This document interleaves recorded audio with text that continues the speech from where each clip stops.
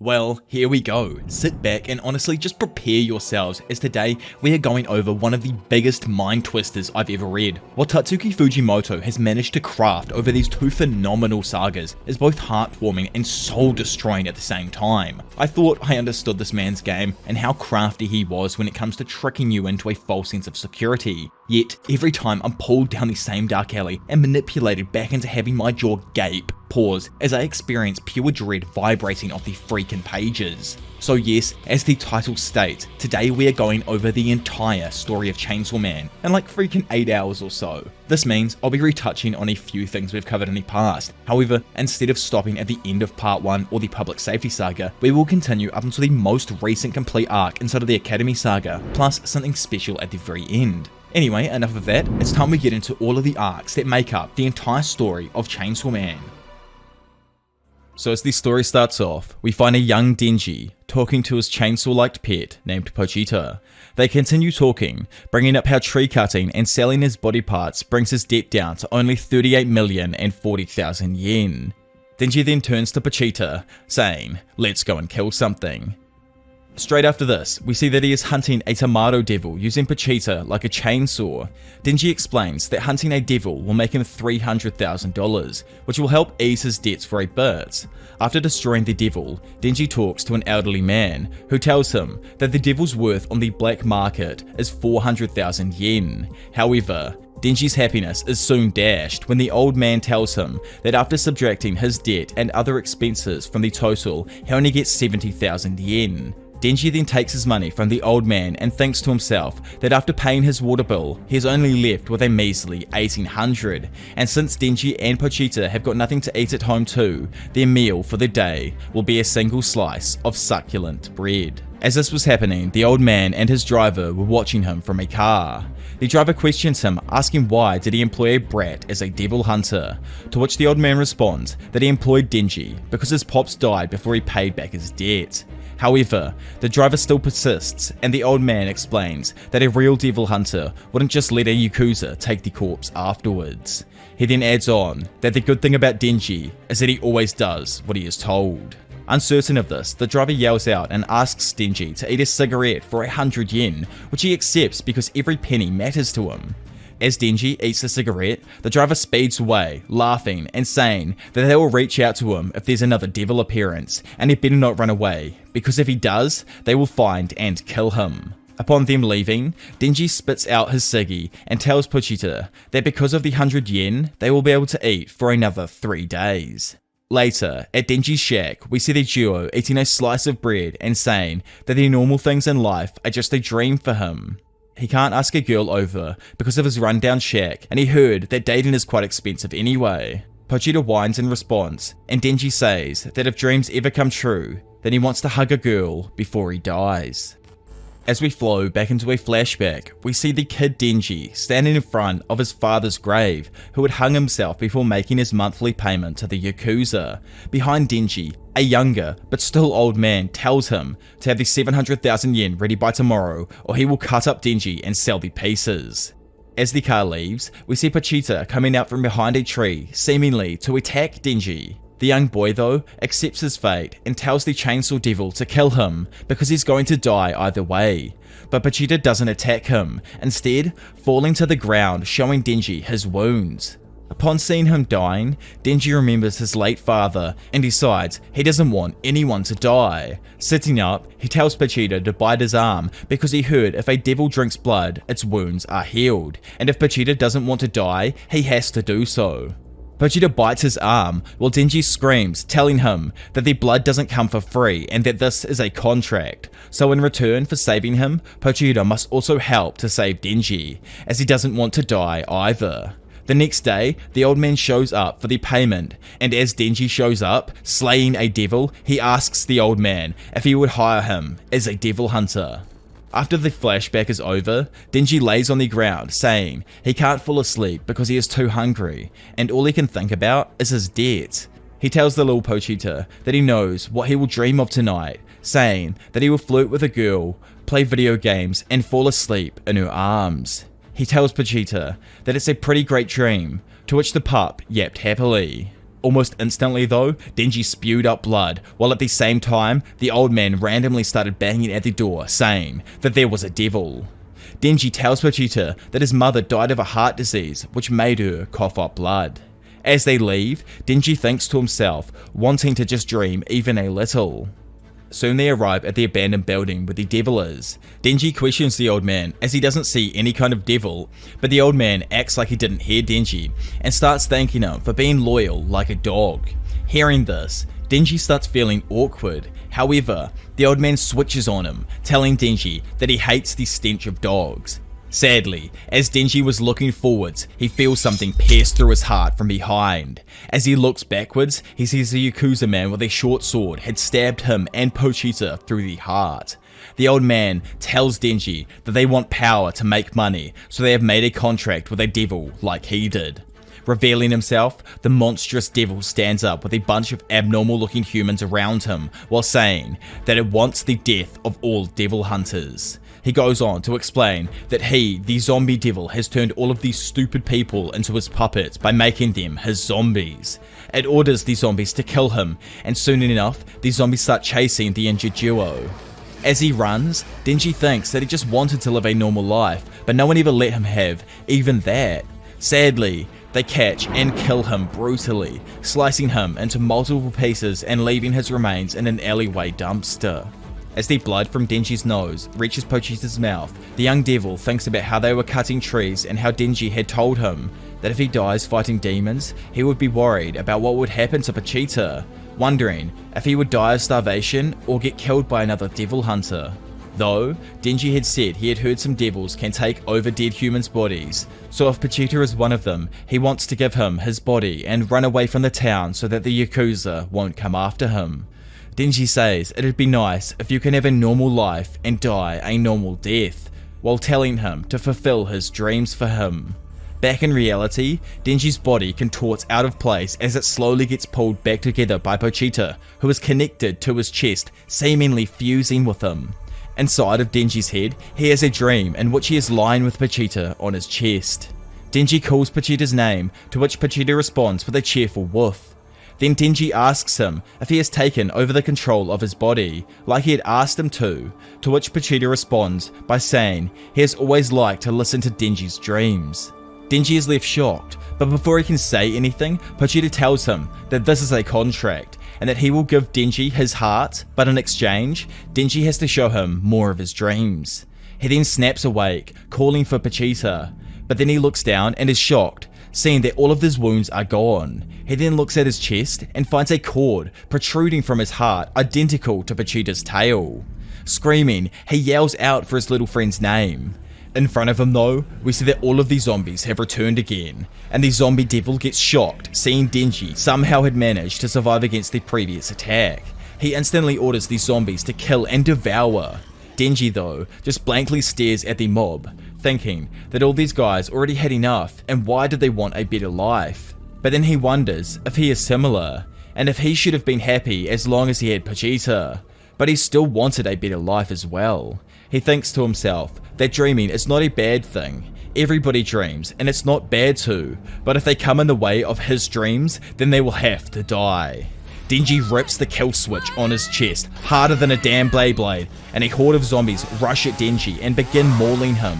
The zombie devil pipes up, saying to himself and the horde that Denji has got to be dead after they ate him. But suddenly, we see a zombie being teared vertically apart by a chainsaw.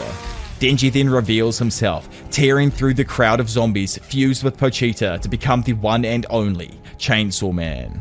The zombie devil tries to say to Denji that they are the same, but gets completely ignored, and Denji cuts through its eye, then continues to tear the devil apart easily with his blades. Turning around, he notices the zombie horde have turned into devils, and since he is a devil hunter, he's got to destroy them all. He literally starts slicing his way through them one by one, then laughing like an actual madman as he ruthlessly takes out the rest, saying that if he kills every single one of them, then he can say goodbye to his debt. A while later, a car pulls up outside of the abandoned building, and 3 people in suits come inside. The girl notes that it looks like someone has beaten us to the punch as they realize that the entire horde has been completely obliterated. As they look around and see only one remaining devil standing there, one of these suits says that they have got a living one. However, the mysterious girl walks up to Denji and says that he has a peculiar smell.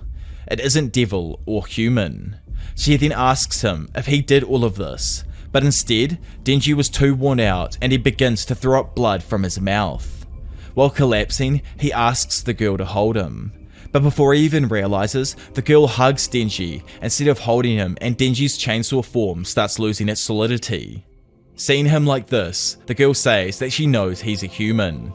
One of the suits asks the girl if he is possessed by a devil, to which she responds no, because you can see the possession on their faces.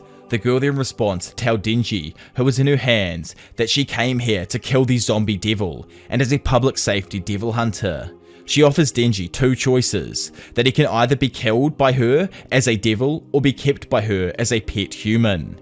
She tells him, as a pet he will get given food, in which Denji asks her food in a little surprised voice, and what kind of food would he get for breakfast.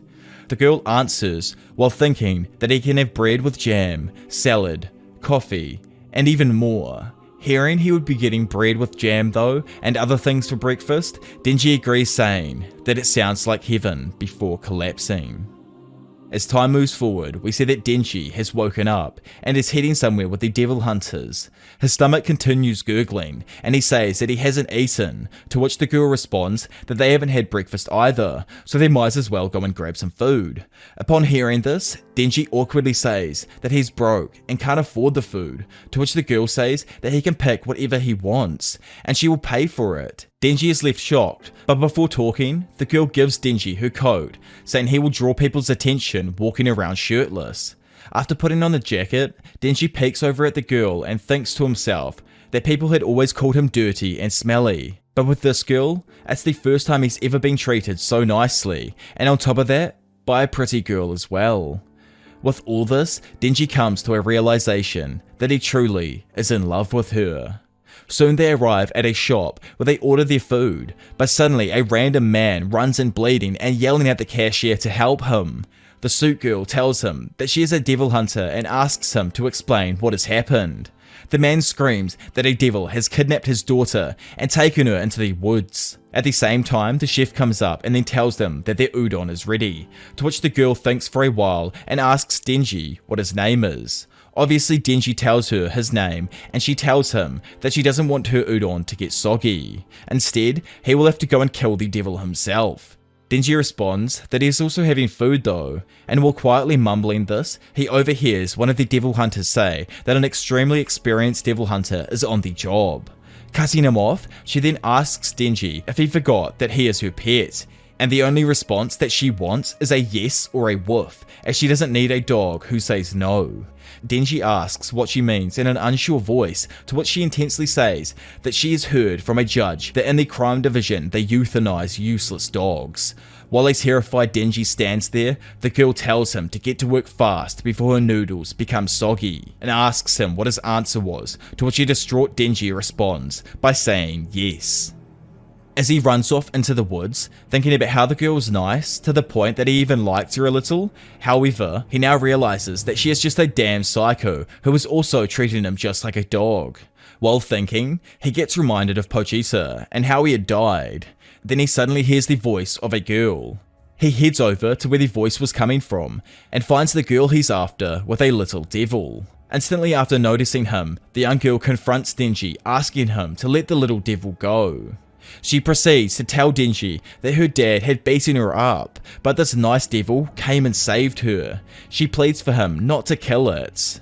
Upon hearing this, Denji starts thinking, what should he do? And after a somewhat difficult decision, Denji tells the girl that they all three can run away if they want, and he also had a friendship with a devil, so he knows that not all devils are evil. The girl asks Denji if they can really run, to which he says that they totally can.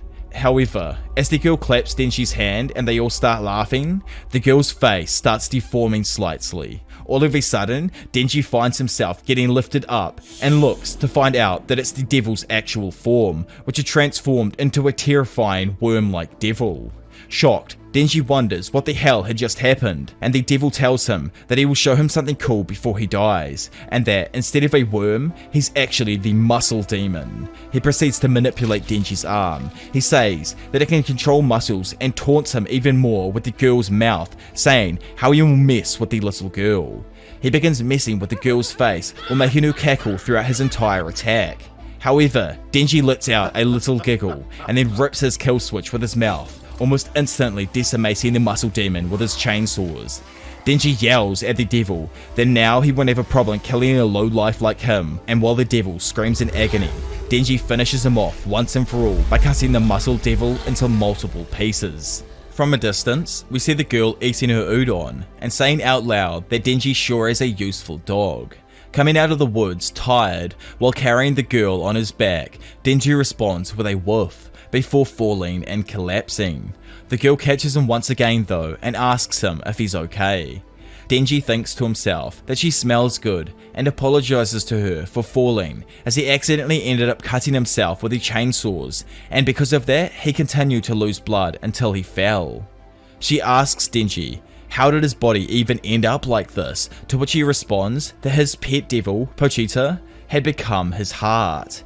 As he continues explaining his disbelief in being alive, the girl tells him that historically speaking, his condition is extremely rare. It's so rare that it hasn't even been given a name, nor confirmed, but she still says that she believes him because she has an especially good nose, which is able to tell that his best friend is still alive inside of him, and that his body also has two scents, one of a human and one of a devil. As he hears this, Denji then blushes and his stomach starts to gurgle again, reminding him that he wants to eat that udon. The girl then asks him if he can feed himself, to which Denji responds by saying that he can. However, he stops midway and realizes that he cannot. As the girl feeds an overjoyed Denji, he responds to her in awe by literally barking like a puppy. She then looks at Denji somewhat in disbelief that he can actually enjoy a soggy udon as if he's really like a dog. Then she blushes a little and asks the girl what her name is, to which she responds that her name is Makima. Visibly taken back at the beauty of her name, Denji asks what kind of guy she's into. Makima thinks for a moment and answers, telling him that it's people just like him. Denji thinks to himself for a moment, somewhat confused, and then says, "Isn't that me?" While Denji thinks back on what Makima had just said, he turns to her and goes to say that he likes her as well, but then realizes she isn't there. However, Makima calls him over and it is shown to him that she has taken him to the Devil Hunters Tokyo headquarters. It is explained through her that there are over 1,000 Devil Hunters in Tokyo alone and that her bureau offers the best stuff, but Denji only thinks of what she said earlier and starts imagining his future with her. Makima gives Denji a uniform, telling him that they normally work in one, and after he changes, she would introduce him to his colleague. After getting changed, Makima introduces him to Aki Hayakawa, saying that starting today, they are both partners. Denji starts to complain, hinting that he wants to work with Makima, but before he can say any more, Aki drags him off. While this happens though, Makima walks up and tells him that if he does well, then they will be able to work together. While patrolling the streets, Aki tells Denji to follow him for a moment.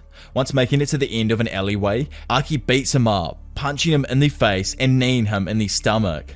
Afterwards, while lighting a smoke, he tells him to quit the Devil Hunters Bureau. He explains that people who became Devil Hunters for weak reasons are the first to die, saying that only the Devil Hunters still alive that he's worked with are the ones with conviction. He instantly guesses correctly that Denji only became a Devil Hunter as he's interested in Makima. As he finishes his smoke, Aki throws it onto Denji's chest and then proceeds to spit on it to put it out. He then turns and says that he will tell Makima that Denji got scared and fearfully run away. However, Denji instead hits him between their legs, taking him by surprise.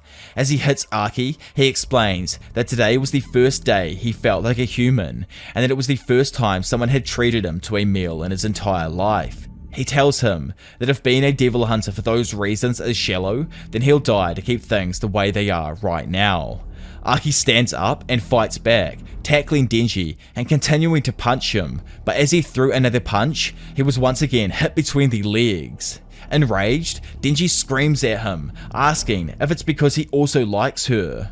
Though, Arc was unable to reply and collapses onto the floor, stating that he really did only aim for the balls.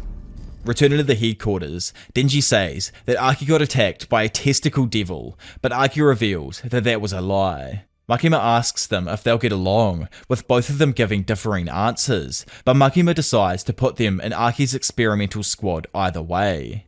Arc tries to say that he doesn't need another weirdo as his team is already filled with them, but Makima tells him that his squad was meant to be experimental, which leaves Arc confused, wondering what Denji is.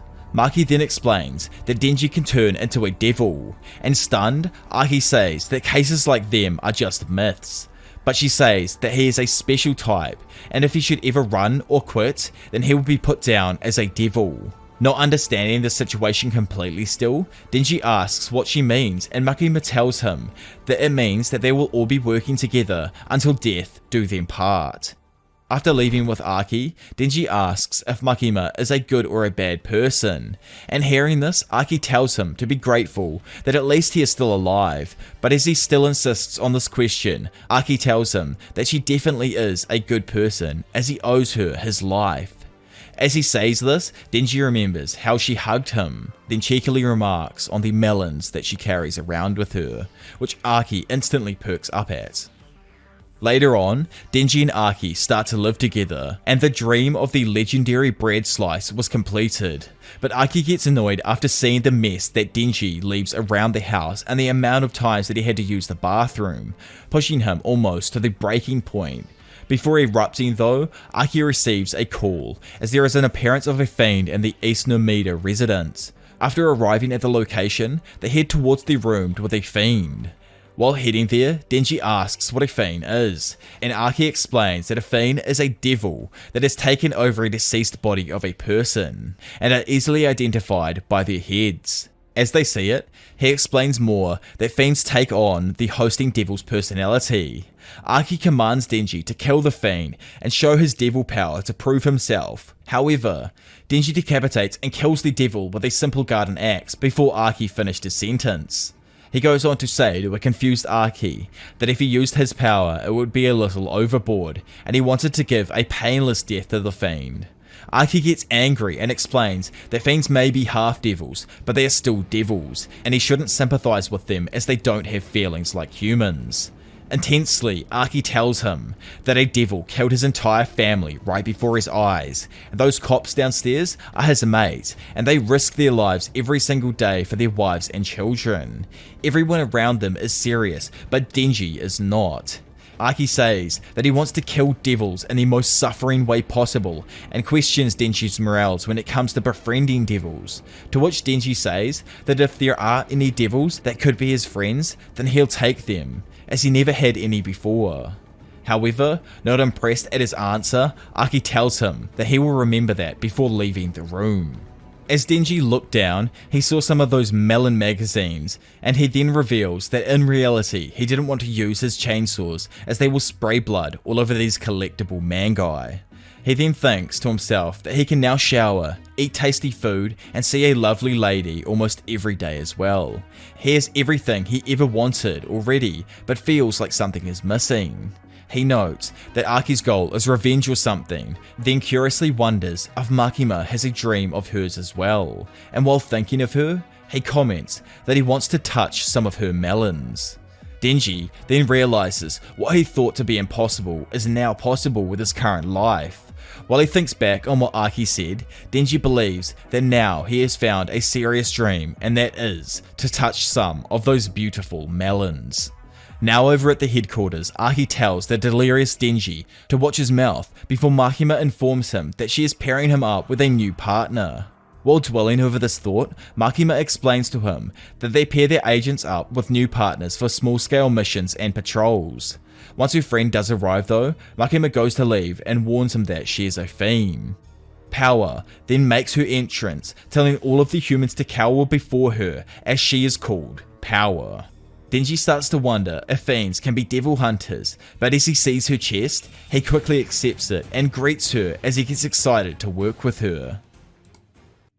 Walking through the streets, we find Denji and Power are patrolling. However, Power is having a crisis and screaming out that she is thirsting for blood. She smacks Denji on the head and tells her to let her kill something. Denji ignores her and instead goes on about how his issue is how he is going to touch some of those melons. He then recalls what Makima had told him, that since Power is a fiend, her horns will attract attention, so they must patrol places with little traffic, and if they run into other devil hunters or policemen, to show his public safety badge to them.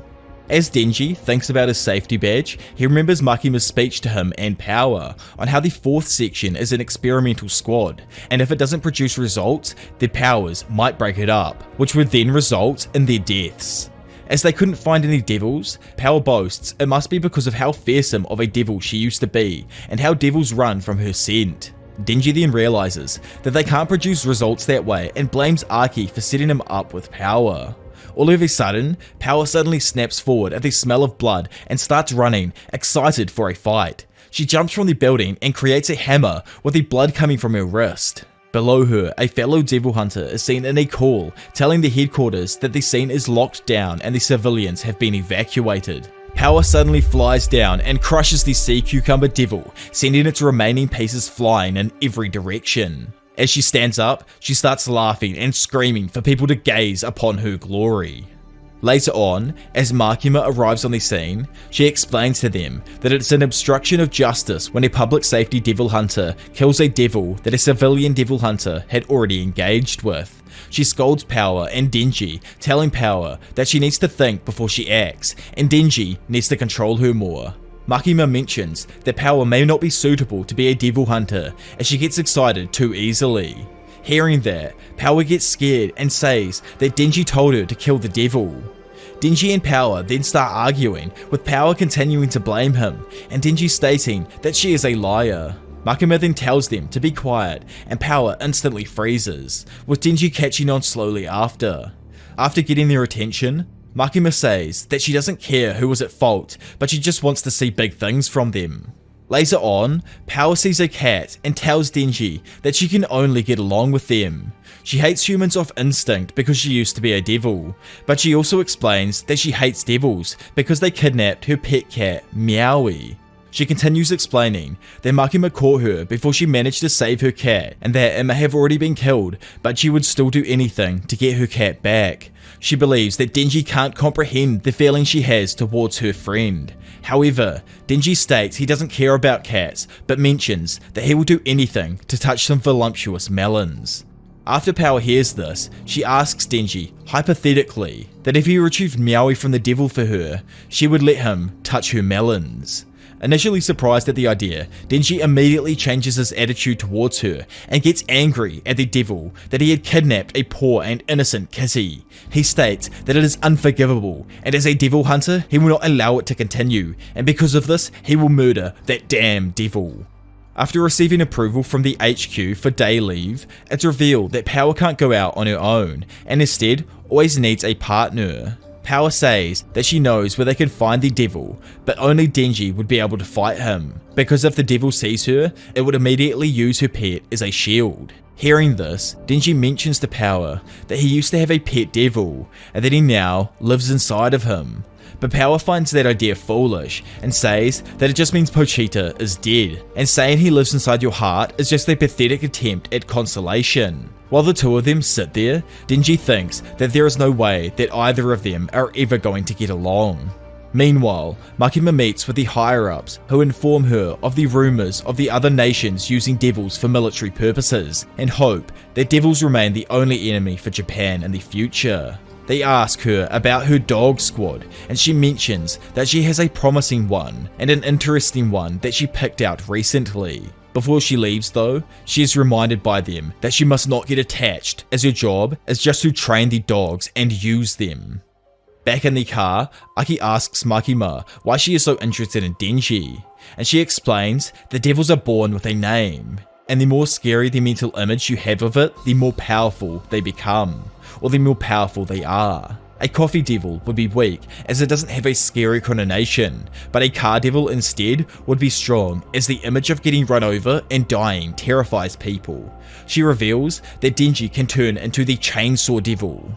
Archie believes that is interesting, but nothing more, and explains that he doesn't have any strong enough conviction. Instead, he just wants to live through life idly. Plus, on top of that, he thinks he can get along with devils, pretty much stating, in Archie's eyes, that he isn't fit for public safety. Elsewhere, Power and Denji arrive at a distant house on a small hill. As they get closer to the house, Denji brings up how she must hide from the Bat Devil, and Power, not completely paying attention, slips up, asking him if that was the setting in a confused manner. Because of this, Denji realized that something was not quite right and attempts to hit Power with his axe, while Power created a blood hammer. However, Denji isn't fast enough and Power manages to avoid his attack and then hits him on the head, knocking him unconscious. Power then drags Denji inside the house, explaining to the devil inside that it took her a while to get outside as she couldn't move freely. She then gives Denji to the Bat Devil as per their agreement.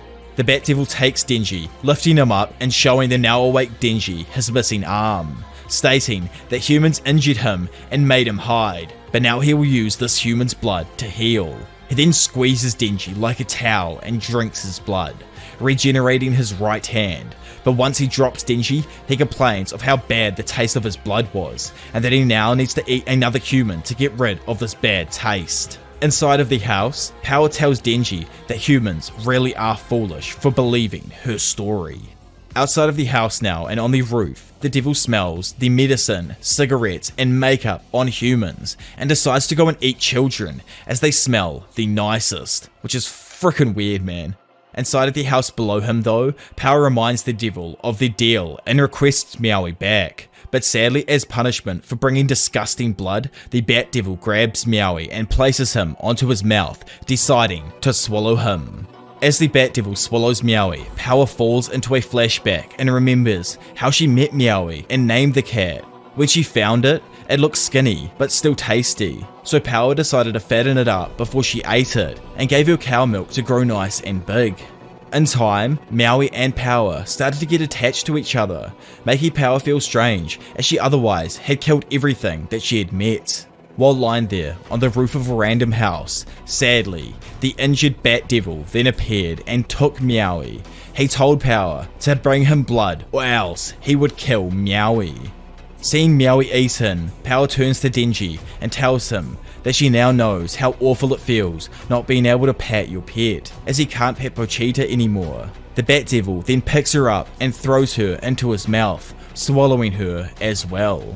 As he notes her disgusting taste, he decides to go and eat some children to rinse out his mouth. While the devil flies towards the city, with the thought that he will be eating, he notices that Denji is clinging onto his leg and drinking his blood, and telling him to give him his melons back. The Bat Devil once again crushes Denji's body in his palm, but this time, Denji manages to tear the kill switch on his chest.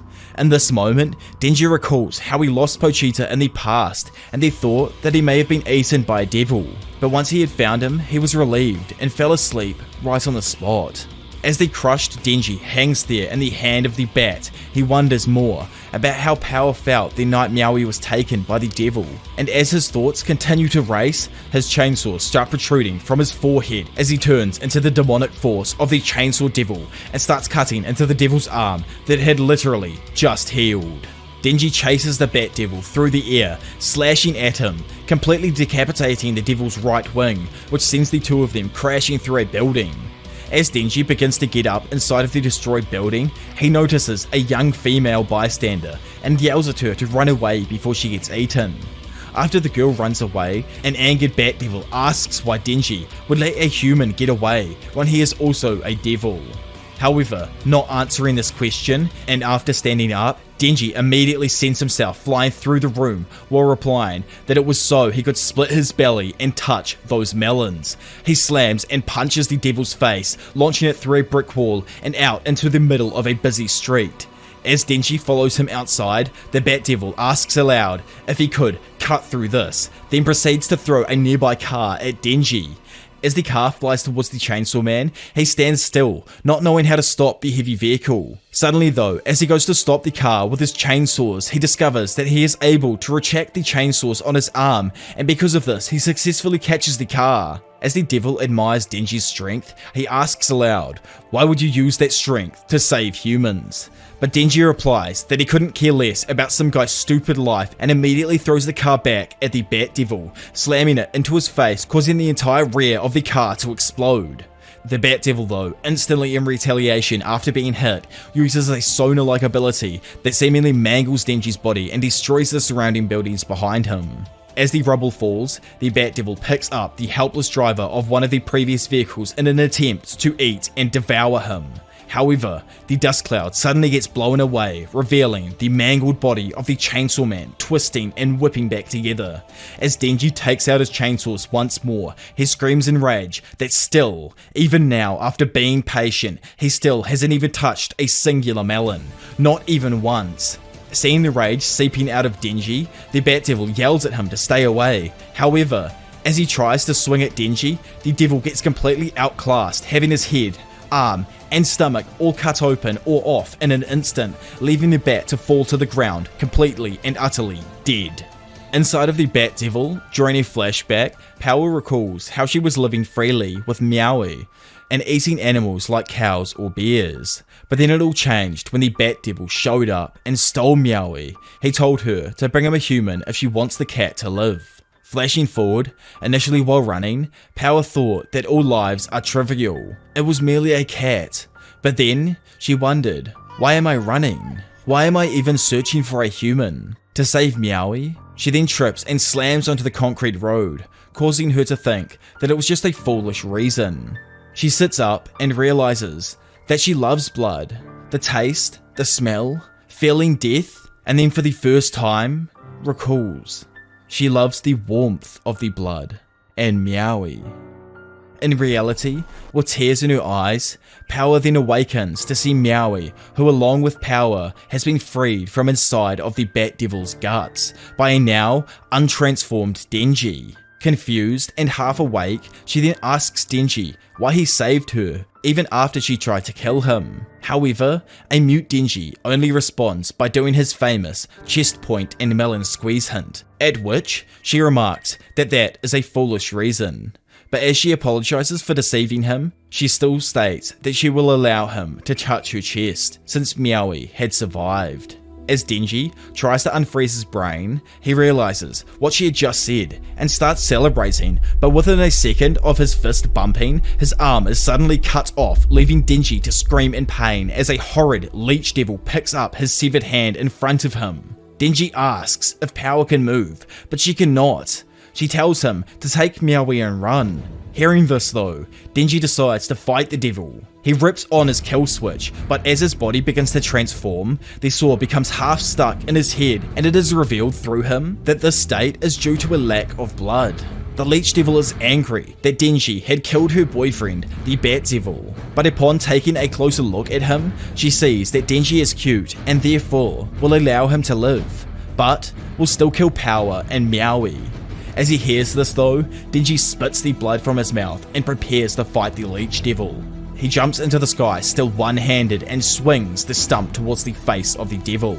Immediately though, the leech devil slices Denji multiple times, leaving Power stunned at how he is actually fighting a devil in this state, just to touch some melons. Denji manages to block a blow and punch the leech in its face. However, he gets thrown to the floor straight afterwards, which prompts the leech to question whether the Bat Devil had really been beaten by such a weak person. The leech devil says that the bat and her had dreamed of eating humans together, admitting that it is an impossible but sublime and beautiful dream. He continues, saying that it is a shame that a cute face like this is going to die. As he walks forward though, Denji responds confidently that he will not die before he cops a feel. To which the leech devil responds that that is a stupid idea and that he won't die to someone with such a sleazy desire. This leads to Denji getting angry as he thinks about how everyone thinks his reasonings are foolish, and in an attempt to do damage, he lunges at the devil, slicing his face partly with his chainsaw. Thinking that everyone looks down on him for the stuff he does, he challenges the leech to a dream battle. He tells him that if he rips him apart, then that makes his dream worth less than touching some melons. The Leech Devil accepts this challenge, and both of them go to attack, with the Devil telling him to beat him if he can. Denji tries to get in close and has his other remaining arm broken. Still though, he persists. He just barely manages to evade a strike to the face before he leaps into the sky and sinks the small section of his chainsaw he has out into the skull of the Leech Devil. However, as he rips the blade out, it is revealed that the Leech Devil had stabbed Denji through the torso. He goes on to lift the young hunter up to swallow him while thanking him for the meal, when suddenly Archie Hayakawa shows up, using his fingers to summon his utterly insane, yet eye-catching and goddamn dope Fox Devil, which bites the leech's head, capturing it. Then on Archie's orders, he eats it and devours it, killing the devil. The other newbies of the 4th squad also arrive with Archie, and were then ordered to aid and evacuate the survivors, whilst Himeno, a senior to Archie, is tasked to keep watch for other devils. As Denji is picked up by Archie, he is told that him and Power are to be taken for a debriefing, whilst Maui is to be taken to a veterinarian hospital for a full checkup. Denji wakes up in a hospital bed and sees Archie peeling an apple. He tells him that they found his arm and that it reattached itself when he got a blood transfusion, also commenting that Denji is really like a devil. Denji responds to this by telling him that he was talking with a devil himself. Though Archie explains that this is how devil hunters fight, by making contracts with devils. Archie states that he has a contract with a fox devil. He exchanges a part of his body for the fox's power. This time, he let the fox feed on part of its skin for killing the leech devil. Archie says that devils always desire the death of humans, and the same goes for fiends. Denji responds though by stating that Power is a good fiend. However, Archie catches Denji in a lie and states that they caught Power and Denji leaving the patrol area, and that they also found Denji's blood in what they presume to be the Bat Devil's hiding place. He asks him why he still sympathizes even after she tried to kill him. During the mini battle over the apple slices, Archie tells Denji that if he further investigated the incident, he would get Denji and Power put down. But since there were no casualties, Archie states that he would overlook the entire incident on one condition: that Denji obeys Archie's commands from now on. He continues telling him that he's a dumb kid with no morals, and that he's been doing this for much longer than he has, so he'd like to think that he stands for some sort of social justice. So just do as he says, and Denji will be able to protect the standard of life that he currently has now. After a short pause, Denji agrees to this, telling him not to worry as he doesn't have any grand goal, but he will take things just as seriously as Archie does, so he can count on him big time. Archie then bows and leaves the room, asking Denji to learn to speak with some kind of respect, to which Denji says that he will consider. Outside of the room, Power stands there in handcuffs with Himeno by her side. Power states that she is innocent and demands to be let go. Not sure if this is the right thing to do, Himeno asks if it is a wise idea to free her, since if she kills anyone, it would be on Archie. But as Hayakawa frees her, he says that they are devil hunters and should make use of all the tools at their disposal. Though he enforces that enemies are enemies and they are only using them with no intention whatsoever of ever being friendly with one. Later on, as time flies forward, Power is seen entering Archie and Denji's apartment, noting the cramped place that they have. Stunned, Archie calls Makima asking why, and she responds by saying that she trusts him more than anyone, causing Archie to blush and agree. Makima tells him that Power said she would be good, so it'll be fine. However, instantly after the call ends, Power is seen to be visibly disgusted by the vegetables in her food. Because of this, she throws them across the room, and both Denji and Archie shout at her for throwing the vegetables away, telling her that it is extremely disrespectful to the farmers who grew them.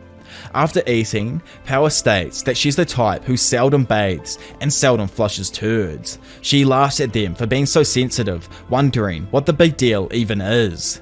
Later in the day, we find an angered Denji who has to clean the toilet himself due to Power. Power then enters the toilet and tells the angry Denji that she will now allow him to touch her chest as they had a deal and she intends to honor it. As Denji looks down on Power, who's sitting atop the toilet, she asks him what is he waiting for and to touch away, which causes Denji to have a complete and utter change in emotions, calling Power an angel. While Denji shakes, Power tells Denji that he gets 3 squeezes, one for saving Maui, one for killing the bat, and 3rd for protecting her from Top Knot. She reveals that originally she wouldn't have allowed him to touch her melons, but because of what had just happened, she has changed her mind in an effort to repay his efforts. Denji makes his first squeeze, which makes Power blush, but weirdly, Denji feels that something just isn't right, and he sees something fall onto the ground below her. Power picks them up and explains that those are her melon pads, which make her overall chest size larger. Denji is a bit shocked at the idea, but proceeds either way with his second and then final squeeze. And as Power celebrates that it is over, Denji is left standing there speechless. He thinks to himself that he has so many things he wants to say, but overall, it all just fell flat. Being square now, Power tells Denji that he is lucky to touch something so nice and that she looks forward to working with him in the future. However, she continues saying that she no longer needs to be a devil hunter as Maui is safe, but as she can't escape Makima, she will do him a favor and help him with his jobs. Once she leaves for bed, Denji stands there, feeling disappointed and empty. Later on, he does paperwork with Makima, who notices that something is wrong with him. He reveals to her that he finally accomplished a dream of his that he had been chasing for a long time. But once he finally had it in his hands, it just felt disappointing. Denji now wonders if it will feel disappointing too for other dreams he will accomplish, and if he will be happier chasing dreams instead of achieving them. Makima asks directly what he is talking about, and Denji reveals that the first set of melons he ever touched turned out to be no big deal, which had fallen completely flat of his expectations. For a moment, Makima looks at him. Then she takes his hand and explains that she believes naughty things feel better the more you know your partner. As she explains this, she touches his hand, saying, "It's difficult to understand another's heart. So first, take your time studying her hands, her fingers." She grabs his hand and places it on her ear, continuing and saying, "How are her ears shaped?" As she bites his finger, she asks if he had ever had it bitten before. She then tells him to memorize just how it feels. Know it so well that even if you lost your sight, you'd recognize her by bite. She then grabs his hand and places it on her melon, which makes Denji blush and fall back in his chair, crashing to the floor. Makima gets close to him, so close that they almost make contact, and she asks him for a favor. Makima sits back in Denji's chair and asks him to defeat the Gun Devil. While a confused Denji stands there, she explains that the Gun Devil appeared 13 years ago and his location is currently unknown.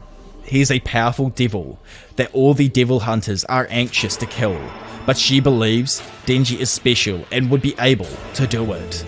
Makima then tells Denji that if he kills the Gun Devil, then she will grant him any one wish, whatever it be, that he desires. Denji, sitting there on the floor, completely shocked by Makima's offer to grant him any wish. Stunned, he insists to make sure she isn't tripping, when Makima cuts him off, telling Denji that the devil is so strong and evil that it is okay to offer him a completely blank check. She continues on explaining that 13 years ago, the world was different as they tried to use guns to counter devils. However, due to an excess use of guns and firearms, both in devil hunting and in the wider world with robberies and murder, fear over weapons began to build. And on the day of a major terrorist incident in the USA, the Gun Devil suddenly appeared.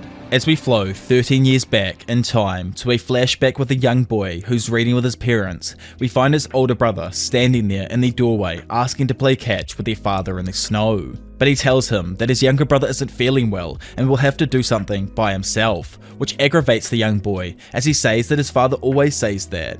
They begin to argue, but Taiyo, the younger brother, says that he would like to play with his older brother.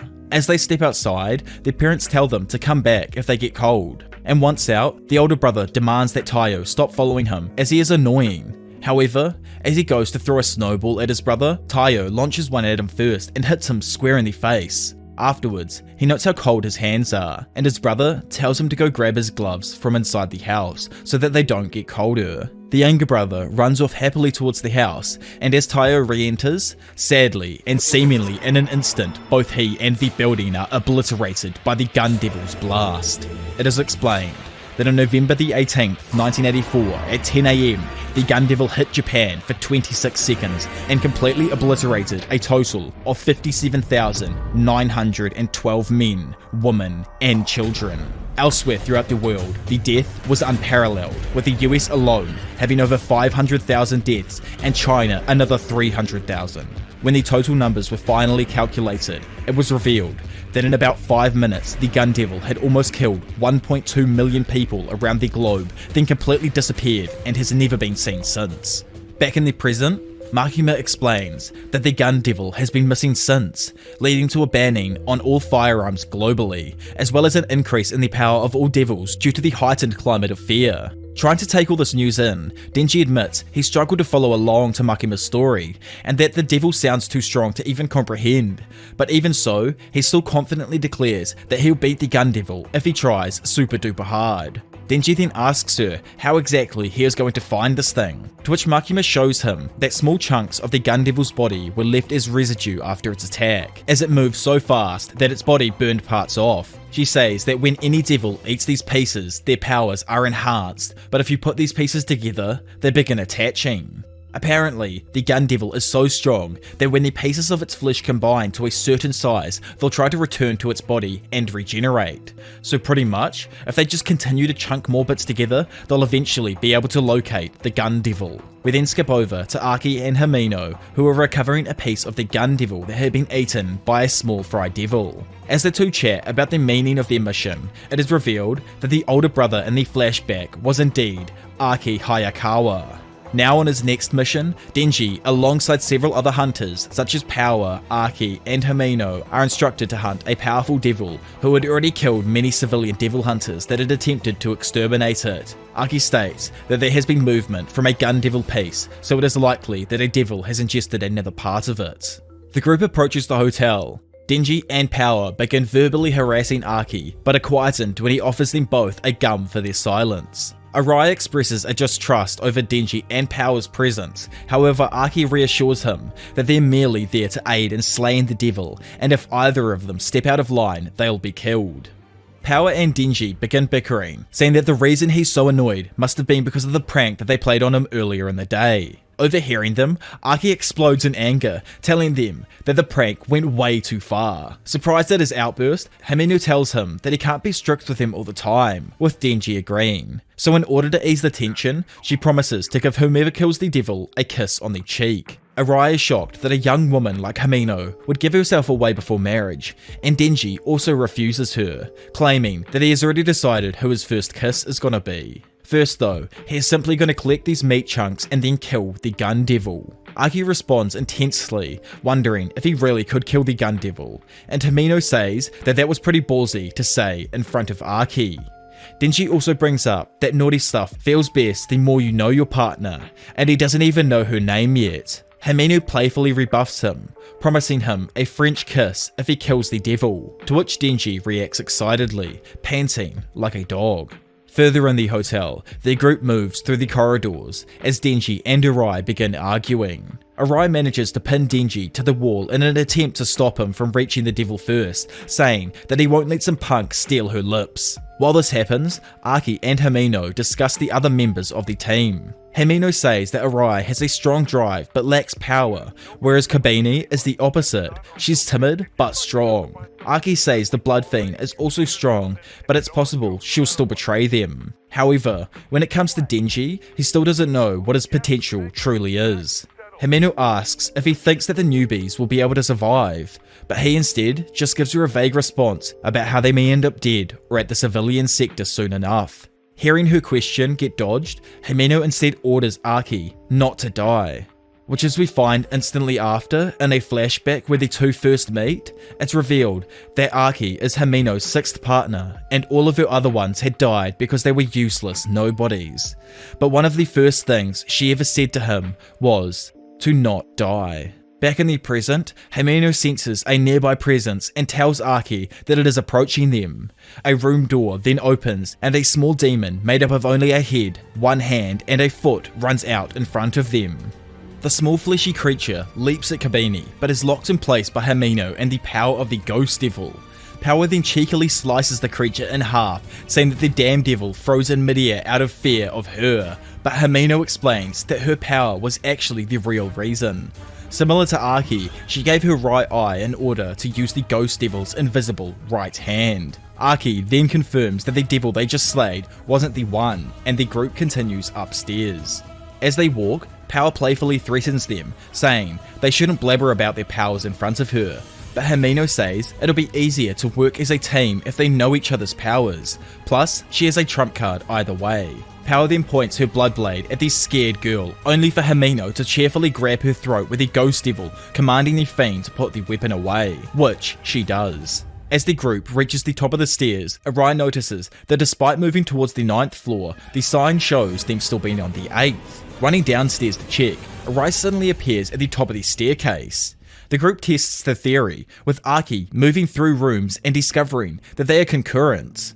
The group concludes that they are trapped on the 8th floor somehow, and Archie breaks down the situation so that they all understand. No matter what they do, they cannot escape. Every single exit they try to use results with them ending back in the same location, which is likely due to the handiwork of a devil. Hearing this, Denji remarks that it's Power's fault, as he bets the devil she apparently killed trapped them there upon its death. However, Archie states that a devil's powers are undone when they die, so that would be impossible. As their group comes to the realization that they walked into a trap, Arai brings up how other devil hunters will come and rescue them after HQ doesn't hear back for a few hours.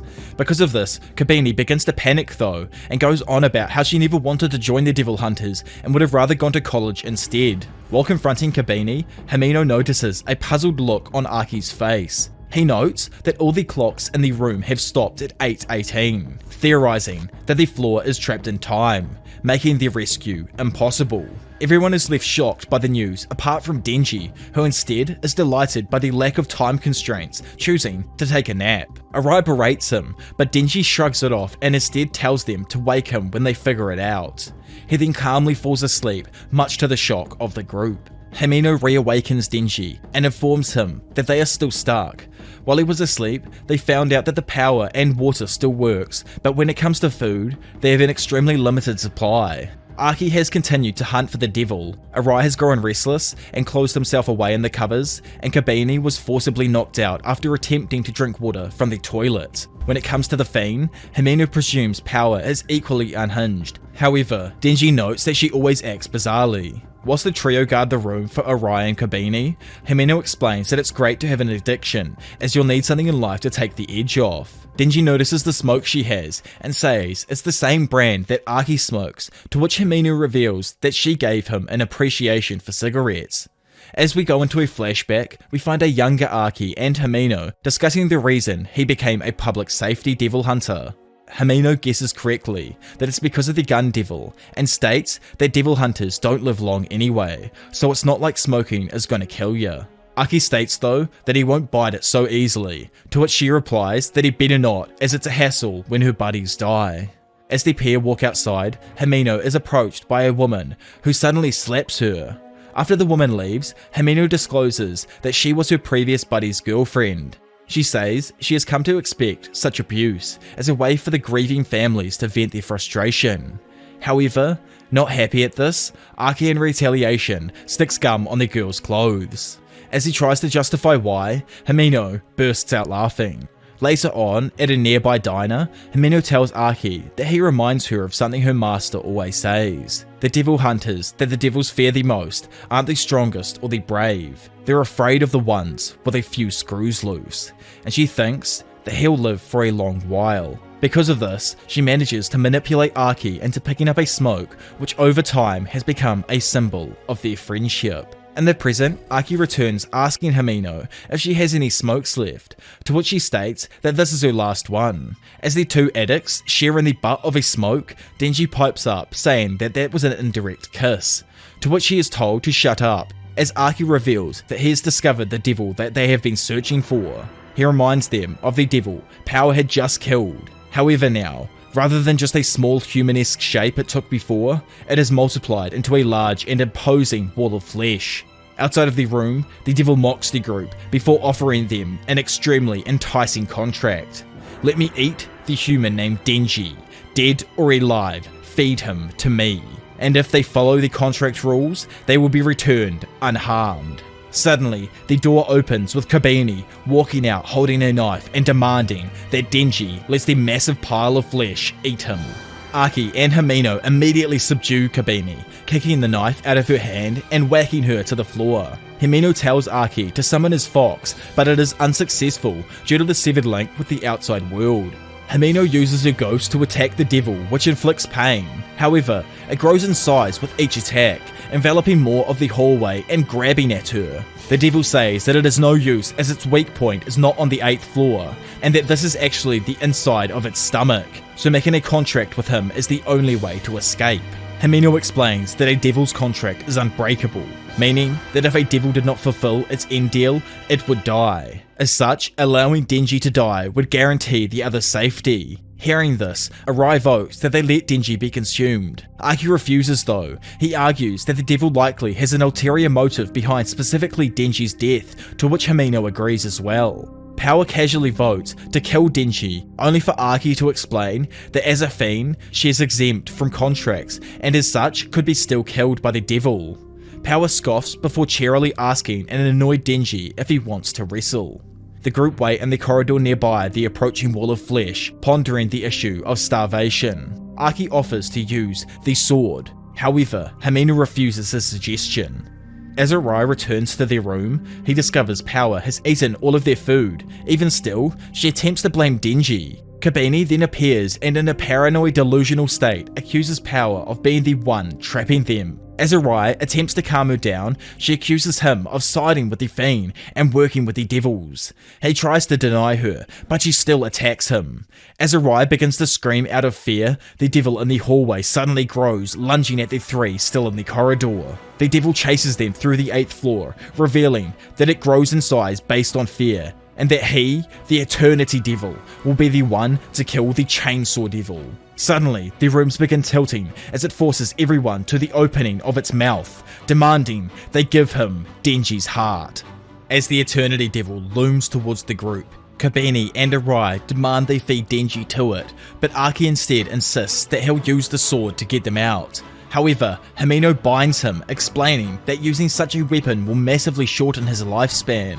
Arai and Kabini lunge at Denji, however, as the girl goes to stab him, Archie jumps in the way and blocks them getting stabbed instead. He explains that though he doesn't like Denji, he needs all the allies he can get to help him defeat the Gun Devil, and so he is willing to sacrifice his own well-being in order to protect Denji. Shocked, Denji asks Power if she can stop the bleeding, to which she does, otherwise she won't have her human cook. Seeing Archie's injured state and a vision of her former partner's graves, Himeno collapses, not knowing what to do and suffering a complete breakdown. Kabini tries blaming Denji for the situation they are currently in, and frustrated as well, Denji accepts his fate of being eaten, but informs the group he doesn't plan on going down without a fight, and if he kills the devil, he still wants his kiss. They wonder if he has a strategy, but Denji, having noticed the devil screaming in pain as Himeno attacked it earlier, realizes that though the creature is invulnerable, it still feels pain. Therefore, Denji plans to injure the creature to the point of literally making it kill itself. The entire group is left shocked by his devilish way of thinking, but as he leaps into the mouth of the devil, tearing his kill switch, Denji comments on Archie's foolhardiness and remarks that if they escape because of this, then both of them are now even. With a smile on his face, Denji drops into the sinkhole of flesh, and for a brief moment, the devil fully swallows Denji, making it seem as though he simply died, before he shatters the teeth, holding him inside its mouth, then exploding from the face of the Eternity Devil in his complete chainsaw form. He begins slicing into the devil, and as the others look on in horror at his transformation, the devil manages to break one of Denji's arms, but he immediately rips his kill switch again, restarting the chainsaws and tearing into more of the devil. From above, Power comments on the danger that Denji is currently in. Because he is losing blood fast, his time in the chainsaw form is reduced. However, with even the devil screaming at him saying he was weaker than he once was, Denji still doesn't slow down. The Eternity Devil continues biting into Denji, resulting in Denji losing enough blood to retract his chainsaw arms. The devil begins laughing, telling him to die, until it is interrupted by Denji biting it back and regaining his chainsaws. While fighting the devil, Denji tells it that even blood as gross as sewer water would taste like strawberry jam if he drank it while looking at him. As Himeno looks on, she has a flashback with an old man in a graveyard. In it, the man comments on how the best devil hunters are those with a few screws loose, and the reason her past buddies have died was because all of them were too sane, feeding the devils through their fear. The old man warns Himeno of Arc's genuine intention to defeat the gun devil, and as he goes to leave, he recommends she train him as quickly as possible for such an eventual fight against the gun devil. This entire thought though left Himeno troubled as she didn't want to lose Arki, so she later offers him a relaxed position in the civilian sector, but he flat out refused her, saying that he'll drink with her whenever she wants, but he'll never go to the civilian sector. Himeno pinches a smoke of him, and while sitting there sadly comes to the realization that the gun devil would certainly kill Arki, not because they are unable to beat it, but because Arki is cool, serious and kind. He's normal, like everyone else. But just as she goes to finish her sentence, she has a moment of hesitation. In the present, she's looking down on Denji, who continues to tear into the Eternity Devil.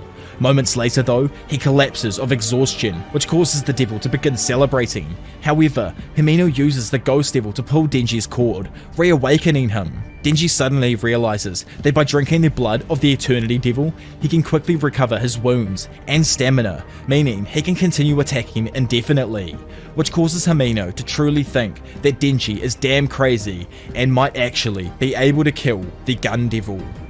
3 entire days later, now exhausted and weak, Himeno climbs into bed next to Arki and asks him to go drinking. But first, she's gonna take a nap, as it is finally over.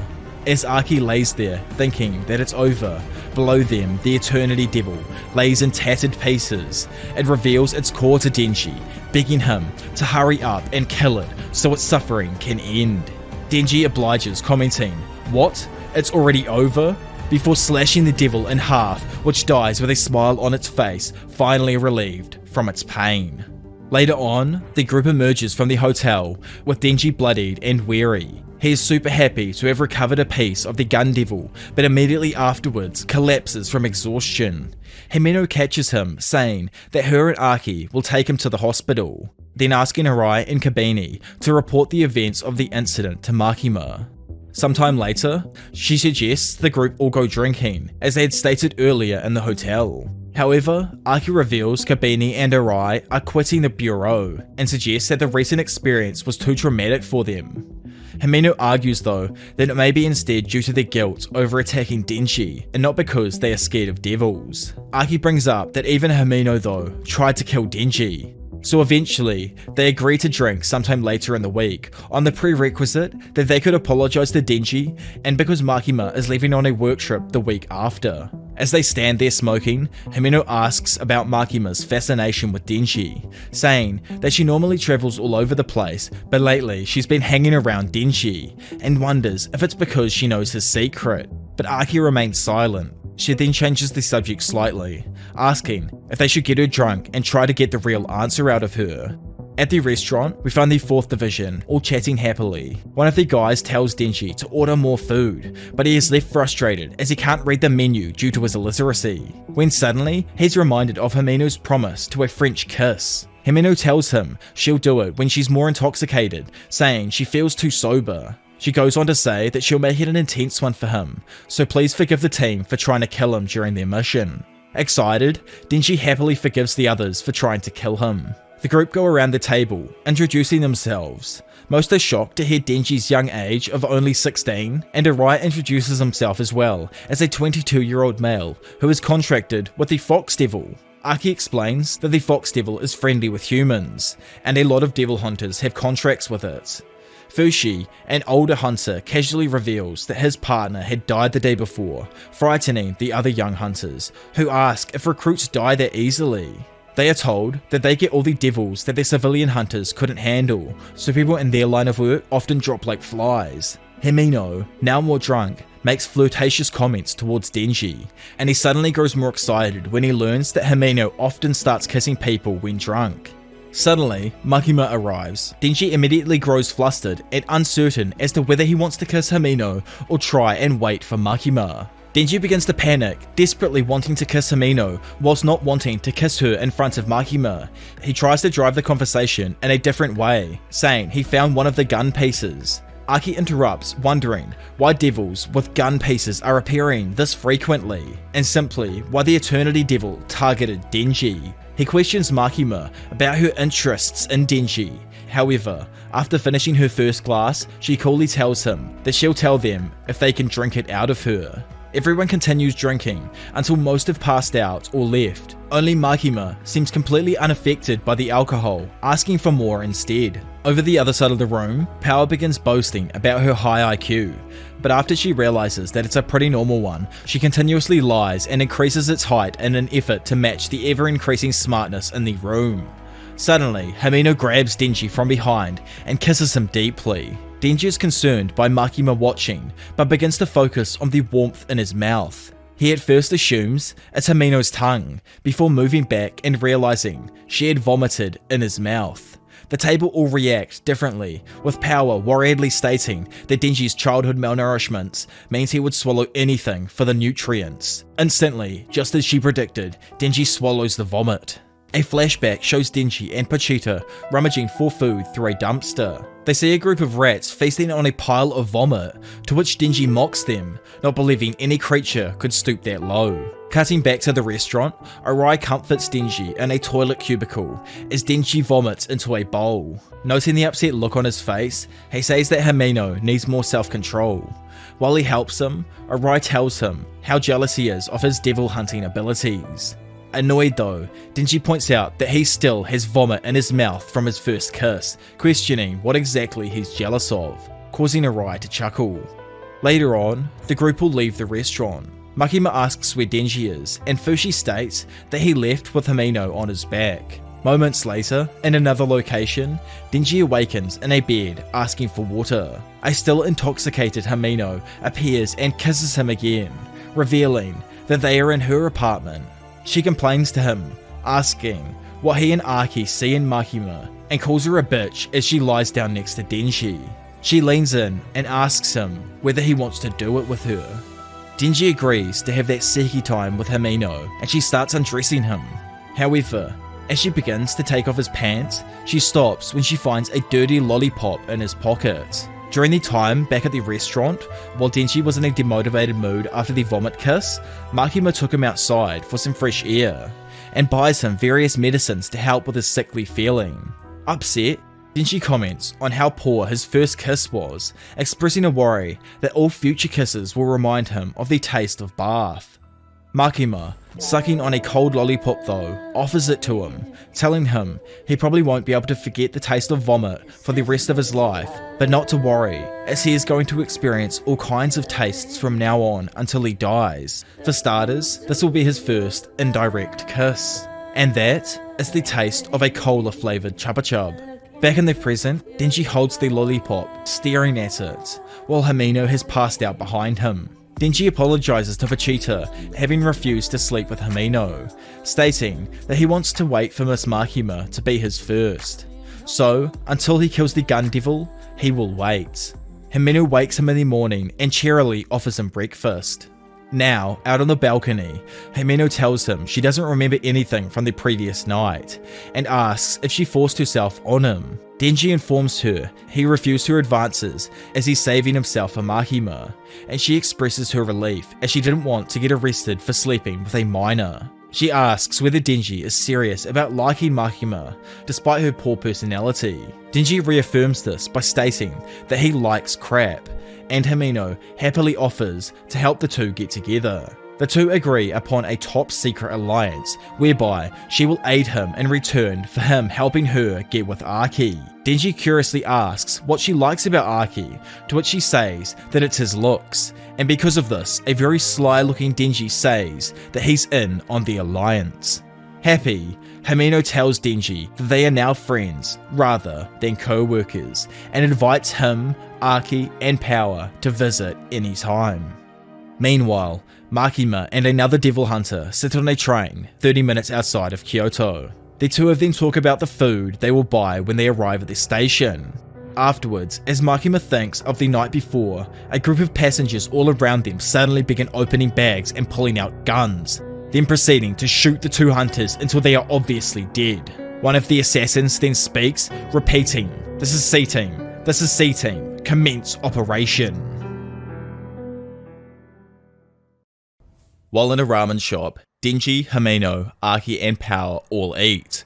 Meanwhile, various 4th Division agents from the previous night's drinking attend to their duties in various locations throughout the city. As they do, all the civilians around them pull out guns and gunshots are heard ringing out. The group inside the ramen shop hears the gunshots, but they assume that they're merely drum beats. A stranger on the table next to them then speaks up, insulting the quality of the ramen. Denji and Power are both offended by this, and the man comments on the pair's unrefined palate, remarking that those who do not eat much in their youth gain a poor sense of taste. Sensing something wrong, Archie asks to leave. The man continues though, discussing his beloved grandfather, whom would often spoil him. He then reveals his grandfather to be the old man who was possessed by the zombie devil. He accuses Denji of the old man's death before stating, "The gun devil wants your heart." He pulls out a gun and shoots Denji in the head before shooting Himeno in the chest and Archie in the arm. Before he can continue though, Power punches him, knocking the gun out of his hand. Archie then summons the Fox Devil to devour the man. He then worriedly looks at Denji's unmoving body as well as Himeno's critically injured state. The Fox Devil then suddenly informs him that the man was neither human nor devil, before it is torn apart from the inside. The man re-emerges, revealing himself to be a devil-human hybrid, fused with the Katana Devil. Archie orders Power to stop Himeno's bleeding as he pulls out his sword. Archie unleashes his sword, and Power is surprised to see that it resembles a nail rather than a blade. Katana Man starts swinging at him, but Archie dodges before readying his blade. As he shouts fire, an off-panel devil is shown flicking the nail's point into the Katana Man. A disembodied mouth is then seen, sounding the number 3. Katana Man hesitates before swinging again. Archie once again dodges, shouting fire once more and piercing the Katana Man again. Again, the disembodied voice speaks, saying the number 2. Archie makes a final lunge, piercing the Katana Man's belly, and the voice states, 1. The Katana Man knocks Archie back, showing confusion over Archie's plan. Archie, however, calls the devil out to finish him, revealing it to be the Cursed Devil. As the devil states 0, a massive, disembodied hand is shown to grab the Katana Man. He briefly expresses shock before being torn limb from limb by the giant skeletal devil. He falls to the floor, unconscious and bleeding profusely. Archie calls out to Power, who recommends getting Himeno a doctor. Archie is shocked by the use of a gun and the man's ominous statement regarding the gun devil. Suddenly, a young woman appears, commenting on the Cursed Devil's power. As Archie asks whether she is working with the Katana Man, she steps forward and picks him back up. The girl named Sawatari asks the Katana Man why he lost, to which he ashamedly responds he let down his guard. She orders him to kill the group quickly, leading the Katana Man to lunge forward at Archie. Before he can respond, his chest is suddenly slashed by the katanas. Archie, heavily injured by the attack, falls to the floor. Sawatari comments on how the wounds are likely non-fatal due to the Devil Hunter's suits being reinforced. Himeno tells Power to forget her and help Archie. However, Power refuses, believing herself to be far outmatched. Himeno attempts to summon the Ghost Devil, but it refuses out of fear of Sawatari. As a last resort to save Archie, Himeno offers her everything to the Ghost Devil. The Devil's grimace quickly turns to a smile as its true giant form is revealed. The Ghost Devil attacks the Katana Man. With each attack, Himeno loses more of her body. As she does this, she thinks about Archie and remarks on how unusual it is that he was still able to cry, as most Devil Hunters grow emotionally stunted over time. As Archie looks at her, she tells him not to die as she wants someone to be able to cry over her death. Sawatari summons the Snake Devil, ordering it to devour the Ghost Devil. It does, leaving nothing left of Himeno aside from her clothes. Sawatari and the Katana Man turn to Denji, stating that their goal is to take his heart. As they say this, the Ghost Devil's dying hand is seen floating towards Denji's body. It pulls the cord on his chest, reawakening and transforming him into his chainsaw form. Though he is confused by the current situation, he instantly recognizes the Katana Man and Sawatari as enemies, excitedly charging at them, stating that he loves bad guys as no one cares how he brutally kills them. Sawatari, noting she is missing fingernails, calls for backup over a walkie-talkie. She looks at Aki, who is in shock over Himeno's fate. Denji and the Katana Man continue fighting, with the Katana Man showing the ability to slash large areas with a single strike. Two backup agents arrive, firing guns at Denji. Though he is shot, he's able to knock both down, and takes one as a hostage. Angrily, the Katana Man slices through both of them, cutting them in half at a speed Denji was unable to register. Picking up Denji's top half, the Katana Man orders the other agents to get to a car, remarking that the other members of the 4th Division are likely dead due to their human vulnerability to guns.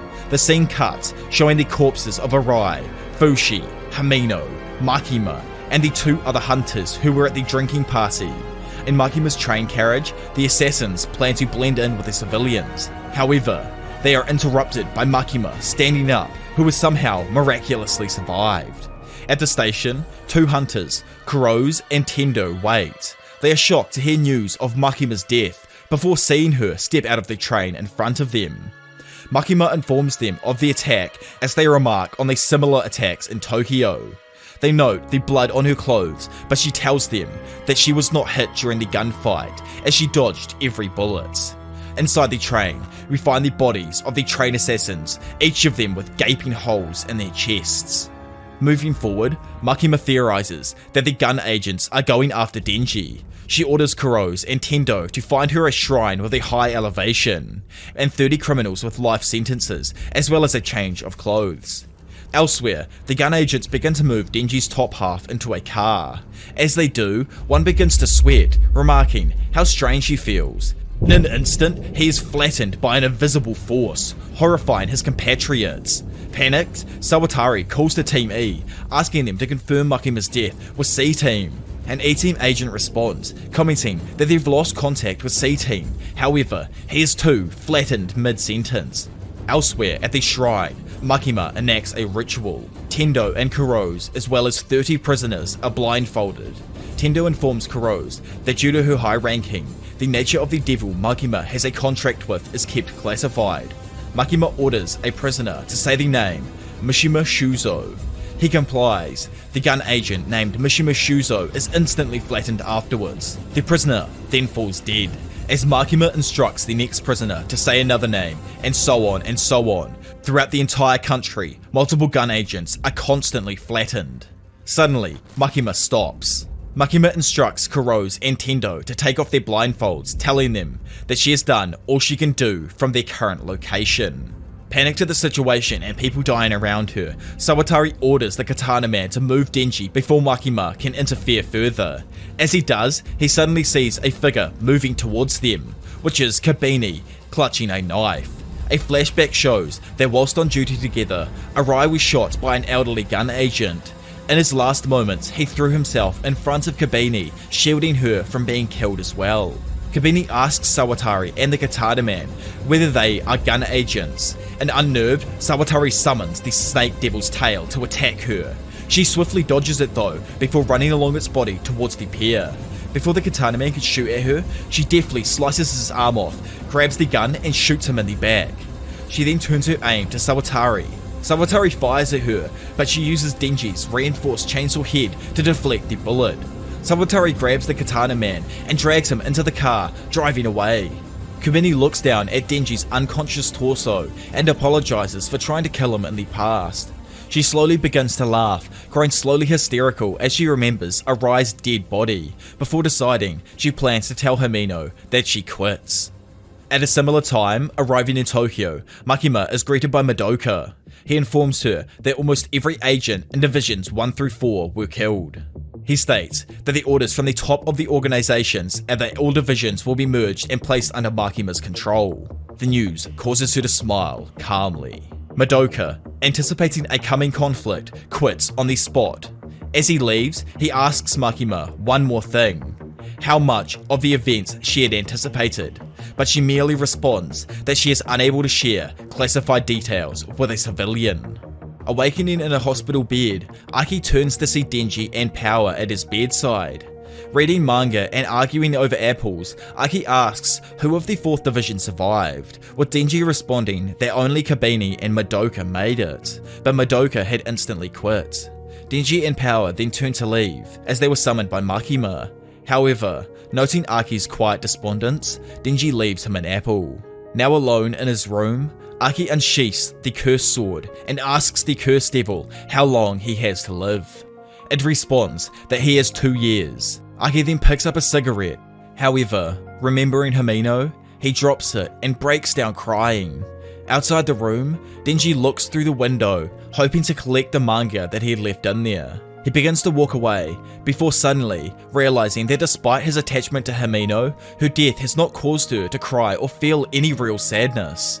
He thinks back to the sadness he felt after Pochita's death, and realizes that neither Power nor Aki's death would make him cry.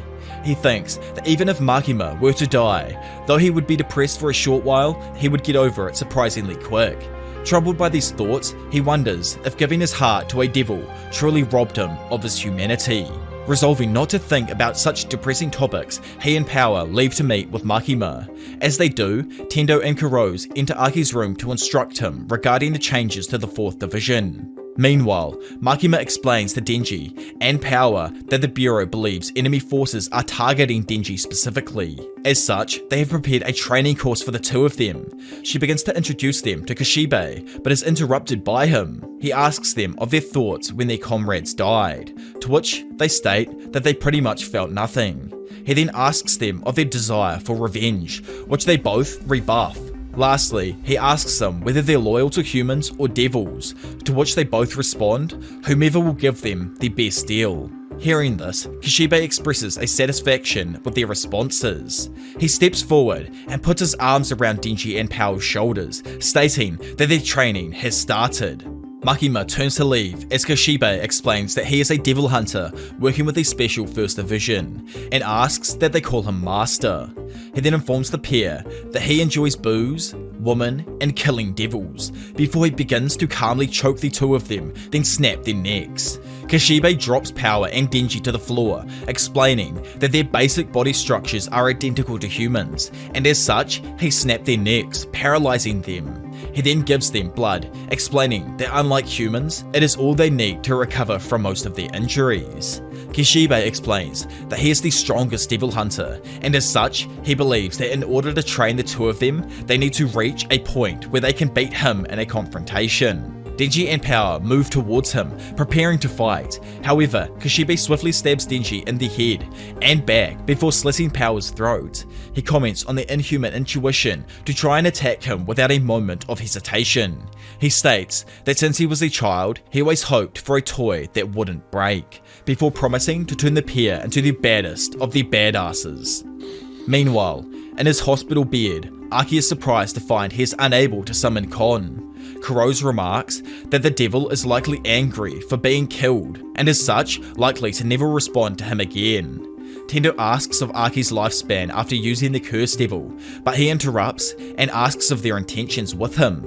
They reveal that due to the worsening of the devil crisis and massive losses to the organization, the Bureau intended to request he makes a deal with a massively powerful devil to help gain an advantage. They then give him the choice to quit and live in a more peaceful life. However, he refuses, seeking revenge against the gun devil for killing his family and the gun agents for killing Himeno. As Kurose and Tendo leave, an unseen woman enters, surprising Haki. That night, Kishibe decides to stop the training so that he can go home and sleep. Denji collapses from exhaustion as Power gives him some of her blood to heal him. The pair walk home, bloodied and tattered. Power comments on how Denji likely died 20 times and she was knocked unconscious the same amount. The two consider running away, with Denji noting that fighting without enjoying himself is the worst. Suddenly, Power suggests that rather than using brute force, they try and outsmart Kishibe, causing the pair to grow excited and remark that they feel smarter already. Kishibe walks towards Denji and Power's apartment, annoyed at them for being late to training. From inside, Power smells his presence as the pair, now wearing glasses, move to put their super genius strategy into action. Power thrusts a spear of blood through the door, however, Kishibe intuitively dodges it. On the floor above, the pair had placed bottles of blood, which Power uses to spear through the ceiling above Kishibe.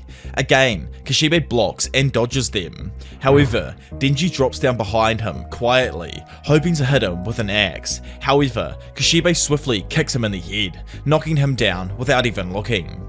Kishibe commends them for their attempt, stating it was their best yet, but points out that the pair were weakened by Power's massive loss of blood and Denji's inability to predict attacks. He tells them that they are done for the day. However, as Denji begins to relax, he flings a knife at him, warning the duo that prey shouldn't trust what a hunter says.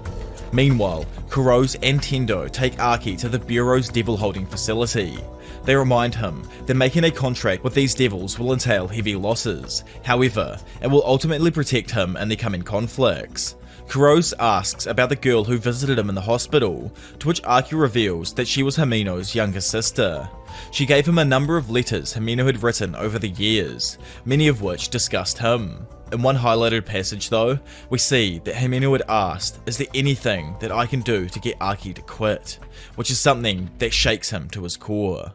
As they reach a chamber, Kuroz reveals that they intend for Archie to make a contract with the future devil. They remark on two previous agents who made a contract with it, one who gave up half of their lifespan, and the other who gave up both of their eyes as well as their sense of taste and smell. Archie then enters the room and sees a humanoid, tree-like future devil emerge from the shadows. As it repeats the phrase constantly, "The future is best." The future devil repeats phrases such as "the future rules" and requests that Archie repeat them as well. Archie states his intention of making a contract, annoying the devil. The devil requests to read Archie's future by placing his head in his chest cavity. As he complies, the devil begins giggling profusely and agrees to the contract on the condition that he can live in his right eye. Archie is shocked by the easiness of the request. However, the devil mockingly informs him that it wants to see his future with its own eyes, as he will die in the worst way possible. It asks if he wants to know how he will die. However, Archie refuses before agreeing to the contract, unfazed at all. Meanwhile, Denji and Power lay beaten on a floor. Kishibe comments on their improvements and informs them that their training will become weekly instead of daily. He warns them to keep a cool head and remain aware of their surroundings, before informing them that the new 4th Division will be hunting Sawatari and the Katana Man. Kishibe informs them that if the mission fails, the 4th Division will be shut down, and he'll be forced to kill them. Denji happily remarks though that if they were to fight, he'd spare Kishibe as thanks for making him stronger and moving him closer to the goal of dating Makima. Later, Kishibe sits down to drink with Makima. He remarks his unhappiness with the continuing Denji and Power's training due to his growing attachment towards them. He then questions Makima on her pre-existing knowledge of the attacks, remarking that as long as she's on humanity's side, he'll look the other way. Makima states her goal as being to save as many people as possible and increase the prestige of the 4th Division. Kishibe considers this before calling her a liar. Makima smiles eerily in response. In an office building, the gun agents reconvene, planning to put their leader into hiding. Sawatari points out the pointlessness of hiding, given Makima's power. Hearing this, the Katana Man agrees, intending to kill Denji with his own hands. Sawatari reveals the group's ultimate weapon, a cluster of zombies left over by the zombie devil. Elsewhere, in a car as they drive Archie back home, Kuroz asks him of his intention to kill the gun devil. He states his annoyance, commenting on the ridiculous notion that a normal person like Archie could make any kind of impact. Archie responds though that whilst the goal is unrealistic, he requires an unrealistic outlook to make progress. Kuroz tosses him a cola, saying that though such an outlook irritates him, he'll still support it. Meanwhile, Makima meets with a Yakuza boss. He explains that though the gun agents are members of his organization, he does not condone their actions. He elaborates that the factions were influenced by Sawatari, who had them make small deals with the Gun Devil, paying money for guns and ammunition. Makima requests the names of every Yakuza member who contacted the Gun Devil, both within the boss's group and his rivals. However, the boss refuses, explaining that such a betrayal would cause all-out gang warfare, resulting in foreign mafias invading Japan. He then calls the Devil Hunters idiots without any real education, causing his compatriots to laugh at Makima. Makima, though, places a small bag on the table. She explains, as the man looks within it, that the eyeballs are from all of the family members of every person in this room.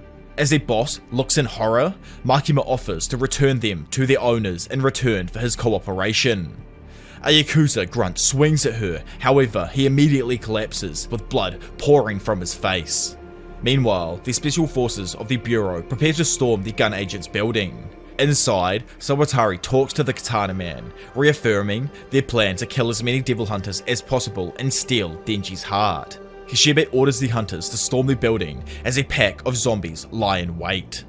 Below them, Kishibe introduces himself to the 2nd Division leader, Furuno, and police officer Shina, who are in charge of locking down the building. He gives a rundown of the various non-human members of the Special 4th Division. Inside the building, the shark fiend, Beam, appears and begins devouring the zombies. In his frenzy, he accidentally bites the violence fiend, who knocks him down before apologizing. Attacking more zombies, the violence fiend notices a woman nearby and warns her to stay away, before realizing that she is also a devil, and is in fact the Spider Devil. She stands up and decapitates a zombie, whose head falls at the feet of the Angel Devil, who begins eating away at the bodies. Archie appears and begins cutting through the zombies. The Angel Devil asks Archie for a handkerchief to clean up some blood before explaining to him that he absorbs others' lifespans through touch, and is surprised at how close Archie has gotten. A gunman suddenly appears and tries shooting at the two, but the Angel deflects the bullets and Archie stabs him. Archie continues on his own, eventually coming face to face with Sawatari.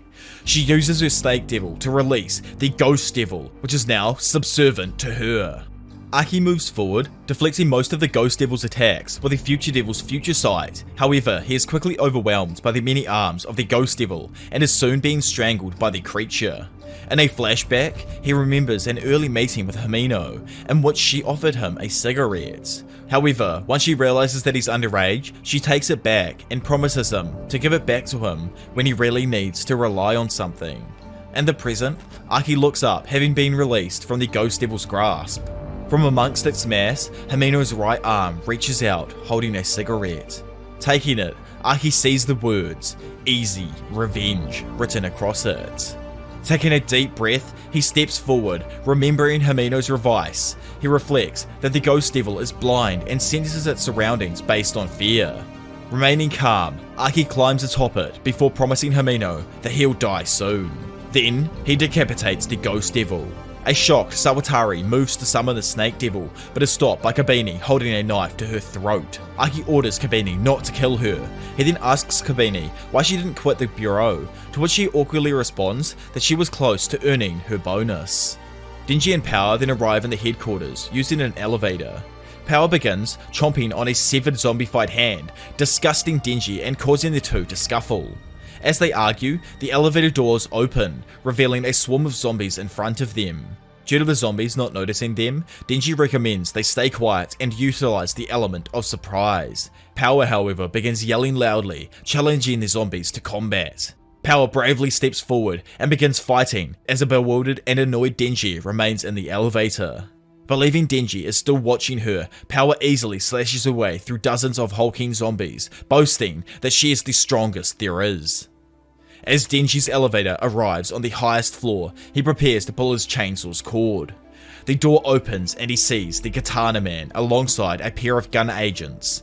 The Katana Man asks him to pause so he can ask a few questions. He explains the group's desire for compensation over the old man's death, with Denji frustratedly explaining that the old man was zombified when the devil killed him. However, he doesn't believe this. Instead, the Katana Man asks Denji whether he truly felt nothing when killing the zombies, reminding him that they used to be humans. Denji, though, repeats that he felt nothing. The Katana Man then reveals that despite giving his heart to a devil, unlike Denji, he still feels guilt over killing zombies, explaining that Denji is the only devil-human hybrid without a sense of conscience. He requests Denji to accept his death as a form of mercy killing, but Denji casually responds that he doesn't wanna, and an irritated Katana Man takes off his hand and begins to transform in front of him. The two, now transformed, crash through a wall and begin falling towards the streets below. The Katana Man and Denji, still in combat, continue falling. As Denji is pushed away, he falls and lands atop a moving train. Readjusting, he is able to block an attack from the still falling Katana Man, which sends them crashing into a crowded carriage. As floods of passengers flee, a voiceover announces the train is coming to an emergency stop. Denji notices a remaining passenger, an injured woman lying on the floor. As the Katana Man launches an attack, Denji blocks it, protecting the woman, but losing his arm in the process. The woman runs away, as Denji angrily shouts that they should ban that move. The Katana Man then attacks again, slicing off Denji's other arm. He then demands that as long as Denji can no longer fight, he should apologize for killing the old man and accept death. However, Denji refuses, stating that as long as he has his chainsaw on his head, he can still fight. The two clash again, however, the impact causes the blade on Denji's chainsaw head to shatter. The Katana Man again demands an apology in return for a swift death. But this time, Denji reveals that the Katana Man was so distracted with anger that he didn't notice being sliced in half by Denji's leg. The Katana Man, now revealed to have been split vertically, reacts with a moment of surprise before his body completely falls apart into a mass of blood and organs. Watching, Denji repeats the words told to him by Kishibe. Prey should never trust what a hunter says. A little while later, and now outside the stopped train, the Katana Man, now reverted to human form and wearing nothing but underwear, awakens next to the train, bound by a set of chainsaw blades. A shirtless Denji stands over him, expressing his surprise over his speedy recovery. An infuriated Katana Man threatens to kill him, but Denji rebuffs it, calling him a loser. Denji states that he is waiting for the police to come and arrest him. However, he notes that he is unwilling to accept the Katana Man merely facing imprisonment after being responsible for Himeno's death. As Archie arrives, Denji announces he's planning a tournament as revenge. Denji asks Archie if he'd like to join in on the tournament, stating that he shot Himeno, so his punishment should be nut shots. He then reveals the rules of his tournament, taking it in turns to kick the Katana Man in his testicles, with whomever can make him scream the loudest before the police arrive being crowned the winner. Loudly sighing, Archie states it's not their job to torture him, and Himeno would be unhappy with such actions. However, after looking at the cigarette he was given by the Ghost Devil, he rolls up his sleeves and asks about the reward for the winner. Denji responds that they get to keep the remains of his testicles. Somewhere across the city, the remaining gun agents are rounded up while the Angel Devil looks into the distance. The scene returns to the Katana Man screaming in pain as Archie and Denji excitedly beat into him. As he kicks him, Archie thinks of Himeno, stating that his screams of pain are their requiem for her. Elsewhere, Makima reports the events of the day to the Bureau. They question why the gun agents desired Denji's heart, but Makima reveals that the Snake Devil killed Sawatari before she could be questioned, likely as a part of their contract. Makima reveals though that with the Gun Devil's fragments they've collected from the gun agents, they have a mass large enough to begin indicating the location of the Gun Devil. That night, Denji has a dream of standing in front of a door. He notes that the dream is reoccurring. From the other side, an eye looks in, as Pachita's voice repeats his name. Happily, Denji asks Pachita to enter so he can pet him. However, Pachita ominously tells him to never open this door. Denji then awakens in a cold sweat. He looks over and sees Archie and Power napping beside him. Power is reawakened by Denji's shouts, sitting up and revealing that she has grown several new horns. Commenting on them, Power responds by punching him. The knock is powerful enough to send him flying across the room and surprise the both of them. Later on, while observing Power's new enlarged horns, Makima informs Denji that she has ingested too much blood from the zombies and requires some to be drained in order to decrease her strength to make her less unruly. Denji agrees, causing Power to nervously sweat. Makima reveals that whilst Power is busy, he has been partnered with a shark fiend called Beam. Beam then suddenly appears from the floor, attempting to hug Denji, but a surprised Denji knocks him down. Makima states that Beam has a distinct fondness for Denji and has promised to follow any of his orders. Noting Denji is in a bad mood, Makima invites him out on a date. The next day, Denji excitedly waits for her to arrive, arriving several hours early. Makima also shows up early and reveals that the pair are going to have a movie marathon at a local cinema, non-stop until midnight. During the first film, Denji notes that he isn't laughing with the rest of the audience. Looking at Makima, he sees that she is not laughing either. After the film, Makima briefly critiques it, commenting on the plot and cinematography. The pair attend the next film, and Denji again notices that he and Makima are the only ones not reacting to the film. Again, as the film ends, Makima critiques it. The cycle continues throughout the day, with Denji growing continuously bored. Before they enter the final film, Denji comments that none of the films had any impacts on him, commenting that he may just not really get films. Makima responds that she is the same, however, the very few that she did react to changed her life. As they view the next film, Denji is shocked to find himself crying at a seemingly trivial scene. Looking at Makima, he sees she is also silently crying. The two then leave the cinema in good spirits, talking about how they enjoyed the last film. Denji questions Makima as to whether she believes he has a heart, and in response, she leans in and listens to his heartbeat, before telling him that he certainly does. She smiles and walks away, leaving Denji blushing in the middle of the street. So after Makima leaves, Denji walks down a street, happily thinking of the date. Noting a charity stand, Denji donates money as a sign of his newfound heart, and is given a flower as thanks. He happily walks away, munching the flower to the complete bewilderment of the girl at the stand. While walking, Denji thinks of how Makima's words were able to calm his pent-up concerns. He assures himself that he will use the wish that she promised him, and thinks on how she will be the only girl he will ever be romantically interested in. Suddenly, it begins raining and Denji decides to run for cover. He tries to wait out the storm in a telephone booth, when a young woman suddenly enters, surprising him. She apologizes and begins laughing, much to his confusion. Gradually though, her laughter turns to tears, before saying that his face reminds her of her deceased dog. Denji suddenly begins gagging and pulls the flower out of his throat, presenting it to the girl.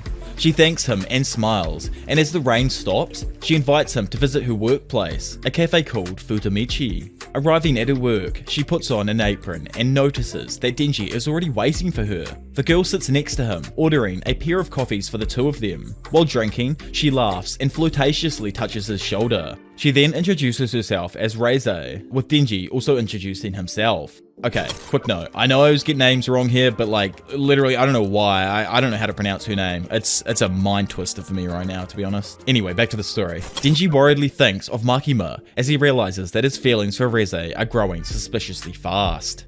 Meanwhile, Archie is on duty with the Angel Devil, hoping to kill more devils and earn respect within the Bureau, so as to be put on the Gun Devil task force. The Angel Devil complains though, instead wanting to sit and just eat ice cream, but Archie warns him that a lack of cooperation will lead to the Angel's extermination. Considering this, Angel concludes that dying is slightly more effort than work, and agrees to move. In a flashback, we find Makima introducing the Angel Devil to Archie. Makima explains that the Angel Devil is the most powerful hunter besides Kishibe.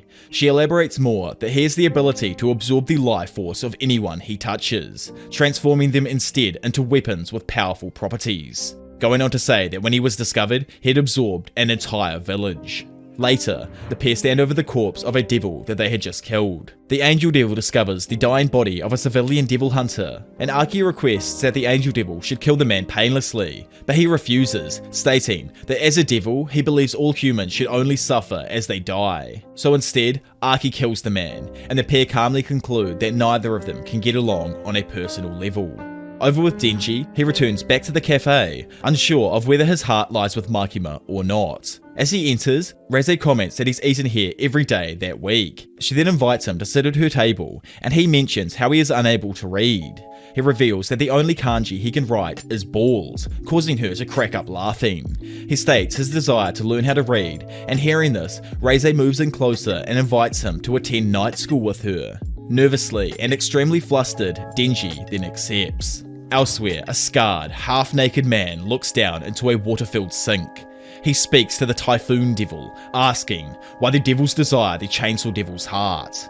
From in the sink, the Typhoon Devil's voice emerges, responding that he doesn't need to know, instead only reminding him of the terms of their contract, which is the complete use of its powers forever, in return for Denji's chainsaw heart. However, the man still isn't pleased, and he goes on to tell a story about how he killed a highly feared Chinese devil hunter by kidnapping, murdering, and skinning his entire family. After that, the devil hunter simply let him kill him without even a fight. Later that night, Denji and Reze walk through the empty school. Reze comments that she's scared and asks to hold Denji's hand. Denji agrees whilst also internally apologizing to Makima. Later, and sat in a classroom now, Reze pretends to teach Denji some simple, nonsensical facts such as 1 + 1 = 2, and how to write the phrase big dumpy in English. She comments on the lack of education, asking whether his life as a devil hunter is truly good for him. He responds though that his job allows him 3 square meals and a bed, but Reze reminds him that those are the bare minimal acceptable living conditions in the first place. Then noting Denji's growing uneasiness, Reze suggests that they go swimming. Now by the pool outside, Reze strips down, completely nude. Denji admits he doesn't even know how to swim, but instantly strips down as well. Though, still filled with uncertainty, Denji eventually jumps in as Reze begins to show him how to swim. Eventually it begins raining and the two return indoors. They sit inside watching the rain, and Reze asks Denji if he'd rather be the city mouse or the country mouse. Meanwhile, Archie and the Angel Devil are still talking. Angel explains that the country mouse lives in a safer, yet less fulfilling life, whilst the country mouse lives in a more dangerous but more enjoyable life. Angel elaborates that he'd rather be a country mouse, however, was brought by Makima to the city and forced to be a city mouse. At the same time, Denji concludes that he'd rather be a city mouse, as his only real desires are for food and entertainment, regardless of the danger. After hearing this, Reze invites him to a food festival that is taking place the next day. She then leaves to use the bathroom. After she leaves, Denji quietly calls her "so freaking cute" under his breath. As Reze walks the corridor alone, she is approached by this scarred man wielding a knife. At the same time, Denji begins to panic as he realizes he now sees Reze standing alongside Makima when he closes his eyes. I really hope I'm pronouncing her name right, because in my head it just doesn't even feel right now. Meanwhile, Reze is chased outside onto a rooftop. She asks who the scarred man is, but he merely responds that she is the cheese to act as bait for Denji. He then informs her that he plans to peel her face off and gouge out her eyes in order to torture her and control Denji. As he lunges at her, she swiftly dodges his attack though and swings onto his back and then begins choking him out with little effort. As he slowly starts to die, she sings him a sweet Russian lullaby. As Reze stands up, she calmly looks down at the Typhoon Devil and a nearby drain. The devil apologizes to her, calling her Miss Reze, and she promises to overlook its accidents in return for removing the scarred man's corpse. Swiftly, she then returns to Denji with a beautiful smile on her face. The next day, the two hang out at the festival. In the evening, they climb atop a hill to view the fireworks. Turning to him, Reze asks him to quit devil hunting and run away with her, promising to make him happy and protect him. Heavily conflicted, Denji asks why Reze wants to run away with him, with her telling him that she likes him. Though Denji admits he's tempted, he explains that he's growing more happy with his current situation, his increasing position amongst the bureau, as well as bettered relationships with Archie and power. He admits these are not things he's willing to give up on so easily. He asks if he can still see her despite this, but she asks if he is someone else he likes before grabbing him intensely and kissing him. However though, and running with a tradition of Denji having bad luck, he falls backwards and it is revealed that Reze had bitten off his tongue. Instantly, Denji moves to try and pull his cord, but Reze swiftly slices off his hand before he could do so. Then kneeling in close and holding him gently, Reze kisses him again, before apologizing and calmly telling him she intends to take his heart. But before she can even move, the actual goat, who I completely forgot about, Beam, bursts through the floor and grabs his best boy Denji, then without hesitation, fleeing with him down the hill. As he runs, Beam curses at himself for not recognizing her smell, the smell of a bomb. As he says this, she pulls the pin out of her choker and her head and right arm explode, They then quickly reform, revealing her transformed state, which is that of a Bomb Devil hybrid. She screams at Beam, calling him a thief, then uses a powerful blast ability to launch herself flying towards the duo, crashing in front of them seemingly in an instant. Still clutching Denji, Beam attempts to flee from Reze. However, she is able to use powerful explosive blasts to launch herself in front of him and block his path. She offers to let him go in return for Denji. However, Beam growls and transforms into a giant shark-headed creature. Yet, and seemingly with little to no effort, Reze touches his face though, hitting him with an explosion, knocking him down. A trio of private devil hunters then appear and report the situation over a walkie-talkie. Snapping her fingers, Reze explodes the three of them before turning back and noticing that Beam had already fled with Denji.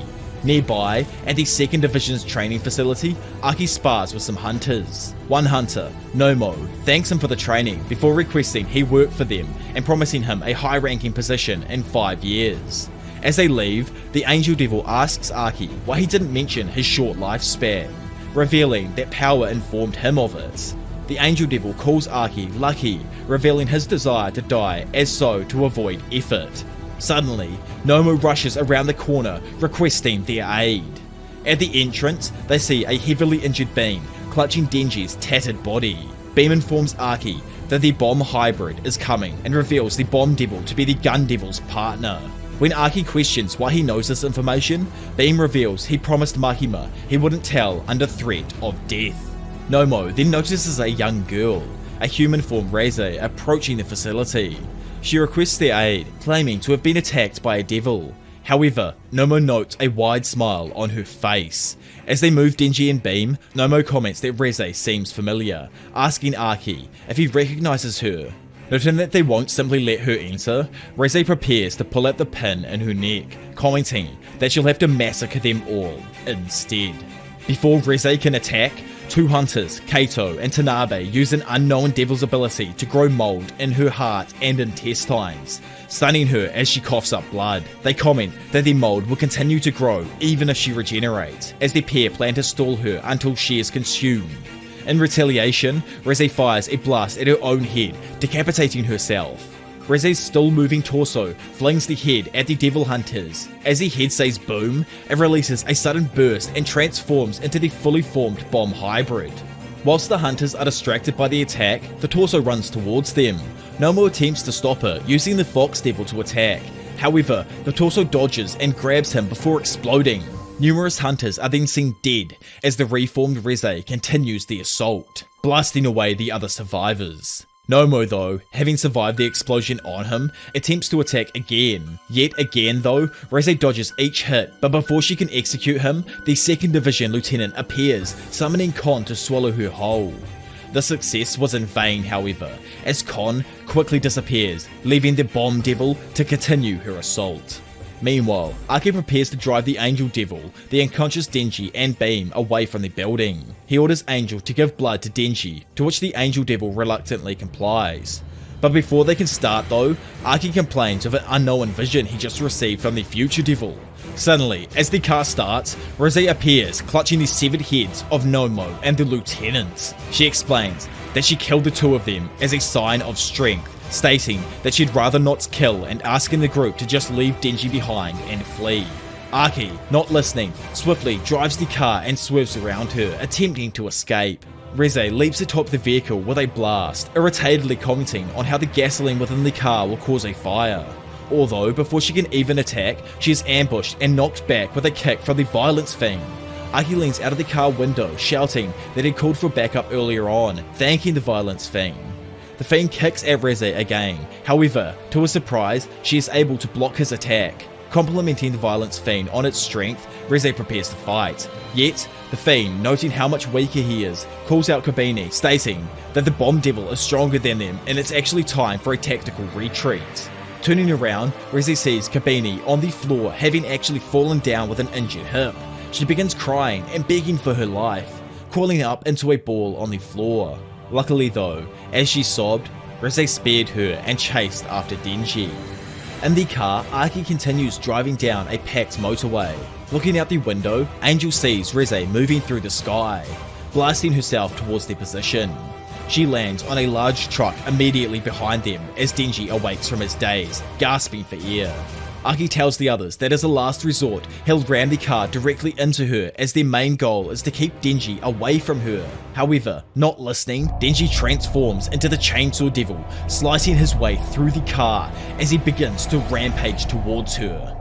Now facing the Bomb Devil, Denji angrily screams, telling her that every woman he has ever met has tried to kill him, then proceeding to ask why are so many people interested in the Chainsaw's heart but not him.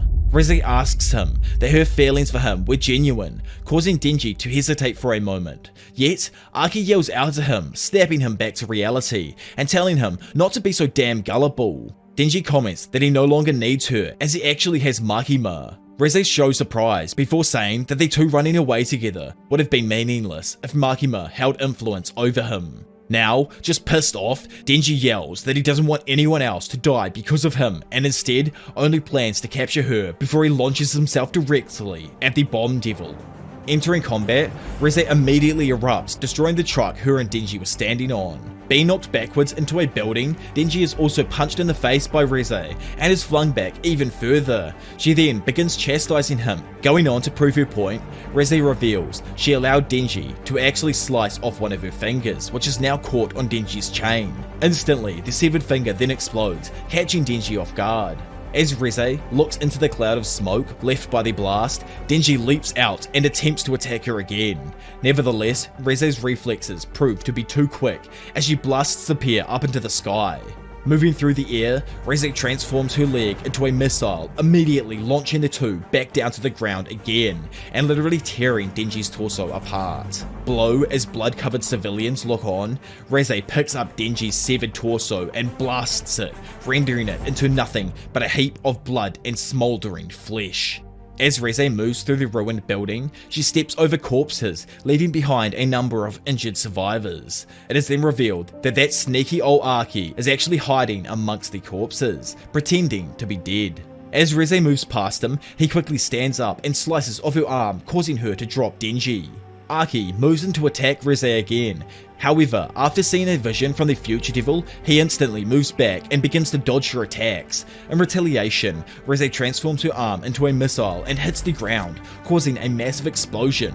She is knocked back by her own blast, but luckily for Archie, the Violence Fiend arrives, managing to grab and pull him out of the blast into safety.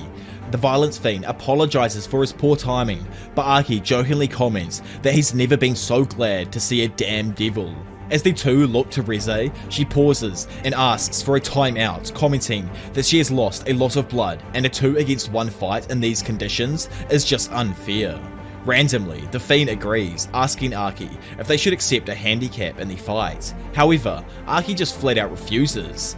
Reze then reveals her hesitation was merely a ploy, as now a monstrously massive Typhoon Devil appears, crashing through a nearby building and offering to enter the fight and assist her. Nearby, the Angel Devil moves through the rubble, absorbing the life of the dying victims. Moving over to Denji's torso, which is now being clutched by the BFF, Beam, Angel gives him blood, restoring our boy back to full strength. Beam is delighted, commenting on how Denji is super cool. Angel tells Denji he needs to choose whether he wants to die and give Reze his heart, or kill her. Denji thinks on this for a moment before deciding to kill her, stating that it's an easy choice. Denji worries about Reze's enormous strength, and the Angel Devil asks Beam for advice, commenting that he seems to have a greater knowledge of the Chainsaw Devil. Beam suggests that Denji should use his chainsaws to move more quickly, by wrapping the chainsaws around objects and swinging from building to building. Denji grows excited at the prospect of expanding his power, and orders Beam to transform into a shark.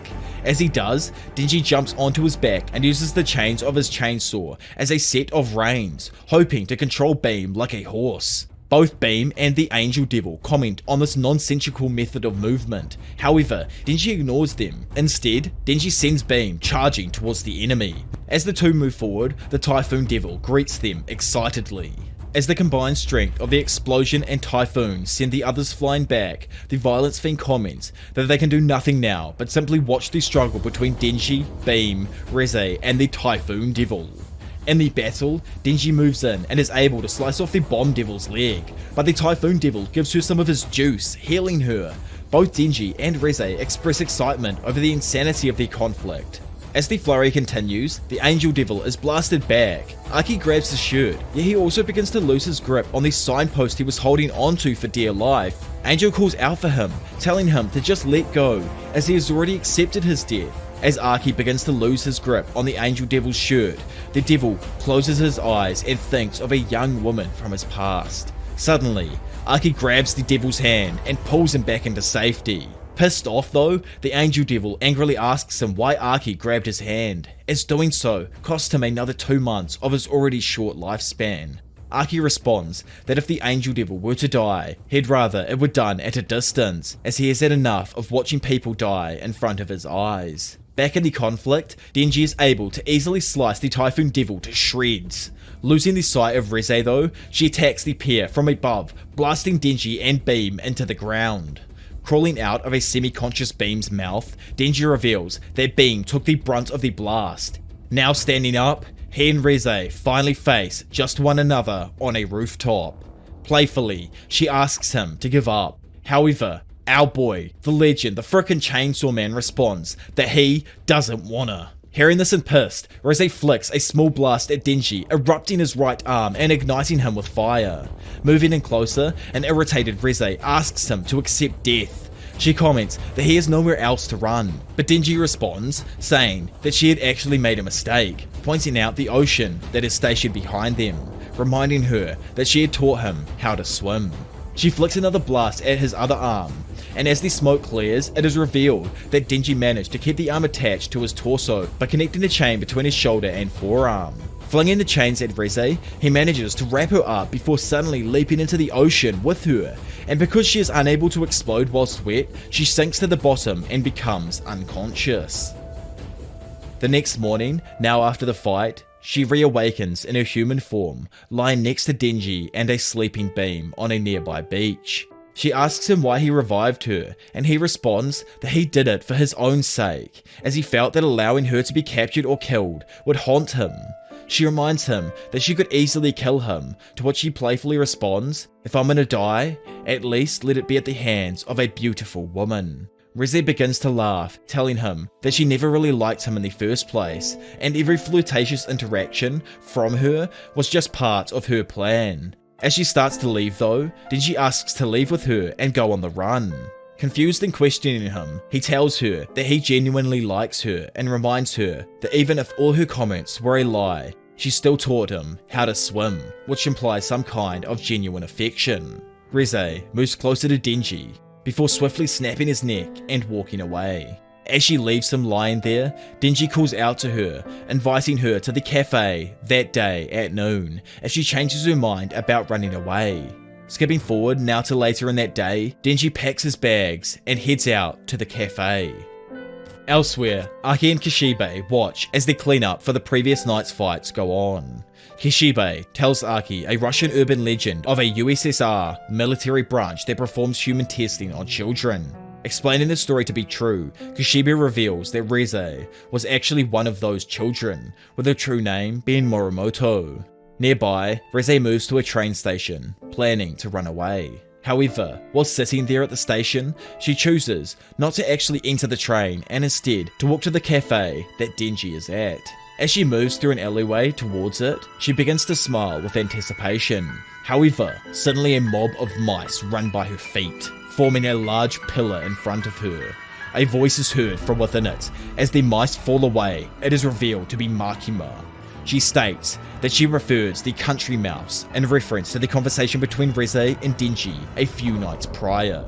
Nevertheless, Makima reveals her reason for liking the country mouse, as it's based on her enjoyment of capturing and killing them, an activity she describes as giving her peace of mind. Reze moves to pull the pin on her neck, however, in an eerily similar way of what she did to Denji, her arm is instantly obliterated before she can even react. Makima moves and hits her in the chest, knocking her back. Mid-stumble, she is also impaled by a spear thrown from a rooftop by the Angel Devil. As Reze slowly begins to bleed out, Makima takes her hand, And looking at the cafe, Reze thinks of Denji, wondering on the reason she didn't even kill him on their first date. Was it also because, like Denji, she had never been to school either and was just as excited as he was? Makima tells the Angel Devil that he was supposed to bring Aki with him, but also comments that it was nice to leave him behind, as he wouldn't have reacted well to executing a woman. Angel agrees before looking down at a mouse and asking it if the city is a nice place. Inside the cafe, Denji sits despondently, clutching a bouquet of flowers. The owner speaks to him, promising that another girl will eventually come along, one who is just perfect for him. As he says this, the door then opens, and Power walks in. She shouts that she followed Denji's scent to the cafe, having been allowed back to work. Denji lets out a low, disheartened sigh as Power sits next to him. Thinking that the bouquet Denji was holding is for her, Power demands that he give her the flowers, and as the two look at each other, Denji quickly shoves them all into his mouth, scoffing them down, smiling. Now, we skip forward to inside of Denji's mind while he's having another nightmare. Standing in front of the same door from an earlier nightmare, he once again hears Pachita ordering him to never open the door. The next morning, at breakfast, Denji sits despondently as Power complains about Miaoi's newfound love of him. Denji ignores her, thinking of Reze and how his heart was truly and irreversibly broken by her this time. But when Makima later invites them all on a paid vacation with her, his mood does a complete Uno reverse gambit, which causes Denji to jump with joy. Aki and Denji instantly agree, whilst Power tries to make up an excuse not to go. As they discuss the timing for the trip, a group of devil hunters suddenly enter the room. After conferring with Makima, she shows the group a news recording of the fight against Reze, explaining the Bureau had failed to censor the broadcast, and as such, the Chainsaw Man's existence has been revealed to the world. Power and Denji ignore this, still discussing the vacation, but they are interrupted by Makima, who explains that their vacation was a ruse to explain their absence, and in reality, they are going to be put under protection in order to avoid assassination by foreign threats. Denji reacts with horror as he realizes that he is going to be restricted and contained for some time. Makima asks Aki to be a part of Denji's protection, before telling him that they plan to hunt the Gun Devil in the next year, and orders him to not die beforehand. Aki thinks back to a conversation he had with the Angel Devil, who explains the supposed true nature of devils. When a devil dies, they are revived within hell. Once they die there, they then return to Earth, with no memories of the time in hell. He then reveals a secret he asks to never be repeated, that all devils remember just a single sound from the moment before they die in hell. The sound of the Chainsaw Devil. Meanwhile, in America, a trio of part-time devil hunters sit and discuss their new job, killing Denji and returning his body to the US in exchange for 2 million of those beautiful American buckaroos. The youngest man, Aldo, expresses a fear of dying, however, is talked down by the other two, reminding him that the three of them, all brothers, survived the Gun Devil's onslaught. As they prepare to leave for Japan, the leader, Sato, refers to them as immortal. Elsewhere, in a forest, a woman and a young man named Tolka hunts a fox. As he shoots the fox, the woman asks if he felt like he'd taken the fox's life, but the man explains that he did not. As he skins the animal, she asks him again, and again he says no. As he cooks it and serves it to her, she asks again once more, and yet again he denies it. The woman then explains that they will be going to Japan and doing the same to a young 16-year-old boy named Denji. The man, referring to the woman as Master, agrees, hoping to earn the woman a retirement due to her short lifespan. Meanwhile, in China, the hella seki fun time takes place between a woman named Quan Shi and a harem of, I guess you could say, friends. As they start nutting, a man arrives, requesting her to take the job of capturing Denji, the Chainsaw Devil, and as a reward, she can ask for any wish. After consulting her group, she demands basic human rights and an education for all of them. At the same time, Makima discusses Quan Shi with Kashibe, expressing concern over her and her harem's abilities. As they talk, Makima states that the biggest concern is that of the assassin Santa Claus from Germany. Yo ho ho. Though he is thought to have died of old age, the two are still cautious, as Kashibe confirms his abilities could likely outmatch them. Elsewhere, in Germany, a government agent approaches an old man on a bench and informs him of the mission to hunt Denji. In return, the man asks for 4 children, 3 for a devil contract, and 1 for pleasure. Wait, what the fuck does he mean by that? Like, bro, chill. Yo, like, calm down. Meanwhile, alone in his room, Denji lies watching TV, sadly wondering why his heart is so desired and also why the trip was cancelled. Noting his sadness, Archie affectionately sits on him, explaining that the trip was merely postponed, not cancelled, and that if they're able to damage their opponents enough, then the enemy will retreat, allowing Denji to return to his life as normal. Denji, considering the idea, instead decides to kill all of his enemies so that he can finally have his vacation. Skipping forward, and now at the park, both Denji and Power eat snacks while watching some birds and talking about whether it's okay to eat these still living ducks. Denji accidentally drops his food, but as he goes to pick it up and eat it, he is stopped by a devil hunter named Kusakabe and then chastised by him. Kusakabe warns him of germs and food poisoning, but Denji grows more frustrated, as obviously our mates from the gutter, Archie and Angel, Yoshida and Tamaoki also all agree that eating the food would just be straight up stupid. However, the forever ignorant Denji quickly gobbles it down anyway. In a flashback, we see the group all introducing themselves. Makima explains to Denji that they, alongside another trio of agents, will be his personal security. Kusakabe attempts to express his authority over Denji, but is met with our boy's typical sarcasm and yawns. Elsewhere, the hunters Tendo, Kurose, and Subaru all take ciggy breaks. Questioning why they can't simply hide Denji in his human form, Subaru explains that the other devils can actually smell him. As they drive to meet the main group, Subaru asks about Makima. Tendo hesitates before saying there's something he wants to discuss regarding her. Before they can though, a set of road spikes are bizarrely thrown in front of the vehicle.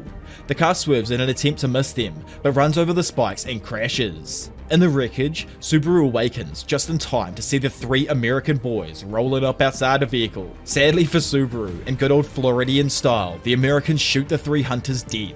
Afterwards, the elder 2 brothers crack jokes about it, but Aldo, the youngest, reacts with horror to the murders. Now hiding the bodies, Sato asks Joey about his feelings on killing, with Joey, the anime man, stating his only response to be a mild annoyance and disgust. Sato cracks up laughing before morphing his face to match that of Kurose's. The 3 men then discuss his voice and how it would sound as Sato shifts his tone and accent in an attempt to match it. Back with the main crew, they all wait within a burger restaurant as Denji and Power eat. Power offers Denji her vegetables, however, Kusakabe interrupts, ordering her to finish them off for her own health. The others agree, as Denji forces them into her mouth. Power begins to sweat, choking down a mixture of vegetables and vomit. Just then, the woman from the forest walks past the table. But Power, in frustration over what just happened, runs outside, causing the rest to follow. The woman sits at a table with Tolka, revealing that she'd stabbed Denji 3 times with a nail in order to invoke the cursed devil, and that only 1 more poke is required. She entrusts the final poke to Tolka as she begins to munch into her burger. Though she struggles due to her numb hand and weak senses, she is delighted by the experience. Elsewhere, the violence fiend and Kabini walk outside. She thanks him for purchasing her an ice cream cone. Then questioning his role as the violence fiend, given his friendliness, he explains that he still has a lot of his human brain left, meaning that he still holds a lot of his early human memories. However, he has no memories whatsoever of his death, only that he was saved by Makima. Suddenly, a car pulls up beside them, and inside, the American bad boy Sato, now disguised as Kurose, gets out. He then tells the 2 to report Tendo and Subaru's death to HQ, before quietly commenting to himself on their obvious gullibility. Later on, Denji and Power sit exhausted after a day of constant movement. Denji bitterly comments that rather than being protected, he is instead being used as bait to draw out the enemy, to which Archie actually confirms. He promises Denji his trip, calming him. However, Power is still furious. Archie promises her 1 reward for her cooperation, with her requesting to drain a human of their blood to the point that they die. Archie pauses for a moment and then agrees to let her drain Denji, but he immediately protests. Yet, he is quickly silenced by Power jumping on his shoulders and screaming with the excitement of a literal cannibal. The violence fiend, Kabini, and the disguised American bad boy drive over to meet with the main group. American Bad Boy. I'm just saying that because he's the only like Westerner I think on this entire show so far. So I'm like, give the Westerners some rep, you know what I mean? Like Gunsling and American Bad Boy. Don't worry about me anyway. They try to eat the rest of the group. Aki speaks with the brother disguised as Kuro's, asking him to reconsider his place on the mission. However, he lies, claiming he wishes to avenge Tendo and Subaru. As they continue talking, Power is distracted by Kobane's car. In her typical powerful fashion, she flies into the front seat, lying about having a driver's license and claiming that the car is actually hers and was stolen by Kobane. Though Kobane quietly protests it, she is silenced by Power, cheerily threatening her, asking if she wants the car to be washed in her blood. Outside the vehicle, as the fake Kuro suspiciously introduces himself to Denji, trying to be hella touchy and shake his hand, Power suddenly jolts the car forward, ramming into both of them and actually murking the disguised American. As the group all reacts with horror, and Power attempts to blame Kobane for the incident, Kusakabe suddenly calls out, pointing at the brother's disguise, which is now slipping away, revealing his true face. Tamaoki recognizes him, warning the others of his contract with the Skin Devil and the likelihood of his brothers also being nearby. Aki turns to Power, who though previously panicking and blaming Kobane, quickly begins to claim she knew the truth all along, stating that the glory is all hers, while in the car Kobane remains sweating and sobbing in horror. Close by, two civilians are shown to be watching the scene in terror. They move to an alleyway as not to be seen, and it is revealed that they are the Americans, Joey and Aldo in disguise. Aldo vomits as Joey attempts to collect himself and come up with a plan. However, he is suddenly pulled around a corner by an unseen figure and is seemingly vaporized. Aldo quickly composes himself as Yoshida, a devil hunter, walks around the corner, having swiftly executed Joey. Noting Aldo's vomit, he writes him off as a bystander and leaves, quietly muttering that a pro wouldn't puke. Somewhere in Tokyo, a car rams into another. As one driver leans his head out to confront the other, he is met by Cosmo, who cheerily repeats the phrase, Halloween to him. The driver slowly begins to repeat the phrase to himself, over and over. Quan Shi appears and begins leading Cosmo and the other girls in her group away. Noticing a sushi restaurant, Pingusti grows excited. As they enter, the staff express fear of the group, but begin serving them either way as Cosmo makes them repeat Halloween too. Whilst they wait for their food, Pingusti, another member of the group, begins to list off facts about fish, and Long takes a bite out of a ceramic plate. Then stating she is exhausted, Quan Shi instead decides to hunt Denji the next day. Oh my, Pingusti? I think is how you say it properly, and Quan Chi, like, her group's names are so hard to say, like, my brain though, like, literally can't cope trying to say them. I try so hard. Elsewhere, Aldo observes a photo of Kuro's, Tendo, and their friend Tomono. Disguising himself as Kuro's, he goes to Tomono's apartment, who invites him inside. Sitting down together, he asks of Tomono's life. Tomono goes on to reveal that he has few relatives or acquaintances who barely ever check up on him. He then begins to ask questions regarding Kurosa's life, revealing that Kurosa had a girlfriend and a mother, both of whom who cared deeply about him. Aldo turns and sees a photo of a young Kurosa as part of a soccer team. Seeing this, he breaks down, repeating, "I'm sorry," much to Tomono's bewilderment. Later, as the two lie down to sleep, Tomono speaks to Kurosa, still not realizing it's the disguised Aldo. He invites him to quit devil hunting and open up a small clothing shop instead. Then bringing up Kurosa's deceased older brother, asking him what would he say about Kurosa's current position. Then thinking on his brothers, Aldo realizes the advice they would give him would be, a pro always gets his job done. The next day, in a crowded street in Japan, the mysterious old German man is seen touching a passerby on the shoulder. The dude he touched then gasps and grabs out at a passerby next to them, and so forth until the entire street had linked itself, converting into doll-like creatures along the way. Throughout the cities, the four different groups, Tolka and her harem, Aldo, the elderly man, and Quan Chi all prepare in various ways to begin hunting the Chainsaw Devil. Elsewhere in a building, Makima walks through a cluster of doll-like corpses. She orders Beam and Prince to go and protect Denji, whilst making the protection of the other hunters only a secondary objective. At a department store, the creepy old dude watches Denji and the others through a window. From a distance, he commands his dolls to attack the group once they enter the building. Following the party inside, the dolls' arms warp into blades. However, as they enter through the door, Kusakabe is revealed to be crouching inside of a ritual circle. Then using the power of the Stone Devil, he petrifies the approaching dolls. Yoshida explains the power of the Doll Devil, stating that if they touch any part of a person, including the clothes that they wear, they will be transformed into a subservient doll. As Aki suggests that there would be a limit to the amount that could be made, a large swarm of dolls instantaneously burst through the windows, charging towards the group. As they run to the second floor, power is suddenly grabbed. As her and Denji rip the dolls to pieces, Kusakabe reveals that fiends are likely and luckily immune to the Doll Devil's powers. As more swarm, a hunter named Nakamura suddenly appears, summoning the Fox Devil to swipe them away. Bro, this guy's probably going to die. As we know, per every single Fox Devil user, this dude just leaves when he starts getting attacked too hard. Tamaoki explains to everyone that there were hunters stationed in every building in the street, and that the mission's true purpose was to hunt the assassin creating the dolls called Santa Claus, explaining that those turned into dolls can never be restored. He notes that the ability is short-ranged, meaning that the assassin is in the nearby vicinity, and apologizes to Denji for using him as bait. Over with the woman, she sits at a nearby park, waiting. Close by, Tolka clutches his nail, preparing to use it on Denji.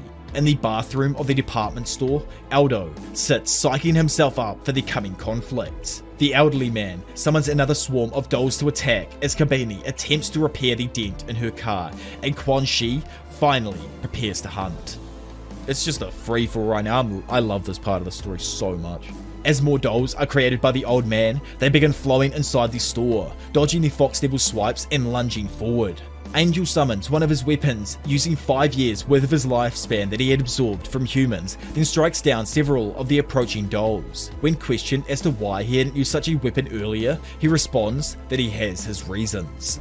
Outside, a group of devil hunters appear, preparing to aid the group. However, they are halted by the appearance of Quan Chi and her harem.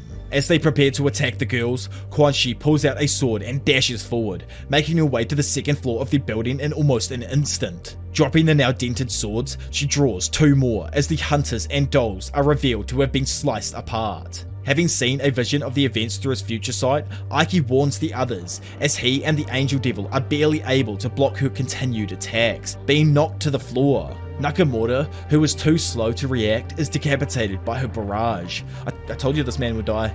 Quan Chi then stands up, looking back at a concerned Denji and Power. Outside, members of Quan Chi's team wait, destroying the remaining dolls. Suddenly, they are approached by Kashibe, Kabini, and the Violence Fiend. Pingasty uses her ability to see that Kashibe has contracts with the Needle, Claw, and Knife Devils before assessing him as harmless due to his lack of body parts with which he hasn't already made contracts. Kashibe slowly strides towards them as they prepare to fight. Inside the building, Aki's group react to Quan Chi's instantaneous attacks. In a flash, she kicks Denji into the air before knocking out Kusakabe and Tamaoki. Moving towards Yoshida, he summons the Octopus Devil to absorb the brunt of the attack before spraying the rest of the room with a mist of ink. Attempting to take her by surprise, Yoshida moves behind Quan Chi but is quickly knocked down. But before she can kill him, Kashibe intervenes, having already taken Long and Pingasty hostage.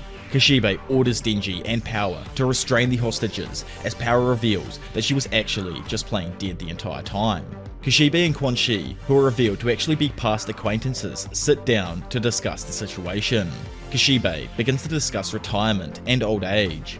However, as he speaks, he holds up notes in a notepad that reveal Makima is listening to them. Through his notepad, he promises to give Quan Chi freedom in return for helping kill Makima. Quan Chi refuses, explaining through a seemingly unrelated anecdote that she prefers not to get involved, stating that ignorance is bliss. As she says this, Aldo enters and shoots at Denji.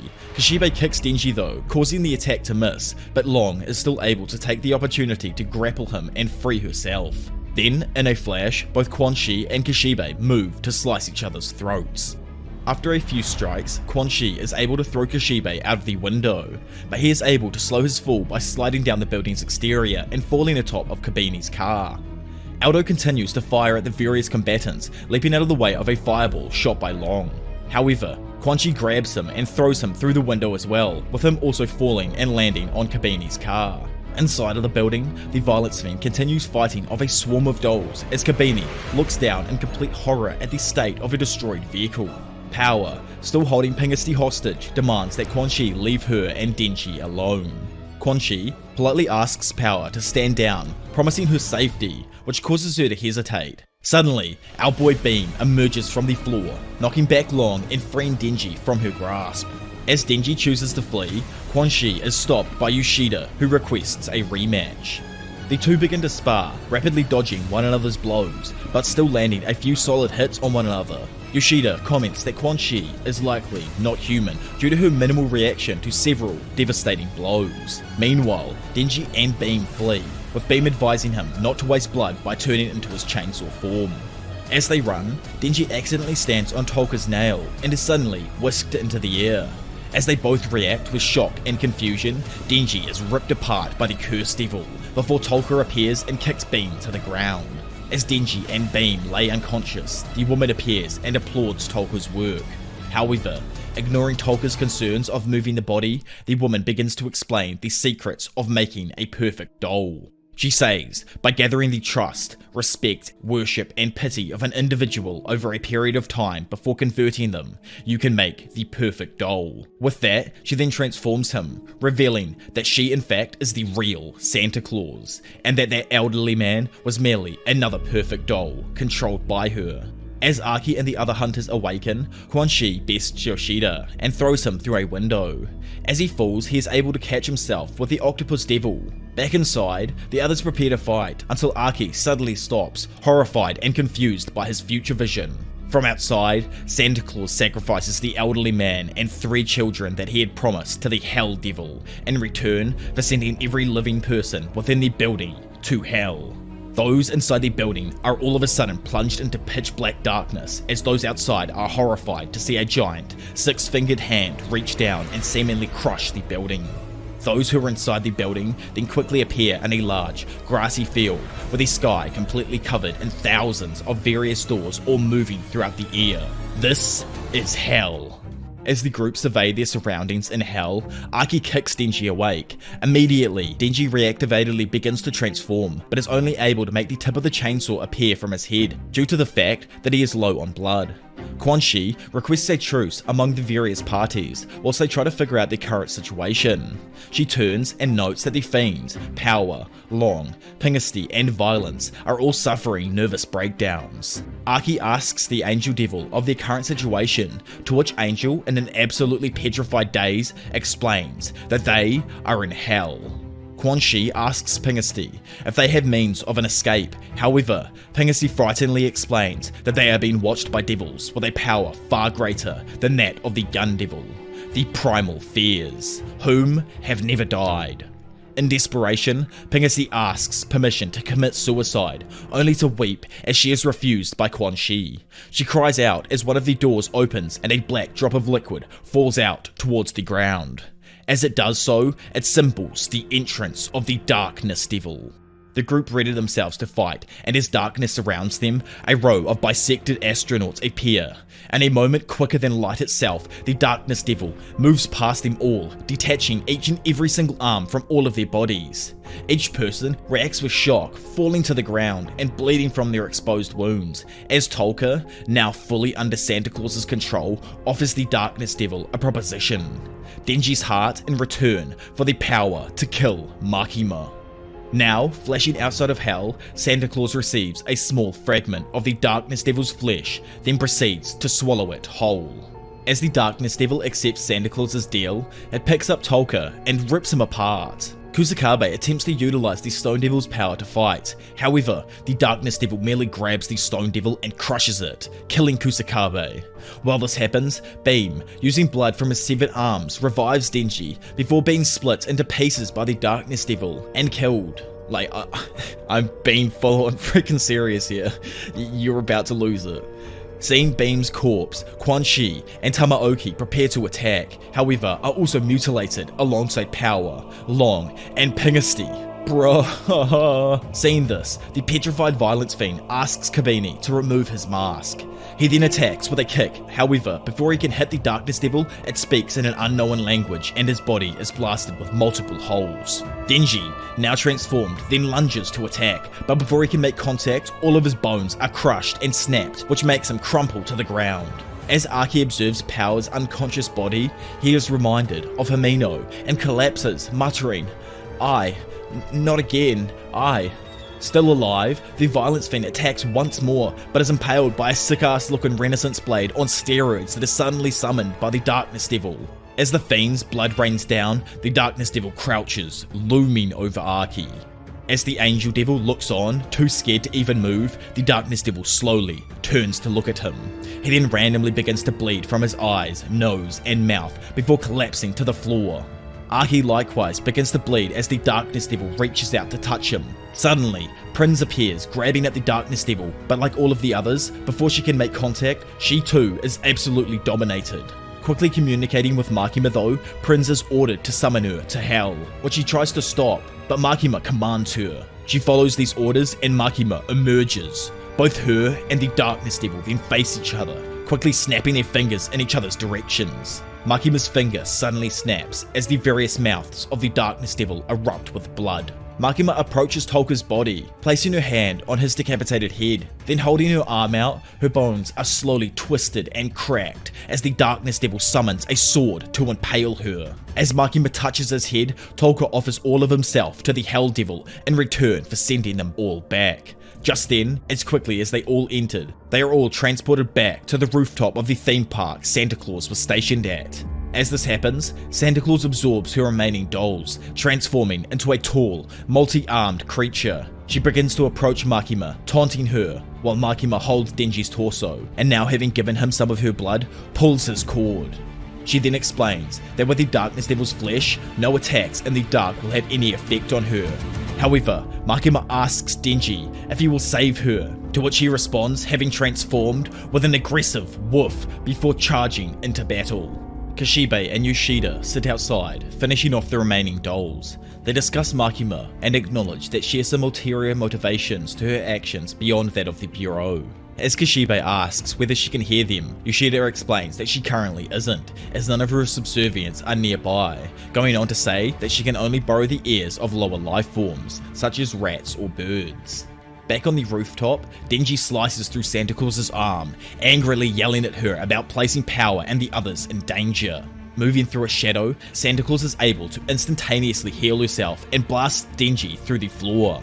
Denji gets up, lunging at her, but is knocked back by another swarm of dolls. Sugahagi looks on while clutching Quan Chi's severed head, then removing her eye patch and reaching inside of the socket, she yanks out a long, arrow-like blade before dropping the head into the swarm attacking Denji. The dolls are suddenly torn apart as Quan Chi appears revived in her hybrid form, proving that she also wasn't human.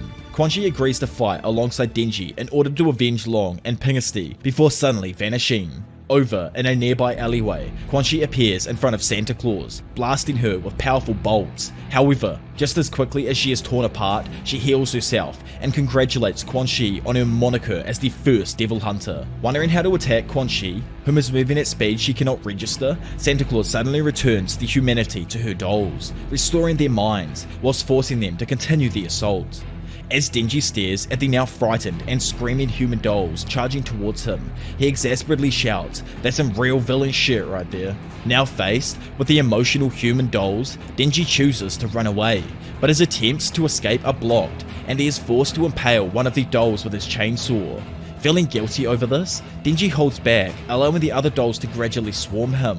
Suddenly, Quan Chi appears, shooting the remaining dolls to pieces. She tells Denji that the dolls are merely imitating humans. Denji asks how sure she is, to which she responds that believing it is the only way he'll be able to bring himself to kill them, reminding him that ignorance is bliss. Taking this moment to pause, Santa Claus bursts through a wall and grabs Quan Chi, however is once again torn apart by her blasts. Looking up, Quan Chi realizes that night has fallen, with the newfound darkness enhancing Santa Claus's powers even further. Santa Claus moves forward and hits Denji towards the gas station, whilst grabbing the various bolts fired by Quan Chi out of the air. Quan Chi turns, seeing that Santa Claus has turned Long and Pingasee's corpses into dolls and taken Tsugahagi hostage. Unable to bring herself to fight them, Quan Chi is stabbed through the chest by the Pingasee doll, which causes Santa Claus to wonder whether she could turn Quan Chi into a doll as well. Suddenly, Denji emerges, coating himself in gasoline, then revving his chainsaws together, he creates a spark, igniting himself on fire.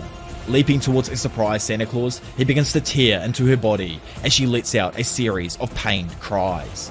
Denji and Santa Claus both writhe in pain as Denji complains about the heat of his flaming body. Pushing him back, Santa Claus heals herself instantly, mocking Denji for his foolishness. Denji retorts, claiming to watch a great amount of educational programming, before revealing the chain of his chainsaw to be wrapped around Santa Claus's body. Using it to keep himself close, he lunges again, slicing into her. She comments on the futility of his actions as she splits the pain and damage between her various dolls. However, Denji comments that her regeneration has begun to slow due to the light from his flames. Suddenly, Santa Claus slams Denji into a wall as a numerous number of dolls break through and begin stabbing him in the back.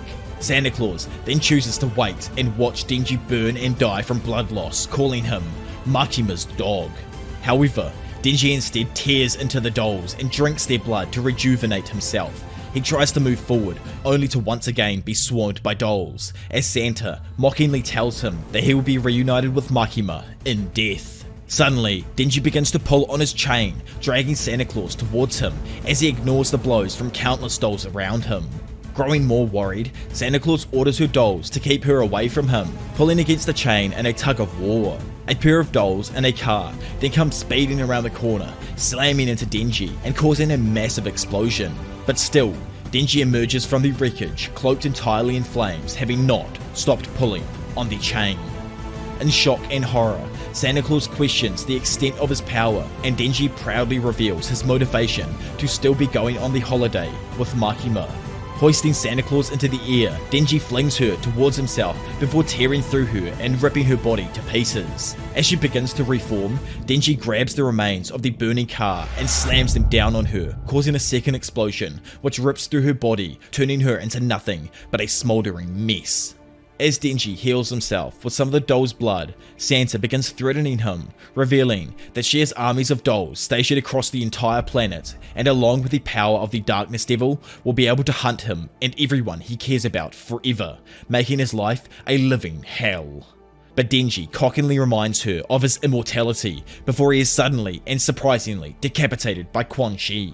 Quan Chi then asks Cosmo to use her power on Santa Claus because, while the conflict had been going on, she was just wandering around the city on her own, waiting for this moment. Flashing to within her own mind, Santa Claus suddenly awakens, standing inside an endless library. She sees Cosmo sitting at a nearby table and comments on the futility of using psychological attacks against her due to her mind being linked to dolls across the world.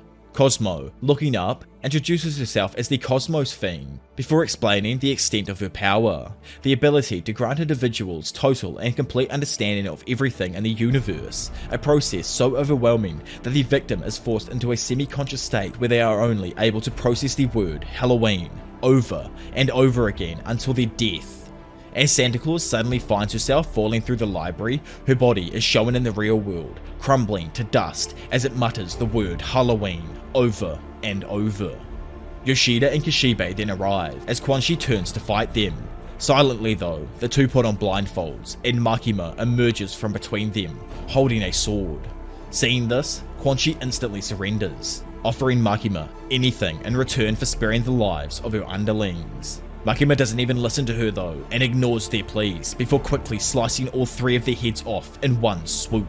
Elsewhere, a news anchor reports on the dolls stationed throughout the world, who have been locked into saying Halloween, as a result of the Cosmos Fiend's power. Amongst them, Aldo is seen also shuffling around and repeating Halloween, with an obvious pain in his eyes. Back at the main location, Yoshida removes his blindfold, questioning why Kishibe doesn't want to do the same, to which he simply replies that he doesn't want to see a damn thing. After the battle now, and back at home, Denji awakes with power lying across his chest. He is then greeted by Aki, who is making breakfast. Denji comments on Power's screaming throughout the night before mentioning Arc's arm. Arc informs him that he was lucky, as Angel had lost both of his arms. By the way, if you didn't notice, the arms that the Darkness Devil cuts off spells out Makima, whilst obviously sadly Beam and the Violence Fiend both died and Kabini actually resigned this time. Randomly then, Power begins screaming. Denji tries restraining her as she attempts to claw into her own mouth out of fear of the Darkness Devil hiding inside of it. Clutching Denji, she now begins to cry with just pure fear of the Darkness Devil. But hey, at least Power is still alive out of everyone so far. Like, honestly, I was heartbroken when I saw Beam and all the other guys get turned into Darkness Sushi, but at least Power and Archie are still alive at the moment. But anyway, a short while later, as they all eat breakfast, and Power struggles to keep her food down, Archie comments on how Makima is still deciding to continue her trip. In a flashback, Makima and Denji share a meal while discussing the aftermath of the conflict. Partway through the conversation, Makima invites Denji on a trip with her, to which he reacted with intense excitement. Yet he suddenly stopped when he remembered Power and the state she is currently in. Back in the present, Archie asks why he didn't ultimately choose to go, but Denji simply responds that he isn't even certain. Throughout the day, Power interrupts Denji at awkward moments, constantly asking him to check for the Darkness Devil hiding in various locations. This work pays off though for our boy, as he gets in there and Power actually asks him to take a bath with her, but of course only for protection from the Darkness Devil. In random Japanese fashion, I guess the two shower and then hop into a bath afterwards. Like, my mum would actually kill me if I did that shit here. Now in the bath, Denji is surprised that despite the intimacy of their act, it doesn't feel weird. Nearing bed now, Archie suggests sleeping in shifts in order to look after Power. That night, Power wakes Denji, quietly begging him to not hate her for making him miss his trip, and in return, she offers to let him drink her blood as repayment. Though Denji is initially uninterested, Power begins to shout and cry, resulting in him giving in. As he begins to drink the blood from her neck, in a kind of like sexual manner, he thinks of Pochisa and what Makima had told him. Yet now, despite having a close, intimate relationship with Power, none of the actions they do feel romantic at all. Concluding that there are some things that one is better off not knowing or understanding, Denji thinks back to the door in his nightmares, resolving to keep it closed. Just please open the door, man, I want to see what's behind it. Surely it's just Vegeta's house. Archie informs Denji and Power of his plans to visit Hokkaido. Denji and Power both protest about being left behind since their previous trip was cancelled. Archie eventually gives in and the trio leave Miaoi with Kishibe, the dedicated Kateri. After one literally terrible journey for Archie, the three are seen moving on foot towards the grave. Denji and Power throw snowballs at Archie, which is obviously super reminiscent for him if you think about the dude's little bro and how him and Denji have like kind of over time developed to be almost brothers in a way since they first met. After arriving at his family grave, Archie begins to pray. Noting Denji and Power's disappearance, he then sees them eating rotten offerings left on the graves. Suddenly, Power vomits up the food before screaming that it was a plot by the Darkness Devil. Later, at an inn while they eat dinner, Power complains about the amount of vegetables, throwing them to the others before realizing that there is little food left for herself. Instead, she takes Denji's arm and bites into it, drinking his blood and causing another argument. That night, Denji awakes to see Archie sitting, looking out of the window at the snow. As he joins him, Archie comments that he visits the grave each year and is usually miserable, but funnily enough, the two of them manage to keep him distracted the entire time.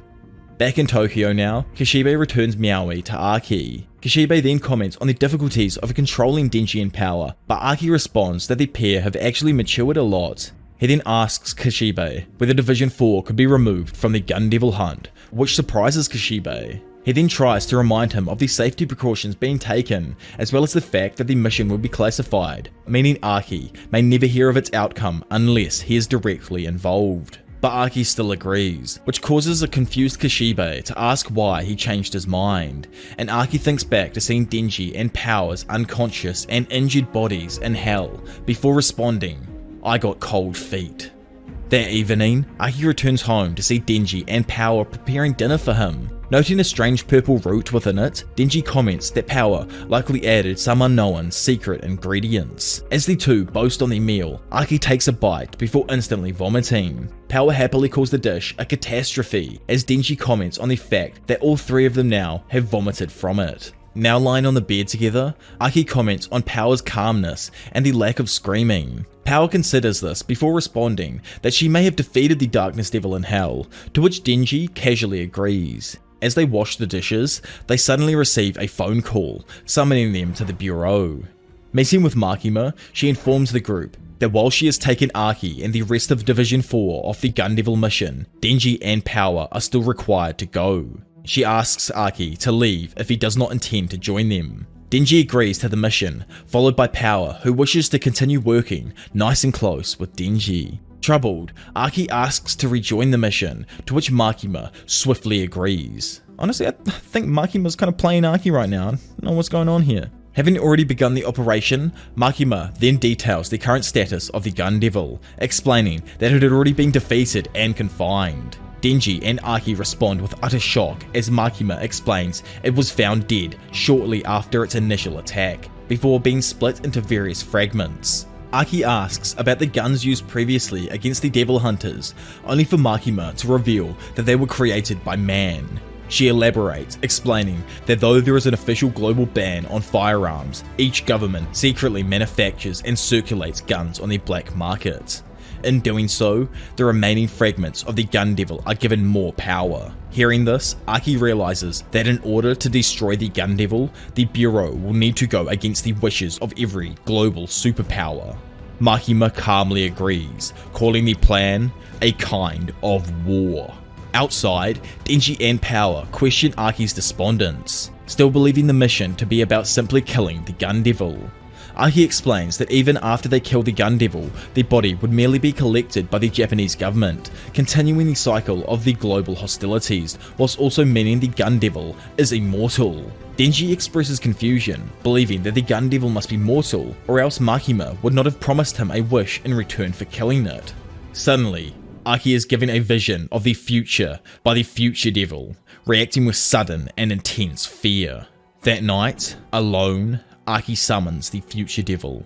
Asking about the vision, the Future Devil explains that it is a near and unavoidable future, one in which Arc and Power are slaughtered by Denji, followed by the arrival of the devils that devils fear most.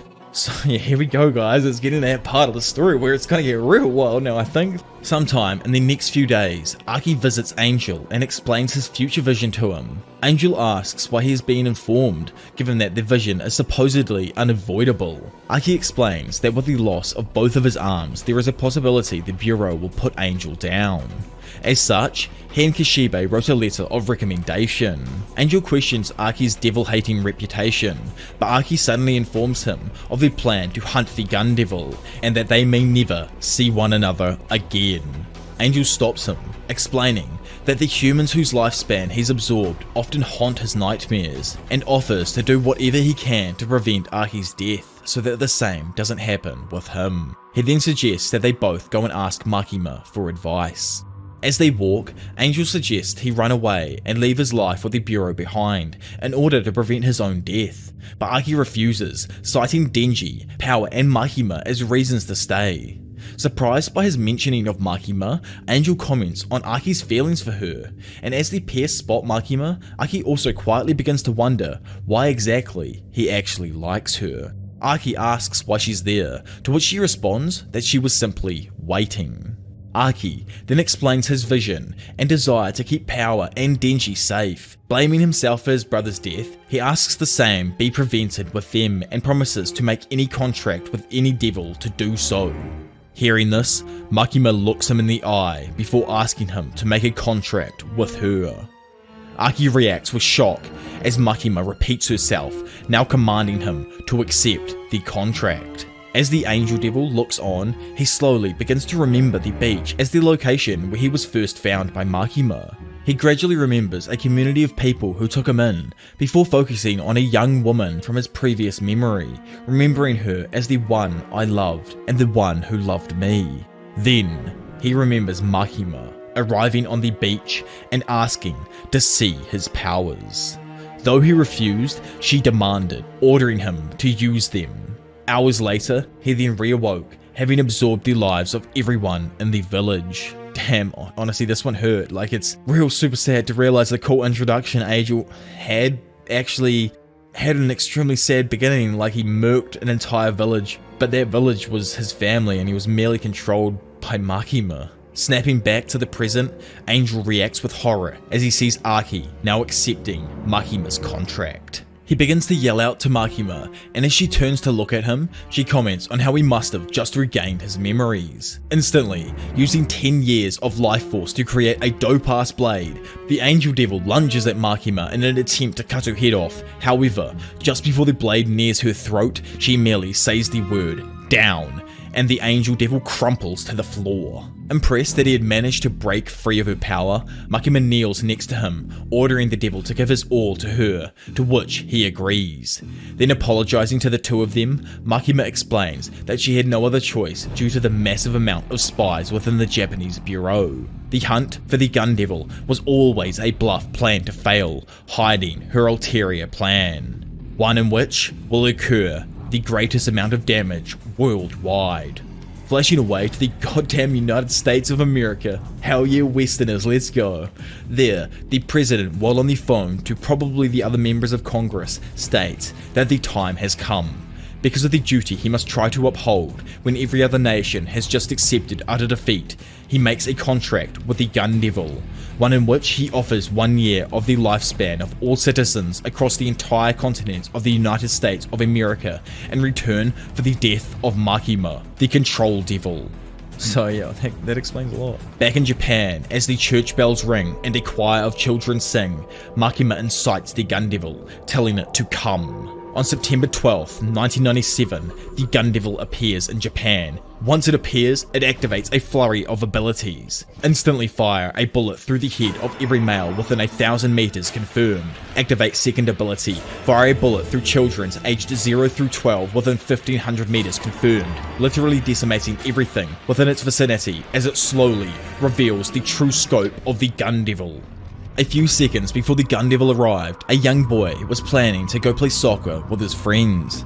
He heads out of the door, but 1 second later, the city he is in is obliterated by the Gun Devil's presence as it makes its way towards Makima. Another second passes, and at 500 kilometers, Makima sights the Gun Devil. Continuing to move forward towards her direction at ridiculous speeds, multiple examples of devastation are shown, with peaceful cities turned into complete devastation, cars flipped, and countless thousands instantly killed by the fallout.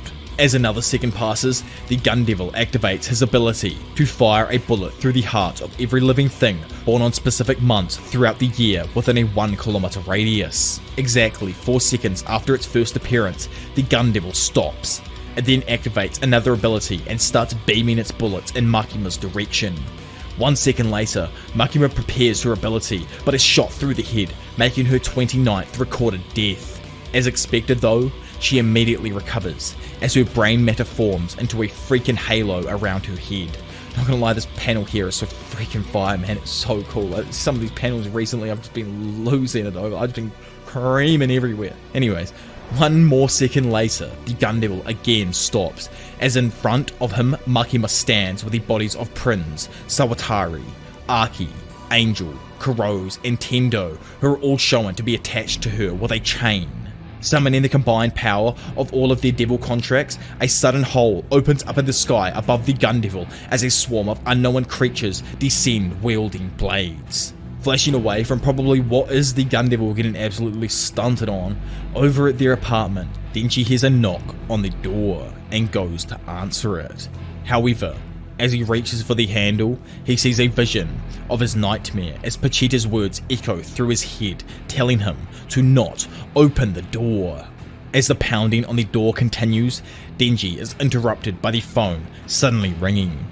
On the other end, Makima, who is being a freaking hoe. Like, stuff her, man. I bet this was her plan all along, to kill Beam and Hell, plus what is going down right now. It's all just so suspect. She quickly explains to Denji that the Gun Devil had appeared without warning and then failed to defeat it, and because of that, it has taken over a dead body and escaped, going on to say that it's the Gun Devil at the door. Makima then commands Denji to not think about anything while he fights. Even still, despite this call, both Denji and Power are skeptical, believing the person at the door knocking to be Archie coming home from the mission.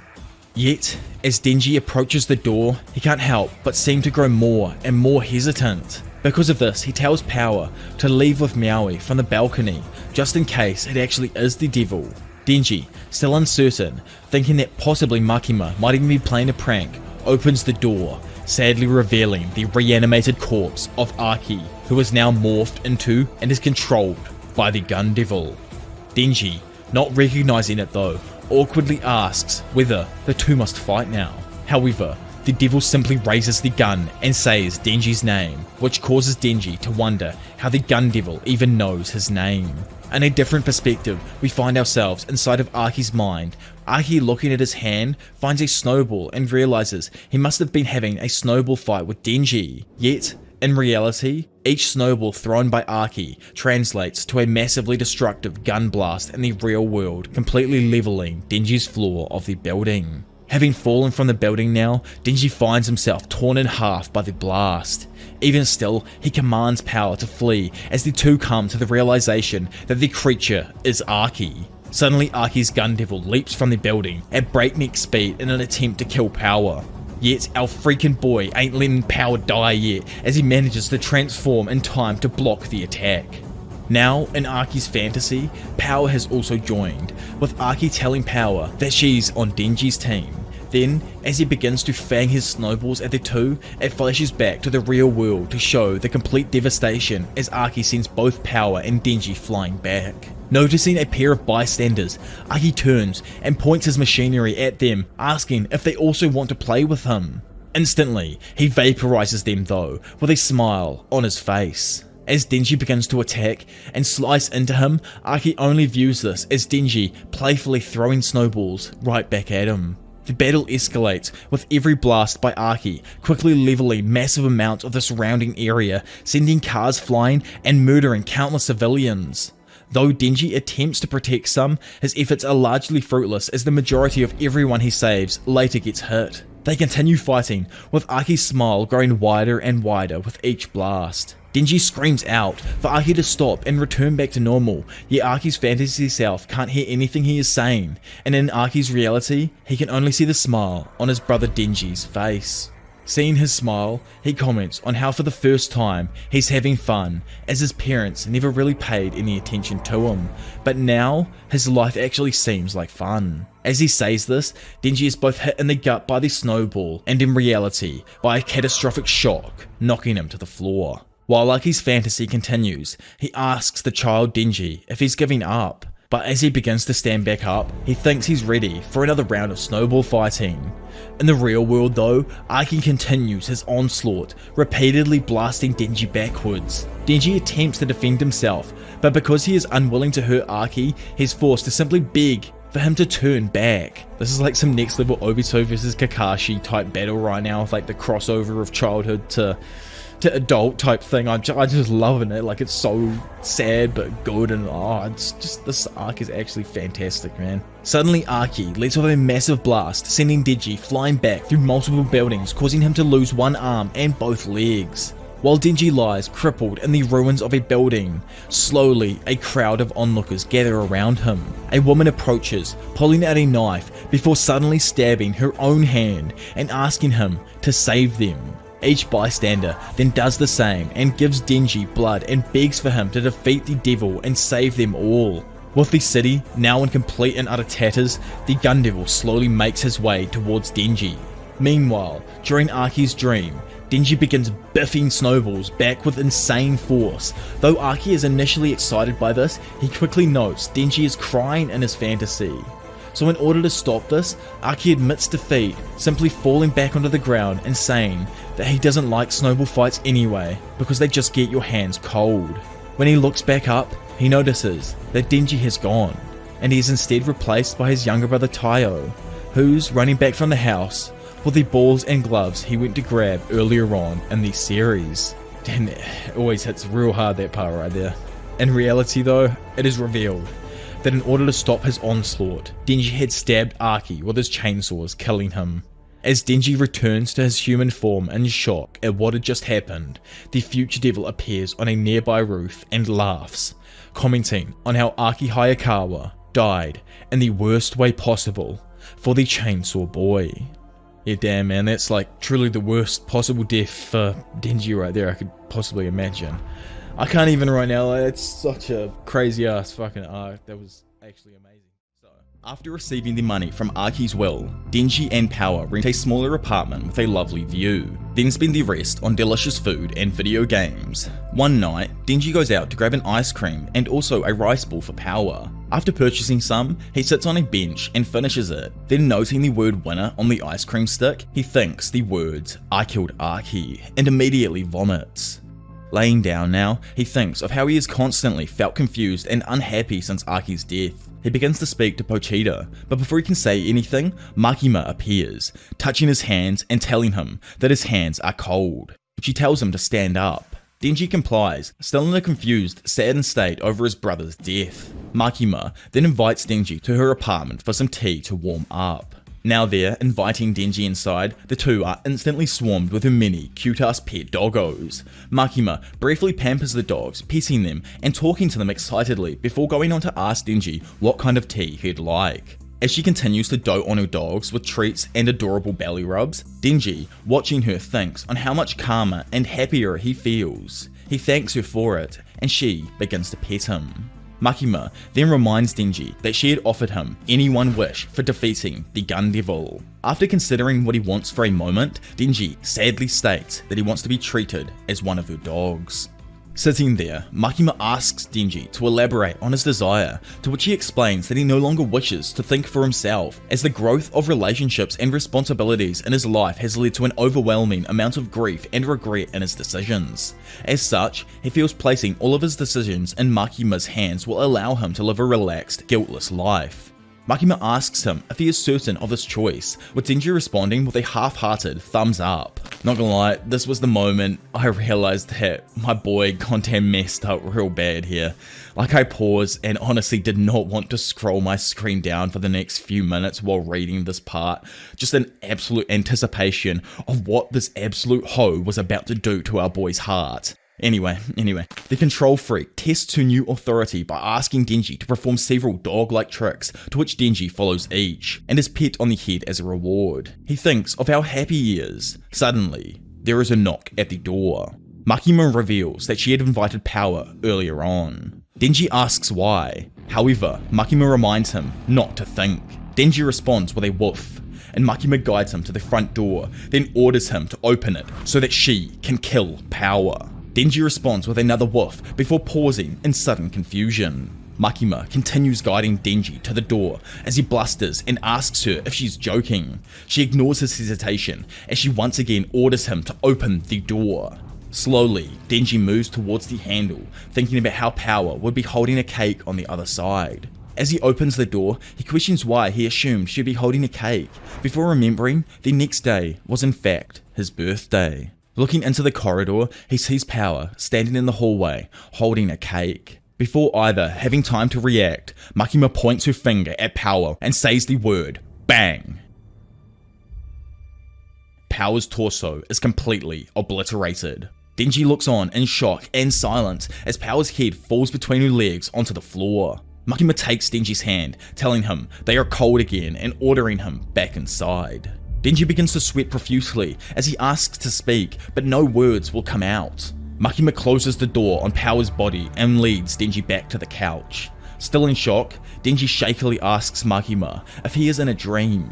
Makima leans over to rest her head on his lap before she begins laughing hysterically.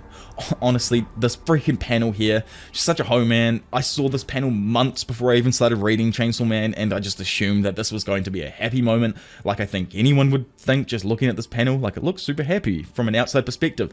But now, after actually getting the context around the situation, I'm just mortified at the pure evilness of this damn witch. And also, you guys ready for this revelation? Makima demands that Denji take off his shirt. Hesitating, she reminds him of his subservience, and he proceeds. Lying back down on his lap, she begins to speak, playing with Denji's cord as she does so. She explains that Denji's promise to Pochita was in fact a contract. Desiring to break that contract, Makima explains she set about giving him everything he wanted before snatching it away. She explains that by giving him food, a job, and a family, she would allow him to attain a new level of normalcy before destroying it. She then informs him that any happiness of normalcy he experiences from then on will be orchestrated by her, with the express purpose of eventually destroying it. When Denji asks why, she says that the time has come for you to atone for your sins. Elaborating, Makima explains that she looked into Denji's past and saw his repressed memories, the hidden ones behind the door that Pochita ordered him not to open. She explains that Denji hid the actual truth from himself in order to be able to live a normal life. The truth was that he actually murdered his father. She goes on further, stating that Denji killed his abusive and alcoholic father in self-defense, and that the claims of suicide were merely created by the mafia so that Denji would inherit his debts. Makima tells Denji that by opening the door and accepting his past, he had accepted that he was unworthy of a normal, happy life. She reminds him that the same occurred with Archie and Power. Though Denji was warned not to, and the other options were available, he ultimately opened the door and accepted their deaths. Makima kneels down and asks the childlike Denji whether he believes he deserves a normal life, with him sadly responding, no. Now flashing forward to the next morning, everything seems normal as Makima calmly eats breakfast and Denji lies motionless on her couch. She then gets dressed and guides Denji outside into the corridor. There, a number of demons, many of whom are Denji's deceased allies, kneel in front of them. Makima explains that they were all followers of the Chainsaw Devil, whom put their lives on the line to protect it, waiting for the day of resurrection. As she says this, the building is suddenly breached by a devil hunter group named the Anti-Makima Squad, led by the old lovable fart Kishibe. Makima is gunned down and killed as a number of devil hunters slit their throats in order to suddenly summon the Hell Devil, who they ask to kill Makima and banish her to hell. However, hearing this, Makima commands Denji to save her, which causes his intestines to burst out of his chest and throttle him. As the hunters slowly die outside the building, the Hell Devil emerges, now in a flaming centaur-like form. Denji, standing atop the corpses of the Anti-Makima Squad, pulls his cord and transforms into the Chainsaw Devil. In an instant, he leaps outside, slicing the Hell Devil into many clean-cut pieces of hell sashimi. As the blood and guts rain down, he stands tall in a darker, more muscular form with multiple arms and blades spawning from him. Honestly, I freaking love this berserk level body armor that he's got on right now. It looks so freaking badass. Fujimoto is actually a beast when it comes to drawing this kind of like dirty stuff, if you know what I mean. That's just how I feel right now. It's so dirty and grimy, it's so clean. Denji stands above the decapitated Hell Devil as one of the Devil Hunters gives blood to revive it. As he does, a door opens above them and the Hell Devil's hand emerges, crushing Denji like a bug, transporting him to hell. From a nearby building, Makima watches, commenting on the outcome to Kishibe, who now has a gun pointed at her head. Makima notes that shooting her would be useless, as she has a deal with the Prime Minister of Japan to transfer all of the damage taken by her to a random Japanese citizen, hence how she has managed to revive each time so far that she has died. Asking why she remains calm even with the Chainsaw Devil being cast into hell, Makima responds that it will return to save her. Kishibe, in horror, asks Makima what she truly is, to which she responds she's a fan of the Chainsaw Devil. As she talks, the Chainsaw Devil tears through various devils in hell. She explains that within hell, the Chainsaw Man is known as the hero of hell. When it hears a cry for help, the Chainsaw Devil moves in, eviscerating every devil it faces, friend or foe. Makima then explains the ultimate power of the Chainsaw Devil. Any devil consumed by it has their names erased from existence. Faced against such an unstoppable opponent, all other devils either despise, fear, or worship the Chainsaw Devil. So this actually goes to explain, I guess, why Beam was such a fanboy, as he literally worshipped the Chainsaw Devil. And I love you, Beam. Rest in peace, brother. Anyway, Kishibe expresses doubt that such a power could even exist. However, Makima retorts by asking him what he knows of the... It is then revealed that Kishibe, alongside humanity at large, have no knowledge of...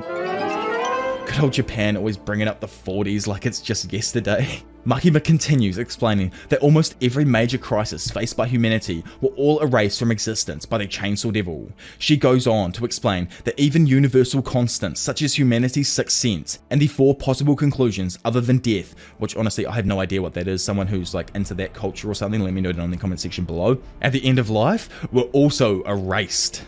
Makima elaborates, explaining that she cannot even remember these things, though she remembers the fights between their devils and the Chainsaw Devil.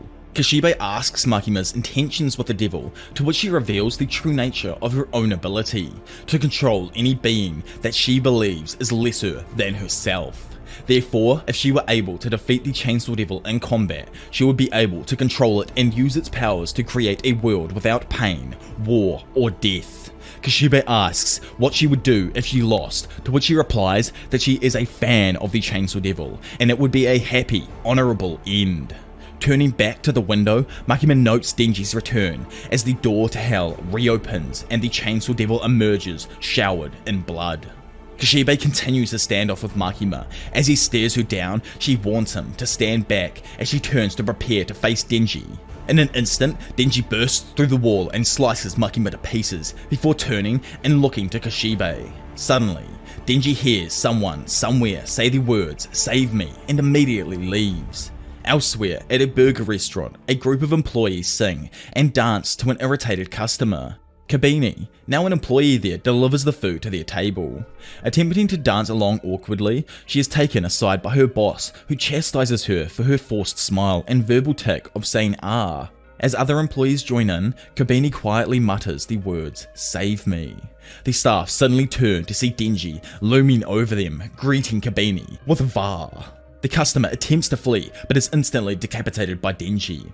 Denji looks at the restaurant's menu and remembers an earlier request to Pachita to try hamburgers. Sitting at a nearby table, he attempts to order a hamburger, speaking through a series of chainsaw revs. The restaurant's mascot is decapitated as he attempts to contact the devil hunters. Suddenly, deciphering Denji's revs, Kabini and the other employees begin to prepare his order as they sing and dance with panic on their faces. Denji moves his arms, shuffling in time with their dancing.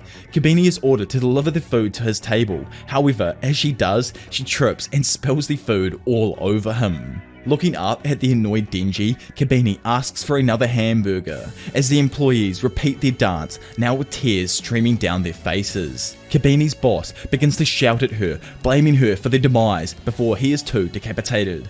As Kabini again attempts to deliver the order, she trips and falls, spilling the food identically to the first time. As she lays on the floor terrified, she begins screaming. Her disbelieving co-workers begin to accuse Denji of playing an elaborate televised prank. Instantly though, he is decapitated as Kabini begins to pick up the ingredients off the floor and reconstruct the burger. Denji takes a bite before grimacing with disapproval, remembering another past wish of Denji's to go on a date with a girl. He grabs Kabini and carries her outside, then stopping in an ice cream van, Denji shreds it to pieces before acquiring a pair of ice creams for the two of them. Kabini continues to sob, crying out that the ice cream doesn't taste of anything. A devil hunter then appears and threatens Denji, but is instantly eviscerated as Denji turns Kabini towards a dance revolution machine and orders her to dance. After commenting that she has no money, Denji then shreds an ATM and Kabini begins to play out of fear. As she continues dancing, Denji actually leaves. He then arrives on top of a rooftop and, surveying his surroundings, notices Makima is nearby. She comments on him noticing her as she commands her allies to emerge. Suddenly, Denji stands surrounded by 7 devil hunters, all commenting on their love for Makima and desire to date her. As the first 4 wager a date with Makima for killing Denji, the other 3 are revealed to be Katana Man, Reze, and Quan Shi. They all each pledge their allegiance to Makima, with the Katana Man commenting that she has saved their lives over and over again, as Makima agrees to the bet, a date in return for killing Denji. Which is, you know, like a complete role reversal of what was going on with Denji earlier on, so I absolutely love that. I think it's quite cool and quirky and whatnot. As Makima stands amongst her group of human-devil hybrids, she elaborates on their true nature. They are not humans, devils, or fiends, but another type of creature that was erased by the Chainsaw Devil's powers, yet still somehow continues to exist. She explains that whilst fighting them in hell, the Chainsaw Devil disappeared and appeared on Earth as Pochita, and they have been searching for him since. As Denji yawns, Makima commands her agents to attack. Each agent pulls out their weapon, transforming themselves into their hybrid forms, and lunging at Denji. As each makes contact with him, they are blown back by the force of him leaping forward, crashing through skyscrapers while slicing through Quan Chi and the broadsword hybrid. As they land in an apartment complex, Denji kneels over Quan Chi's tattered body, clutching the severed heads. Behind him, the Katana Man appears, attempting to slice through Denji. However, he is unsuccessful, as it is shown Denji was able to decapitate him without taking any damage himself. Makima looks on, calmly exclaiming that the conflict appears unwinnable. Standing on the floor below Denji, the flamethrower hybrid flies into the ceiling, causing a massive explosion to burst through the building. As Denji leaps backwards to the safety onto another building, the whip hybrid appears and slashes into him. Her attacks seem to have little impact however, as Reze blasts through the building and grabs Denji, carrying him up into the sky.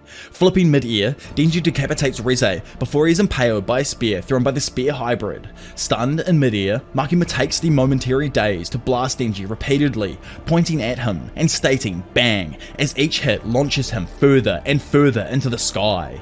As Denji is pushed out of the atmosphere and into space, Makima comments, wondering how long he could hold his breath. Reaching inside of himself though, Denji rips out his own heart and flings it towards the ground. As the heart begins to burn up upon re-entry into the atmosphere, Denji's body begins to reform around it until it is fully formed. Still forming, Denji launches his chains across the city, grappling onto Makima, the whip, flamethrower and spear hybrids, then hoisting them up into the air. They each express a moment of shock before they are too torn apart by Denji's chainsaws. Flashing over to Kabini, whose Dance Dance revolution is coming to an end, she stands tired and sweating atop the machine before exclaiming that she happily got a perfect score. Her head turns to the side as she looks over, terrified at Chainsaw Man, who's now sitting atop the step across from Kabini. Kabini stands confused, asking to the air why she was dancing, as Makima answers from above her, prompting Kabini and Chainsaw Man to look up at her, sitting on the roof above. Makima goes on to state that in total, she has been killed 26 times by Chainsaw Man, and yet she questioned why it was that he continued to refuse to eat her. The corpse of the Devil Hunter, whom the Chainsaw Man had killed prior, begins to move, being pulled up to Makima as a chain from her body attaches itself to him and joins Makima floating above several dozen other chained men. Kabini starts to show denial, stating twice that she had nothing to do with the current situation before Makima cuts her off, saying that she did indeed have a major role in the current events currently unfolding, and that the fear of Chainsaw Man had grown weaker. This prompts Kabini to look over at Chainsaw Man as blood begins to leak from his body. Makima states that she liked humans the same as they liked dogs, in the sense that to her, they were loyal, easily manageable, smart, yet stupid, and they all loved her. A television show in the window of a city shop begins broadcasting the news, stating that Chainsaw Man had just defeated the Gun Devil. He goes on to state that the news of the Gun Devil's defeat was being met with a praise and shock across the entire globe. The broadcaster continues praising Denji's ability to get up over and over again despite his many injuries. It then switches to a woman who's stating that the Chainsaw Man was a hero, and a man who explains how Denji had fought the Doll Devil's army and thanks him for allowing to escape. A woman yells into a mic that she had seen him riding a shark through the streets as he fought the Typhoon Devil. A woman exclaims that he had saved her on a train. A man states that Denji had protected him from the Bat Devil, and finally, another woman says that he had rescued her at a rest stop.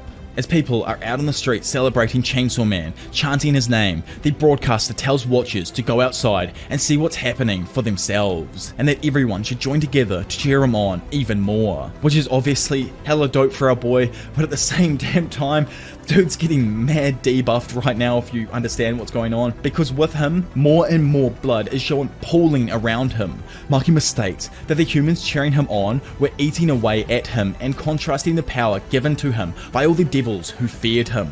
A chained angel then appears floating above Makima as she uses his power, stating, usage 1000 years, summoning a black, red spear. as Makima asks if Kabini has enough strength to avoid her coming attack. Believing that Denji would attempt to save her, a black circle appears in the air in front of Makima, with 3 large humanoid figures appearing in the air around the growing circle at equal distances. The faces of Kabini and Chainsaw Man are shown bathed in light as Makima launches the spear at Kabini. Chainsaw Man moves in front of her, pushing her away as the spear pierces through his torso.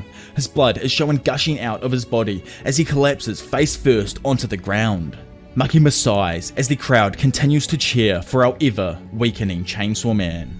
Skipping away, Power is shown sleeping on a mess of blood and organs, complaining as Pochita nudges her with his paw. She opens her eyes and turns her head towards Pochita, who tells her to wake up.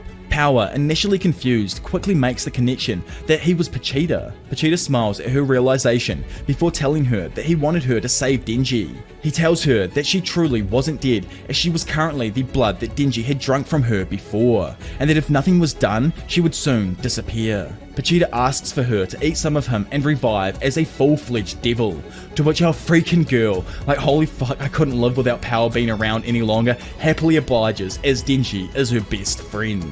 Back in reality, Makima moves down onto the ground with around a dozen members of public safety lined up behind her.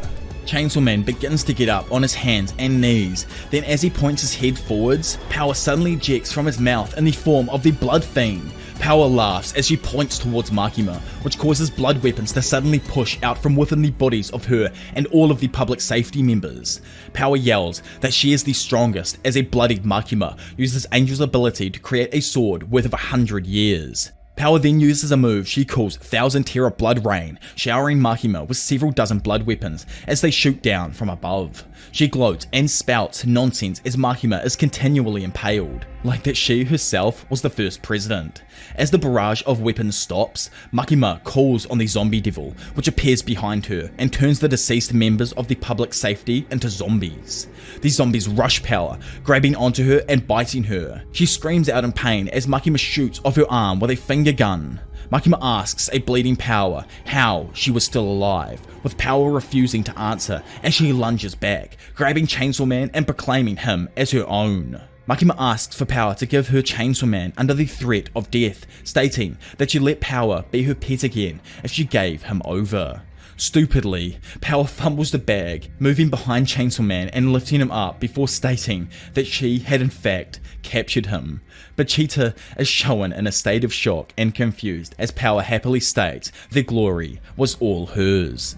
While Power stands there gripping Denji, Makima asks for Power to give her Chainsaw Man. In her head, Power looks on her time with Denji, thinking back on when they first met, when he first saved her from the Bat Devil, when they bathed together, and when they gave Archie a meal they'd cooked together. Our queen though defies that hoe as blood weapons shoot out of Makima, forcing her weak ass to her knees. Power runs off with Denji screaming and asking why she was disobeying Makima despite the fact that victory was impossible. She comes across 2 devil hunters which call on the Mantis Devil, one of its arms shooting up from the ground and slicing her on the side before she kills the 2. Now stumbling as a horde of zombies suddenly rain down upon her, we see a young, dirty Power running down and stumbling on a road. She looks at her hand, reminiscing on her belief that all lives were equally trivial, that her life and a stranger's life was nothing to ever be sad over, and that Denji was an exception to that belief. Screaming out that Denji couldn't die,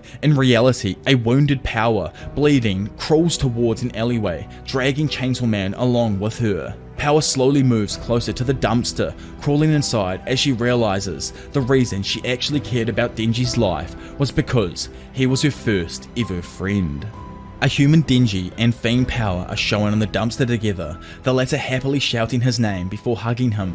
Power tells Denji that she was able to save him, with Denji responding that he was fine and not in need of saving, as he'd already accomplished all of his dreams, going on to say that his life with Power had been like a dream, comparing to the time that he had with the Mafia. He tells her again that he was fine and that nothing good would ever occur in his life again. Power yells at Denji though, calling him a dummy, asking him if he truly missed her so much that he couldn't do anything. He responds that he did, and Power calls him a fool for not wanting to do so.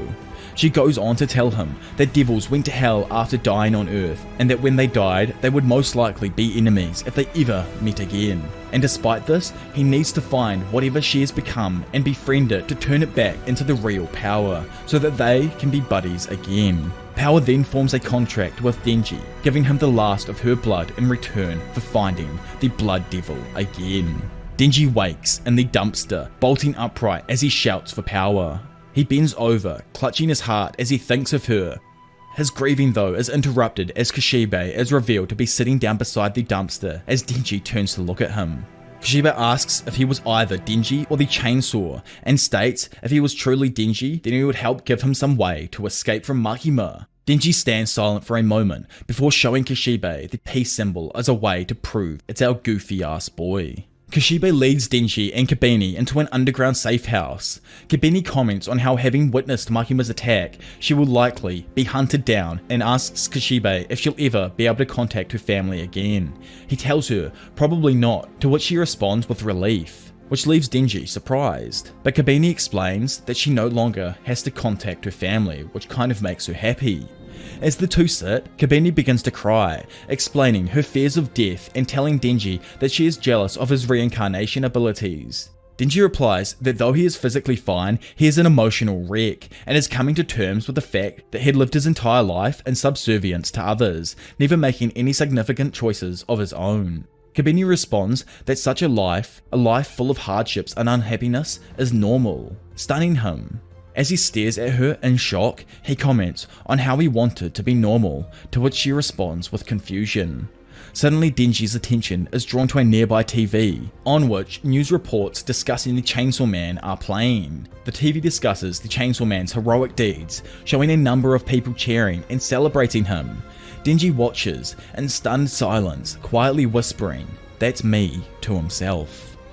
He exclaims that everyone was praising him before holding up a hand to his face, holding back tears as he shouted that he was popular, watching as a girl on the screen waved a sign, asking for Chainsaw Man to go out with her. Sitting back in the armchair behind Denji, Kishibe opens his eyes before telling Denji to quieten down. Denji tells him that he was tired of eating things like bread and jam for breakfast, and instead wanted to eat steak every day in its place. He cries about how he can't and shouldn't wish for such things as he collapses onto his hands and knees in front of Kishibe, saying how he wanted to have 5, no 10 girlfriends, and that he wanted to have lots of demonetization stuff. Denji slowly pulls himself back up before exclaiming that he wanted to be Chainsaw Man for those reasons. Kishibe sits silently for a moment before telling Denji that Makima would find and kill him if he attracted too much attention, telling him that the next time he entered his hybrid form would be the time she would kill him. At some point later in the night, Denji continues to watch the television as Kishibe and Kabini sleep. He tells himself that he definitely wanted to become the Chainsaw Man and asks himself how he was going to kill Makima. He knows that she wasn't someone he could win against without a plan, and tries to think about some way he could defeat her. His mind is soon filled with the memories of his time with public safety, as he thinks back on the encounter with the Darkness Devil, his first time meeting Beam, and his fight against Santa Claus. Denji's mind is then filled with the memories of Makima, with images of her face appearing from when she told him she'd grant him any wish if she'd killed the Gun Devil, when she introduced him to her pet dogs, when she laughed in his lap after he asked her if killing Power was a dream, when she fed him her blood during the fight against Santa Claus, when she listened to his heart, when she told him what he would be able to eat for breakfast if he became her dog, when she licked a lollipop before giving it to him as an indirect kiss, and when she told him that she liked some boy named Denji. Denji looks down in defeat, muttering to himself that he was the worst, and that even after everything Makima had done to him, he still couldn't help but like her. At some point in the future, during the daytime, Denji in his hybrid form sits upon a cross in the graveyard with Makima, the Katana Man, Reze, Quan Chi, the Whip Hybrid, the Spear Hybrid, the Berserk Hybrid, the Flamethrower Hybrid, and several dozen members of public safety walking up to him along a dirt path. Makima walks up to Denji as she takes note of his weaker form before asking if he finally came to die for her. Denji gets up from the cross before asking Makima if there would be any crappy movies in her vision of a utopian world, making her realize that it was in fact Denji there and not the true Chainsaw Man form. She responds that she believed it would be for the best if bad movies were erased from the world, to which Denji says that he has no choice but to kill her. Makima sighs before telling Denji that everything about him was not fit for the Chainsaw Man. 4 crows are shown flying up into the sky as Denji spins up his chainsaws, facing Makima while she approaches him along with the hybrids and many other members of public safety. Zombies suddenly come up from the graves around Denji as the zombie devil appears, now also behind Makima. The zombies begin to rush at Denji from all sides. Denji sticks his arms into the ground, shooting his chains down and wrapping them around a large chunk of earth before pushing them up, launching several zombies and a massive rock into the air behind them, pulling the chunk of ground in front of him and throwing it towards Makima. Katana Man and the longsword hybrid leap into the air, both slicing the chunk of land and cutting it down into several smaller chunks. The two, now vulnerable in the air, watch as Denji appears from behind the debris before cutting them both with his chainsaws. The spear hybrid leaps up from behind Denji before skewering him with his chest. Reze and the whip hybrid both fly towards Denji, yelling out a battle cry as he spins in the air, slicing Reze with one of the chainsaws on his arms and cutting the whip and spear hybrids with the one on his legs. Denji and the slumped bodies of all the hybrids he just dunked on then fall to the ground. Quan Chi appears from behind Denji, shooting him with her arrows. The zombies rush in, grabbing him as more and more jump atop him, quickly forming a large pile as he becomes trapped beneath them. Makima and the flamethrower hybrid watch the zombies, with the flamethrower noting how Denji was much weaker than he was before. Makima says that this was because the entire world was embracing Chainsaw Man and spreading his image, even going as far as turning him into a merchandised character, and that there was no longer a need to fear him. Still, the flamethrower hybrid points his arms towards the pile before shooting it with his flames, torching it as all of the zombies begin to burn. Makima, Quan Chi, and the flamethrower all stand for a moment as they watch the flames. The flamethrower hybrid yells out in surprise as 2 chains shoot out from the flaming mass, each wrapping around a grave marker behind him before Denji retracts them, launching himself towards and cutting the flamethrower hybrid in half as Quan Chi blocks him with her arms. Denji slices at her and manages to decapitate Quan Chi, but still several more arrows pierce him. A bloody Denji falls on his knees, then onto his back as Makima stands above him, looking down on him before pointing her finger at her left palm and saying, "Bang," as she shoots a hole through it. She holds her bleeding palm above Denji's mouth, letting the blood spilling from it fall into his mouth. She then demands that he wake up, as she wanted to trade blows with him so that she could kill him personally. As a bunch of public safety members float up behind Makima, chains appear, moving out from their torsos and connecting them to her. Makima pulls on Denji's chest cord, greeting him before he immediately decapitates her. Her head flies off, but due to the chains, instead, the head of one of the public safety members suddenly flies off as Makima's head moves back to her body. Denji tries to strike at her again with his left arm, missing as Makima dodges and punches him in the face, knocking him back, but Denji still manages to slice open her chest with his right arm. Then again, the injury is transferred to another public safety member as Makima once again regenerates. She unleashes a flurry of punches, consecutively hitting Denji in the chest as blood sprays from his mouth, though he still somehow manages to slice her head off. A headless Makima kicks Denji in the chin, knocking him back as her head begins to return to her neck. As Makima's head reattaches, she punches one of Denji's arms off, destroying it. She aims to punch him again as a chainsaw appears from Denji's leg, kicking her and slicing her in half. Makima's torso and lower half quickly reattach as she turns around, punching a hole straight through Denji's torso. She swings around to the front, grabbing onto a chunk of guts spilling out of him before punching him again, tearing through his chest as both of his arms are ripped off. Oh my god, the actual brutality of that sentence when I finally said it correctly was mental. Makima holds onto Denji's armless corpse from the handle of his head, pulling out Pochita with her right arm. As she slowly pulls Pochita out from his body, she tells Denji that Denji was not the Chainsaw Man. She asks how she could possibly get him to completely give up on living, and how she could ever possibly get Chainsaw Man back. Denji responds by spitting blood on her face. She continues by saying that Chainsaw Man didn't wear clothes or speak, and that he only made a mess out of everything he did. She says that even with all of Denji's ignorance, he was still chosen as the Chainsaw Man, and that since he was standing between Makima and him, he must die. Makima fully rips Pochita from Denji's chest, blood spurting from his wounds as he coughs up blood. His head then falls back onto the ground with Makima standing above him, staring down at his motionless corpse. Makima walks through the graveyard, stepping through the various bodies of deceased public safety members as she reaches down and picks up a pack of cigarettes from the inside of one of the suit's jackets. Okay, I'm not even giving this fake ass Archie wannabe right now the time of day. She's trying to smoke and she can't even handle one puff. Like, what even is this? Anyway, one puff Andy puts out the smoke before picking up Pochita and telling him that it was now the second time she had ever defeated him, and that now he belonged to her. She tells him that they'd be together forever, and that they'd eat a lot together, sleep together, and live happy together forever. Several feet behind Makima, the goat himself actually managed to play the silly witch. Denji slowly stands up from amongst the pile of corpses. He slowly walks over to Makima, and as she notices him, he takes out a normal chainsaw and slices her down the freaking chest. Makima gasps, confused and shocked as blood spews from her torso, falling to her knees as Denji now stands above her in a complete role reversal. Denji exclaims that Makima had finally let her guard down and tells her that he would now be taking Pochita back.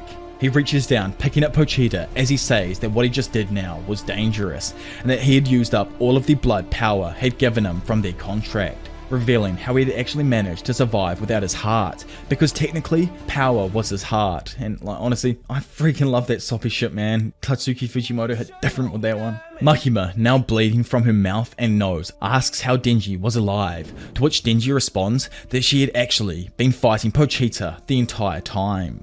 As Makima continues to bleed, Denji tells her that the chainsaw he had just cut her with was made out of the blood that he had got from Power, and that he was making it run amok inside of her. Makima says this is hardly enough to which Denji cuts her off and says that he didn't believe he could truly kill her with such a cheap trick. And honestly, you guys are not ready for what is about to happen, like at all. I mean at all. You have no idea what is about to happen unless you have already read it. You have no idea. Like, you don't even have this in the most foreign region of your brain that this idea would happen at the moment. So just be ready that this is about to happen, okay? A van pulls up behind Denji, leading him to happily exclaim that Master Kishibe was there to pick them up. He tells Makima he's sorry before. Later on, a shot of Tokyo is shown, with various citizens shown to be going about their day. The scene transitions to night in the exterior of a rundown apartment building with Kishibe's van parked outside. Inside a room, Kishibe complains that his back hurt before asking Denji if he was ready, and as Denji says that he was, Kishibe tells him that from there onward, it was personally up to him. He tells him that innocent people were dying as they speak, and that it would be best if Denji could finish as quickly as possible. Yet, Denji says that he'll be going at his own leisurely pace. Kishibe then tells him one last thing. He didn't believe that what Denji was about to do would truly work, and that he should be prepared for failure and death. Denji tells him that he himself was the one who came up with the idea, so he was already prepared. Kishibe leaves as he tells Denji that he'd be back by again if he was still alive, and tells him to not die, as out of everyone he'd ever met, Denji was the most suited for being a devil hunter. I freaking love that old man. The door to the apartment closes as Denji talks to himself and walking to the refrigerator mumbling that he was very hungry. He pulls a small box out of the meat stacked fridge because, you know, gotta eat good for real. Then as Denji says that even after everything that happened, he still liked Makima, he begins to cook, saying that he couldn't forgive Makima after everyone she'd killed. He says that because of that, he'd share the burdens of her sins with her, and asks himself how he would truly do that. He toys with the idea of latching themselves onto a bomb and performing a double before countering it with the fact that all previous physical attacks had no effect on her, but says that that fact is what led him to realize how to beat her, and how to become one with her. Denji then finishes preparing his meal, which consists of a small bowl of white rice, miso soup, and ginger fried meat and onions. Then, in the normal Japanese style, he performs itadakimasu before taking a sip of the miso soup and noting that it was extremely good. Very tasteful. He takes a bite of the ginger fried meat and onions and says that it tastes alright. He begins to take a bite of the rice as he notes that what he was tasting was what Makima tasted like, if you catch my damn drift. Oh my god, I couldn't stop laughing at this shit when I first read it. Like, how well did Tatsuki Fujimoto manage to hide that up into the last line? That Denji, the only way he gets rid of Makima is by... Love it, it's so good. Later on now, and in a park, Kishibe sits on a bench drinking as Denji walks towards him with all 7 of Makima's dogs and meowing on his head. Denji sits down next to Kishibe on the bench, letting a few kids come and play with the dogs. A young girl then approaches them and says, "Doggies." Denji tells Kishibe that he had eaten all of Makima and that she hadn't revived. Kishibe then asks Denji how he had killed her, despite the fact that attacks had no effect on her, to which Denji responds that he honestly didn't want to hurt Makima, that him eating her and becoming one with her wasn't even an attack, but rather love, I guess.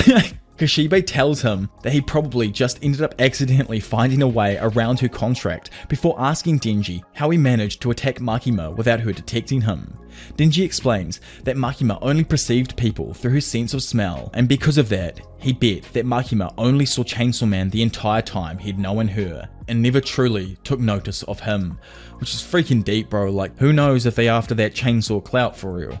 The young girl moves closer to pet Cream Puff, leading Denji to tell her that he and Kishibe were having a top secret conversation and that she needed to beat it. The young girl walks up to Denji before biting his finger, quickly leading Denji to recognize her bite as Makima's. The young girl looks up at Denji, showing him that her eyes also had the same target-like pattern as Makima's. Kishibe tells Denji that the young girl had been recently discovered in China and that he had stolen her. Oh yes, of course, typical old man stealing a child. He tells him that the young girl wasn't Makima, but just the control devil, and that no memories from Makima were in the girl. He says that if they left the young girl in the hands of the Bureau, she'd inevitably become just like Makima again. Kishibe ends off by telling Denji that he would be leaving the reborn control devil in his hands, as he was going to be really busy for the foreseeable future. Denji asks the young girl what her name was, to which she responds that her name was Nayuta. Denji sighs and asks her if she wanted to do anything other than eat meat. She responds that she wanted to eat sliced bread, prompting Denji to say that she was a pretty inexpensive devil to keep around. He then walks back to his apartment, walking the dogs with him as Nayuta rides on his back. Back at his apartment, the two eat some sliced bread before falling asleep, with Nayuta sleeping in Denji's futon, while Denji sleeps directly on the floor using one of their dogs as a pillow. Denji begins to dream, and inside of his dream, he finds himself holding Pochita as the two sit within the shed they lived in during Denji's time within the Mafia. Pochita tells Denji that his dream was to be hugged by someone, and his strength made it hard for anyone to want to hug him. Pochita thanks Denji for making his dream come true, then goes on to ask Denji if he could fulfill the Control Devil's dreams too. A dream of building an equal relationship with other people. Makima had this dream, but couldn't accomplish it since she only formed relationships through the power of fear, and because of that, grew yearning for something like a family over time. Pochita tells Denji that he wants him to make the dream come true for Nayuta, to which Denji asks how. And Pochita tells him that it could be done through giving her lots and lots of hugs, which obviously just correlates to a good upbringing. Typical Japanese mangaka could have ended in a hella sus way, but yeah, obviously because of her previous upbringing with the Bureau, she turned into the manipulative control freak that she was, and at the moment she's just a normal control freak. But finally, as we start off the new series, at some point in the future, a large deformed devil rampages through the streets of Tokyo chasing innocent civilians. Several rumors about the Chainsaw Man are heard spreading, that killing devils was just his hobby, that he only saved cute girls, if he was truly a human, and that he was just a high school student. But standing there against the crowd, we find Denji face to face with the approaching devil. He stands alone, wearing his high school uniform and beginning to pull the kill switch on his chest. Well, I hope you are all alive after, 4 hours now, at pretty much the halfway point of the video. Love to know your thoughts on part 1 and how it's all played out for you, your favourite reveal from Makima murking Reze to power, or sadly even Archie. Now that we're going into part 2, it's a completely different vibe. Sadly, we don't have the coloured panels to go along with this entire section yet, but maybe once Tatsuki does end up finishing the series, it will be done itself, and then I can go back and add them in. Also, just remember to subscribe if you haven't already, and leave a like if you are still here, as it really helps out in pushing my video to a bunch of new amazing people. But anyway, into part 2 now. Anyways, as things kick off in that odd Chainsaw Man way, her teacher, Mr. Tanaka, brings in and introduces a chicken devil named Bucky to the class. It's then weirdly explained to them that in 3 months, the class will harvest and eat Bucky in order to give them an understanding of exactly how precious life is. Instantly, Bucky becomes some sort of mascot for the students as everyone rolls up wanting to touch him, except for Mitaka, who's instead annoyed that the creepy thing is sitting on her desk. Because of this, she leaves the classroom already wanting the devil to die and retreats up to the school roof to eat her lunch alone. As she stands peeved off at the railing, Mitaka is joined and interrupted by the student council president. Gotta love those Japanese shows, how there's always some kind of student council leader involved in the story in almost every single Japanese school somehow. It just must be a thing over there, and it's quite odd being from New Zealand and never having had that dynamic before. I just think it's quite funny. But anyways, as Mitaka ends up going on an annoyed ramble about how the city is corrupt and made up of illegally constructed buildings, she points out that there is even a chainsaw devil running around playing Devil Hunter, which is obviously our melon-loving boy, of course, and to make it even all worse, now there is a freaking chicken devil in their classroom. Standing there, she wishes that both of them would just hurry up and die. As time begins to fly by, Mitaka observes in annoyance how attached her classmates become to the chicken devil. Finally, after 3 months, the day of reckoning is upon her though. Yet, as Mitaka sits there, she's utterly flabbergasted to see her whole class stand up in defiance over them having to take the chicken devil's life. Then, on top of that, to blow her away even more, it's even revealed that this was the entire plan behind the genius that is Mr. Tanaka. He states that he didn't want them to take life lightly, even if it was a devil's. Then on some absolutely top tier teacher vibe, he invites the entire classroom out for a game of soccer to celebrate Bucky's pardoning. After sitting in the class for a moment alone, Mitaka ends up following them outside, but reluctantly stays off to the side, watching the students play instead of joining them. Being approached by her friend, Tanaka asks why she's all by herself and not joining in, to which she replies that she goes to school to study, not to make friends. Yet absolutely out of nowhere, Bucky suddenly runs and jumps into her arms and tells her it's time to come out of her shell. Standing there and seeing everyone around her, Mitaka is suddenly taken aback by her classmates' heartwarming invitation to join them, and in that moment, she realizes that she's actually hated everyone in school because she was just jealous of them. Having been inspired by Big Bucky, she decides to finally join her class, but when she runs over, she suddenly trips and falls onto her stomach. Man, I absolutely love the way Fujimoto goes around isolating certain characters, especially with the new characters you've only just met. But anyways, as Mitaka fearfully gets back up, she looks down at her lap in horror as she discovers that she has accidentally crushed Bucky underneath her, completely unlifing him. After everyone's horrified screams burn an image into Mitaka's mind, she returns home completely ashamed and going over the craziest hypotheticals in her own mind. Mitaka does end up going to school the next day, but only feels her classmates' stares, judging her. Back at home again, she lays awake, sulking over how she just wants to die, until suddenly, she hears her doorbell ring. Suspiciously, outside it's revealed that the class president and her teacher, Mr. Tanaka, have come to walk her to Bucky's grave, as they think Bucky's spirit might forgive her and she'll feel better. On the way there, Tanaka and the class president cross the street, but Mitaka holds back due to the red lights. The class president instantly gets annoyed and realizes what she's up to and begins to berate her for it, calling her a goody two-shoes. Then completely out of nowhere, she starts going on some evil villain-ass tyrant about how Mr. Tanaka told her to be friends with Mitaka before suddenly mutating into a multi-headed colossus made up of muscles. It's revealed that she has made a contract with a justice devil before, then also doing the craziest thing. Bro, you're a high schooler, and claiming that Mr. Tanaka had been having relations with her. But because the teacher was a freaking freak, he had a thing for Mitaka, which had held them back from going further in their own relationship. Because of this, the class prez thinks that the only way for them to be happy is to kill Mitaka. Then on some mini Makima level of control, the Justice Devil reveals that it was also her plan for Mitaka to kill Bucky in order to humiliate her in front of everyone. The transformed class president then lunges at Mitaka with her claws going to finish her off, and as her last second passes, she weirdly feels at peace, knowing that it wasn't her fault at all for killing Bucky. No, instead, the class president was just jealous of her, and that perhaps if she had lived a more selfish life, she could have had a better life, or even perhaps a boyfriend. Her face is then sadly clawed open by the class president, and she's left to die on the ground underneath the now green light. Which is like, holy man, this is like a 1 second long fight here or something around there. All this crazy ass class pres had to do was just like chill out for 2 seconds and let her like be a goody two shoes and cross the road. But anyways, it happens for a reason, because in that moment and out of nowhere, a devil with similar eye to that of Makima, which has taken the form of an owl, randomly appears on that freaking green light. Looking down, it tells Mitaka that if she wants to live, her body will belong to it. Her body then suddenly reanimates itself, standing up completely healed before she can even answer. Instantly, she grabs good old Mr. Tanaka and turns him into this extremely raw looking longsword with spikes protruding from the back and an obvious kink in the middle. As they scream in fear, wondering what the hell she just turned into, Mitaka states that her name is the War Devil and it's time for a warm-up kill.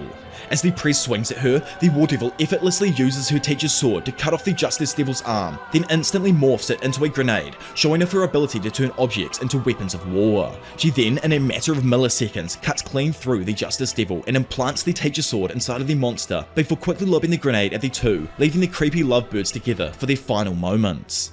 As the War Devil, like a complete and utter badass, like this has to be some kind of movie reference as well from Tatsuki here, is walking away from the explosion, she sees a party poster on the wall with the Chainsaw Man's face on it. Looking at it, she tells him to wait before vowing to find him and make him vomit back up nuclear weapons. By the way guys, the reason that she has the same eyes as Makima is due to the War Devil being a part of the 4 Horsemen. Out of these 4 Horsemen here, the one that we have seen is the first Horseman known as the Plague or Pestilence, but it's like also known as or interpreted as Conquest or Control or Domination. So that obviously means Milky Mummy Makima, also known as like obviously the Control Devil, who came first. Followed by next, which is like the War Devil, and that's like what we're in right now with our new girl Mitaka here, the War Devil. Then Famine, which would be extremely interesting, and finally Death, who I'm assuming is the strongest of the 4, and I'm guessing that this might be the course that Tatsuki is currently taking with like his series in general, so we might have 4 long parts to a series. That'd be quite cool. Anyway, skipping forward to the next day now, Mitaka wakes up in bed and lays there, pondering the previous day's events. She turns to her side to find herself literally just chilling there opposite her, but instead of her normal beautiful self, she has scars on her face and those spiral eyes I was just talking about. Lying there, the War Devil reveals that this isn't a dream, this is her reality, so hurry up and get ready for school. She shows the shocked Mitaka that her teacher and class president did indeed die, and it was really them who killed them. Not wanting to hear it though, Mitaka snaps back at her, saying that it wasn't her that killed them, but actually this random devil that showed up. She tries to push through her devil double, yet after a moment, the War Devil reveals that she can't touch her as her brain is just seeing her as a hallucination. It's explained that yesterday Mitaka did indeed die, but the War Devil had claimed her body. Confused on how she's even able to move then at this point, War says that she kept half of her brain intact as she is unfamiliar with human society and needs help in locating the Chainsaw Man. She reveals from her pocket a button that matches Mitaka's school uniform and explains that it was supposedly found in the remnants of a devil the Chainsaw Man defeated, which means that he must be going to her school in hiding. After arriving at the school, Asa immediately starts to have second thoughts about going though. Having seen this, War threatens her once more, but even still, Mitaka can't bring herself to go to school. She begins to start having a panic attack, literally stating that she'd rather die than go,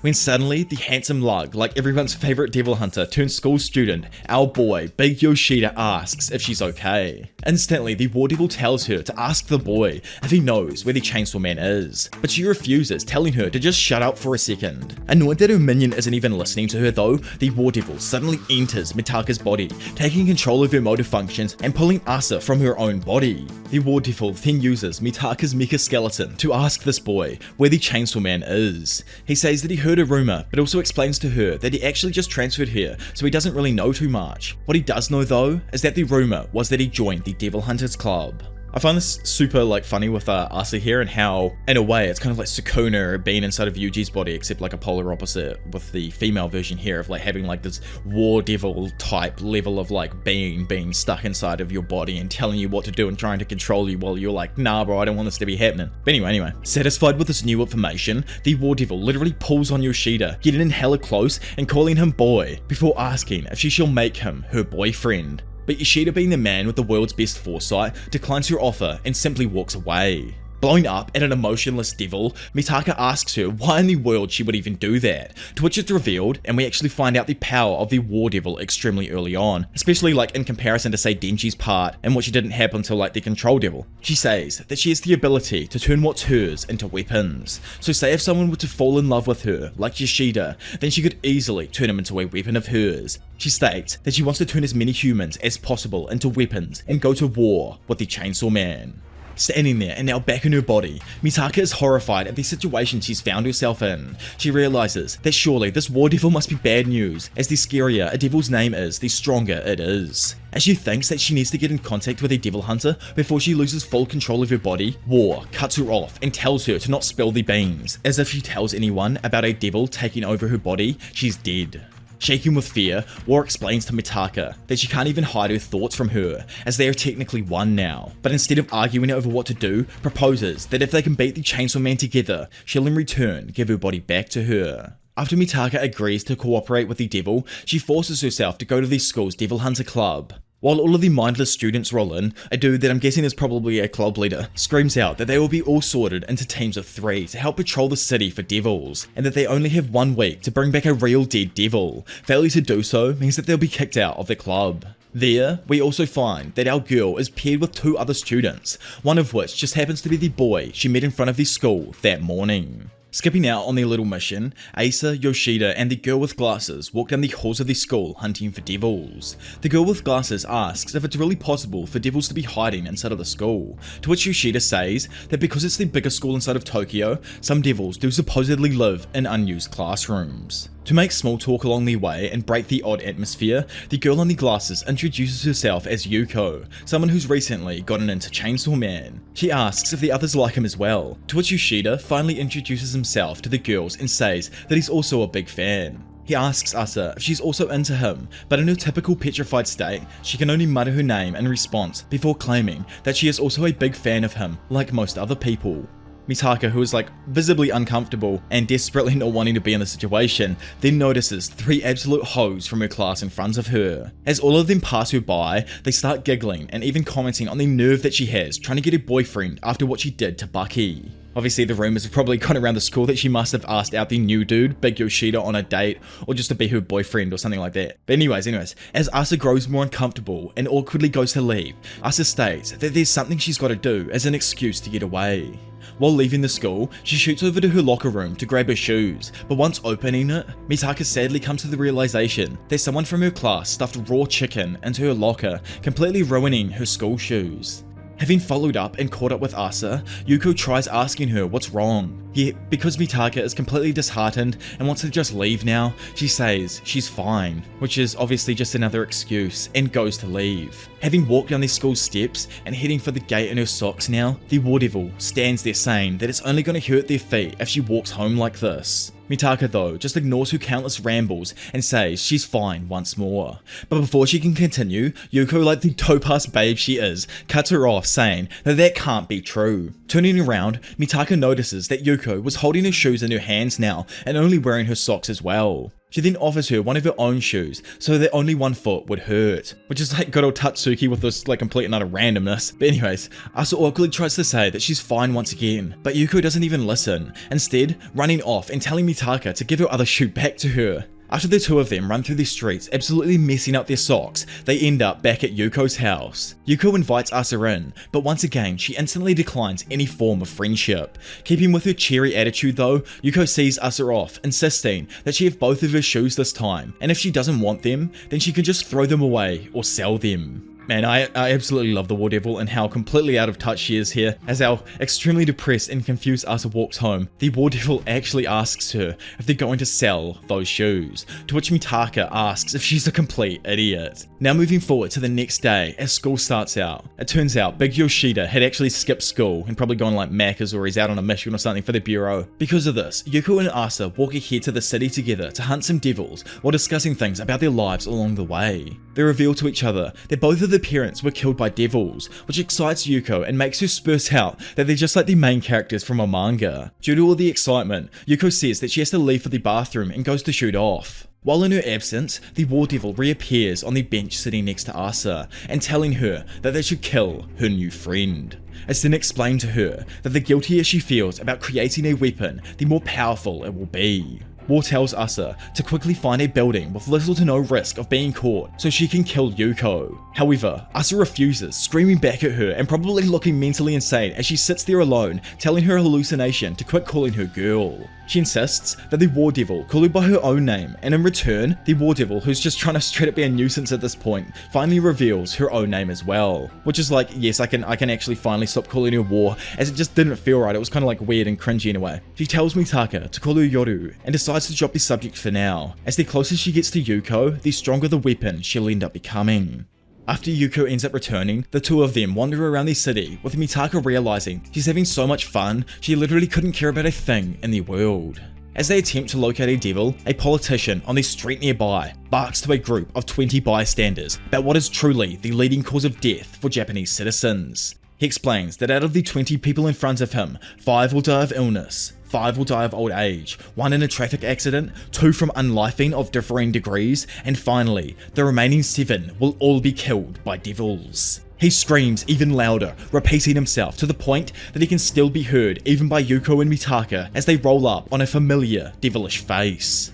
Standing in front of the girls, the new Bat Devil, who seems like way more bulked up than last time, begins tearing apart a random civilian. By the way, if you're confused about how the hell the Bat Devil is even back in the world all of a sudden, it's pretty much like most likely that he would have revived in the human world after having been killed again inside of Hell, which is where all the devils live, as per the life cycle of devils, apart from those that are obviously swallowed up by Denji as those are utterly erased from existence. But anyways, that's as much as we know so far. Frozen in her place still, Asa sees the devil standing in front of her. Yoru appears and warns her that this is some extremely bad news. It's explained that in their current state, there is no possible way they could defeat the devil, and on top of that, Yoru isn't able to take over Asa's body when she's stricken with fear. She tries to get her to back away safely so the devil doesn't notice them, yet both of the girls, who are obviously panicked, quickly turn and run for their lives. With the new Bat Devil chasing, attacking, and diving after the girls who are desperately trying to escape, it causes the entire building to begin collapsing under his enormous size. Coming to after being almost knocked out, Mitaka sees her new friend has been incapacitated with a pike running through her ankle.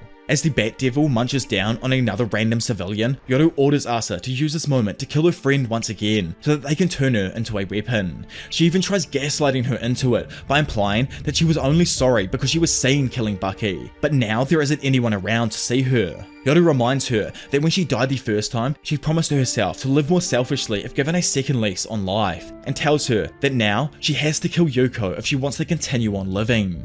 As Mitaka falls into a trip, she contemplates on if she should actually go through with it, but ends up ultimately ignoring Yoru and decides to save her new friend. Picking up Yuko, she runs from the Bat Devil once again as he continues chasing after her, demolishing the building in his path. For a moment, it looks as though our girl may be able to escape, however, as per her usual klutzy self, she accidentally trips on a loose tile and falls to the ground face first. Laying there on the floor now, she recalls how at every single critical moment in her life, she always trips and frickin' falls. Her friend's birthday, a track meet, and of course, like remember that one time Denji fought the Typhoon Devil? Well, that just happened to be situated exactly where her house was. She remembers how when there was chaos and destruction everywhere, she, just like every other top tier character in the series, stopped to help an injured cat while she was still running from the Typhoon Devil. But because she did so, she tripped and fell. The only reason she's even here today is because her mother pulled her back to her feet, before sadly being taken out by the typhoon of debris behind her. Then recalling a conversation she had with Yuko the day before, Asa thinks about how initially she only thought Yuko was trying to save her and wasn't asking to be rescued. Yuko though, who literally couldn't have cared less about how she felt and is just a goddamn amazing person, explained that it doesn't matter if her actions turn out to be a mistake, as long as her heart is in the right place, that makes her happy. Taking these words to her heart herself, Mitaka realizes that she wants to live like that too. Yeah, it may have been her fault that her mother died, but she reaffirms to herself her motivation to help people wasn't wrong either.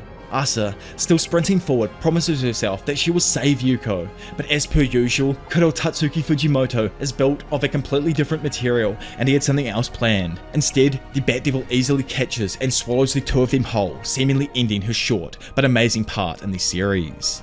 Until, of course, our boy, like the freaking hero he is, comes out of nowhere, already completely transformed into his chainsaw form and fighting another massive devil. He instantly crashes through the building, squishing the Bat Devil, killing it a second time, and sending Yuko and Asa directly shooting back out of the mouth that just swallowed them. Continuing on his complete beatdown, Chainsaw Man drags the large cockroach devil through a city block as the two of them go from building to building in their intense fight. The cockroach devil manages to quickly grab Denji and throws him into another apartment building. Then, the yoked up dude manages to follow up with one of those One Punch Man level of barrages, pummeling Denji even further into the housing unit. Instantly shooting out from the rubble though, Denji quickly cuts the devil, causing him to retreat back and heal up. While out of Denji's distance, the devil manages to think that he got the upper hand and forces Mr. Chainsaw Man to make one of those crazy life choices you usually do on a computer. Either save a car full of old women or a young, aspiring college student. Denji, being Denji though, ultimately makes his own decision and decides to aim for the devil's head instead.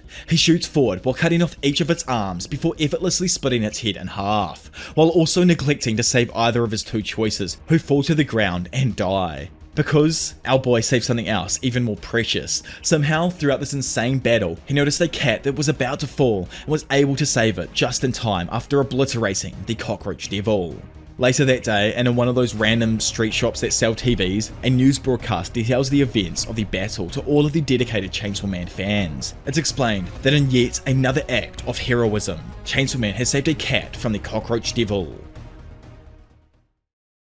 So as we start back out in this series, we find people celebrating and walking around in that top tier Chainsaw Man merch, while at the same time various citizens are interviewed by a news outlet about Chainsaw Man. It's pretty 50-50 in regards to what they think about him. Some are extremely enthusiastic about him, whereas on the other hand, other people doubt his intentions, giving reasons such as getting rid of jobs for devil hunters, claiming that he's an American psyop, that he's too destructive, that he's too popular, or that he eats people and their pets. Denji, who just happens to be among those civilians being interviewed, attempts to make Chainsaw Man look better. Dude literally goes on a full tangent about how, frankly, it's not possible that Chainsaw Man ate the cat from the other day, that everybody in his school loves him, and that he bets he's a seriously great guy. Yet instantly the film crew turn around and are like, yeah, let's cut that out, he spoke far too much. As the crowd now goes back to screaming our boy's name, nobody actually recognizes he is who they are talking about. But Denji stands there, proud, like the legend he is. Everyone's favourite 25-year-old repeat high school student Yoshida then rolls up on the scene as everybody else screams for Chainsaw Man, but once he tries to speak to Denji, who stands there proudly, Denji doesn't seem to recognise him at all, which I'm honestly wondering if he simply forgot who Yoshida is, or is he trying to actually distance himself from anyone who was previously at the bureau? Just an idea. After Yoshida is like literally, oof bro, that hurts, remember when you had all those assassins after you? Denji blatantly lies and says that he never remembers it happening. Following a short, awkward conversation, the duo ends up making their way to a cafe. Denji orders a massive feed, and while sitting there with Yoshida, notices that he's wearing the same uniform as him. Yoshida blatantly lies, blowing it off as a coincidence that they attend the same school. Denji prods further though, and asks Yoshida if he's actually stalking him, to which he explains that technically he isn't wrong, and in fact belongs to part of an organization. Not the evil type that you'd usually find in manga, but instead, the group is simply seeking to protect Denji from having his secret identity revealed to the public, allowing him to live a peaceful life. Elaborating more, he explains that pretty much he'll be in a load of trouble if Denji's true identity is revealed to the public once more. Kinda like how when all the assassins showed up during the International Assassins arc, and people knew Chainsaw Man was in Japan, but they didn't necessarily know the human face, just like the Chainsaw Man 1 and the clothes that he was wearing at the time. Anyway, Yoshida tells Denji that if he doesn't listen and his identity is exposed, he won't allow him to eat any more cake. Disgusted with the idea though of not being allowed any of life's luxuries, Denji instead slams his hand down onto the table, cutting the cake open with his bare hand. While Denji stuffs his gullet, Yoshida is left utterly flabbergasted with the change in events. He tries explaining that if he lets the cat out of the bag, using a cat as per usual with Chainsaw Man, the life he has now will fall to pieces. Confused, he asks why he's fighting as Chainsaw Man anyway. And finally, as our boy scoffs down all of his food, he reveals his current goal, telling Yoshida that he wants his identity to be revealed because once the secret's out, all of the ladies will be over him. Yoshida sits there for a moment in utter bewilderment, trying to think about what he reply, but simply can't deny the fact that Denji is probably right. Skipping away from the horn dog, we are flying over to our neurodivergent queen as Yoru pounds her fist and screams into a pillow. Off that she and Asa were saved by Chainsaw Man. Obviously this is because her goal is literally to take out Chainsaw Man. Asa asks why the War Devil wants Chainsaw Man dead so badly, to which Yoru opens up about how during their first fight with Chainsaw Man alongside the other 4 horsemen, her body was partially consumed, weakening her and explaining why there had been no major wars since the World War. Though this is partially due to Chainsaw Man also consuming nuclear weapons and the World War II Devil as we learned in the Control Devil arc. Yoru also opens up about being worried that since war has been relegated to just being a media subject, everyone would soon forget about the concept of it, and she would continue weakening to the point that she would cease to exist. Asa asks if Yoru is afraid of being forgotten, but quickly realizes that the previously raging devil had already fallen asleep. Laying there herself, Asa thinks that for the longest time she didn't care if she died, but now she's happy she hasn't, and thanks Chainsaw Man for saving her before falling asleep as well. The next day, and oh my lord Denji, Fujimoto, you have to chill bro, this is some of the craziest stuff ever. At school, Denji, absolutely loving life, is shown to be acting as a seat for a young lady, only to be called away by Yoshida. Denji explains that for every 10 minutes he pretends to be a chair, he gets paid 10 yen. But if he's held up for much longer, he'll have to refund her. Yoshida returns Denji's student ID card, explaining that he dropped it during the fight with the Cockroach Devil, and he won't let Chainsaw Man's identity get exposed, as he knows for a fact Denji purposely left it there in the hopes that he'd be identified as the devil itself. Denji tries to back away so he can go back to making bank as a chair, only for Yoshida to turn around and actually pay him 10,000 yen if he stays and acts as his seat. He then asks Denji if he's trying to expose his identity in order to get a girlfriend, to which he confirms. Yoshida then offers to find him a girlfriend if he promises to not expose his identity to the public, and Denji is instantly like, okay, introduce me to her please. Yoshida quickly asks what his type is, and Denji, in the most down bad statement I've ever read, explains that his type is a girl who's desperate for a boyfriend. And Yoshida, being on the same mental plane as myself, instantly realizes that he knows the perfect girl who seemingly fits that exact description. Flashing outside, probably to the top of the school where Asa usually hangs out, there Yoshida brings up that Asa was saved by Chainsaw Man and introduces Denji as a huge fan of the Chainsaw Man who'd love to talk to her. Asa explains that she used to actually hate Chainsaw Man, bringing up several reasons as to why, with Denji refuting each claim every time with an increasing frustration. Asa claims that Denji wouldn't know what Chainsaw Man is like, as it's not like he could possibly be him. Again, she continues dogging on the Chainsaw Man, with Denji eventually getting to the point where he boils over and confesses that he knows all of this information because he is, indeed, the Chainsaw Man. Continuing to brag about knowing exactly what Chainsaw Man is thinking because he is him, he asks her if she gets it now. Not believing him in the slightest though, and with Yoshida literally face-palming over Denji's stupidness, Asa calls him a loser and instantly leaves. To which as Denji screams after her, Yoshida remarks that nobody would believe him if he continued acting so flagrantly. So having left Denji on the roof, Yoru is enraged that she didn't outright murk Denji for admitting to being Chainsaw Man. Asa on the other hand, who straight up calls Yoru an idiot for actually believing him, is still unconvinced, explaining how it makes no sense for him to be a mega fan as well as the actual Chainsaw Man, which she kind of actually has a point on there. Later on, and after school ends for the day, Yoru demands that Asa hunts for another devil in order to get into the Devil Hunters Club, though she says that she's going to visit Yuko instead. Enraged, Yoru threatens her and asks if she's even thought of a way to find Chainsaw Man. By the way, I wonder if people around have noticed her and realized that she's just talking aloud to absolutely no one. Asa retorts, she states that if they lead a devil to the school, he would reveal himself anyways. Standing there and wondering how to actually draw a devil to the school, Asa plays to War's arrogant side, calling her the smart one and leaving her with the plan while she visits Yuko. Watching her walk away, Yoru thinks that perhaps she really can tame her.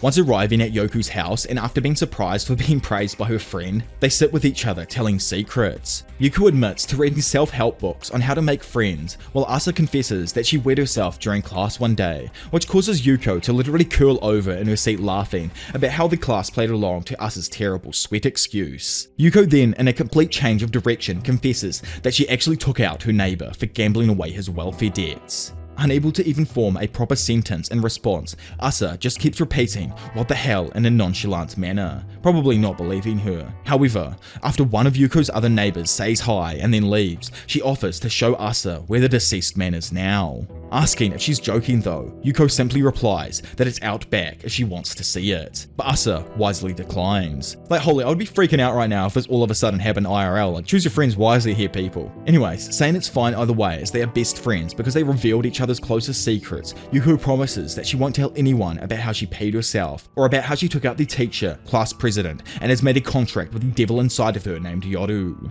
Stating that there is no secrets between the two, Yuko then reveals that she also made a deal with the Justice Devil yesterday, granting her the ability to read minds in order to be able to understand those around her, as she just doesn't get people. Then, on top of that, she reveals that all of this is to help Asa, as the two are now best friends, and Yuko decides that she will handle her best friend's bullying problem. Later on, while walking through the streets, Yoru and Asa talk about Yoku being a devil. Asa wonders about how Yoku is going to solve her bullying problem at school. Telling her to stop the stupidness though, Yoru explains that she's obviously going to take out all of the classmates that bully her. Asa puts forward the idea of talking Yoku out of it, but Yoru disagrees, asking her how she's even going to do that when her body already belongs to her. Yoru instead plans on destroying Yoku as soon as she reaches school. Asa is shocked and strongly disagrees. However, according to Yoru, this would lead Chainsaw Man straight to them, and even if it doesn't, it would get them into the Devil Hunters Club through taking out Yoku. Elsewhere, Yoku though, the absolute maniac, is seen burning something while maniacally repeating that she'll save Asa soon and get rid of all of the bad guys for her.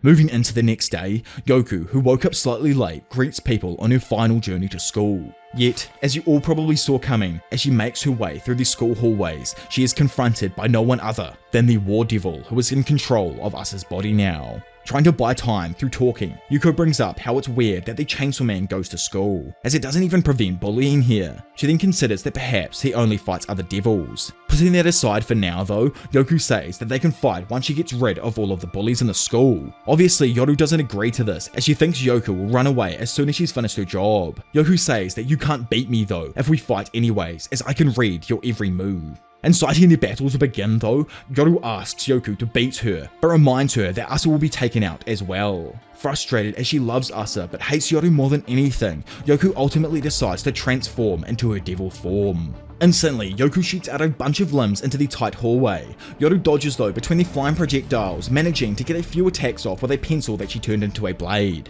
Taking a bit of damage, Yoku yells "cool, but you're in my way," and goes to hit Yoru as she floats in the air. Having been sent shooting back, Yoru lands in a classroom and panic instantly ensues as the students yell and run for their lives. Catching a glimpse of the devil, a random teacher makes an emergency announcement stating that a dangerous devil has appeared on the campus, urging students to escape through the nearest escape route.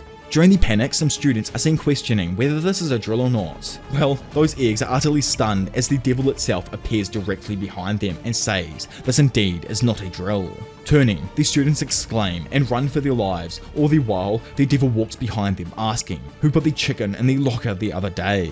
Once spotting the girls, Yoru luckily appears from behind and throws a pencil which morphs into a spear to distract her. But sadly, the devil blocks it and says that she told her that she can read every single one of her moves. Yoku goes on to throw the spear directly into one of the students trying to flee and knocks down another one, smashing her against the wall. Fortunately, while she is looking for the last devil, a devil hunter appears. The devil hunter introduces himself as Saga from the Devil Hunter Club and says he'll buy time till the real hunters arrive. Poor dude doesn't know what he just got into. Yoku yells that she doesn't want to hurt innocent randoms, but proceeds to attack him either way. Luckily, it turns out our boy is a damn prodigy, and he showcases some slick moves, being able to smash Yuko in the stomach. Running up behind his boy, Furio arrives, instantly aiming and shooting his crossbow at the beast in front of him. While the three fight, a female hunter from the school's club dives in and slices one of the monster's horns off. With three baby hunters and Yoru all beating down on the devil, she talks a bit of smack, asking her if she was going to die before the Chainsaw Man even got here. Yoku, who obviously wasn't trying to hurt the innocent, says that since they have ganged up on her, she has no other choice. Sadly, she then proceeds to slam them all with her orbiting limbs, seemingly taking out all three of the wannabe hunters. She then goes on to warn Yoru that she'll end up like them, as she already knows how Yoru has laid traps for her and set up various weapons throughout the school in an attempt to stop her. She says that she is going to save Asa from her bullies, but Yoru replies that she has one more idea though, before giving her body back to Asa, who as you'd imagine goes on to plead with Yoku, asking her to stop. Confronting the Justice Devil, Asa tries to reason with her, but Yoku states that she only has taken out all of the bad ones. According to her, this will serve as a lesson to all of the bullies in Japan and end bullying altogether. Asa snaps at this though, and asks Yoru to instruct her about how to make a weapon, to which she explains that she needs to touch something that belongs to her and call its name. Yoku yells that there is no point to it, but Asa goes on to tear off her uniform and say, "Super strong uniform sword." As a result, her uniform tears off from around her and transforms into a huge rectangular sword, leaving Asa standing there in her bathing suit. Apart from showing off her well-maintained body, she goes on to threaten Yoku and gives her a final warning. Yoku goes on to explain to her this eradicating bullies plan and how she is trying to become a symbol of justice, like Chainsaw Man. Asa says that it all makes no sense and asks what she gave up in exchange for the devil's powers, but Yoku simply replied that there was no giving, instead they only received. Yoku says that when she was given this power, she was also given a heart that shines with the light of justice along with it. After saying this, she moves on to kill the final bully and asks Asa to put on some clothes, passing her off as a simple nuisance she doesn't have time for. Asa runs forward and tries to cut the devil's leg, but Yoku easily whacks the sword out of her hand. Watching this, Yoru mocks her, calling her weak, while Yoku simultaneously mocks her as well. However, before she could finish her sentence, she's all of a sudden cut into a few hundred sushi-sized pieces. And yes, surprisingly, Asa was the one who took her down with the sword that she had created from her damn school uniform. It's explained that the reason her weapon was so randomly broken in terms of strength is because her mum had given her that uniform before she passed away. Man, Tatsuki always out here blowing my puny monkey mind with these god tier weapons the War Devil can create, or just swords in general created by devils throughout the series. They're all just so well done, like they would look so damn freaking good. Anyways, obviously Asa didn't want to have to do this, and is just heartbroken over what happened to her friend, urging what remains of the Justice Devil to try and live on. Suddenly, a mysterious girl arrives asking if she wants to save her. Obviously, Asa replies affirmatively, and the girl, looking down on her, revealing also her spiral eyes, states, "Anything for my little sister." Asa is shocked to hear this, while at the same time, outside the building, the devil hunters arrive on the scene asking the public where the devil is. However, there ain't no need to try and find her, as all of a sudden the building explodes with the now oversized, revived Justice Devil. Yoku, now resurrected, takes a moment to remember what she was up to, and then continues her rampage, completely destroying a few levels of the school with a massive lashing attack. Two boys attack her from behind, but she taunts them and easily defeats them both. Suddenly though, she stops as she sees Asa lying on the ground, badly wounded. Freaking out about who did this, she picks up a random girl, blames her, and is about to crush her before being stopped by the legend himself, Denji, who just showed up on the block. Looking over, she asks him to mind his own business, but Denji, who's trying to not blow his cover, realizes that a superhero can't stand around idly during an emergency. Screaming at him to leave, Yoku swings at him, yet our boy got that speed now, and quickly manages to dodge the strike before transforming and slicing the Justice Devil's arm open. Screaming again, but this time in pure fear, Yoku is surprised and tells him to stay away while sending a plethora of expanding limbs in his direction. Denji yells that Chainsaw Man is here to save the day, while falling down and dodging all of her strikes. Stumped on why she can't land an attack, Yoku tries to read his mind, but is completely perplexed after learning that Denji isn't even thinking about the damn fight. Instead, Man is solely focused on how to expose his own identity as the Chainsaw Man while making it all seem natural. As we float there above the two devils fighting, it shoots away for a second over to a beating Asa, waking up after being knocked out. Standing up, Yoru's personality takes a hold as she sees Chainsaw Man now standing directly in front of her. Asa picks up Yoku's leg and yells, "Yoku leg sword," creating a damn sword out of her leg before asking Chainsaw Man if he remembers her. Obviously, she doesn't realize it's Denji, and Denji doesn't have a clue who the War Devil is, obviously. Our boy though, being the perv he is, looks at her body and then her bottom. Anyways, then randomly the girl Denji had just saved rises out of the devil's body. Instantly, the girl starts freaking out, thinking that he's going to eat her as well, but Denji clarifies that he saves people, not eat them, as he is human on the inside. Suddenly, Asa leaps into action and is about to hit Chainsaw Man, but once she swings, hits nothing and finds out that he vanished. She gets infuriated not being able to find him and thinks that Chainsaw Man doesn't deem her worthy. Yet in actuality, Denji was cucked out of a reveal by Yoshida's tentacles so fast, Yoru didn't even realize what happened. Over with Octo Boy, Yoshida tells Denji he's hopeless and that he'd stop him by force if he had to. Now, on a completely different turn of events, like we're leaving all this battle entirely and going to sleep. We find Asa running down an alleyway littered with the dead chickens. So many chickens in fact that she can't help herself to not step on them. Then running into the darkness that's in front of her, she wakes back up in a terrified sweat. Getting up out of bed, she then grabs a drink of water and walks to go back to sleep, but then mysteriously, her doorbell rings. Scared, Asa asks who's there, and the person outside quickly apologizes for showing up so late at night. Asa is about to open the door, but the person replies, "Don't open it," and identifies herself as Yoku. She says that she managed to escape, but has turned herself into the devil, and if Asa opens the door, she might try and eat her. Asa, being her divergent self, has zero want to sustain a normal life and opens the door anyway, revealing Yoku's hybrid form.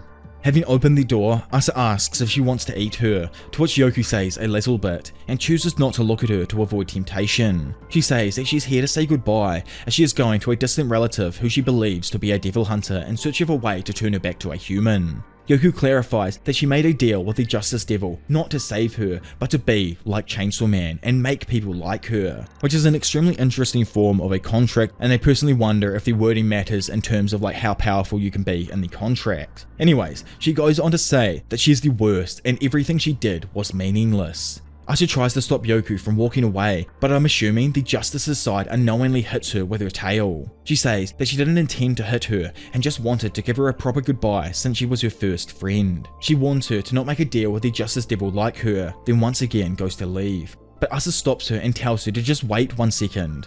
Coming back out of her place, it's revealed that like when they first became friends, Asa wants to hand over a pair of shoes to her since she noticed Yoku was barefoot. Being stubborn as well, Yoku refuses, but Asa says that if she doesn't need them, she can sell them, and if she doesn't sell them, she can just throw them away.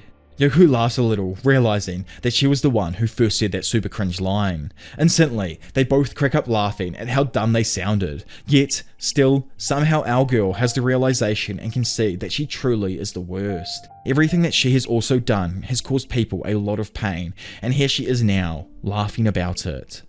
After sharing that sweet moment together, Asa tells her that she better bring those shoes back someday, to which Yoku promises her that she will. But this is Chainsaw Man and not My Hero Academia, and as Yoku is jumping from building to building, wishing that she could read birds' minds, we hear a mysterious noise, similar to a Chainsaw Man, but see Asa slightly restless in bed, as Denji also sleeps soundly with Nayuta. Yet, somehow Yoku has been completely destroyed by something that must have resembled the Chainsaw Man, as someone with a similar figure stands atop the skyscraper holding on to the ankle of Yuko's leg. So skipping forward a few days, I would imagine to like the moment they can return to school, which was in bad shape and is still under repairs as it was almost completely destroyed by a devil the other day. While at school, Asa suddenly remembers the mysterious girl who called her my little sister, and asks Yoru if she was her sister, but Yoru declines, calling the mysterious girl a mad woman, which is just like the worst lie I've seen from Yoru so far. But anyways, thinking internally, Asa assumes that she brought back Yoku and wonders if the girl was the real Justice Devil.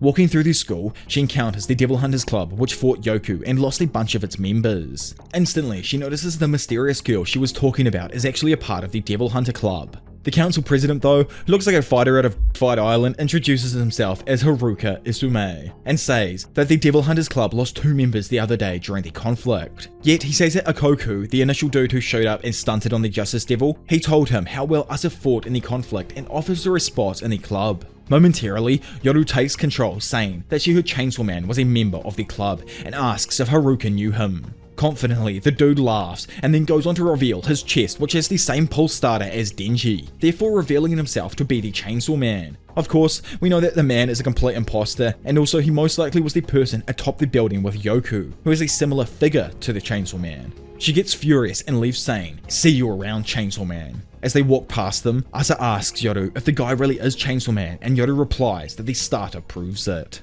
Asa wonders why he outed himself like that, and also why Yoru didn't lash out to fight him. Yoru says that she could barely beat Yoku by herself, so there's no way that she could go up against Chainsaw Man currently and win. She says that she needs a strong weapon and commands Asa to conjure a weapon even stronger than a uniform sword, or she'll murk her. Standing there, Asa agrees, saying that she'll make her the strongest weapon ever and beat Chainsaw Man, to which Yoru replies that she's randomly obedient today.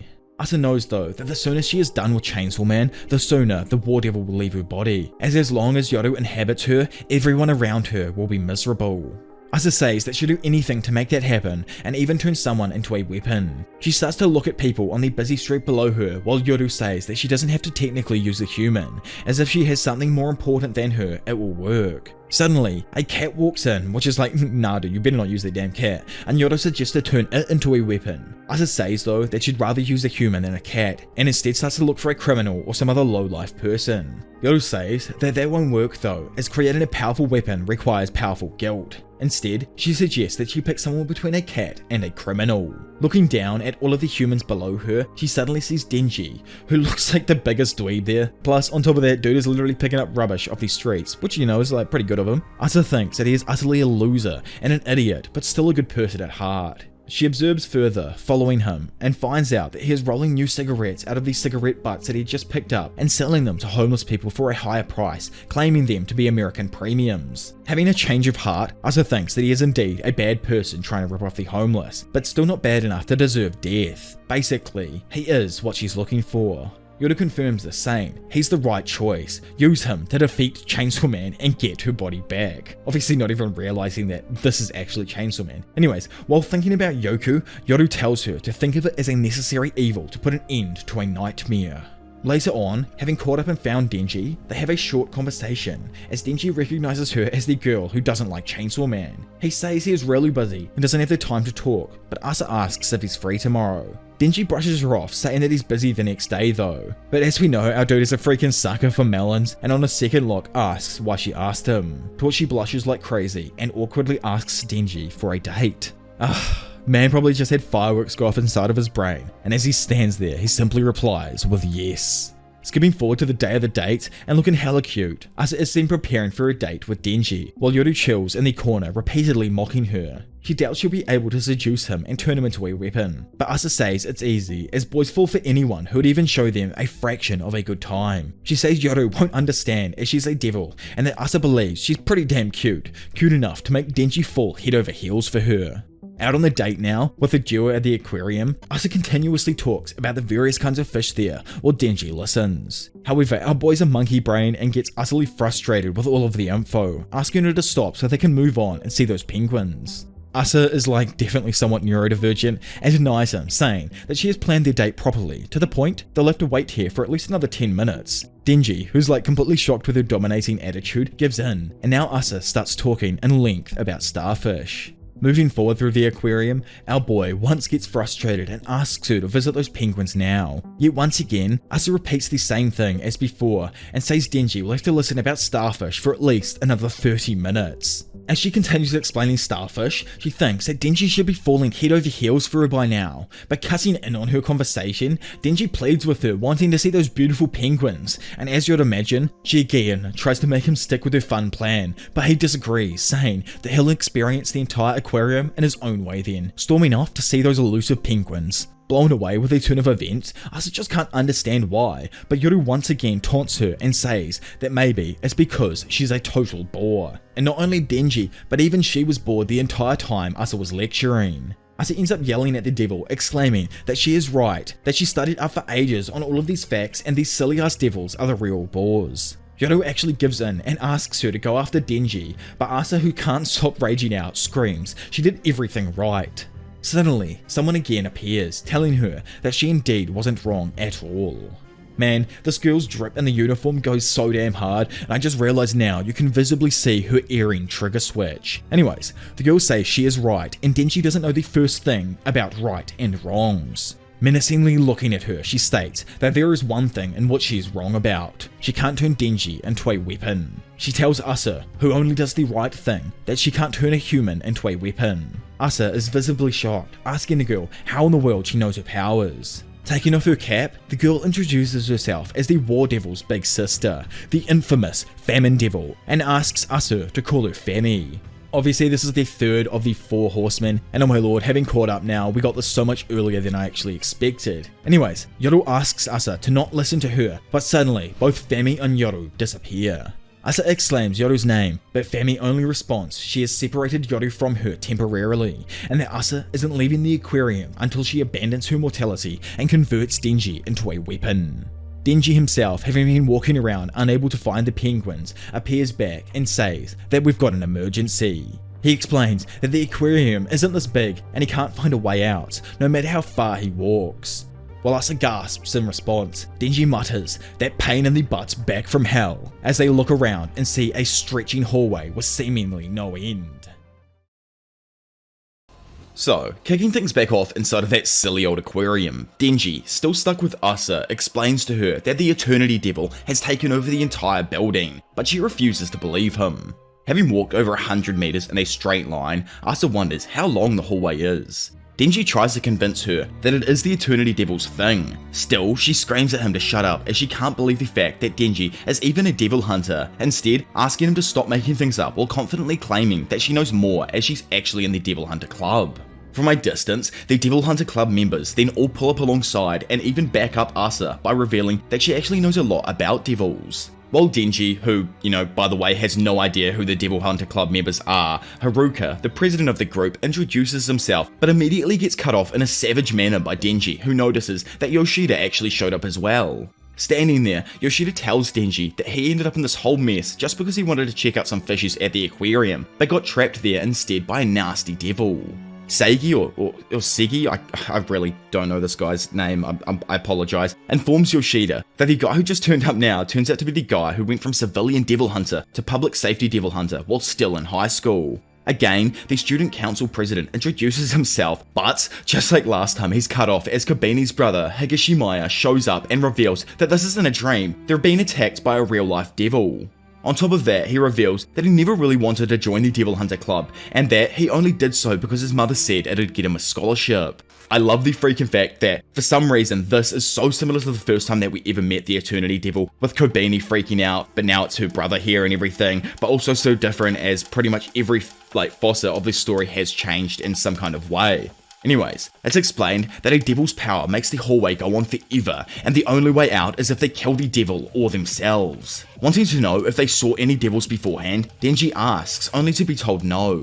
Asa, remembering what the famine devil had previously told her, wonders if she should turn Denji into a weapon or kill Haruka, who she believes is the real Chainsaw Man. Asa full on believes that if she can actually kill him, then she could get her own body back from Yoru without turning anyone else into a weapon. Moving forth through the building now, the members of the Devil Hunter Club are able to obtain fish and water from an endlessly repeating staff room that they found. Together, they eventually figure out a way to cook by starting a fire with someone's lighter and the scrap newspapers that were lying on the ground. A few moments later, Asa reveals that she can't actually eat fish since it looks too much like a dead animal and it totally grosses her out. She hurriedly leaves the room and sighs in front of the door before bumping into Denji, who gives her a suspicious look. It turns out that Denji was just picking up a 1,000 yen bag from the ground, but Asa accuses him of being a thief. Filled with ill content for our vomit-eating creep, Asa gives Denji a moral lesson while knowing almost nothing about the things Denji would actually do for money, or while continuing to argue with him.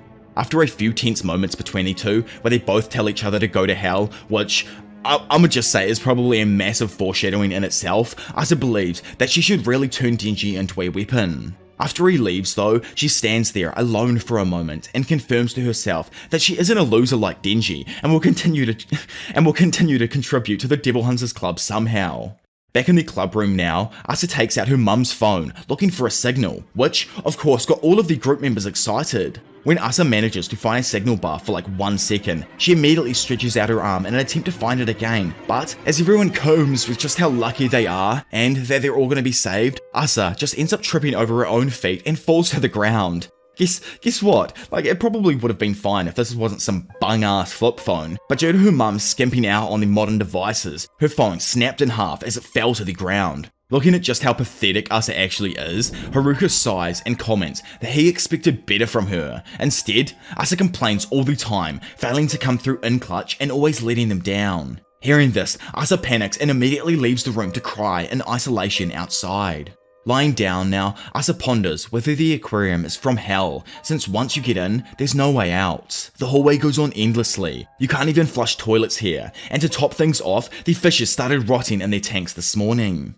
Having moved into the hallway himself, Haruka throws some abuse at Asa for breaking their cell phone earlier, or else they would have actually escaped. Asa believes that Haruka is Chainsaw Man and asks why he doesn't just do something in that case, which actually confuses him as he wonders what the hell she's even talking about. Pointing out the starter on his chest, Haruka clarifies that the starter is a surgical implant, and it's one of the reasons why many people say that he's the person who comes closest to Chainsaw Man. That's why he's the president of the Chainsaw Man Society High School chapter, runner-up in the Chainsaw Man quiz show contest, and owner of every piece of Chainsaw Man merchandise. Bro is an utter simp for Chainsaw Man. Anyway, just to make sure she's correct, Asa asks Haruka about being Chainsaw Man one last time, to which he starts hysterically laughing while telling her that if he was Chainsaw Man, they could have broken out of the hellhole in no time at all. Seconds after, he then begins screaming for Chainsaw Man to come and save him, sending a fat SOS signal to Denji, who's right around the corner yarning with Yoshida. As the two stand there in silence, Yoshida speaks up about how it's our boy Denji's cue to help Asa. Denji on the other hand reveals that he was able to kill the devil last time because the devil himself came at them, but the devil this time is nowhere to be found, so how can he even defeat it? All of a sudden, Yoshida then reveals a cell phone that he had also hidden, but points out that he hasn't been able to find a signal and feels like it's been over 3 days since they've been trapped inside the aquarium. In his eyes, everyone seems to have given up, and Yoshida himself has also made peace with death this time. Turning to Denji, he asks if Chainsaw Man would eat the Death Devil for them, leaving our man with a spaced out look, clueless as to what Yoshida was even referring to. As time moves forth again, Denji goes over to Asa, who's actually sitting inside of one of the smaller fish tanks. He notes that all of the others are starting to lose it, but wonders how she's holding up internally. Hearing that she's hungry, Denji just tells her to eat some fish, but she refuses, claiming that she can't eat it. She also apologizes to Denji for asking him out on a date, explaining that it's her fault how they ended up in the situation, and how Denji probably has no idea that she's trying to turn him into a weapon. However now, even starving and pushed into a corner, she just can't do it. She reveals that she doesn't have the guts to do anything, and has no idea what's right or wrong. Her entire below average life has just been one long string of attempts to avoid any mistakes, and that's why she's just a total bore. Denji, not overly concerned with what she's just muttering to herself, sits right in front of her and notes that yeah, she can't eat fish right. Then flipping out a starfish as if it's like the left leg of Exodia or something, he asks if Asa has ever tried this. Being our big brain neurodivergent genius, Asa immediately protests as starfishes are actually toxic and they have to be boiled first before eating them. Of course, you know, like, our boy right here is as resourceful as ever, so they look for a random pot lid and a pot to boil those starfishes in. While they're cooking these starfishes now, Asa notices tons of school hats lying right by her side. Denji reveals that he collected these hats to sell them after he gets out of the aquarium, causing our girl to question Denji's obsession with money. Denji clarifies that he just wants to support his sort of friend, you know, sort of little sister that's kind of living with him at the moment. Denji, being the muppet he is, believes that Naota is smart enough to actually go to college and, because of that, is saving for her tuition. He also reveals to Asa that before he got to where he is now, his life was super crappy, and all he wants is for her to have a normal one. Soon, the starfishes are fully boiled and ready, and the duo starts smashing them back. Asa says that feeding on the starfishes isn't enough, but looking over to her right, she notices dried fish and after asking Denji, tries to eat them. She hesitates at first, but eventually manages to chow down with tears in her eyes. Thinking that this was fun, Denji says that everything Asa says is boring, but she's interesting to watch. Asa is confused by this statement until the power of self-confidence hits her, causing her to stand up and say that Denji has a good eye for people, and with this new level of confidence flowing through her, she says that she's charming, isn't she? Our simp boy Denji tells her how he loves Asa's attitude and reveals how it reminds him of an old friend who's most likely, obviously, power if you look into the statement here a little bit. May her soul rest in peace. After munching on the dried fish, Asa asks for Denji's help to find a way out of the aquarium. Asa explains the plan, which is nothing more than to collect money. Rushing down the hallway now, Denji further discusses their plan and how there is 1,000 yen in a backpack on the ground, and there is also a wallet with 14,000 yen inside it back at the lounge. Asa, who was previously giving Denji a moral lesson in theft, now also wants to steal money in order to escape the aquarium. Pushing forth, it's shown that as the two rob the Eternity Devil over and over again, they're having the best time of their lives, joking around and laughing together. After they're done collecting a bag full of money, like I think it's 1,000,000 yen, Asa asks for the entire bag. Denji hesitates at first since he's given away such a large amount of money, like it's literally over 1,000,000 yen, but she manages to persuade him by saying that she'll grant him any request once they do escape. Immediately, Denji then gives away all of the collected money to Asa. While grabbing the bag, she asks Denji to listen to her for now, so go over and stand in the corner with his eyes closed and ears covered. Doing exactly what he's told like the simp he is, Denji walks over and stands up against the wall. Telling herself to have some confidence, Asa reminds herself that regardless of how absurd the reasoning may seem, it ultimately comes down to her own perspective. She urges herself to have faith in her abilities and decides to set aside the million-yen bag to purchase the aquarium. With her eyes still closed and the bag along with Denji seemingly vanished, she places her hand against the glass and commands the aquarium sphere.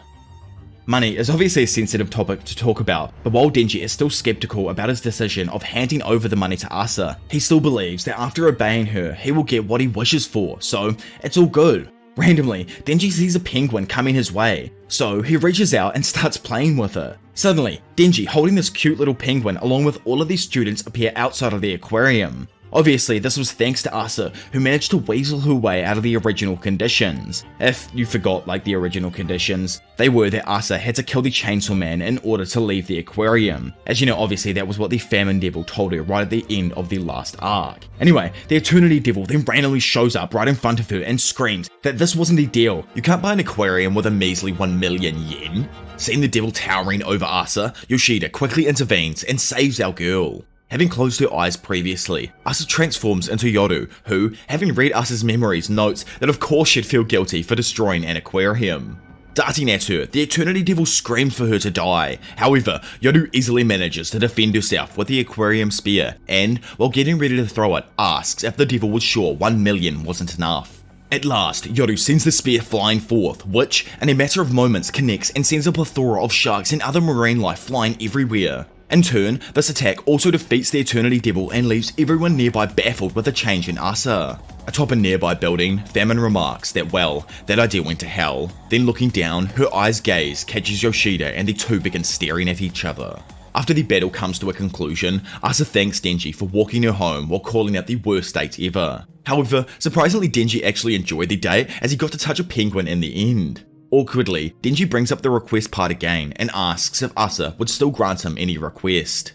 Intrigued, Asa asks him what kind of request it was. Standing there, Denji was filled with excitement as he proposed going on another date with Asa. You might have thought Denji was going to ask for something lewd, but no, he has his head set on straight for the first time in his entire life. With his extensive dating experience, he eagerly volunteered to be her guide, promising to show her the ropes of creating the most memorable and extraordinary outings. Well, I honestly don't know if he actually has much dating experience. All of it kind of sums up to just him being with the most dangerous woman in the verse, but Asa's face instantly lit up with a gentle smile, her heart beating rapidly with anticipation. It was at that moment that Yoru realized she might be on the verge of actually falling in love. However, even as Asa's emotions swirled within her, she remained cautious. Putting up her guard, Yoru confessed to Asa that she had never expected to develop feelings for someone as unconventional and rough around the edges as him. It's only plausible because she shares in Asa's feelings as well. Still, in her crazed eyes, she believes that they can continue with the original plan. Confused,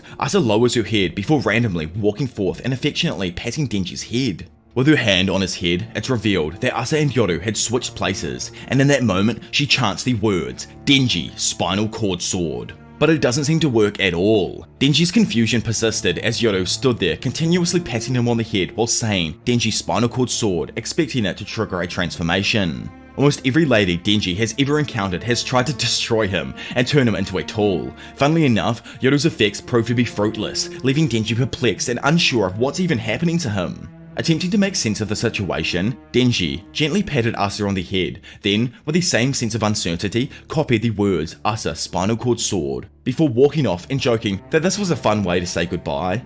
Later on, and in a separate conversation now, Asa and Yoru exchanged thoughts on Denji's inability to transform despite their efforts. Well, what can we say? Denji is quite literally built different, and on a serious note though, it was probably something to do with her feeling some kind of way about our man now. Frustration filled their voices as they mentioned how annoying the situation was. Thinking on it, Asa questions if it means Denji doesn't like her that way. Not that it really matters, since she totally doesn't like him either. Nevertheless, Yoru points out that they both share emotions, which is a new thing for her. Still, they will take their time to actually win Denji's heart while searching for Chainsaw Man on a larger scale.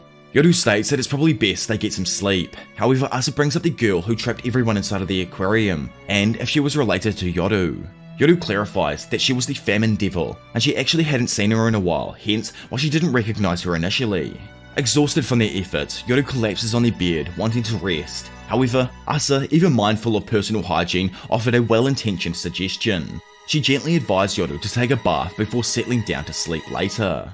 After doing so, Asa and Yoru then went back to bed, her mind consumed by thoughts of Denji and the conflicting emotions his words had stirred within her. She pondered over his heartfelt expressions, spoken seemingly in contradiction to his lack of fondness for her. Asa's frustration grew, fueled by the belief that if Denji truly did dislike her, he shouldn't have said such a sincere and compassionate statement. She wrestled with the complexity of their relationship, finally ending on the take that she's quite unsatisfied with how irritating he is and actually hates him.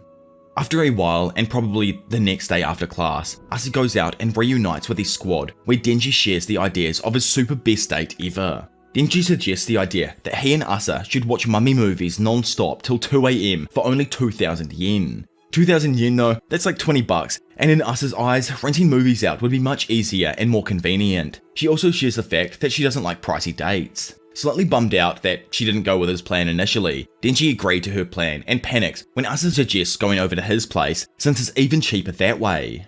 Blown away with the change in events, Denji awkwardly tells Asa that there will be a few rules she has to follow if she does come over. With her questioning this, he reveals that you can't break these rules no matter what, because if you do, in the worst case scenario, it could result in her death. Sneaking up behind the duo, Haruka, who had been eavesdropping on their conversation, gets alerted when he hears Denji mention that someone can die. The much-awaited day had finally arrived when a girl was scheduled to visit Denji's humble abode. As anticipation filled the air, Denji took a moment to caution Asa about a rule named Unbreakable Rule 1. He emphasized the importance of refraining from opening any other apartment door, ensuring that their privacy and the sanctity of their neighbors' spaces were respected. As Asa stepped inside, our simp boy Denji guided her towards the cozy seating area right in front of the television. Just as the excitement settled in, Denji revealed the existence of a second rule, which is to refrain from opening the refrigerator. But Asa already knew all too well the common sense of never invading the sacred territory of another person's fridge. With the atmosphere brimming with curiosity and amusement, Denji proceeded to disclose the most vital rule, which he shared the delightful news that his roommate, a lover of furry friends, had ventured out to walk their beloved dogs. He also added how his roommate is somewhat of a problem child, so no matter what happens, Asa is prohibited to make out with him in front of her. Sitting there and gradually getting more and more annoyed, Asa starts sarcastically asking Denji whether he thinks she likes him, to which Denji responds that he's been thinking about how she asked him out on a date, so figured that she must 90% like him. Without any further discussion, Asa goes defensive mode and clarifies that there is no way she likes him. In fact, it's actually the contrary. She hates Denji more than anything. Asa reveals that just like Denji, she also has rules, and this one is that he needs to stay away from her or else he'll just end up dead.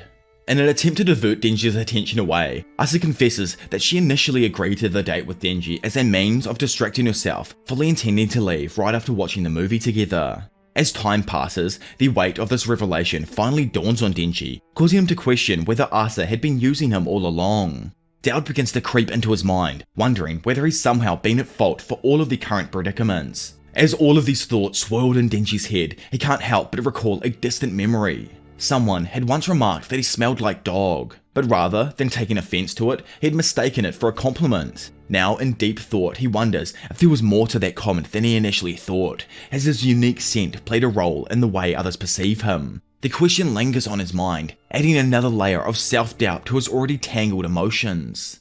As Denji thinks about his complicated situation, he came to a simple conclusion. Asa must dislike him because of the way he smells. Despite this, Denji couldn't deny the fact that he did slightly like her, but if this is how it is, then that's that. And honestly, that's how it is for guys most of the time, or at least that's how it was for me. If a girl turned around and was like, I don't like you, it's like, well, damn, that kind of sucks, but I guess I gotta move on and try something else. No idea if she was actually being serious or not. Anyway, with a resolution to improve himself, he decided to stop sleeping with the dogs, which is actually insane in my opinion for someone who sleeps with dogs. However, just as he contemplated the absurdity of these changes, which is like, of course he does, a surprising twist occurred. Asa, transformed into Yoru, leaned forth and passionately kissed him out of the blue. Denji's mind reeled with astonishment, trying to make sense of the sudden turn of events. Man is like, what's going on? This was his one and only dream. Yet, before he could fully comprehend the situation, the door suddenly opened and a pack of dogs entered the apartment. Turning around and screaming as the dogs begin running for them, they notice a short shadowy figure standing in the doorway. Then, just when the situation really couldn't get any worse, Naota had appeared, and guess what? She came back to the apartment and witnessed Denji's lewd makeout session with good old Asa over here.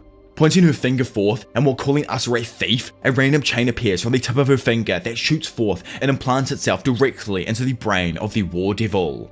To Denji's astonishment, Yoru immediately hops on all fours and fearlessly unleashed her own inner dog, barking back at the rowdy canines in front of her. What caught our boy more off guard though, was the fact that Yoru's barks proved to be a secret weapon, silencing all of the dogs and leaving them utterly dumbfounded with the change in this human. Naota, having witnessed it all, burst out into an evil kind of laughter. Annoyed, Denji, who somehow didn't figure it all out, demands to know what Naota had done, to which the child proclaims that she had turned her into a dog. Denji demands the reasoning as to why she'd even do that, and Naota just casually states that it's because she put spit on her property. Baffled, Denji screams that he's literally his own property and demands that she turn his friend back this instant. Naota though denies it to start with, but after Denji offers to cook her something, she agrees to turn her back later.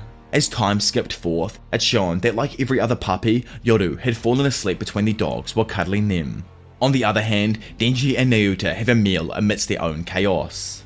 Denji asks Naota to turn her friend back into her original self, but knowing that every girl Denji's ever met has tried to kill him, questions what makes her different. After hearing Denji's lax reply, Naota states that she will return her to normal, however, only if Denji abides by two conditions. First, she demands to be able to eat ice cream every day, while the other requires Denji to never get friendly with Asa. Naota's reasoning for this is that she simply doesn't like Asa's scent. Denji asks if she smells like a wet dog. Obviously, man's just trying to reconfirm his previous doubts, and Naota screams back at him that wet dogs actually smell nice. To fix everything that has happened back at their apartment though, Naota explains that she'll alter Asa's memory so she thinks Denji stood her up back at school. Denji gets a bit worried about this, since Asa might end up hating on him, but Naota reiterates that he's done with her either way, so it's not like that even matters. After completing the memory alteration, we see Asa standing right in front of her high school thinking that Denji had stood her up. Confused with it all, Yoru just pushes her feelings aside and thinks it's best that they start targeting a different boy.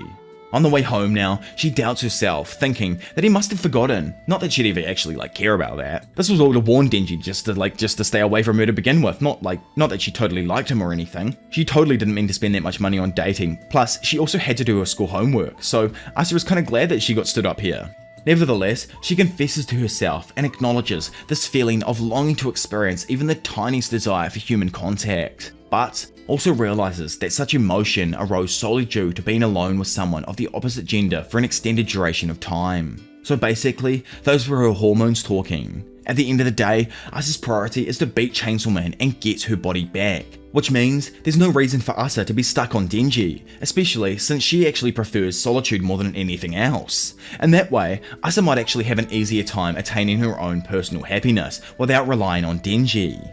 After a while, and having returned to the school like a complete muppet, she starts to wonder what the hell is even wrong with her. All she should care about is getting her body back.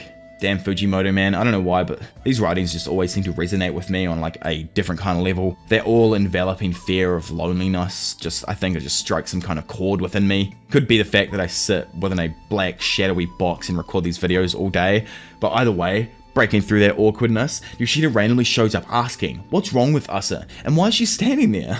Then continuing with Yoshida's randomness, he steps forth and asks if she'd like to keep him company for a bit. Inside of the Devil Hunter Club, we find Asa and Yoshida talking about Denji's love life over tea, which I guess is a change in events from what we were just at. As Asa gets served some tea by Chainsaw Man's Brad Pitt, she's reminded of the cringeworthy moment where she got rejected by him after Yoru randomly asked him out. She knows that he's with Denji a lot, and apparently he's a public safety devil hunter despite still being in school. He has to be extremely busy, so to her it makes no sense for him to spend his time with a loner like her. She wonders if he started noticing her after she asked him out, but ending her thoughts, Yoshida just questions what Asa mumbled to herself outside of the school gates. Wanting to chat, Asa expresses her thoughts on how life is more manageable when one is alone. To her surprise, Yoshida actually agrees and mentioned that living with someone else might make things simpler, though there's no assurance of a lasting, harmonious relationship. Yoshida also concludes on how these days, with books and TV, one can easily have a one-sided parasocial relationship. Like some of my viewers. It's simple. The solitary life is less risky. And I'm not gonna lie, when I sit in my content cage all day and make videos, the solitary life can be pretty good sometimes. I get where Asa is coming from. Asa gets shocked at how Yoshida affirms her values, so she quickly jumps to the conclusion that Yoshida could actually have feelings for her. After a while, Yoshida gets happy to be on the same page as Asa. However, he does know that there's something he's been meaning to tell her. Sigma Yoshida, bless his soul, and not even realizing the turbulent set of emotions Asa is currently going through over this exact scenario, tells her to stay away from Denji. Confused by the statement, Asa proceeds to ask for the reason, but Yoshida is rigid on not telling her and wants Asa to interpret it however she likes. Just as abruptly as he showed up, Yoshida then leaves the office, wishing Asa to have a good day. Skipping over to the wet dog smelling apartment, Naoto smells something nasty. To her, it's the nastiest smell she's ever smelled. Sitting up, she commands Denji to go Chainsaw Man, as it's time to start hunting some devils. Laying amongst the dogs on the floor though, Denji just reveals how he doesn't like being a Chainsaw Man anymore. Naoto tries to motivate him by saying that she wants to see him fight, but Denji believes that even if everybody finds out he's Chainsaw Man, nobody's going to like him, as Naoto will just end up blocking Denji from getting his ins. Overwhelmed with it all, Denji just wonders if he's going to stay single forever. Naoto, still on her path for war, is absolutely convinced that if our boy Denji transforms into Chainsaw Man, he'll become an instant hit with the masses and receive way more love than any girlfriend could ever offer him. It's so bad, but she's like Denji's manipulative motivational coach, and with her delicate little pep talks, even our lazy Denji, who still hasn't even moved yet from the floor, gets hyped and ready to roll. After a while, and having left the school herself, Asa starts overthinking, like most of us do in real life. She thinks to herself on how a life of solitude would really be better than feeling overwhelmed like this. She's quick to convince herself someone likes her, and when she's wrong, it breaks her heart.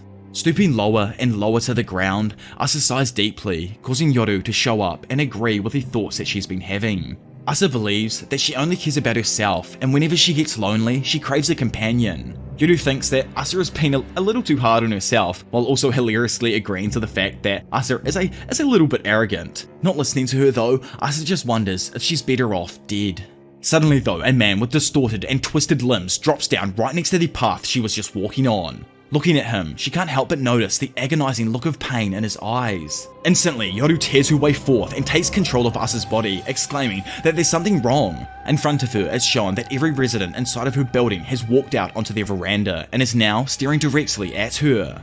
Elsewhere, and I guess while on a little date with Yoshida, Fami has been given a huge portion of desserts. Funnily enough, it's the exact same cafe that Yoshida had previously brought Denji to. Sitting there, Yoshida states that, he expected her to hold back at the aquarium. In another twist, it's revealed that it was actually Yoshida who initially invited Fami out to meet, so the whole situation fell on him. Taken aback by the statement, Yoshida shares how he never actually expected Fami-senpai to show up, or should he say, the Famine Devil to show up. He also reveals that he came across a rumor that devils are bad with names, so an alias as bold as Fami makes it obvious in his eyes that she really wasn't even trying to hide it. Sticking with not even caring, Fami reveals that she has no intention of hiding her own identity, and instead just asks what he wants with her. So, good old Yoshida following up a rumor with another rumor, but he goes in depth on an urban legend going around town. This legend originates from the prophecy of Nostradamus, who predicted that in the 7th month of 1999, a great king of terror will descend. Society's perception of the urban legend, though, was nothing more than a sensationalized TV or cable buzz that had been swirling around exciting students. However, the Public Safety Organization believes otherwise. Back earlier in 1999, to carry out a specific experiment, 30 convicts were presented with an intriguing opportunity to make contracts with a future devil that promised their release from captivity afterwards. But there was a catch. They had to inquire about the timing of their own demise. The results of this daring experiment were both astonishing and chilling. It was determined that the future devil seemingly predicted a grim fate for a significant portion of participants. A staggering 23 out of the 30 convicts were predicted to meet the end in the ominous month of July 1999. Not really bothered by this information, Fami just questions his statement.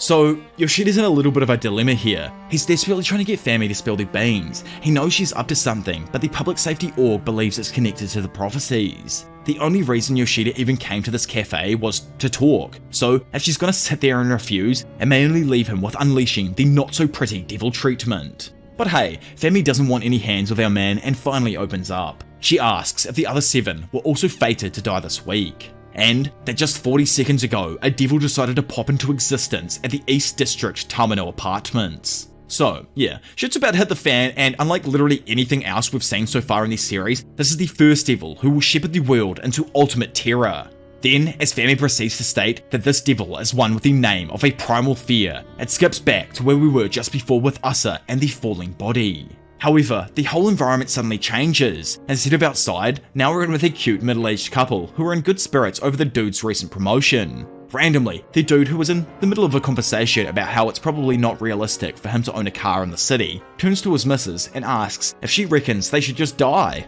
To which the wife, who initially looked a bit sketched out with what he was saying, is like, die? Yeah, sure, let's go for it. Our cute NPC couple then stroll over to their front door, open it, hop over the railing, and jump from their terrace, falling straight to the ground below. Surprisingly, it's not just them ending their lives, it's the whole Tamino apartment building, with every single person jumping from their terrace. Yoru, who was witnessing this from the ground below, commands a ruler sword, turning one of her rulers into a crafty weapon. Seeing the creature's arms though, and realizing that this is not a fight she can win, Yoru drops her bag and turns in an attempt to run from the mysterious multiple-limbed devil. Behind her, the devil picks up one of the jumpers and uses her head as his own. Then, looking down at her own body and the appendages growing from her, she realizes just how indecent she's currently being. Having chucked on a chef's outfit, she exclaims that tonight, the falling devil shall be their chef. According to her, she is visiting at the request of every resident inside of hell. Elsewhere, and while running, Asa temporarily falls for the devil's negative feelings, but Yoru tries to snap her out of it. The falling devil, on the other hand, introduces her first course called Diavolo. Like, you guys do not understand the struggle I just went through to say that. Anyways, suddenly a certain memory replays in the back of Asa's mind. It was during Asa's childhood, more specifically after the death of her mother and during the time she spent in an orphanage. The madame at the orphanage wanted Asa to give her cat away to one of her family friends, since some of the kids there are allergic, and it was actually unhealthy for Asa to depend on the cat's companionship instead of interacting with other people. As much as Asa didn't want to let go of her, the madame kept on forcing her to, while giving Asa an example from the kids at the orphanage, and how they don't even have anyone because the devils killed their parents. Even hers too. Just like Asa, the madame's mother was also taken out by the Typhoon Devil. Mentioning this sad fact successfully manipulates Asa into giving up the cat named Crambon, but only under the condition that it was going to a family friend. Later at night, and while in bed, Asa gets asked about her cat by one of the kids laying right by her side. Sadly, that same kid reveals that when she went to play in the river earlier on, there was a cat that looked exactly like Crambon lying at the bottom.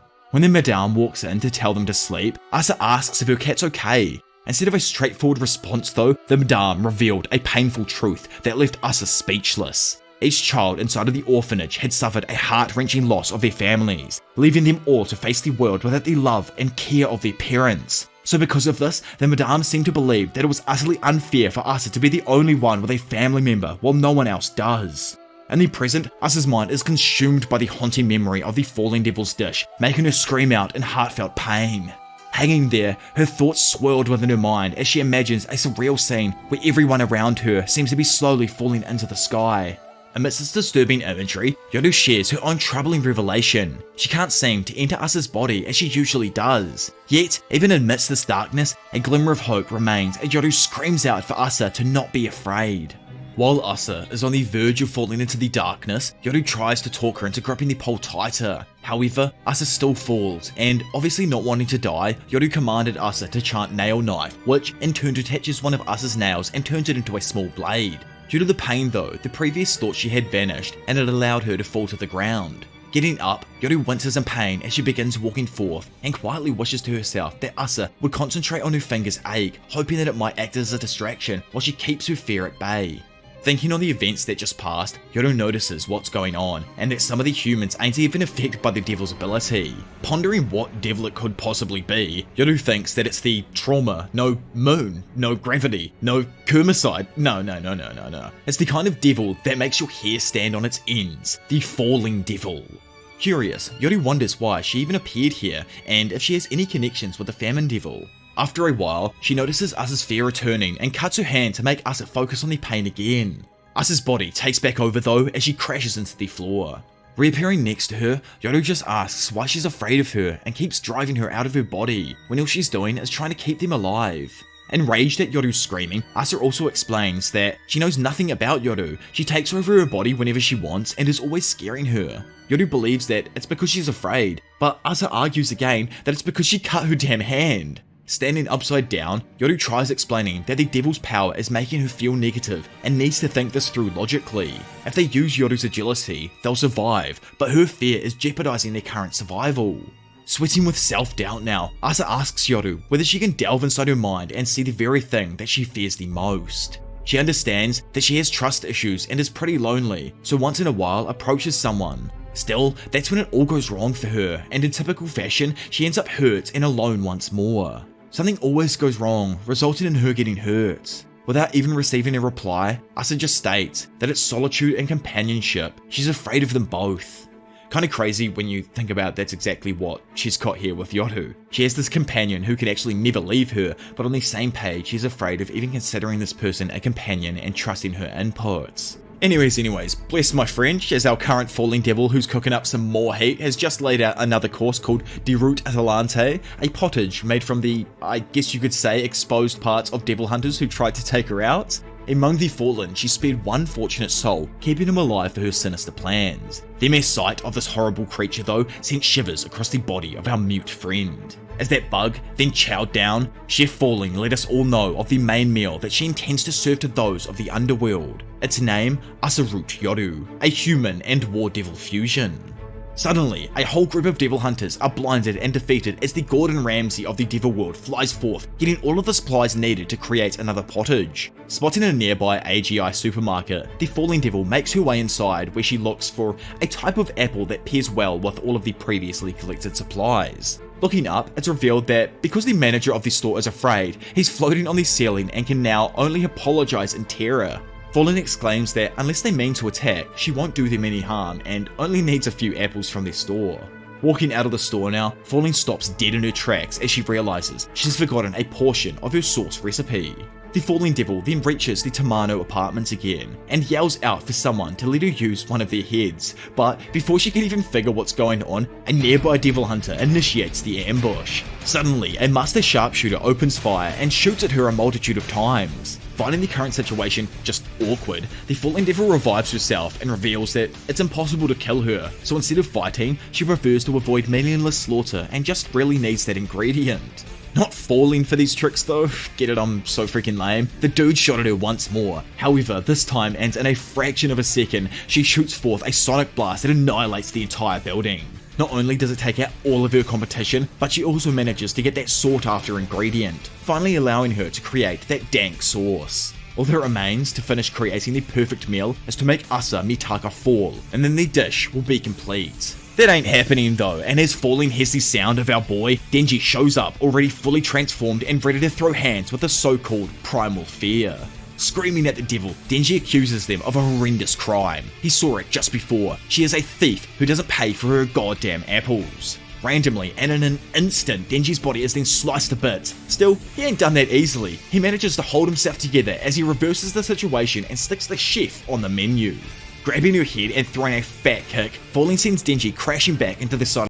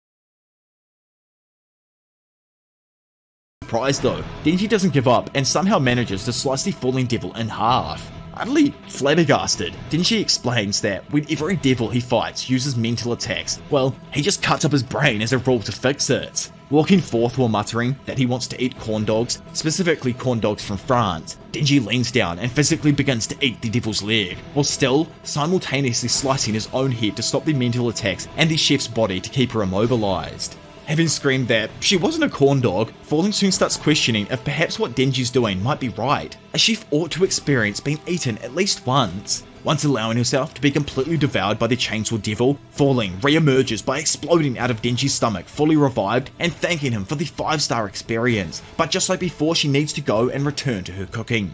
Nothing actually makes sense in my life anymore, and with Denji somehow hanging on, he plunges his chainsaw straight through the side of the devil's head in an attempt to stop her.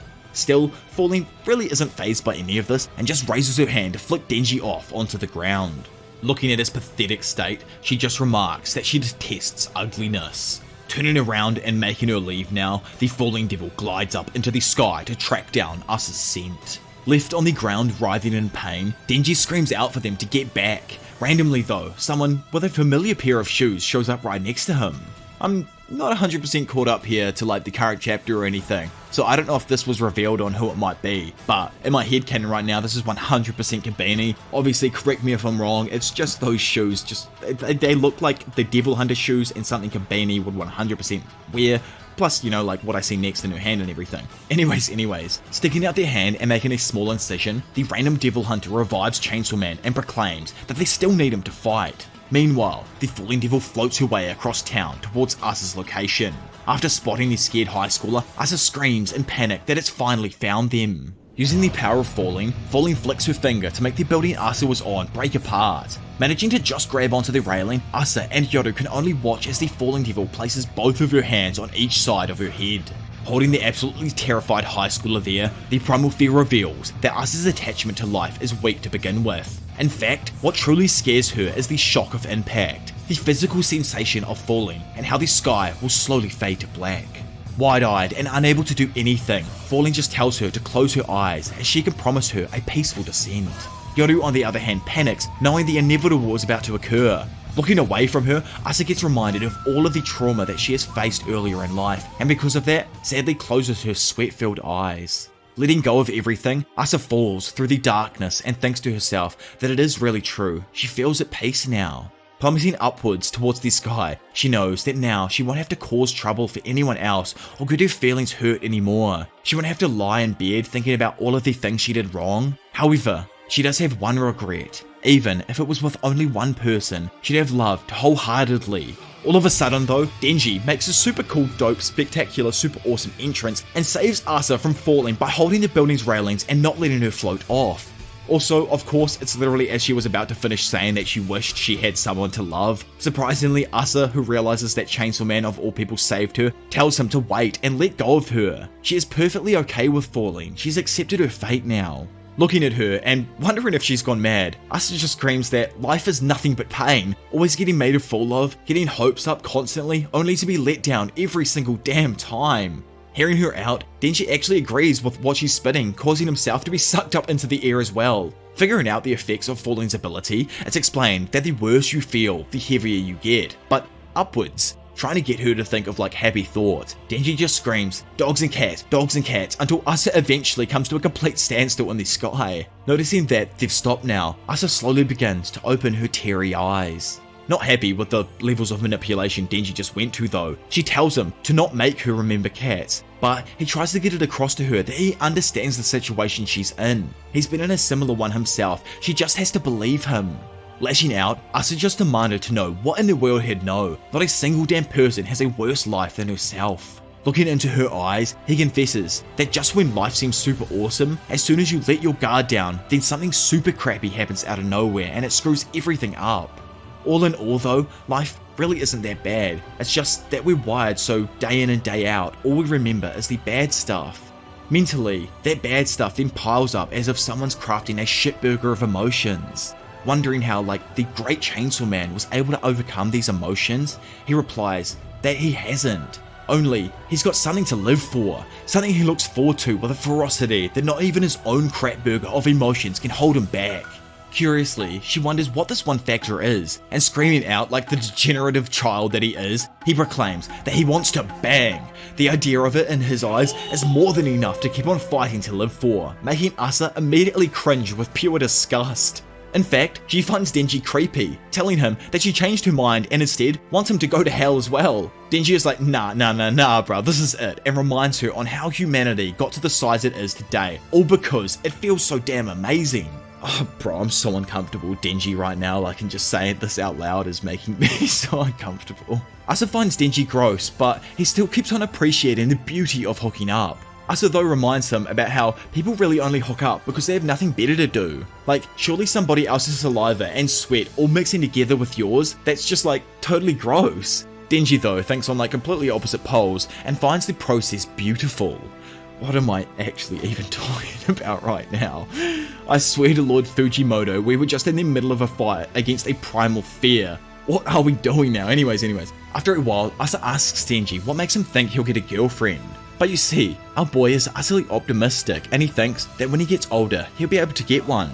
Asa screams that no woman in existence would want to hook up with a guy who has a chainsaw sticking out of his head. And obviously, out of everything they've said so far, this strikes a certain chord within our boy's soul and sends him hurling upwards towards the quickly opening door to hell. With the door slamming behind them, putting them now in hell, Denji, without hesitation, grabs Asa off the plate she was stationed on. Spotting another nearby door, Denji tosses Asa up over his shoulder and heads in that direction.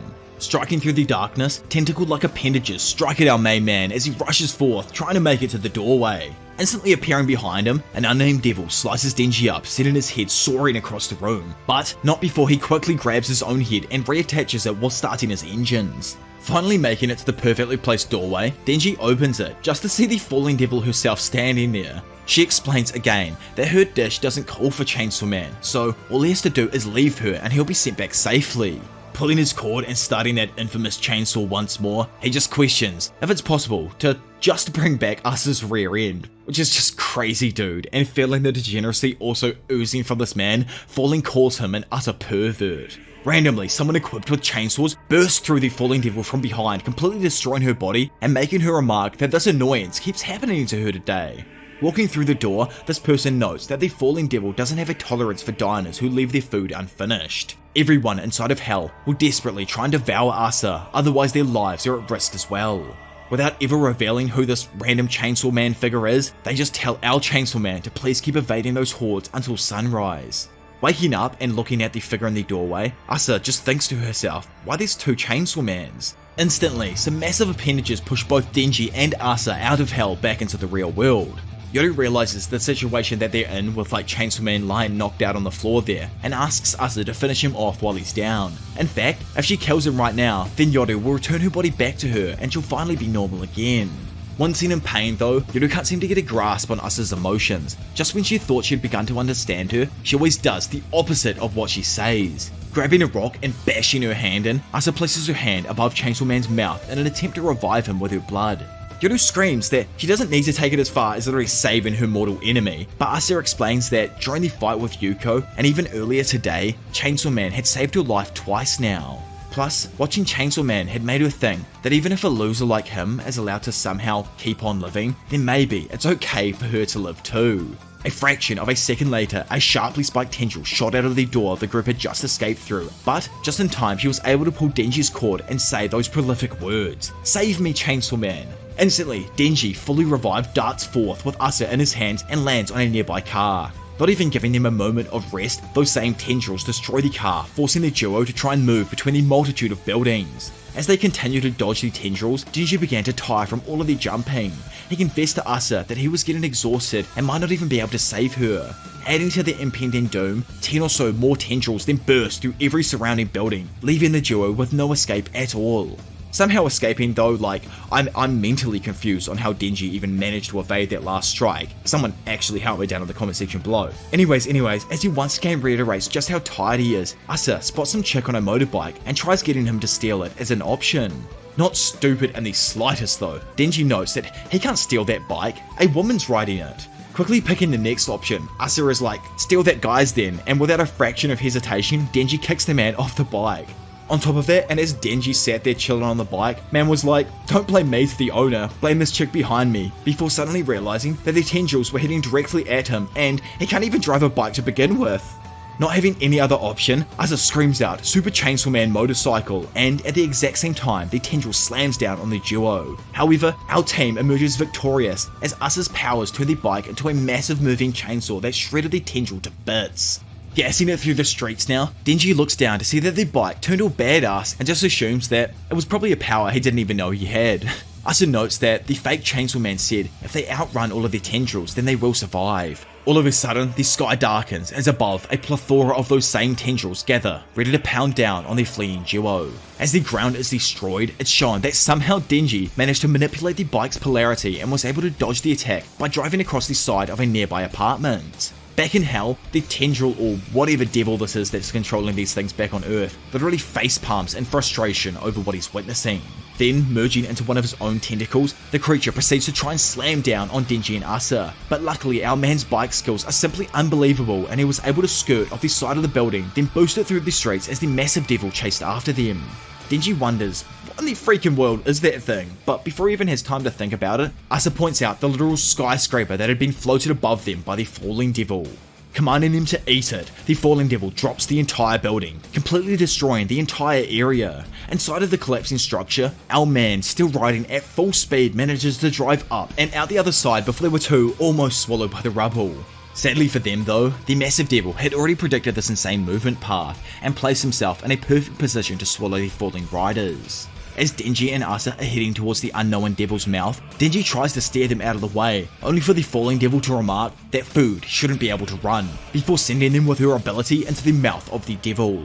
With the devil chowing down, she asks how the taste of a human steeped in fear tastes like. Seeing the pained look on its face, the devil instantly vomits, regurgitating both Asa and Denji. Crying tears of blood and gradually becoming more and more annoyed, the falling devil yells at the other one, claiming that she made the meal with love, so how dare it throw it up, before pointing her finger forth and executing it with a blast of energy. Heading away from the wreckage, the falling devil bows while apologizing to Fami, revealing that the plan for Asa to be consumed was the latter's idea. Fami, who doesn't seem like too peeved over the entire ordeal, orders her to return to hell, causing the falling devil to explode and burst into flames. As the devil burns, it gradually becomes smaller until the point that Fami is able to reach out with one hand and grab it. Even more bizarrely, Naota is also revealed to be present, with Fami noting that she was the one that caused the devil to actually throw up. Speaking up herself now, Naota explains that she controlled the devil's brain just a teensy bit and made any human it ate taste like actual crap. Curiously, Naota asks why her sister is targeting Asa and Denji, to which Fami reveals that Nostradamus' prophecy is going to come true and the ultimate terror will soon descend upon this world. If that happens, the age of humanity will end, ushering in an age of devils. Initially, Naota seems to be totally on board with that idea, thinking that it kind of sounds fun. However, Fami states that if an age of devils does come, things like pizza and delectable Chinese foods will cease to exist, making Naota scorn at the idea that pizza would no longer exist.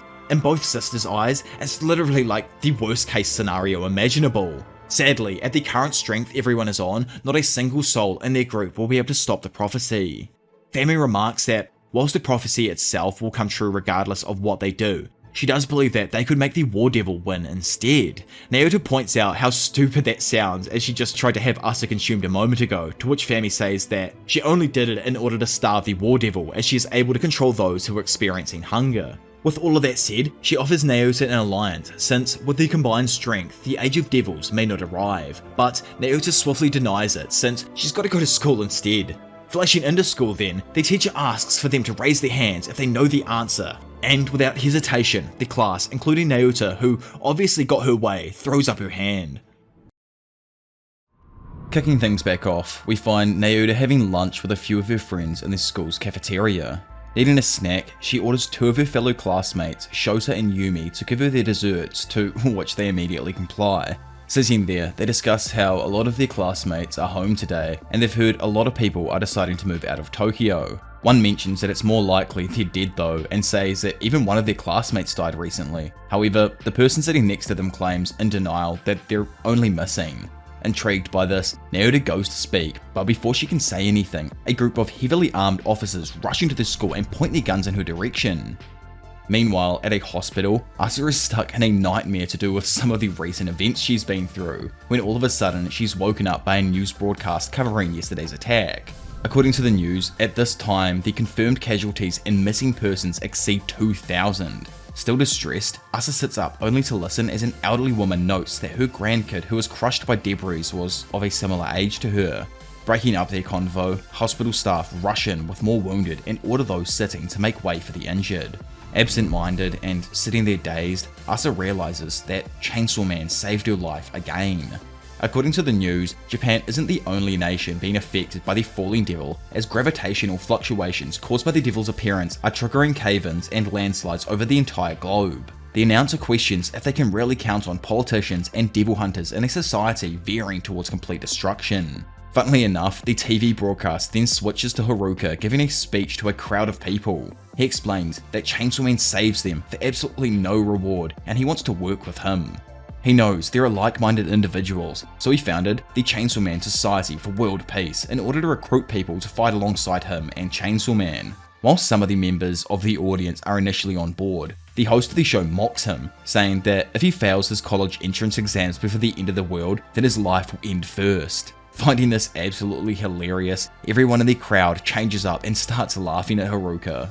Later on, and in the green rooms, Haruka, deeply hurt by his experience on the show, questions Fami if it was really worth it to appear on a lowbrow variety show. Telling him to just chill though, Fami explains that the mockery was necessary and that he shouldn't think anything about it. Suddenly, a mysterious figure reaches out of the darkness and puts their hands on Haruka's shoulder while backing up Fami. They state that Haruka's job is to be the face and Fami is the brains. Together them, using the Chainsaw Man Society, will lead everyone to a world without evil.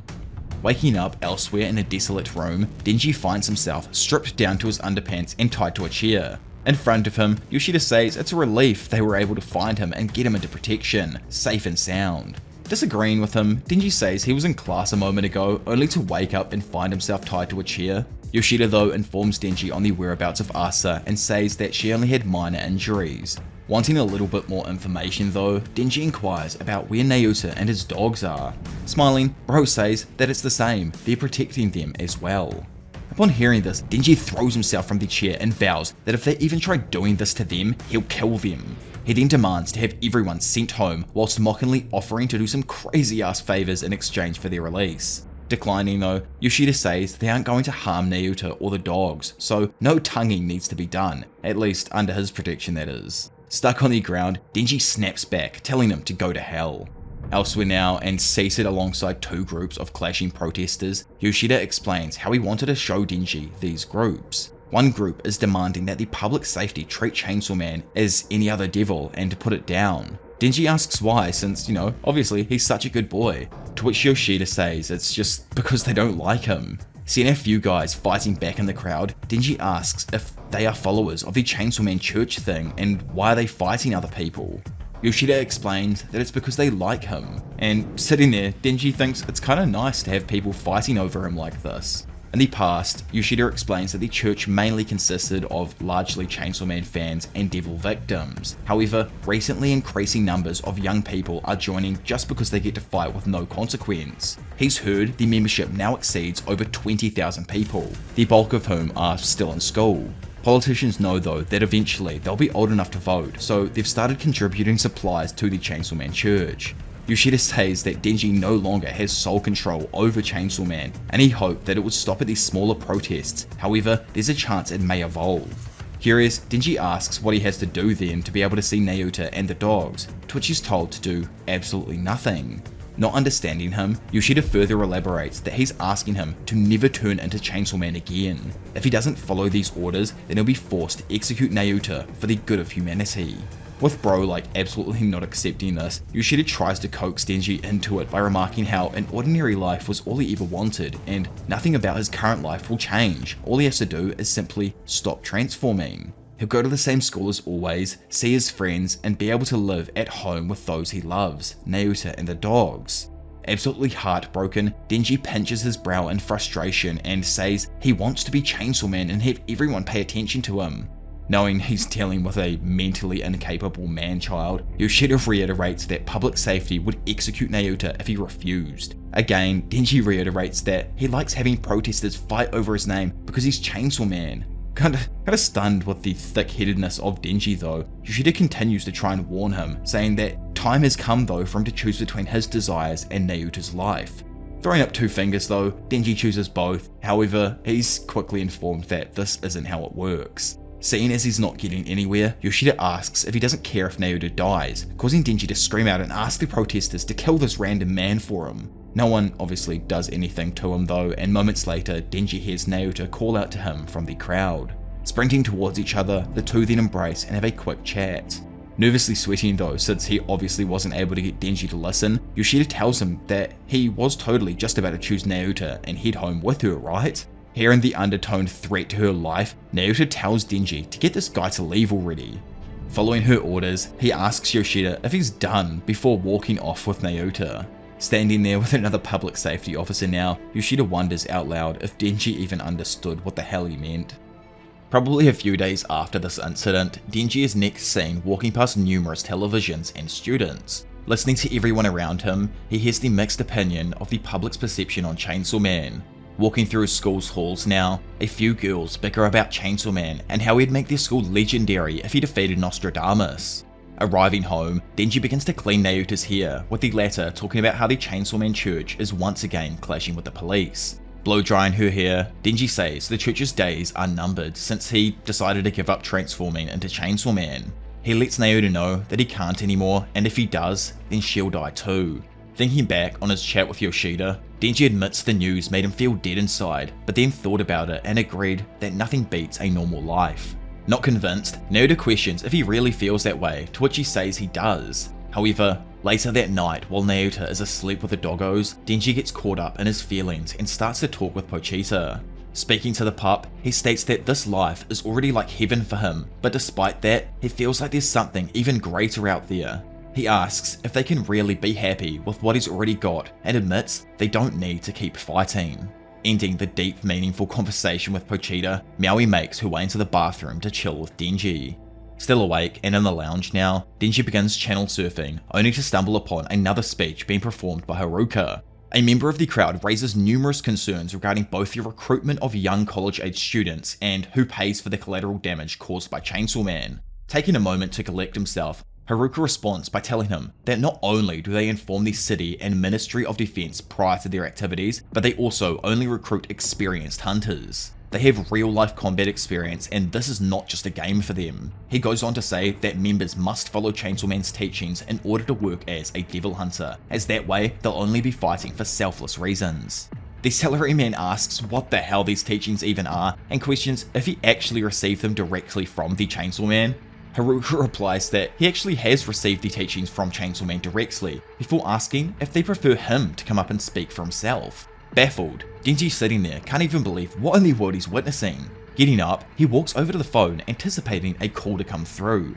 As Haruka then gets the crowd into a chant, Denji, standing by his phone, can't believe this. However, moments later, a man walks out and claims to be Chainsaw Man. Unable to even understand what he's witnessing, the man explains to them that the rumors are indeed true. His body is half human, half devil, and that he got his powers after a fateful encounter with the Justice Devil.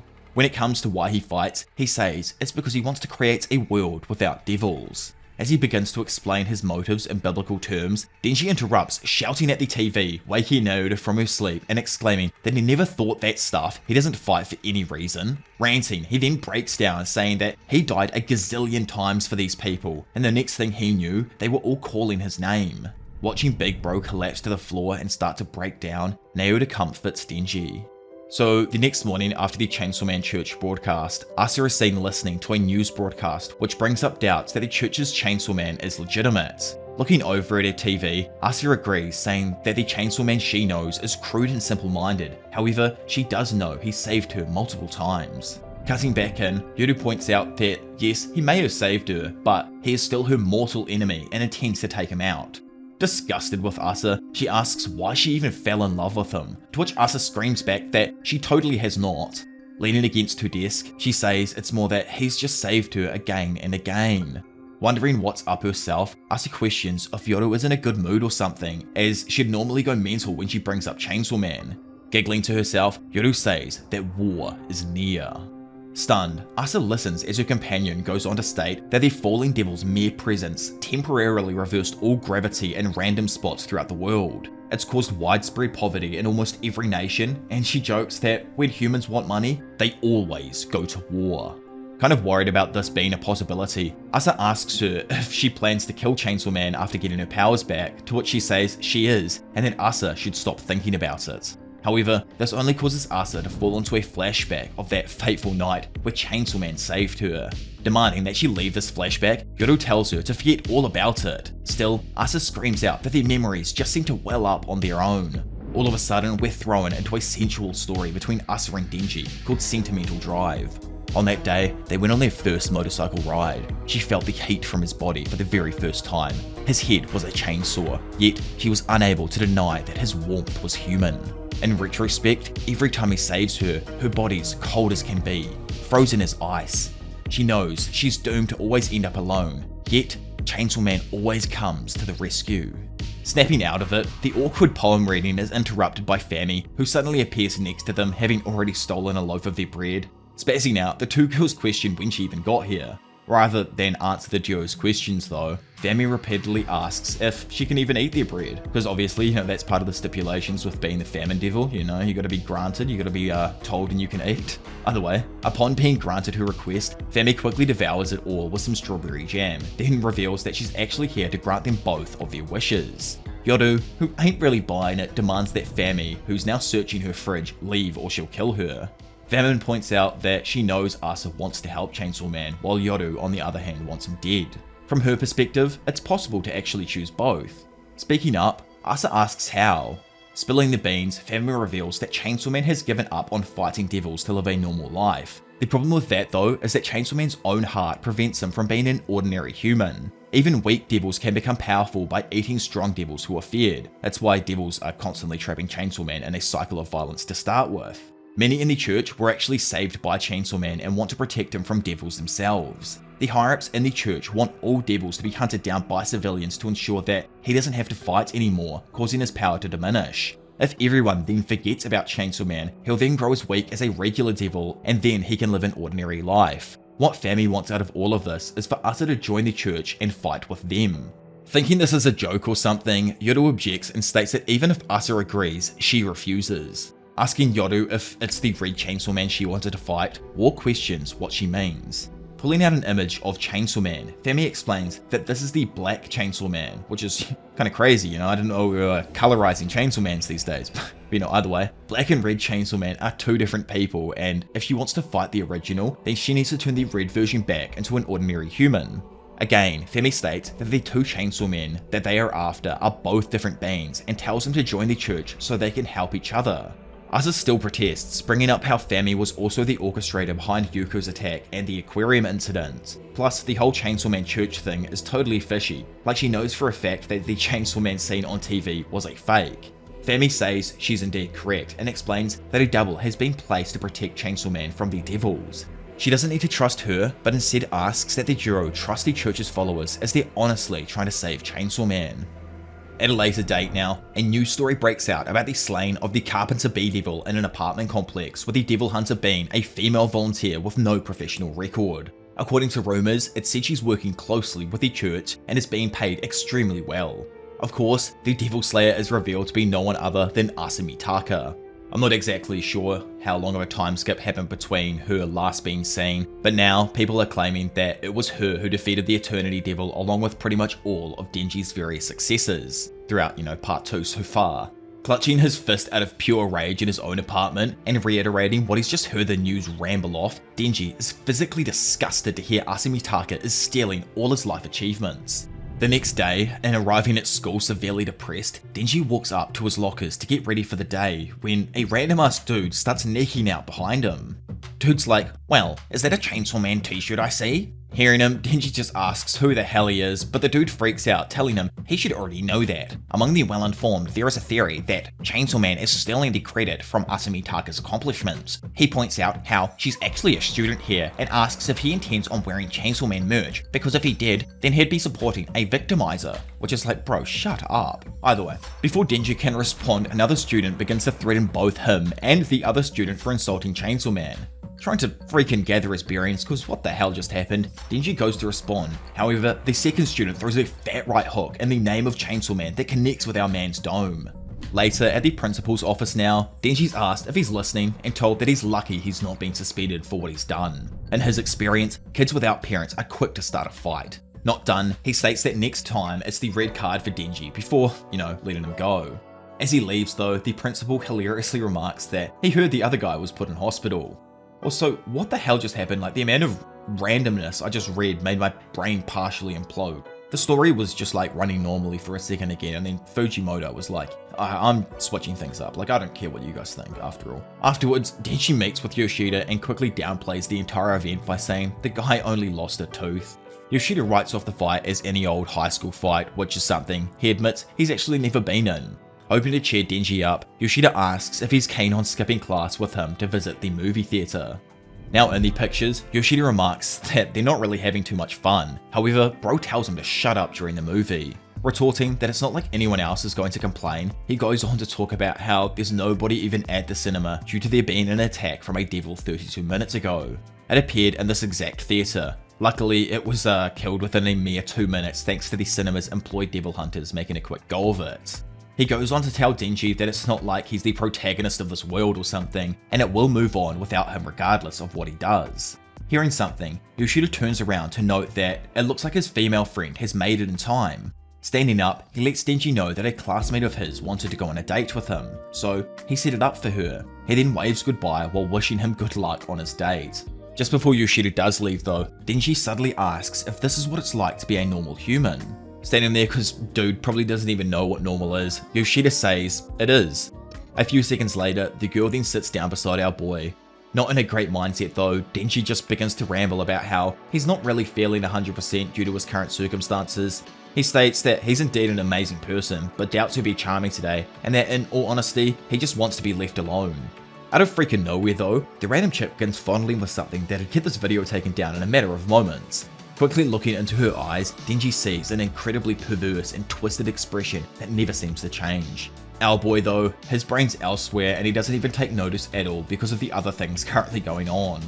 The random chick then asks Denji if he's ever been in the sack with someone. She asks another extremely devious question while stating that she doesn't have anything better to do. Pointing at the devil, she tells Denji to go on and lick it, and once she's happy with his performance, they can do their thing. However, Denji takes a moment to reflect on the situation, expressing his skepticism about the proposition. He finds it peculiar that she would suggest such an intimate act when they've only just met. He tells her he's a far more mature man now that doesn't mindlessly follow orders anymore, and that she should leave and gain some self-respect. Or rather, bro is adamant that he would have said that if he had not immediately gone down to lick the tendril. In hysterics over Denji's routine, the girl jokes that he should do it like he's sucking a popsicle, and of course he does, going down on that octogussie. Subsequently, the young woman escorted Denji to a private karaoke room, while stating that they could never get a hotel while in school uniforms. Having sat down on the couch, Denji asks if they should, get to it. However, before the date starts, the girl randomly launches herself into a spontaneous karaoke session. The song itself is actually Choo Choo Lovely Moony Moony Mora Mora by Maximum and the Hormones, a song making fun of, well, yeah, it's kind of self-explanatory here, and grapes, so let's not get too much into that, but I'll leave their Wikipedia article down below if anyone's interested in, the band and all that kind of jazz. Still sitting there and enjoying her insane performance, Denji thinks it's pretty obvious that this isn't a trap, and starts to even have a little bit of fun.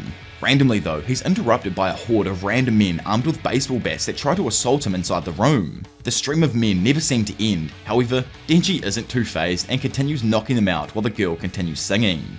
Leaving the room, bro grabs a bat from one of these strangers and charges down the hallway, leveling almost every single person in sight. As soon as the girl then finishes singing, Denji turns to her, asking if there's a second verse. Holding a bat herself now, the chick says that fighting seemed like more fun.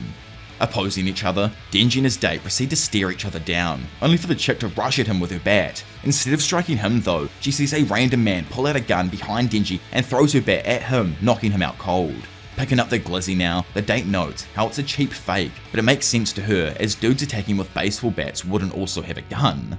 Confused, Denji asks if she's his enemy, to which she also questions why that would be the case. Pointing out that she was singing whilst he was being attacked, Yoshida pops in and actually reveals that her name is Fumiko Mifune and that she's his underling. Speaking up herself, Fumiko says that she's actually a part of the Public Safety Devil Extermination Special Division 7 and that she's been assigned to be his high school bodyguard despite being 22 years old and not actually being in high school anymore.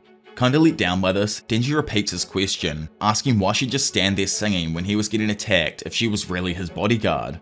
Also curious why she did this, Yoshida asks her as well. Going all soppy on the boys, she quietly remarks that she hates being interrupted during a song. Annoyed, Denji questions what's up with the two of them, only for Yoshida to explain that his fame as Chainsaw Man naturally means he needs some form of protection. Getting in close to our man, Fumiko swoons over Denji's strength in his human form, saying that she was super impressed and that he was super duper cool. Actually hating life at this point, bro just states that she's totally only coming onto him as a part of her job. Disagreeing though, she says that she really does like him. After all, he is the freaking GOAT, the one and only Chainsaw Man. Seeing the look on Denji's face, Yoshida gently taps Fumiko's head to reprimand her for not taking her job too seriously, before reiterating what he said previously, that Denji will never have to fight again. Elsewhere, Asa and Yoru are laying in bed watching a news report on their latest activity as devil hunters. Listening to the old lady talk about their next segment, Asa is stunned to hear that they consider her as beautiful. Standing nearby herself, Yoru notes how it's nice to actually receive some recognition and feels like a thirst of hers has been quenched. Asa says though that they aren't doing this for praise, they're doing this to save Chainsaw Man, only for Yoru to correct her with her own goal of killing Chainsaw Man. Sitting down next to Asa, she also admits it's frustrating her that Chainsaw Man was also able to experience the same rush of emotions. Stating that fame doesn't feel great for her though, Asa lies that she feels creeped out by the massive fame as if it's an invasion of her personal space. Disgusted with this though, Yoru gives her a look of confused disbelief, only for Asa's fake mood to subside, allowing her to smile in disbelief at the news story.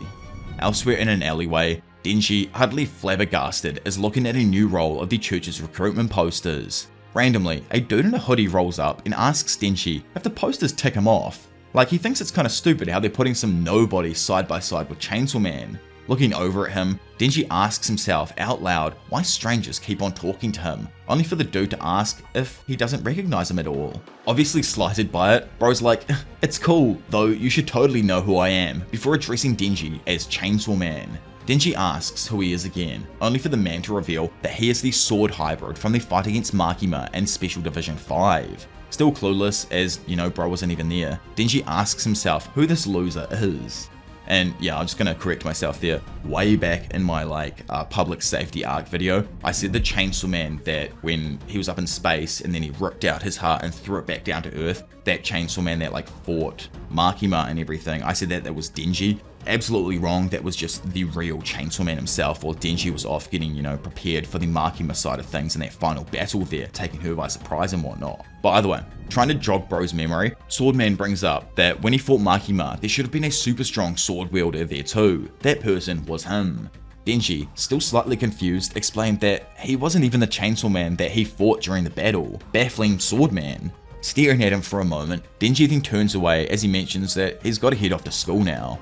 Over in class, turns out that no one other than Swordman is revealed to be a transfer student from Kanagawa named Midi Sugo. Standing in front of the class, he lets them know about his hobbies, along with the fact that he ain't here to make friends with any of the pieces of trash in front of him, which is actually crazy. Either way, Sugo sits down and is quickly surrounded by a group of girls who start to bother him with a bunch of useless questions. Getting frustrated, he speaks up and crazily enough asks Denji if he'll get rid of them for him, confusing an already extremely mentally insufficient Denji even more. Later outside, Denji tries to interrogate Sugo, only for it to be revealed that Fumiko is with them as well, treating Denji like a dog and sitting on his back. After hearing that she's also from public safety, Sugo reveals that he's here as a Chainsaw Man church messenger. Currently all of the weapon hybrids follow the Chainsaw Man and he wants him to join the church. Most of the church's higher-ups are also weapon hybrids, and they've promised to give Denji a high position if he joins. Bringing the man's ramblings to an end though, Fumiko points out how they've got to make Chainsaw Man the leader of the church. Anything less would be utterly disrespectful. Denji happily agrees, only for Sugo to reply that someone with his position basically gets free reign on what missions they can perform and what rewards they earn. He can spend as much money as he wants to, and even gets to eat free steak for every meal. Denji absolutely loves the idea of free steak every day. However, Fumiko destroys Sugo's offer by saying that our little man would get bored of steak every day eventually. Denji pops back in to say though that he's never tried Chinese food. However, Sugo rages out and calls them kids, as it's not even food that they should be arguing about. Bringing the conversation back to its focal point, he explains that he spent his entire life being used like a tool by worthless people and heard it was similar for Denji. Seeing bro sigh, Sugo says it's true, and it also looks like he agrees, to which Denji indeed does. Going all sentimental on them, Sugo says he won't worship Denji, but he's grateful to him with every passing day, as inside the Chainsaw Man Church, he's truly free. One last time, he pleads with Denji to join the church and he'll protect him for public safety and the sushi woman on top of him. Popping in, Fumi asks if he's transferred schools to give Denji a recruitment pitch. To her, it sounds as if he's been taken advantage of. Screaming back that he's free, bro tries getting Denji on his side by exclaiming how seeing him as a chair right now doesn't exactly sit right with him. Denji replies that whilst he's not in the best circumstances now, he's still able to enjoy what he likes whilst also living the life he dreamed of, and because of that, he rejects Swordman's request to join the church. Quickly turning and leaving, Sugo says that he didn't just transfer her to recruit him, he also wanted to be his friend. After all, he's the one who killed Makima and freed him from her control. Walking through the door, he makes an offhanded comment that if he did follow him, he could have slept with as many women as he wanted. Moments later, and despite there only being one entrance to the staircase, Sugo then somehow manages to run into Denji and immediately questions how the freak he just got there. Acting like Himothy, bro says he's given it a lot of thought to what he just said before, and he's bang on, he was a tool. Bringing up the Chainsaw Man Church again, Denji tells Swordman to sign him up. Ah, Denji, you absolute muppet, bro. Not gonna lie, people are talking so badly on part 2 of Chainsaw Man. However, this arc here just had me laughing so hard throughout so many different parts of it. It might just be at random times, but the humour 60% of the time hits for me, even though, you know, I'm an English reader and it being a Japanese comic, which is a big thing to say. Either way, and meeting outside a building adorned with Chainsaw Man's head, Sugo explains that the building used to belong to a cult. The Chainsaw Man Church absorbed the cult and took everything inside, claiming it as their own. Half asleep, Denji asks where he'd be able to find the girls he can sleep with, only for Sugo to explain that he's going to take him on a tour of the compound first. Near the entrance, the two of them meet with the previously unnamed student from the aquarium incident, Nobana Higashiyama, who lets them know he'll be Denji's guide. Once inside the large expansive church room, Denji looks around and points out how the cult consists of mostly students. Nobana explains that the church is run by a body of students rather than adults. This is because the adults' mental faculties are diminishing due to an ultraviolet American ray weapon stationed above Japan. Sugo states that America is the freaking worst, causing Denji to ask if he's being for real. Nobana says it's really for real. They only know about it because Chainsaw Man's devil powers give him supervision. In utter disbelief, Denji doesn't say anything but turns and notices a random ass room. Nobana notes that it's the Chainsaw Man wedding chapel. He then says that the next room over is where Denji would, you know, get it on, before then marrying said person in the chapel. Protesting, he says he doesn't want to marry anyone, causing Nobana to break slightly and try to justify the teen marriage policy by saying that marriage as adults is a gain due to American propaganda. Sugo once again agrees that it's for real, America is the freaking worst. Baffled, Denji snaps, yelling at Sugo that he never wanted to get married and has never encountered any American ultraviolet whatever either. Stunterland he didn't find them. Sugo admits that he kinda embellished things a little, but it's okay since the church does a bunch of good in the world as well. Arguing back, Denji asks if that justifies them to make random crap up and force people to get married. Snapping back, Sugo says that Denji joined without a second thought and that it's okay if some people get screwed over if what they're doing is for the greater good. Nobana tries to break up the fight by continuing with the tour, only to be dismissed by an older student. Glaring at Denji, Sugo tells the newcomer that he brought him in like they asked. Now it's up to them to talk some sense into him. The man introduces himself as Barum and puts his hand out to shake Denji's hand, however, bro just stares at him. Throwing up his fingers, Barum pranks him by sticking his fingers up his nose and cracking up laughing. Barron then rhetorically asks himself why Chainsaw Man hasn't been fighting devils recently, before asking Denji what it would take for him to return. He suggests that a massive devil attack might cause Chainsaw Man to return, only for Denji to repeat what Yoshida told him, and that there'll be other devil hunters there to stop future devil attacks, including Asa. Hearing him bring up Asa, Barron teases him about knowing her, but as soon as he notices Denji's silence, he asks him if Asa's death would bring him back into action. Staring into the man's eyes, Denji goes to say something, but before he can, Barron asks Denji to imagine the following things on a scale. On the right, he has his friends, family, a wonderful life, and his pet cat and dogs. On the left is just one thing: the starter that transforms him into Chainsaw Man. Curious, he asks which is heavier. Stunned, Denji tears himself away from the man while calling this place crazy and runs away. Waving goodbye, Barron yells for him to enjoy his ordinary life while he can. Elsewhere now, Denji and Naota are shown browsing a supermarket. Noticing a display of Chainsaw Man curry buns on discount, Bro gets stunned to see how massive his downfall is. After getting their groceries, the two head out onto the street only to be interrupted by a devil attack. Just as Denji moves his hand to rev his ripcord, civilian devil hunters rush over to deal with the threat for him. Obviously, this stuns Denji, who quickly goes back to his depressive state as he walks off. The two make it home and snack on the curry bread, sharing it with all of the doggos as well. Together, they watch TV, have a bath, brush their teeth, and settle down afterwards for bed. Later that evening, Denji quietly gets up, trying not to disturb anyone, and looks at an old poster of back when the world loved him. Noticing Naota slowly start to wake up, Denji wonders what's going to happen to him from here on out. He questions if after he graduates and has a job, will he be happier than he is now? Half asleep herself, Naota asks if Denji's unhappy, to which he replies that he really doesn't know. Naota, while reaching out for a cuddle, responds that he's hopeless and that she'll stay with him no matter what in order to keep him happy. As she drifts back to sleep, Denji crawls back in between the dogs and falls asleep as well. The next morning, over at the world-renowned Family Burger, like what a throwback to part 1 right here. Either way, Bareem, who I'm probably saying completely wrong, Sugo, and 2 other weapon hybrids are discussing their plans of a city-wide attack over lunch. Bareem notes that their church has a day of Chainsaw Man worship planned for tomorrow, meaning that they'll be far too busy to deal with any devil attacks. However, he does point out that an endless number of public safety hunters would show up to kill them the longer their attack continues. He reckons that if that happens, then Denji would have no choice but to transform into Chainsaw Man to deal with the problem himself. Sword though questions the plan, wondering why it's necessary for them to go this far to draw out Chainsaw Man. Whip remarks that since they're weapons though, they really don't need to think. Saying he's half human though, Bro asks to think for himself for once. Bareem agrees with both of them before adding that they're also weapons and devils too. He asks the group what these 3 things have in common, to which the Whip hybrid jokes that they're kinda hard to spell. It's just like, what is that Whip hybrid on right now? Telling her she's wrong though, Bareem says humans, weapons, and devils were all born to kill, and that's why God will forgive them for what they're about to do. Later on, Naota is seen playing at an amusement park while Denji and Fumi are watching nearby. Talking between themselves, Fumi questions Denji if he really rejected the church in the end, with him solemnly admitting that he will never transform into Chainsaw Man again. I don't know what the girls are up to here, but you know, she says turning into Chainsaw Man must have felt amazing. All the recognition, respect, and probably endless stream of female concubines. Absolutely dead inside. Bro says that having responsibilities ain't that great, to which she also agrees, commenting that she'd rather die than get watched in the bathroom like him.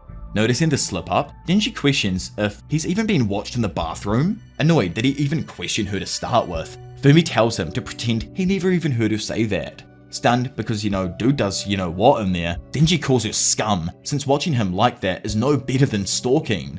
Fumi though says it's justified, seeing as she's a fan. However, this only seems to remind our boy of all of his past romantic interests secretly hating his guts behind his back.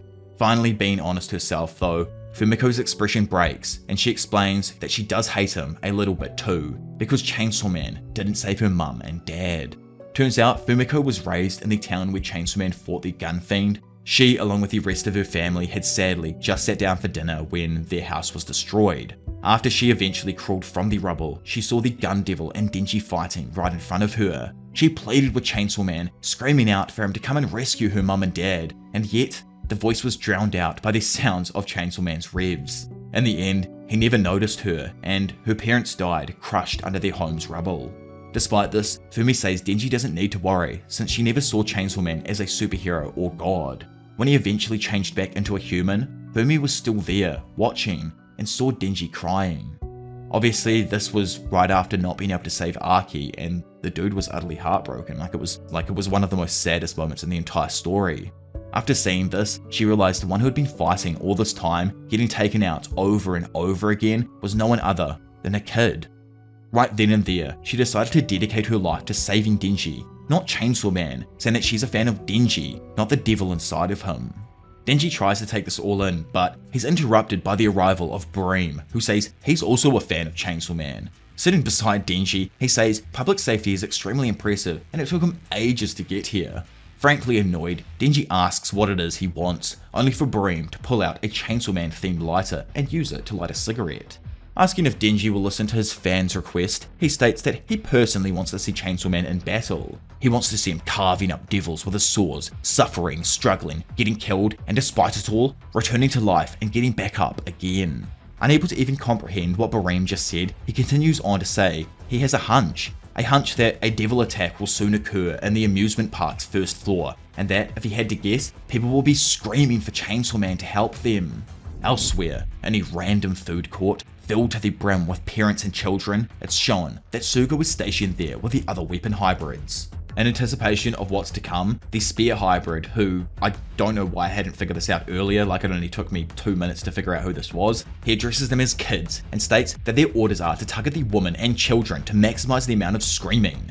Not even listening, Whip takes issue with being called a child, revealing she's actually turning 82 years old this year, and bro needs to show some damn respect. Damn, I'm not gonna lie, she looks kinda good for 82 for real, but... Shocked on this as well, Sugo asks if she's an old hag, replying that she ain't no old hag, far from it. Whip reveals how they're eternally young and believes it to be a sign they were chosen by God. Getting things back on track, Spear uses this as justification for the upcoming spree they're about to go on, before telling the others to wrap up the smoking as the operation begins in 23 seconds. Preparing himself for something he doesn't entirely want to take part in, Sugo watches a man trip over in front of him, before stating that this is a message from God. He is a weapon, however, he is only loaning his body out for a tiny bit of time. Kicking it off, the other two hybrids flick their fingers, only for 2 out of the 3 of them to be cut down by an untransformed Quan Chi. Even as the Spear and Whip hybrid are taken out before they can change, Sugo, who was cut to bits as well, manages to pull his hand off in time, activating his transformation into Swordman. Yelling at Quan Chi, the longsword hybrid steels himself for battle, but is swiftly defeated and cut down shortly after. Pulling out her walkie-talkie, Quan Chi then reports to her superiors that the mission was successful, and that Special Division 7 should be sent inside the Chainsaw Man Church 20 minutes after the first bit of media coverage. Cutting to a broadcast, the anchor claims that the attack on the food court was caused by the gunmen from the Chainsaw Man Church. The current death toll is unconfirmed, however, the police and public safety have announced their plans to take swift action in response to the emerging possibility of CSM Church activities. Over at the church, a senior member knows that if the church's weapons are discovered in the building's basement, the organization might be charged with treason.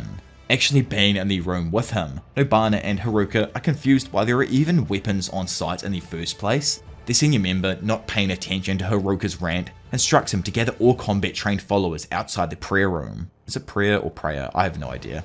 Haruka, who's super concerned over what's going on here, tries to get the man to explain what's happening, only for him to say that he doesn't know a thing, and he knows Haruka doesn't know a thing about it as well. I don't know why, but I love this as well. I was kind of confused with like what was happening in part 2 of Chainsaw Man, but I'm full on really enjoying this arc now. The twists make it feel like I'm reading a comedic conspiracy that involves some of the most powerful people in the country, even though it's just some like made up church, and the fact that, you know, like Denji is also still being controlled just like in part 1. Like that whole idea of him being free really isn't a thing yet, like dude hasn't realized it. It's extremely interesting to see how it's developed over this section into what it is now. Either way, and back over at the Chainsaw Man Church, Nobana and the other students arm themselves with guns in preparation for the battle against public safety. The old man who was talking with Haruka earlier says that these guns are weapons of light bestowed upon them by Chainsaw Man himself. His words gas these students up, who start chanting Chainsaw Man rules. Outside of the building, a police officer directs them to send one agent from Special Division 7 through the front and another through the back.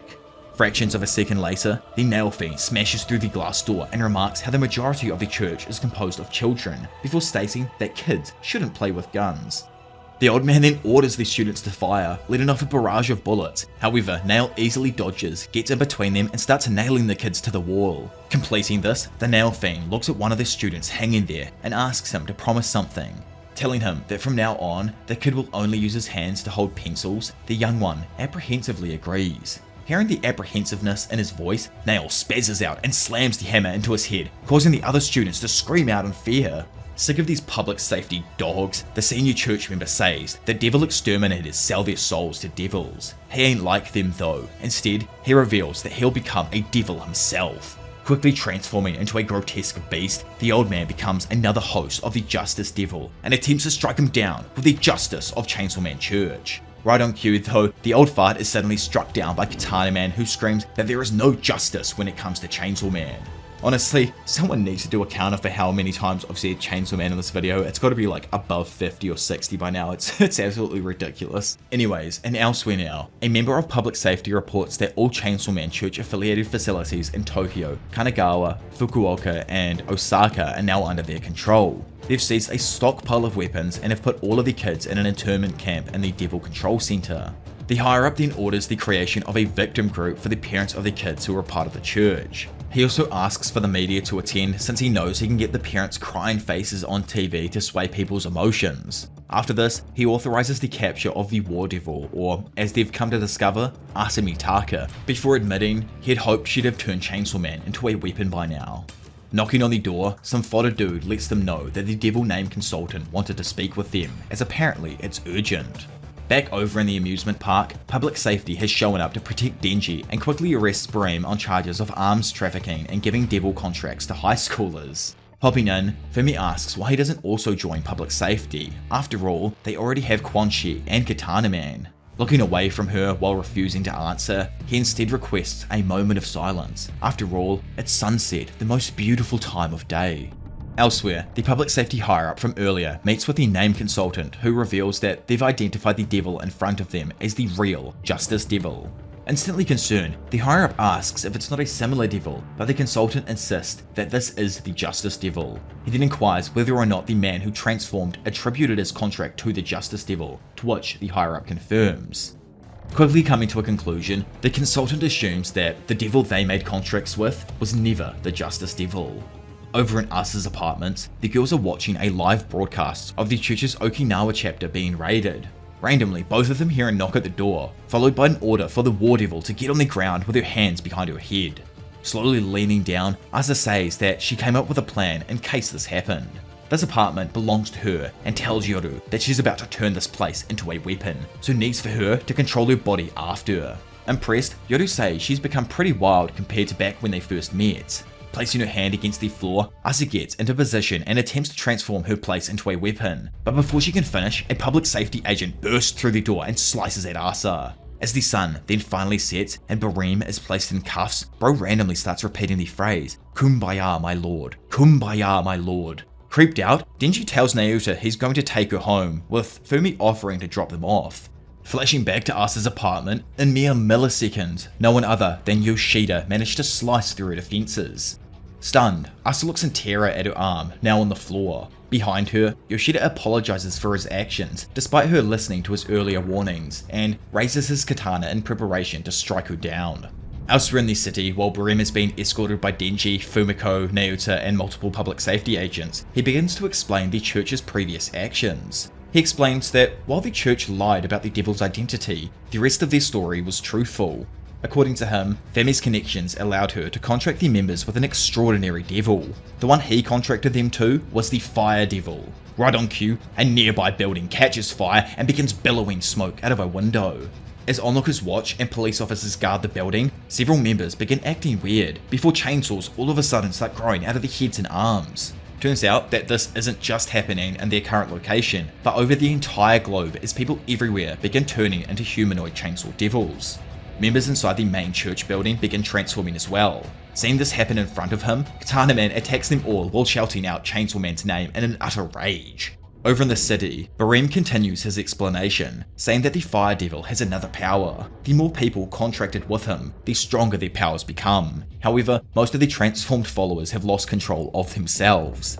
Up until this point, anyone augmented by the Fire Devil took a horrible form. Now though, Bream says they're much closer to Chainsaw Man. As he says this, a crowd of these contractors then take out the agents escorting Bream, but leave Naota, Denji, and Fumiko alive. Shocked, Fumi asks why it's happening now, stating that at 5 PM today, large, mass-scale weddings were held at the Chainsaw Man churches, Chinese and Canadian chapters. Bream says that everyone is now a devil. They purposely set it up so each member would enter a contract simultaneously with their marriages, and estimates a total of 350,000 humans who have contracted themselves with the Fire Devil worldwide.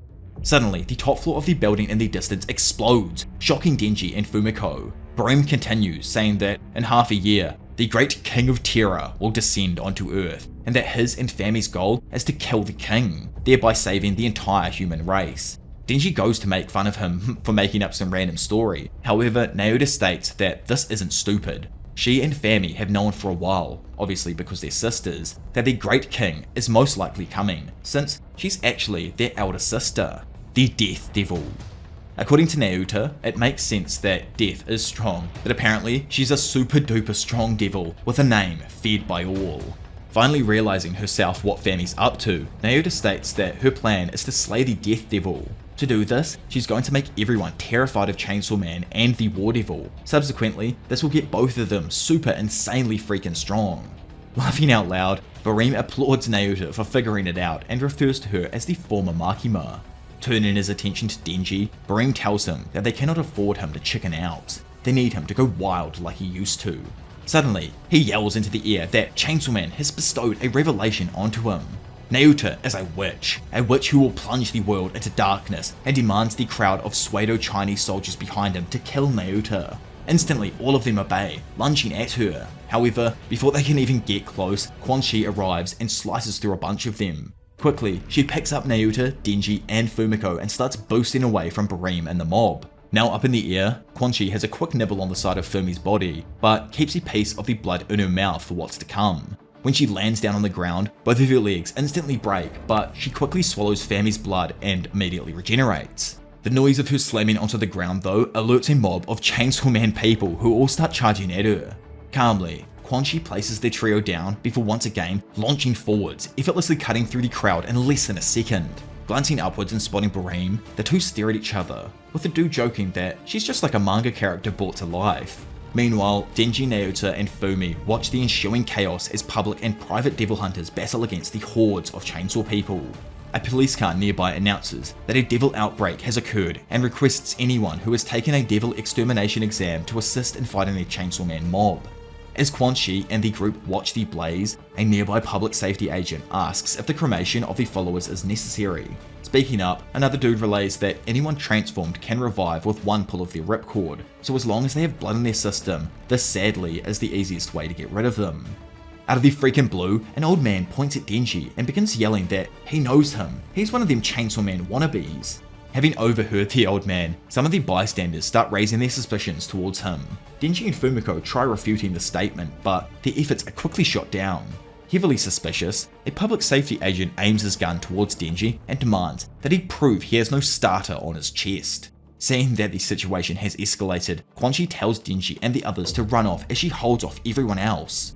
Demanding that the group wait, the public safety agent shoots off a bullet. However, Quan Chi quickly sticks her hand out, blocking it before it could hit Denji. Over at Asa's apartment now, Yoshida is shocked to see Asa somehow withstanding her blade using just her left hand. As Yoshida commands the octopus devil to restrain her, Asa screams out, transforming her entire apartment into a weapon without touching anything.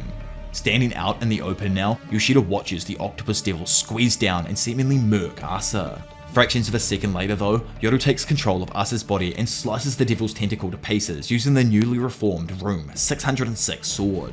Cutting things off for a second here, it's actually dope to see Fujimoto back at it with some more amazing weaponry. Like, damn, what an interesting blade to start with here. It's got like an engine or something equipped to it as its hilt. It's quite cool. Either way, after freeing herself, Yoru realizes that she and Asa have experienced a tremendous power boost thanks to the recent increase in fear of war spreading across the world. Standing opposite each other, the two face off in the remains of Asa's destroyed apartments. In a fraction of a second, Yoru lunges straight towards Yoshida, only just missing and crashing into the building behind him. Laughing that she may need to adjust the output slightly, Yodo looks up and gets annoyed to see that Yoshida has indeed fled. Launching herself off the building in an attempt to track him down, she lands on the ground only to be stunned by what she sees in front of her. Overjoyed at the sight, she begins laughing and screaming out that the world finally remembers her at long last. In another part of the city, a random man begins to gloat about how he warned them that mankind and the devils would go to war. Gathering a crowd of onlookers, he tells them to join him in obeying the voice of God and helping burn the Chainsaw Man army to ashes. Starting a chant for Chainsaw Man to burn, the crowd soon follows suit and begins chanting for all of them to burn. Over in a nearby alleyway, Denji says he'll turn into Chainsaw Man in case things go wrong. Telling him not to be ridiculous, Fumiko replies that it's a terrible plan. If the people all around him see him transform, they'll burn him to a crisp. Telling them to not worry about the situation, Fumi says she'll protect them. However, Naota shoots it down, saying they don't need her protection. From where she stands, she knows she's stronger and can easily kill anything that attacks them, including humans, much to the concern of Fumi. Concerned, she asks Denji what he's been teaching his younger sister, and bro just says he chucks on the educational channel for her.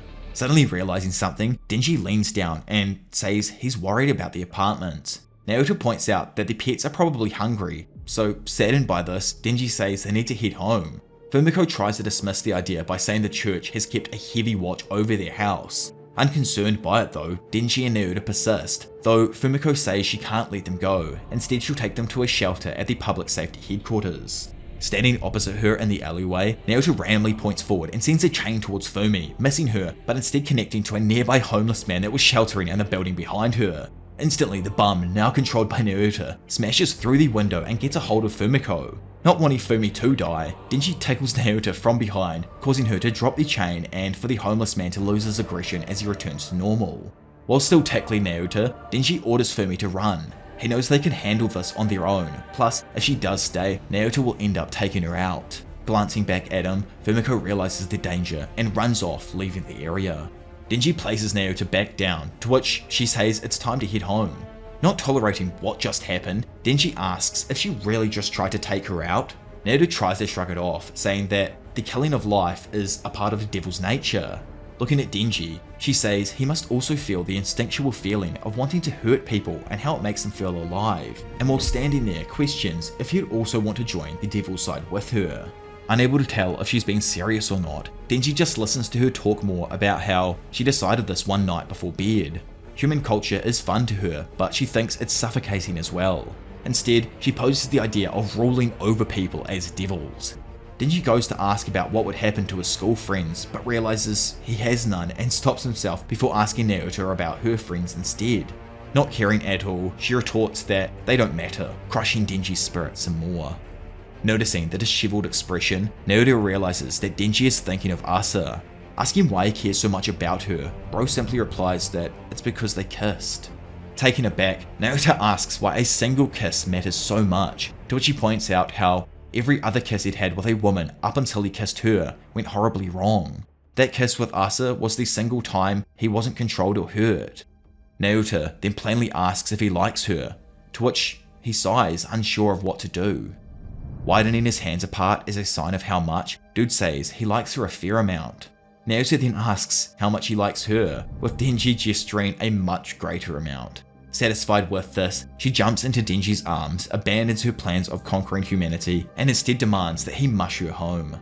Moments later, as she's being run through the alleyway on Denji's back, Naota notes how everyone also seems to be carrying on with their lives despite the Fire Devil attacks. She even points out how school might be on in the morning, causing something to click in the head of Denji. Thinking about all of the normal things he does and enjoys in life, bro realizes the two of them still have their ordinary life to get back to, the life he'd always dreamed of. Sprinting even faster now, he tells Pochita that he doesn't need to be Chainsaw Man anymore, cause he's extremely happy the way he is now.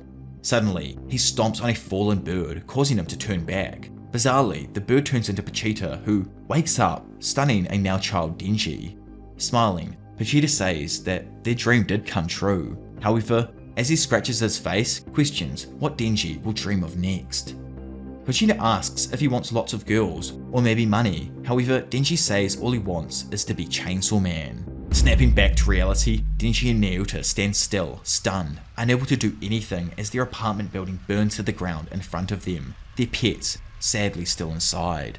Rushing over to try and save them, Denji is tripped by no one other than Bareem, who reveals that he did this to push him over the edge. He taunts Bro by saying that not only did he ignore Asa due to how her and Denji barely know each other, but also because his pets seem far more flammable, which is just messed up. Shocked and enraged by this, our boy goes to pull his ripcord, only for Bareem to be shot several times by Fumiko and other public safety members. Speaking up, she tells her colleagues to aim for the body parts used to trigger his transformation. Sadly though, the group is caught in an ambush as Whip appears right behind them and attacks the 4 public safety officers. Laying on the ground, Fumiko gazes over at the Whip hybrid and her co-workers. One has passed on whilst the other 2 are seriously injured. Before she can even do anything, Fumi is grabbed by the Spear hybrid, who restrains her from shooting Bareem again. Confused, she begins to ask how the hybrids escaped custody, only for the Whip hybrid to cut her off and explain that the public safety must be extremely busy, as they just left them there and let them escape.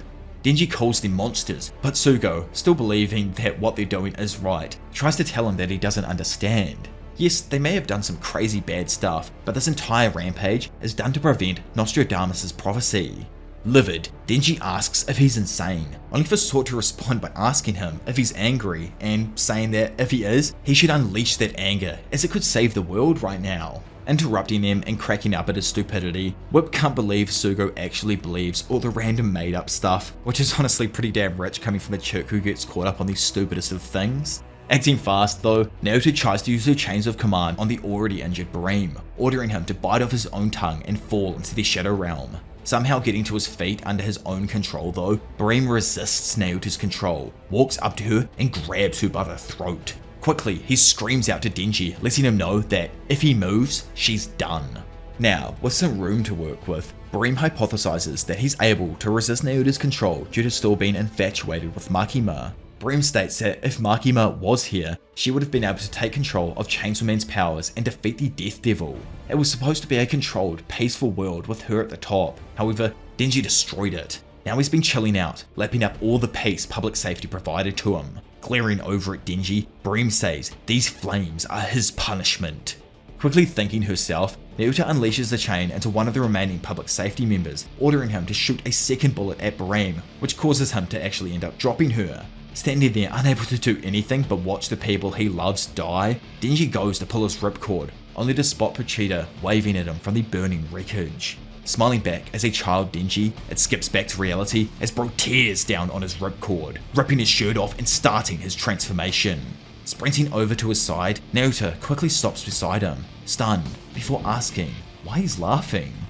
Standing nearby, having watched this, a random man pulls out his phone and notes that Chainsaw Man is in the neighborhood. In response to this, Sugo and the Spear hybrid release Fumiko from their grasp before activating their transformations. Seeing that the situation has worsened, Naota tells Denji this isn't great and they need to run, but Bro refuses. As Naota is then taken to safety by a bystander, Denji monologues about how he's the worst. They burned his house and pets, yet he feels amazing and thanks the hybrids for letting him be Chainsaw Man once again. Rushing forth, both of the hybrids charge at Denji, who fends them off with his chainsaws. Jumping down from above though, Denji is caught off guard by the Spear hybrid who pins him to the street with his weapon. Despite this, our boy slices through his own and the Spear uses body, allowing him to get free. Needing to quickly regenerate his wounds, Denji then crawls over and proceeds to consume the Spear, shocking everyone around the area. Horrified by this, the Whip hybrid tries to strike down on him with a whiplash, but Bro swiftly dodges this attack. Gaining the upper hand, he then cuts off Whip's left leg before delivering a brutal beatdown by repeatedly slamming his chainsaws into her body. Seeing that his other allies have been defeated, Sugo recklessly charges and thrusts his blade at Denji. However, he easily blocks this. Going into strike again, the two hybrids impale each other using their respective weapons. Watching them come to the standstill, Naota screams out, wondering if Denji is okay. But he just starts randomly rambling about giving massages to other people, which is, random as. Absolutely confused as much as anyone would be, Naota pleads for him to flee, but Denji warns her to not get involved in him anymore for her own safety. Despite the pain he's experienced throughout his life, in this body, he feels the greatest. Slowly rising to his feet after the small battle, Denji's grip on reality returns and he asks the spectators if they watched him beat all of the big bad devils. Moments later though, he collapses due to the wounds he suffered. Quickly closing in on him, a large group of civilian bystanders begin to encircle the injured Chainsaw Man. One of the bystanders, holding a speakerphone, tells the civilians to evacuate. Hearing this, Denji turns and asks if he can also evacuate, leading a few spectators to point out how they can actually hear him talking. Catching him by surprise, the spectators throw a net on Denji, subduing him. Sitting there, he asks what the big idea is. Fumi also tries telling the civilians that Chainsaw Man isn't their enemy. However, the woman who's keeping Naota safe speaks up, stating her uncertainty on the current situation. Unable to do much, Denji tries telling the two men he's on their side for real, but the man with the beanie doesn't listen and shanks him with one of the spears. Digging it in, the enraged civilian screams out that his grandfather was devoured by the other chainsaw men. As more guys then roll up with some gasoline, the beanie dude tells the other spectators to light him up. Another man then runs in and stabs Denji with another spear while also screaming out for someone to bring over a lighter. Watching this, Naota tries to get the beanie bro to stop, insisting that Denji's the real Chainsaw Man. However, this only causes him to try even harder to kill him. To him, if it wasn't for the Chainsaw Man, then his wife wouldn't have turned into a devil. Clutching at his jacket, Naota tries to talk some sense into him, but he easily throws her aside. Enraged after seeing Naota get hurt, Denji bursts through the netting and slices the man's arm. Having just witnessed the supposed Chainsaw Man attack a real human, the mob then uses this as justification and tries to light him on fire, only for Denji to then attack first, slicing off the hand of the guy with the lighter. A few more men then run in and skewer Chainsaw Man with their spears, allowing the group behind them to start searching for another lighter, which is just freaking hilarious. Like, surely the other lighter they just dropped on the ground is still fine and they could just pick it up. Anyways, Denji, overhearing them, says that they should just use the fire that's consumed his house if they need a light. Back behind the main mob, Naota is randomly subdued by the older woman once more. Naota tries to tell her that the Chainsaw Man is her family, only for her to reply that that thing isn't her family anymore. Quickly halting still, Naota suddenly realizes that Denji's only doing all of this because he truly loves her. Determined, she commands the older woman to attack the beanie-wearing man, using the distraction to tell Denji to make a run for it. Taking control of a few other civilians, Naota causes a mass conflict around Denji in order for him to get away. A random dude on a phone then screams for them to send more backup as something weird as hell is currently going on. Over with Naota, and after using 3 chains, she realizes she can't send out any more and asks Fumi for help. Initially nervous, girl turns, snaps on a smile and says she's leaving. Perplexed, Naota asks why she won't help. After all, she thought she was a Chainsaw Man fan. Stating that she's a public servant first and a fan second, Fumi says that risking her life to save him falls outside the scope of her job. She wishes her luck on her mission, though Naota pleads for her to help them and brings up how her family just died. Smirking, the public safety agent ridicules her, asking if her pets were really family members before vanishing from the street. Eventually, the mob is able to subdue the controlled civilians and realize that the power had to be from a devil in the nearby vicinity. Suddenly, a badly wounded Bareem screams out that the devil is next to him and pleads with the crowd to take revenge on her for him. The civilians point out how Naota is pretty young, but the older woman who was first controlled by her snaps out of her daze and points out that the young girl called Chainsaw Man her family. As the crowd begins panicking, a member of the mob says that children who are fans of Chainsaw Man are dangerous. He heard that kids who are believers sprout chainsaws from their heads and attack their parents. Flicking her own hand forth, Naota hijacks the same man's mind and uses him to carry Denji away to safety. Speaking through the man's body now, she remarks that she didn't think Denji needed her. As Denji seemingly escapes with a controlled random, it shoots back to show Naota now cornered by the entire mob. Glad that she's finally alone, she starts to go on a rampage, but quickly realizes she could never be Chainsaw Man since she doesn't find murking people to be fun. Sadly, the men she controlled are quickly taken down and the mob ends up closing in on Naota once again. Seeing a spear coming her way, the girl quickly dodges and kicks a dude in the groin before screaming out and asking them to stop because she's just a kid after all. Suddenly though, the sound of a pistol safety is heard, and it's revealed that Bareem is now holding her at gunpoint. Not too stunned with this, a random female orders the mob to stop attacking her since she's a kid. Another guy says that she killed someone under their control. However, the same female says they all need to take a moment to calm down. Since this random conflict started, it's barely been 1 day, and she thinks everyone's been acting a little too crazy already. She pleads with the mob to come to their senses for a bit, but flipping the entire damn thing on its head even more, Naoto looks over and notices Bream slowly pulling the gun to his own head. The crowd, who's also noticed the absolute maniac, stand there stunned and listen as Bream screams out for help. Tricking them, he says that Naoto has taken over his body and is making him do this, so needs them to save him now. And a flash, everyone then rushes a few meters towards an absolutely stunned Naoto. Diving into a flashback, we find ourselves back on the day Denji first brought Naoto back home with him. Opening up his front door, he says this is her home now and asks if she even knows what he's saying. Standing there herself, Naoto wonders why she feels pity for this human. Why is it that she wants his heart? The inner questioning eventually culminates with her wondering who she even is. Using her chains on Denji while he slept, she finds out about her past as Makima and how her goal was to disrupt Denji's private life to awaken Chainsaw Man, the same Chainsaw Man the old her once sought after for hundreds of years. On that same night, she realized that if she granted Makima's wish, then she might also find out who she really is. Looking at Denji, she can tell he's completely empty. However, and like so many in the past, Naoto states she'll fill him up with happiness, then destroy it. We then see different areas of the duo's apartment and all of the activities they've done over their short time together, as well as Naoto and Denji playing with the dogs, with the former noticeably enjoying herself. Finally, the two are shown laying down together, with Naoto calling him stupid, but quickly correcting herself and saying he's also a student and Chainsaw Man. Afterwards, she then asks him who she is, and after moving in next to her, Denji responds by calling her his family, which she always thought was cheesy as hell. Randomly, Denji as a child then awakens in a dark room, while another voice tells him he's never had a family. He was always drawn to the world, but threw it all away when he chose his life as Chainsaw Man. Menacingly, Denji then reminds his current self that he murdered his own father, so of course he could never have a family, causing their dream to suddenly come to an end. Laying in a hospital room now, Denji tries to make sense of what the hell just happened and how he even got here. Waking up to the sight of more Fire Devil attacks and a nearby helicopter, Denji hallucinates Naoto laying on his chest before Yoshida snaps him back to reality. Denji asks him what happened to Naoto, but he tells him he doesn't know either. Enraged, the hybrid tries to get out of bed, but he's informed that he hasn't walked for about a week, so any effort to move is futile.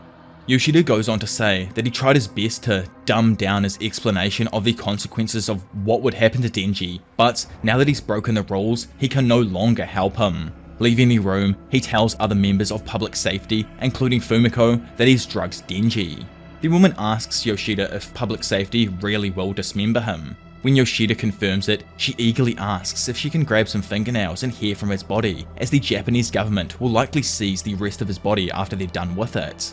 When Yoshida asks if she's truly a fan of him, she replies that she's a collector, brandishing a pair of tweezers in her hand.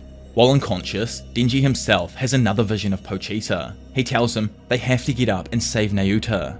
Save her? The little Pochita asks him how he intends to do so when he doesn't have legs. Denji is then shown strapped to an operating table, one leg already amputated. Surgeons remove the next leg, labelled right leg 26, before one turns to a public safety member on guard and tells him off for smoking in the room. He then asks the member to leave, though the man clarifies that he's here to ensure Chainsaw Man is killed should he try to escape. It's revealed that the place Denji is being held is the Tokyo Devil Detention Center, and due to its maximum security, no devil has ever managed to get out. Armed personnel are on site around the clock, and the center is prepared for any contingency. It would literally take a war to compromise its security. However, unbeknownst to public safety, a certain someone has just shown up outside. Turns out it's Asa and Fami who have both made their way to the complex. Obviously, Asa is still missing her arm from the bout she had against Yoshida. Can't believe it's been over a year since the last arc wrapped up. It's great finally coming back to Chainsaw Man now with this massive arc, the first 30+ chapter arc from Tatsuki. Anyways, and confused with the fits, Asa asks Fami why they're in their school uniforms, to which she responds that they're the least suspicious outfit they had. She explains that the facility is surrounded with sensors that will turn on the turrets, killing them in an instant, only for Yoru to interject, asking her older sister where Chainsaw Man currently is. Femi reveals to them that he's in the 3rd floor of the basement, which can only be accessed via the main gate of the building. The War Devil's task is to destroy it. Asa asks if defeating Chainsaw Man will save Denji, which Femi affirms once more. Internally, Yoru asks her other half if she's getting cold feet, but she regains her composure, remembering that Chainsaw Man had saved her over and over. Now it's her turn to save him. Inside of the control center building, public safety staff watch the 2 girls randomly walk towards the facility. After some initial hesitation, the dude is given the go-ahead to shoot them. Asa, however, manages to hijack the turrets before he can, without even needing to touch them. Femi explains that Asa now owns the turrets due to her using her combined funds instead of a contract that she wrote previously to take control of the complex's weapon facility. Fractions of a second later, Asa turns her college-funded turrets on the facility, completely and utterly destroying the entrance. Stoked with how easy it was to get these weapons, Yoru says it's a great thing Asa is so naive. This is obviously because War's powers have been enhanced due to the growing fear of War, and now she can turn things into weapons without really even needing to touch them. The facility staff are then informed of the break-in. 2 girls are inside of the facility, dressed as high school girls. They need to arm themselves immediately and brace for an attack or instructions from a team leader.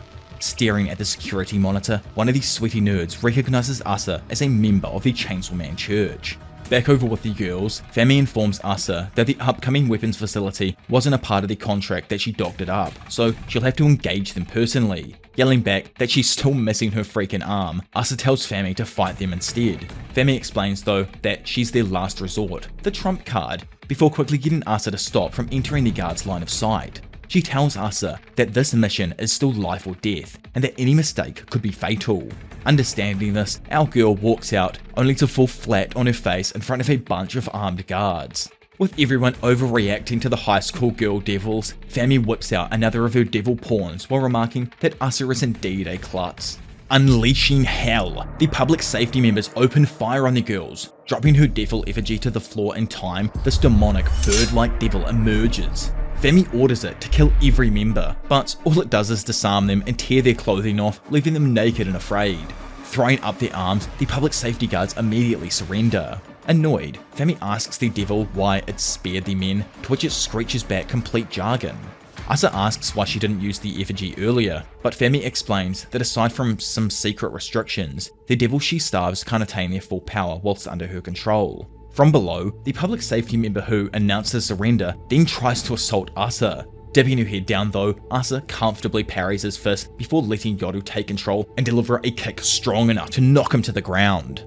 A door nearby then opens, only to reveal Haruka, Seigi and Nobana. Seeing them, the guillotine devil screams at them, scaring Nobana, who screams herself. Hilariously, Haruka also believes that Femi showed up for them and orders the others to get behind him.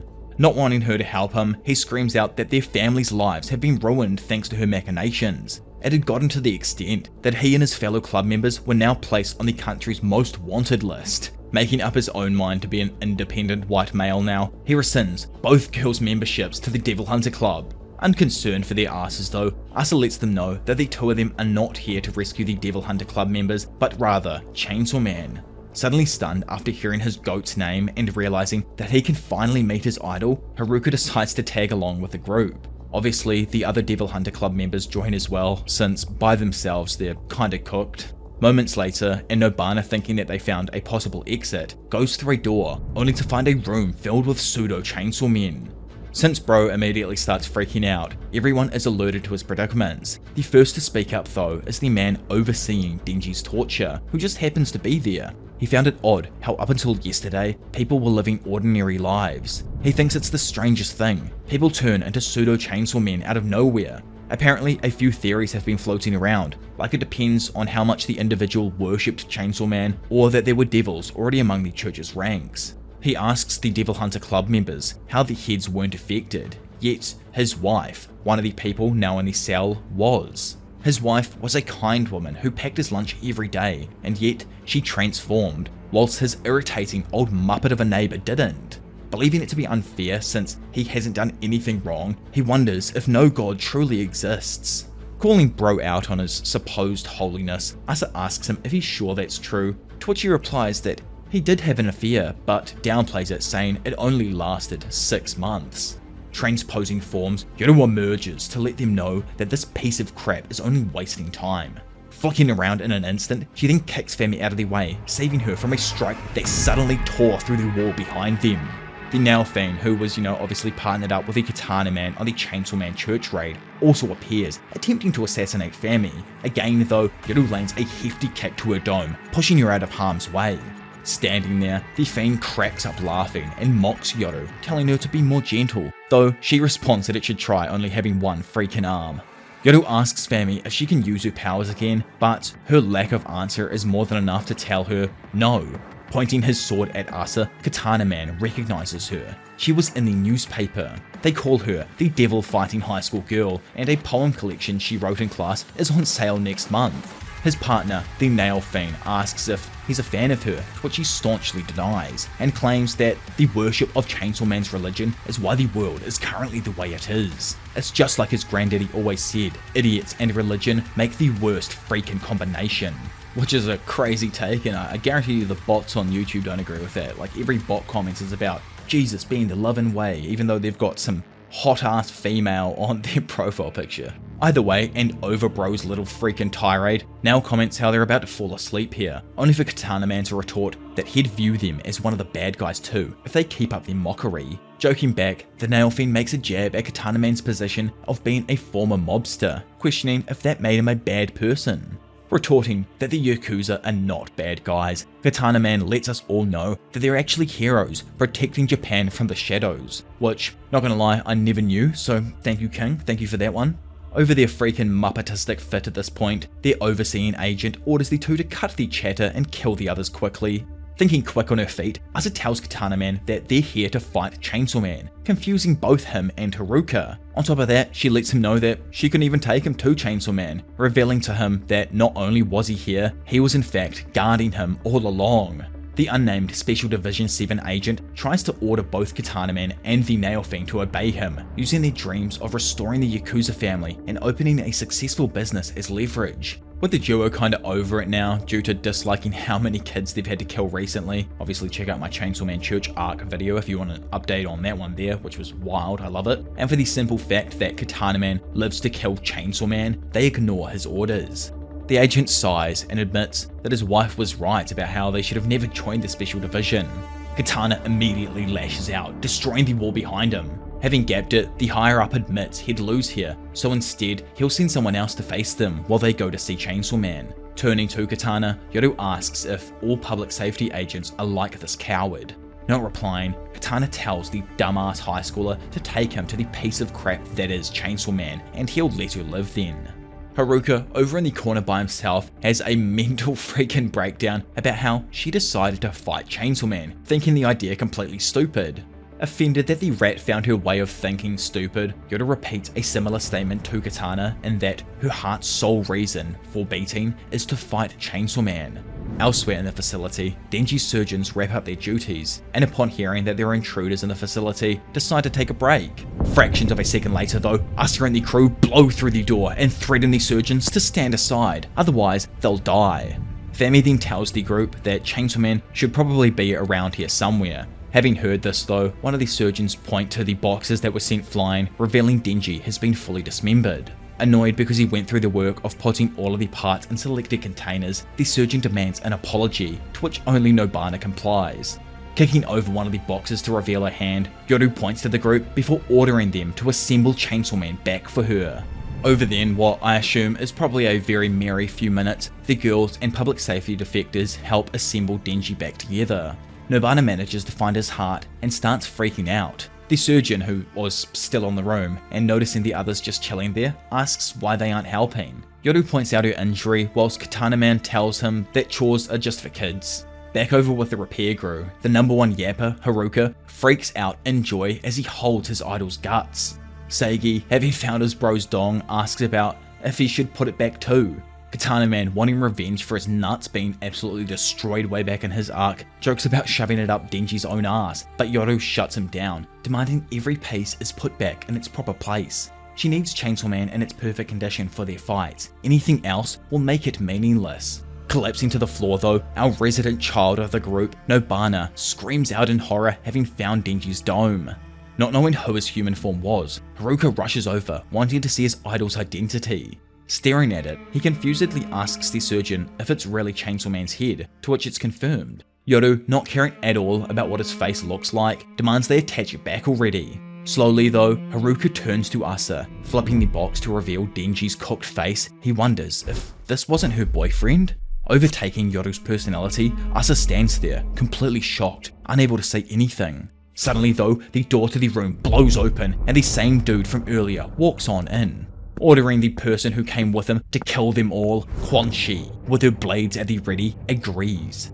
The Nail Fiend immediately attempts to buy some time with Quan Chi by asking her questions regarding her beauty, like the specific brand of shampoo she uses. Simultaneous to this, Katana, Nail, and Yoru get ready to engage. The Nail Fiend launches a set of nails at the crossbow hybrid, but their attack is easily blocked. Second in and ready to attack, Katana Man is immediately decapitated by Quan Chi.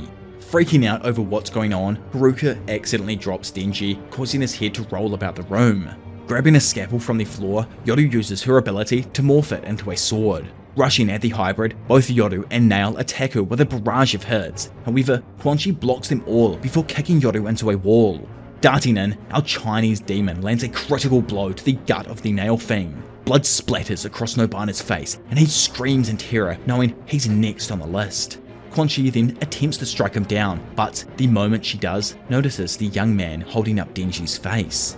Wondering what the change in Quan Chi is all about, the public safety officer yells at her to continue with the attack, but she reveals that she was warned by an old friend to never make an enemy out of this cretin. I can't remember if this was something that happened between Kishibe and Quan Chi on screen or off screen, but surely someone down below can let us know. Anyways, and back with the fight, physically breaking down over the fact that none of the devils seem to do what they're told when he tells them to do something, he reminds the hybrid that her lovers' bodies are under custody of public safety. They can always get rid of them rather than give them back if she doesn't listen. Calming himself back down and regaining composure, the official goes to say one more thing about how women are ass, but out of freaking nowhere, his wife turned Chainsaw Devil tackles him from behind. I love how bro never realized his wife was in love with another man, instead thinking this entire situation was just a bad series of events. Gotta love how cooked this series can be at times. Anyways, and back to it, the Nail Fiend can't physically believe how Katana Man destroyed the cell containing her earlier, only for her to drop in and then start eating her husband. Unconcerned with this, Quan Chi admits defeat and asks to be killed here, saying she'll regenerate like Chainsaw Man at a later date. The surgeons, likely tired of having to deal with the danger that public safety provides, pretend to not hear a thing about this. Picking up her scalpel sword, Yoru agrees to taking her out, however asks first if Chainsaw Man is stronger than her. Without hesitation, she answers that he's weaker, but far more feared. Moments later, Yoru strikes her down. However, I must say it's so freaking brutal that not even Tatsuki wanted to draw it, hence why, we didn't get a panel of it. A bit later on, and channel surfing TV, Haruka notices that none of the channels are talking about his group's breakout. Instead, they're reporting on an idol named Komagawa, who supposedly married an already married baseball star, but it's revealed that these accusations of infidelity and home wrecking were fabricated by a tabloid that ran a doctored image. Hearing this, Nobana expresses relief, stating he's a fan of Koma himself. I don't know what the importance of this conversation is, but either way.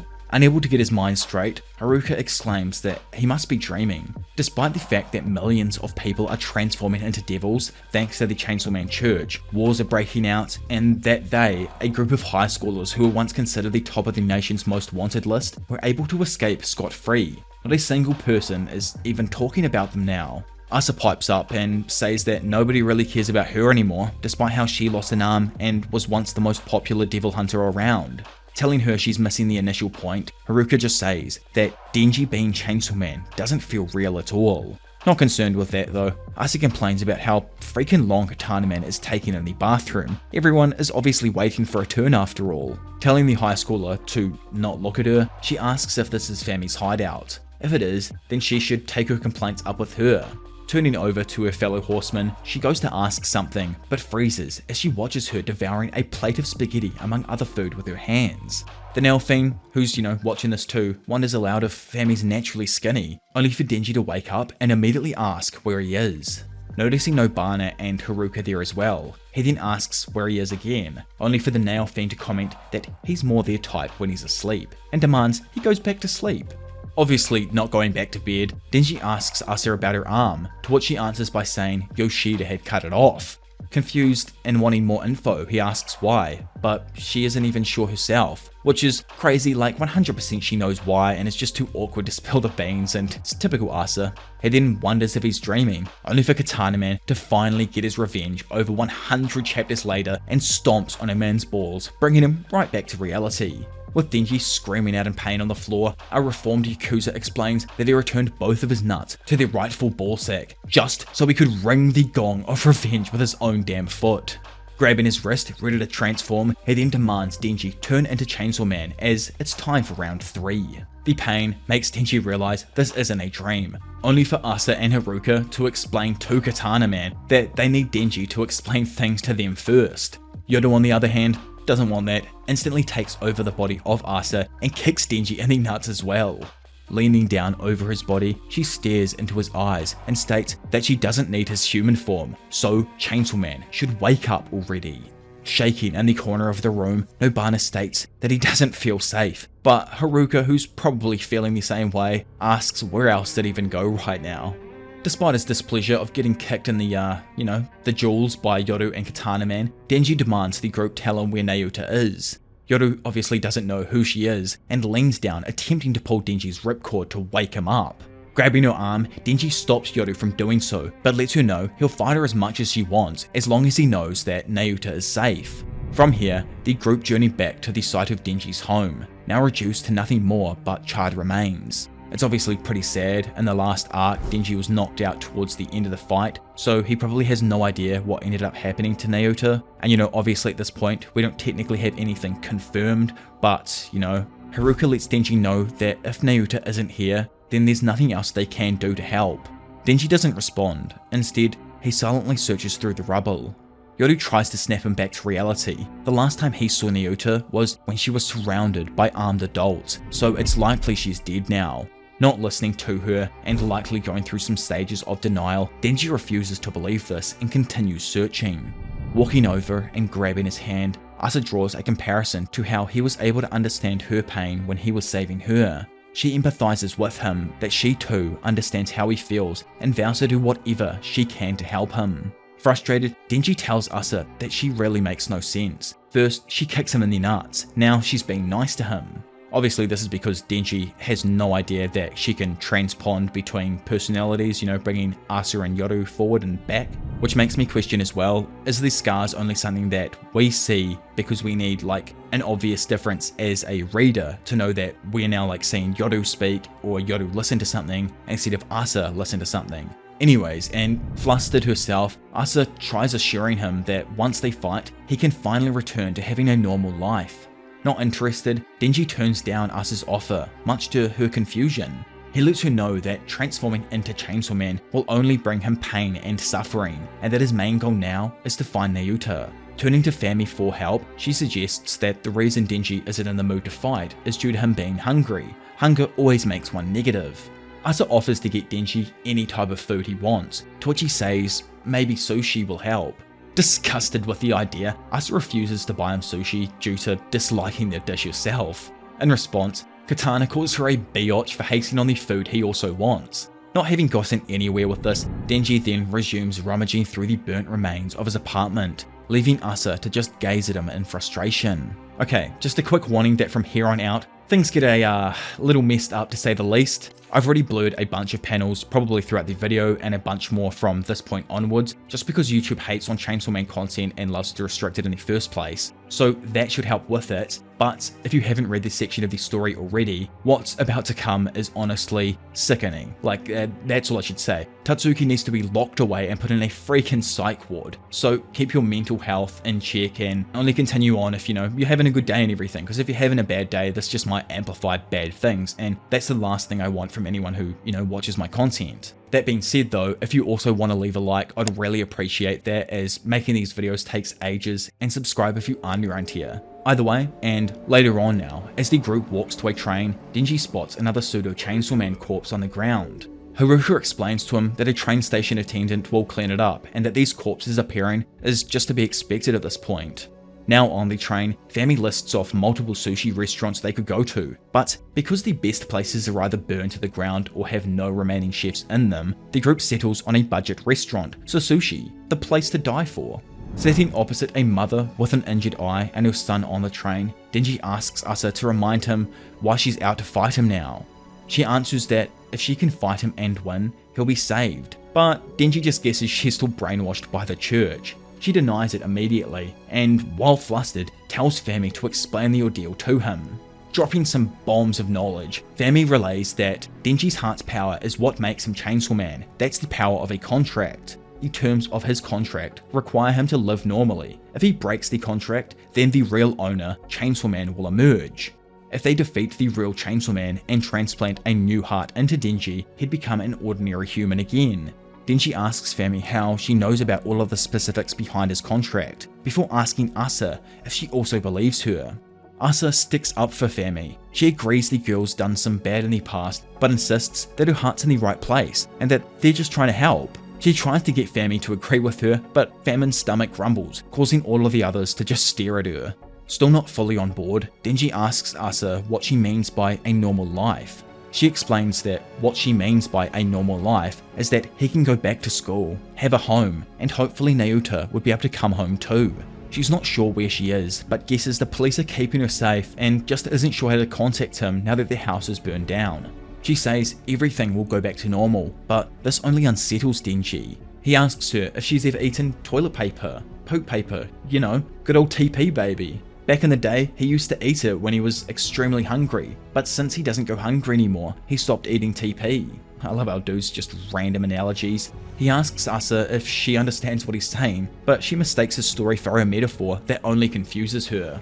Still moping, Denji tells her that he cannot go back to a normal life, but Asa vows him that she will give him his normal life back and save him no matter what. I love the contradiction from Asa there, immediately after Denji's like, I can't go back to this life of eating toilet paper in the past, Asa. She's like, nah, don't worry man, I'm gonna give you that life back, don't worry, we'll get there.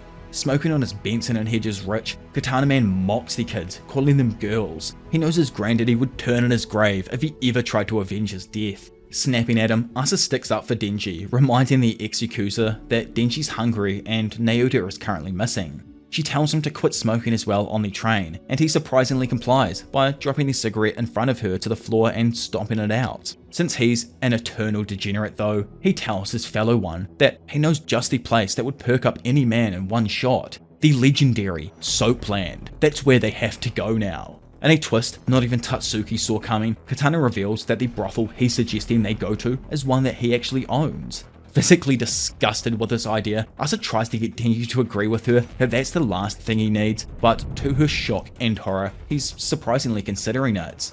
He remarks that, he hasn't beaten the chicken, poached the egg, stretched the eagle, or made a soup in a while. Shocked and disgusted with this, Asa asks what the hell he's on. Losing his mind, bro just starts yapping. He can't tell if he's just this depressed because of the lack of gelking. Unable to even understand how dude got to this point in life, Asa just asks how he could be thinking about socks at a time like this, but he answers by drawing a comparison that it's as important to guys as eating and sleeping. He looks at the other boys for affirmation, but they all just stay silent. This is his war. Absolutely over the despicable, shameless pig that he is, Asa reminds him of his mission to save Naota, his little sister. Denji knows it, it's not like he just forgets, it's more physically. In his eyes, it's better to take care of the sock's dry thirst for, scientific reasons. Arriving at what remains of the brothel though, Katana Man is distraught that it's burnt down. To make matters worse, it's literally started raining on their parade. I can't lie, I feel like Tatsuki just loves to fug with us for a chapter or two. We'd be going through this depresso espresso with Denji, then all of a sudden, dude's just thinking with his sack. As the rain soaks them to the core, Denji once again collapses to the ground and breaks down, mad at himself that he can't get his priorities straight. He admits that the main thing that caused him to return to being Chainsaw Man was the prospect of getting a harem of women.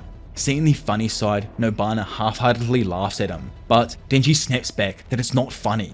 It's all his freaking dong's fault, it ruins everything around him. Watching him then pound the ground with his fist out of frustration, Yoru sees an opening. Quickly taking control of Asa, she offers to end all issues and chop the third leg from his body. Well, this is happening now, I guess. In an alleyway with Denji, Yoru finds a piece of trash on the ground and transforms it into a knife. Turning to him, she tells him to whip it out then. What the hell, what am I reading now? Tatsuki, help! Denji's still a little surprised by her offer to slice off his ding-dong, but she asks him again if he wants to be rid of his sex drive or not. After being ordered to take off his pants, Denji freaks out and reneges on his deal, before pushing Yoru's knife out of her hand. She responds by shoving her hand down his pants, intending on crushing his, well, yeah. The act of doing so though, however, has woken in a memory in Yoru's subconsciousness, the kiss she gave him as Asa at his old place. Confused, she gives him another kiss just to confirm it, and eventually, the two of them start making out. Okay, just for YouTube's sake and my own mental health, I'm going to stop here. YouTube will probably murk my channel if I mention what happens, so you can just read between the lines here. Taking over the shocked Asa's body, Yoru washes the glippity-glop, let's say, off her hand. Denji starts to ask Yoru why she kissed him, only for Yoru to interrupt and answer that she kissed him only because it felt good, so he shouldn't get cocky. Gazing at him, his lips and goofy-ass face, she gives him another kiss. Confused, he asks whether or not she does like him, however, she answers that she doesn't like him, but the other one does. It's her feelings that flowed into her. Stoked with life for that one moment, bro looks happily into the distance. Walking off, Yoru tells him she's hungry. Once he eats some sushi and perks up, then he needs to prepare for war. Blitzed emotionally, mentally, literally all of the above, Denji sits alone in the alley for a bit, going over what the hell just happened. Inside of Asa's own world, she charges Yoru down, purposefully shoving her against a wall. The war devil pleads for her to stop, but she just demands to know why she kissed Denji. Yoru answers that she only kissed him because she could sense that they'd kissed before, and she was only confirming her suspicions. She asks Asa if it felt good, only for Asa to raise her fist and punch her in the face. Yoru asks her why she's doing this if she likes Chainsaw Man. Shouldn't she be happy? Regaining control of her own body, she yells at Yoru that Denji probably thinks she's a sluzzer now thanks to her cretinous ex. Holding back tears, she states she's too hungry to deal with this all right now. Back on the train, Denji now sits between Fami and Haruka, while Asa sulks in a nearby seat. A little while later, the group finally arrives at Fami's earlier recommendation, Sushi, Death by Sushi. Entering the establishment, the Muppets are greeted by a member of Sushi's staff, who enthusiastically takes them to their seats. Overlooking a crowd of fellow diners, Denji wonders if they are also fellow gooners who have been the recipient of a cheeky handy. He talks to Pochita, telling him that although he's gone through some awful things recently, he however just got beaten off and now he's eating piles of sushi. He remarks that it didn't feel as good physically as when he does it himself, but it made his heart feel real nice. Looking blankly ahead like the Muppet he is, he wonders if Asa's unhappy or happy at this moment. Still obviously embarrassed about before though, Asa lies and asks Fami if she could just wait outside. Fami, chowing down on another mouthful, just mumbles out some unintelligible nonsense. Haruka asks the group if it's really okay for them to eat without a Koku or the Nail Fiend, since both of them are outside guarding the building. He then turns to Nobana and asks if they're even eating any sushi. Turns out the boy doesn't actually want to be stuck with a bill, so he isn't eating any sushi, to which Haruka calls him freaking weird for. Nobana protests and says that Asa is the weirdest of them all. Her arm is missing and she's acting like nothing is wrong. If he lost an arm, bro admits he'd be bawling his eyes out for weeks. Randomly though, another man then joins the group at the table, saying Asa's situation is just like an animal's. Turns out it's no one other than Bareem, who elaborates that animals do not get sad, they simply adapt to a lost limb for the sake of survival. He then rhetorically questions if devils are supposed to feel sadness either. Haruka, noticing who it is, shouts out to the others, catching Denji's attention. Quickly getting up, he attempts to stab him with a pair of chopsticks, but before the strike lands, Bareem reveals he can take Denji to Naota if he listens to him. After Denji then takes a seat beside him, Bareem tries to go on a tangent about how to properly eat sushi, but Denji cuts him off, angrily demanding he tell him where Naota is. Continuing, Bareem reveals that public safety is after the both of them, and that they are currently stationed around the building. As soon as they step outside, they will both be murked. If Denji wants to know where Naota is, he has to save him from that fate. Desperate to save his little sister, he asks what he has to do to help. Whipping a plate forward, for now, Bareem just wants him to eat some tamago nigiri with him. I just want to warn you all again that from this point it gets insanely twisted. I don't mean to spoil anything now obviously, so just be aware and always think about your own mental state before continuing. Sounds crazy giving that warning in a shonen, but this is not the first time we've done it, and it's Tatsuki Fujimoto, the twisted plot twister. Bareem then starts his routine, stating that in order to fully enjoy sushi, one goes from lighter toppings to richer ones. Denji responds by telling him to go to hell, but Bareem reminds him that should he disobey, he can't see Naota. Reluctantly, he smashes the tamago nigiri into his face, pulverizing it. Bareem then presents him with squid sushi, which Denji scarfs down, though his manners leave his fellow hybrid annoyed.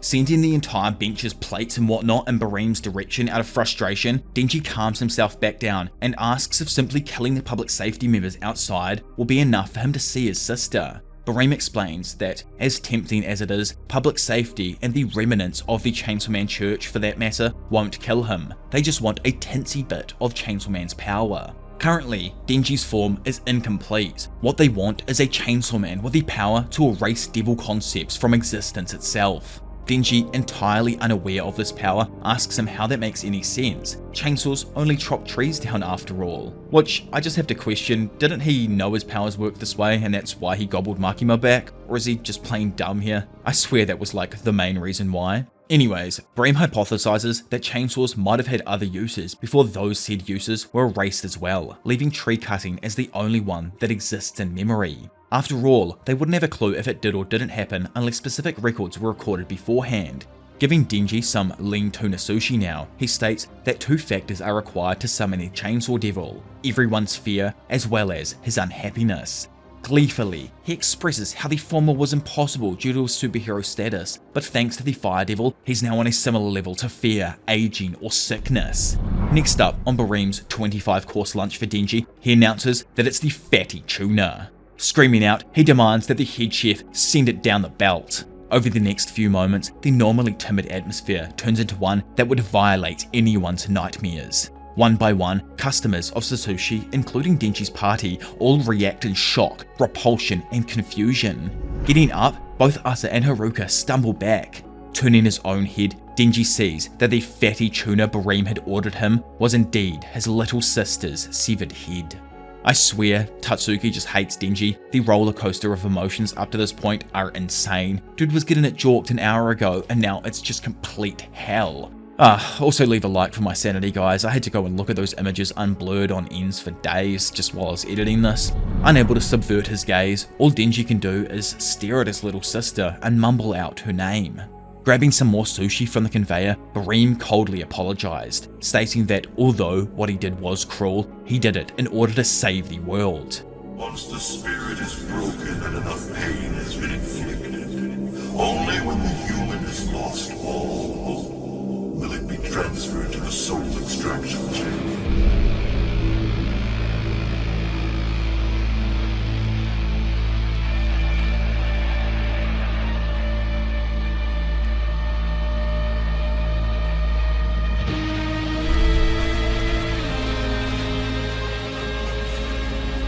Instantly grabbing the fall by his neck, Denji's stomach bursts open and his intestinal leash wraps itself around our dude's neck. Clenching his fist into a ball, Denji, now partially transformed into the true Chainsaw Man, rips Bareem's head from his shoulders. Unable to do anything, Asa and Yoru both watch in awe as he finishes his transformation into Chainsaw Man. Immediately looking up to see that people are fleeing the room, Chainsaw Man's attention is drawn elsewhere. On a nearby rooftop, a man is heard giving orders to several teams of multiple public safety divisions, notifying them of their target's updated look. He tells the group, consisting of 5 Fangs, that the result of their mission today determines their fates. Should they be successful in either killing or immobilizing the Black Chainsaw Man, then they'll become protected under public safety. If not, then they'll be put down as useless devils, just like any other failed project. Survive though, and he promises them that he'll personally treat them to as much booze and sushi as they want. Walking forwards, he then commences the first mission for the newly formed Special Division 5. As Special Division 5 begin to merrily walk their way out of the building, the member with the crocodile head orders her other half to jump. Leaping off the ground, what I'm guessing is the crocodile fiend watches the Chainsaw Devil tear through her entire group. The crocodile fiend immediately begins to celebrate avoiding the attack, only to realise that she too lost her head. Having watched all of this carnage take place, the same man from before orders Special Division 6 to commence their own operation. Moments later, explosives directly under Pochita are set off, causing him to fall to the ground level of the building. The Public Safety Division 6 members then rush forth with the Centipede Devil encircling and capturing him first. Following up, the remaining members all slice and cut at the bricked up devil. Reporting back to Public Safety, the man from before confirms that the Chainsaw Devil is bleeding. Bleeding has been confirmed. Seeing the Centipede get absolutely violated though, he turns back and orders the Pillbug Fiend to attack. However, the Fiend along with the official are sliced in two fractions of a second later. Sending his appendage forth, the Chainsaw Devil, one by one, skewers all of the attacking devils. Choosing his first victim, Pochita then begins to chow down on the Air Devil. It's then shown that Public Safety is observing the entire battle through their cameras, recording which specific devils Pochita is feasting on. Back at Sasushi, Katana Man asks Yoru where Chainsaw Man is gone, but she says he just disappeared. Not catching what she said, he asks her to repeat herself. Telling him something disappeared, Yoru moves her hand up and feels the side of her face. Everyone's ears have suddenly vanished. Turns out it's not just human ears, but all over the globe it's shown people and animals alike have all randomly lost the use of their ears. In the Public Safety stronghold, a representative alerts a group of seated men that the erased devil was the Air Devil. Since they don't have ears though, the men don't react. Leaning in, she responds by asking them to confirm whether or not they've heard of ears before. Their lack of response confirms the representative's suspicions, who immediately contacts HQ and commences Team C's operation. Team C, by the way, was one of the public safety teams that was in charge of, killing Makima on the train there, or at least I think they were way back at the start of the series. 3 public safety members are then shown standing in front of a restroom. Pulling out some scissors, each of them cut off the tip of the index finger. Uttering out cervical spine, neck and vertebrae, they use the cut fingers to paint the word HIT on the restroom mirrors. Elsewhere, a devil in hell is then shown reading the message aloud. Sighing, they lift their fist near a projected mirror. Back on Earth, Pochita, now attempting to consume the next devil head, is suddenly interrupted by a giant fist striking them from above. Immediately retaliating though, Pochita thrusts his saws out, quickly slicing off 2 of the devil's fingers. Going to escape, he is however interrupted by Yoshida, who uses his octopus devil to restrain him. The devil in hell commends Yoshida's efforts, before he then also constricts Pochita enough to force him to spit out the devil's head, restoring everyone's ears globally in the process. Elsewhere, several Japanese politicians are gathered together in a courtyard, including the current Prime Minister of Japan, Kentaro Ishita. Reading through a transcript, he asks for confirmation about whether the Air Devil's erasure actually occurred. Hidaji Sakagami, the Minister of Communication and Internal Affairs, confirms this. Shintoma, the Minister of Defense, asks the Public Safety Devil Hunters representative how they can use this power of erasure for good. The official, who turns out to be no one other than Mifune, explains how humans can evolve using these powers by erasing anything that stands in the path of progress. When asked for clarification, she explains that Public Safety currently has a positive relationship with no one other than the Aging Devil, one of the primal fears. The devil has no attachment to life, and depending on the contractual terms, they're willing to be erased by Chainsaw Man. Chief Cabinet Secretary Yuki Tomoda, or Yuki Tsunoda I should say, drifting up in his F1 car,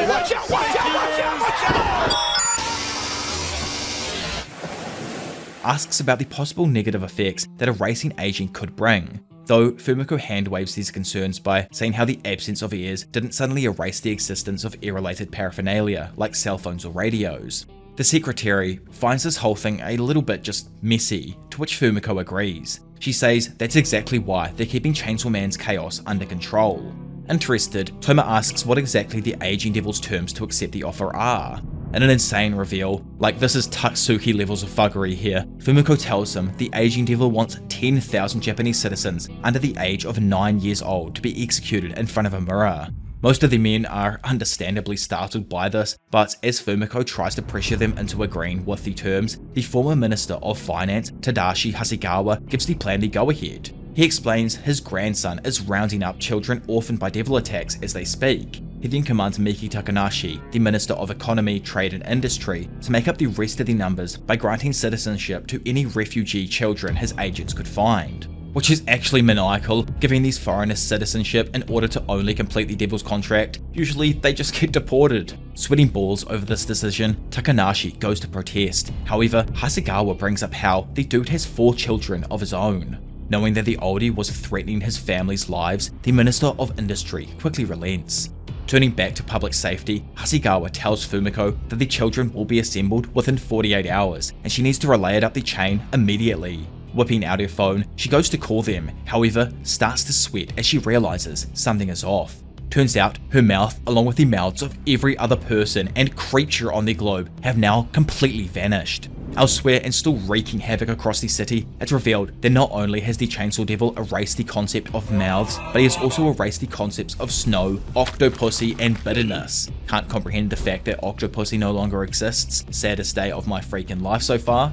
Nearby though, a passerby turns unknowingly around the corner into the alleyway that Pochita is standing in. Startled, he rushes away, not being able to scream due to his mouth having vanished, but alerting others who notice him running, who also try to flee the scene. Several anti-Chainsaw Man protesters, probably had their wives stolen away, try to rush Pochita, but, well, yeah, obliterates them in an instant, causing the rest to flee.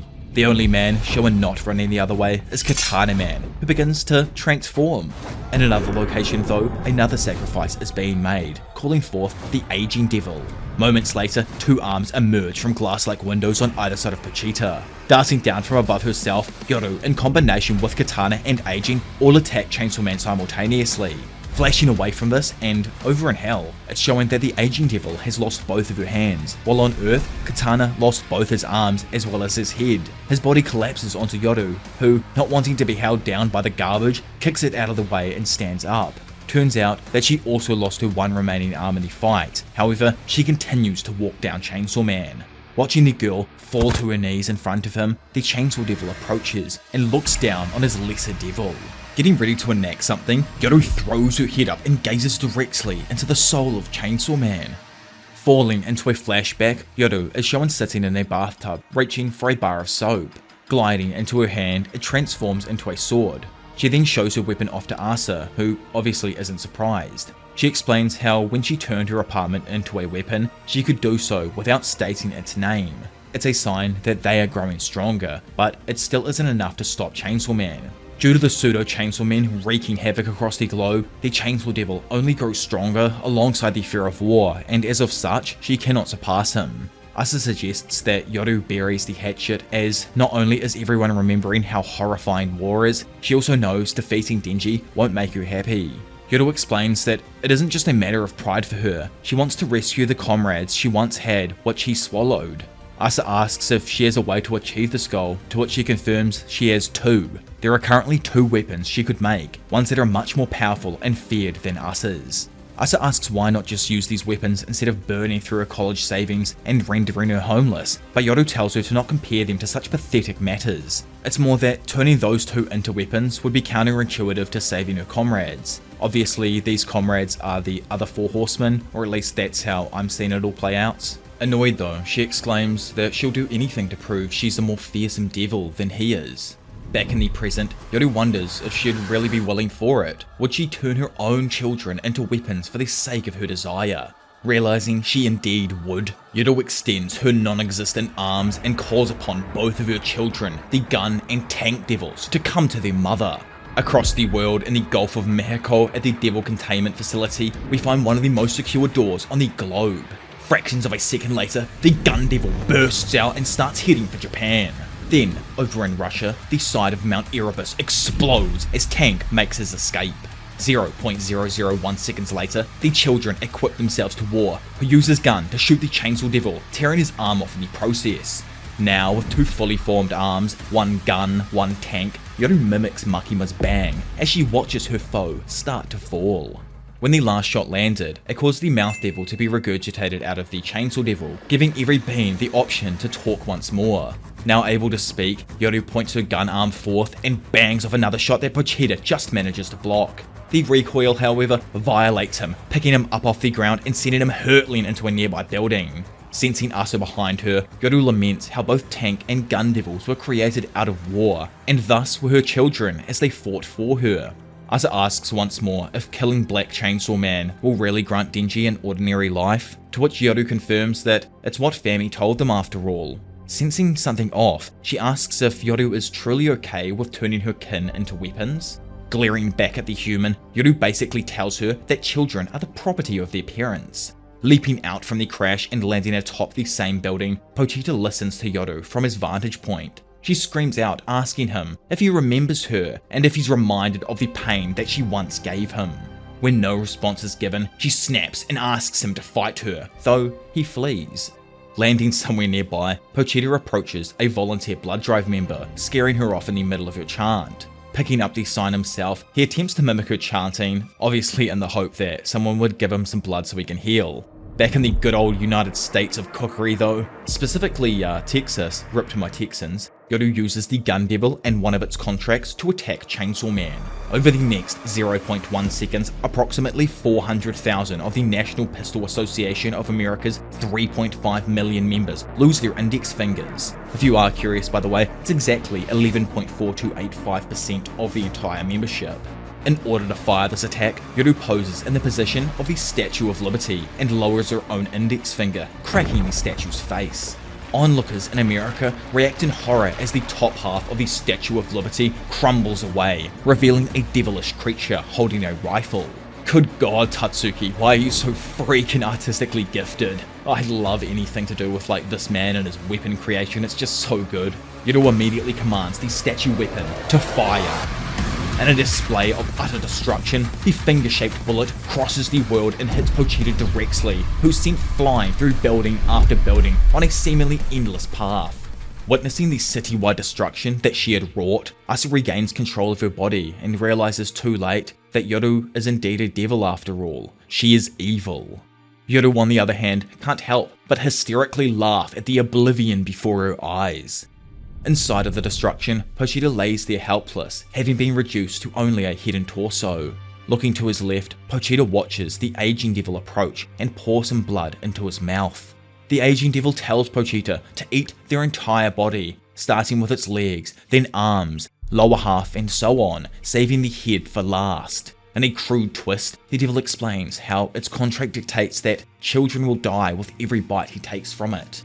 The aging devil deems this act to be romantic, asking Pochita if he understands the sentiment. In some Epstein level of messed up cookery, they tell Pochita to eat up, while reflecting a mirror depicting several children who are being rounded up by the Japanese government. What am I reading, bro? What is going on? Desperately trying to restart himself now, Pochita pulls his ripcord, but to no avail. He crawls over towards the aging devil, who seems delighted that they're about to be consumed, only to be left in shock as Pochita begins to beg for blood again. They question if he's stupid before holding him down in front of the war devil. Getting closer now, Yoru accuses them of trying to steal her glory, but Asa, seeing how close to death Pochita is, tries to get her other half to stand down. Demanding silence, she denies her request. However, if she can transform Pochita into a weapon, then they'll both get their wish, like Fami promised. Asa asks Yoru if she genuinely believes their plan would work, to which she confirms. In that moment, Asa regains control of her body, stunning her devil counterpart. Calling her a complete idiot, Yoru pleads for her to give the body back and quit fearing her. She even promises to back off on Denji for the time being. However, when Asa doesn't answer, Yoru expresses that she feels hurt that Asa is afraid of her. Feeling guilty because of this, Asa relinquishes control of her body. Stunned to see herself back in control, Yoru uses this as the opportune moment to fire a bullet at the aging devil. 0.1 seconds later, another bullet tears across the globe. Turning to their left and stopping the enormous bullet, the aging devil sighs. They genuinely cannot believe the attack was aimed at them. Slapping the object with one of their hands, it quickly starts to wither away. The aging devil then deems that neither Pochita or her are mature enough to talk to them, and now it's time for both of them to grow up. Yoru aims to fire another bullet at the aging devil, however, the being Uno reverses the situation back on her by pointing and banging her first. Falling into darkness, Asa appears to take over control of the body and recognizes she's having that same chicken dream again. Confused, she asks if this is a dream and where she went. Upon waking, she arrives in an open forest surrounded by a lake. There, she eventually stumbles on an unconscious Denji. Yoru immediately takes control and tries to kill him, but nothing happens. Sticking her fingers in his mouth, she tries point blanking him multiple times with her finger gun, but it's again useless. Randomly, a half-naked dude then rolls over, interrupting the already awkward situation. This half-naked man welcomes the two newcomers to the world the aging devil created.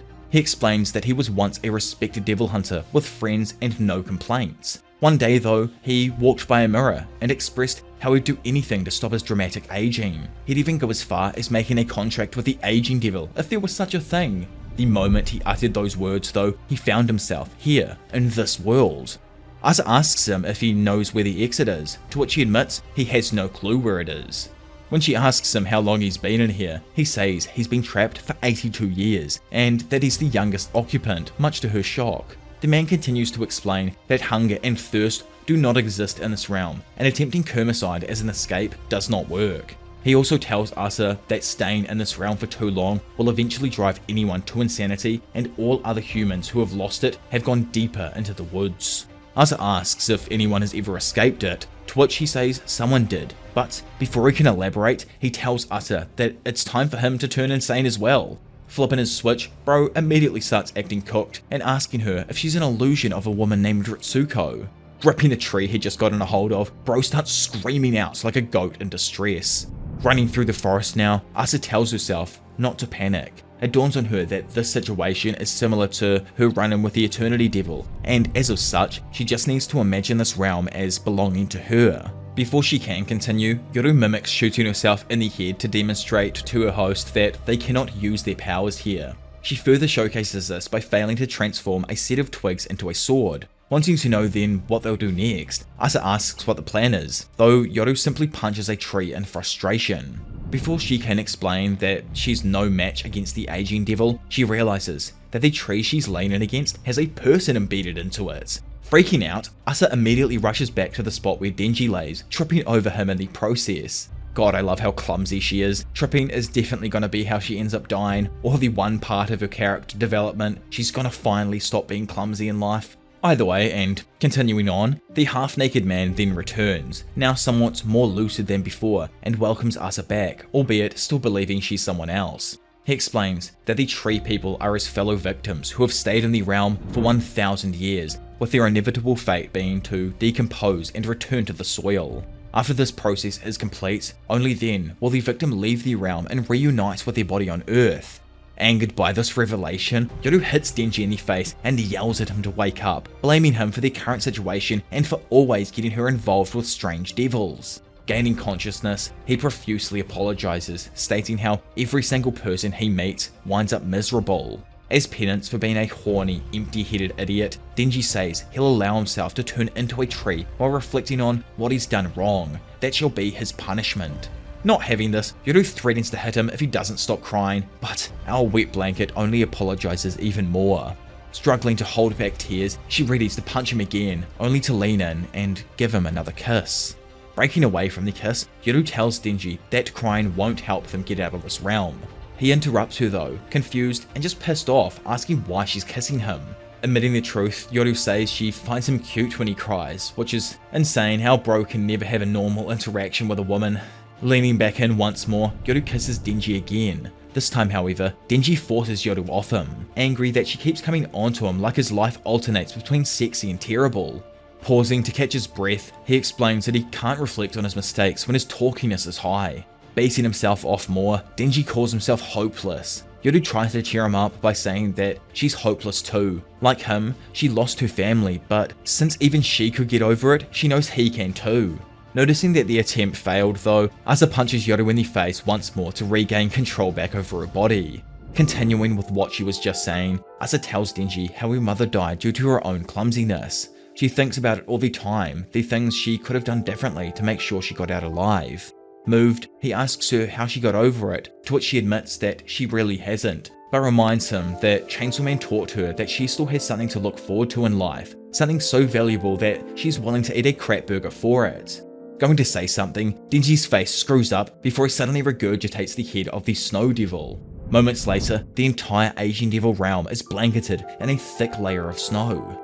Seeing these snowflakes fall all around him, Denji begins to remember a fond memory, a snowy boat ride to Hokkaido with Archean power. Upon remembering his grave trip to Hokkaido with Archean power, Denji wonders why he's suddenly thinking about his old friends, before once again puking up another devil, this time the bitterness devil. Feeling a bitter taste within his mouth, Denji jumps into the lake to refresh himself. Slowly descending underwater, he remembers the bitter coffee he shared with Reze at the Crossroads Cafe. As the memory of Reze turns to face Denji, he laments the painful reality that his loved ones keep disappearing from his life. All of them. He continues sinking deeper before another vision, this time one of Naota, Miaoi and their dogs enter his mind, reminding him of the bonds he still holds dear. He knows he's been to hell and back already, so while wondering how he was able to keep smiling, he sees Pochita swimming towards him.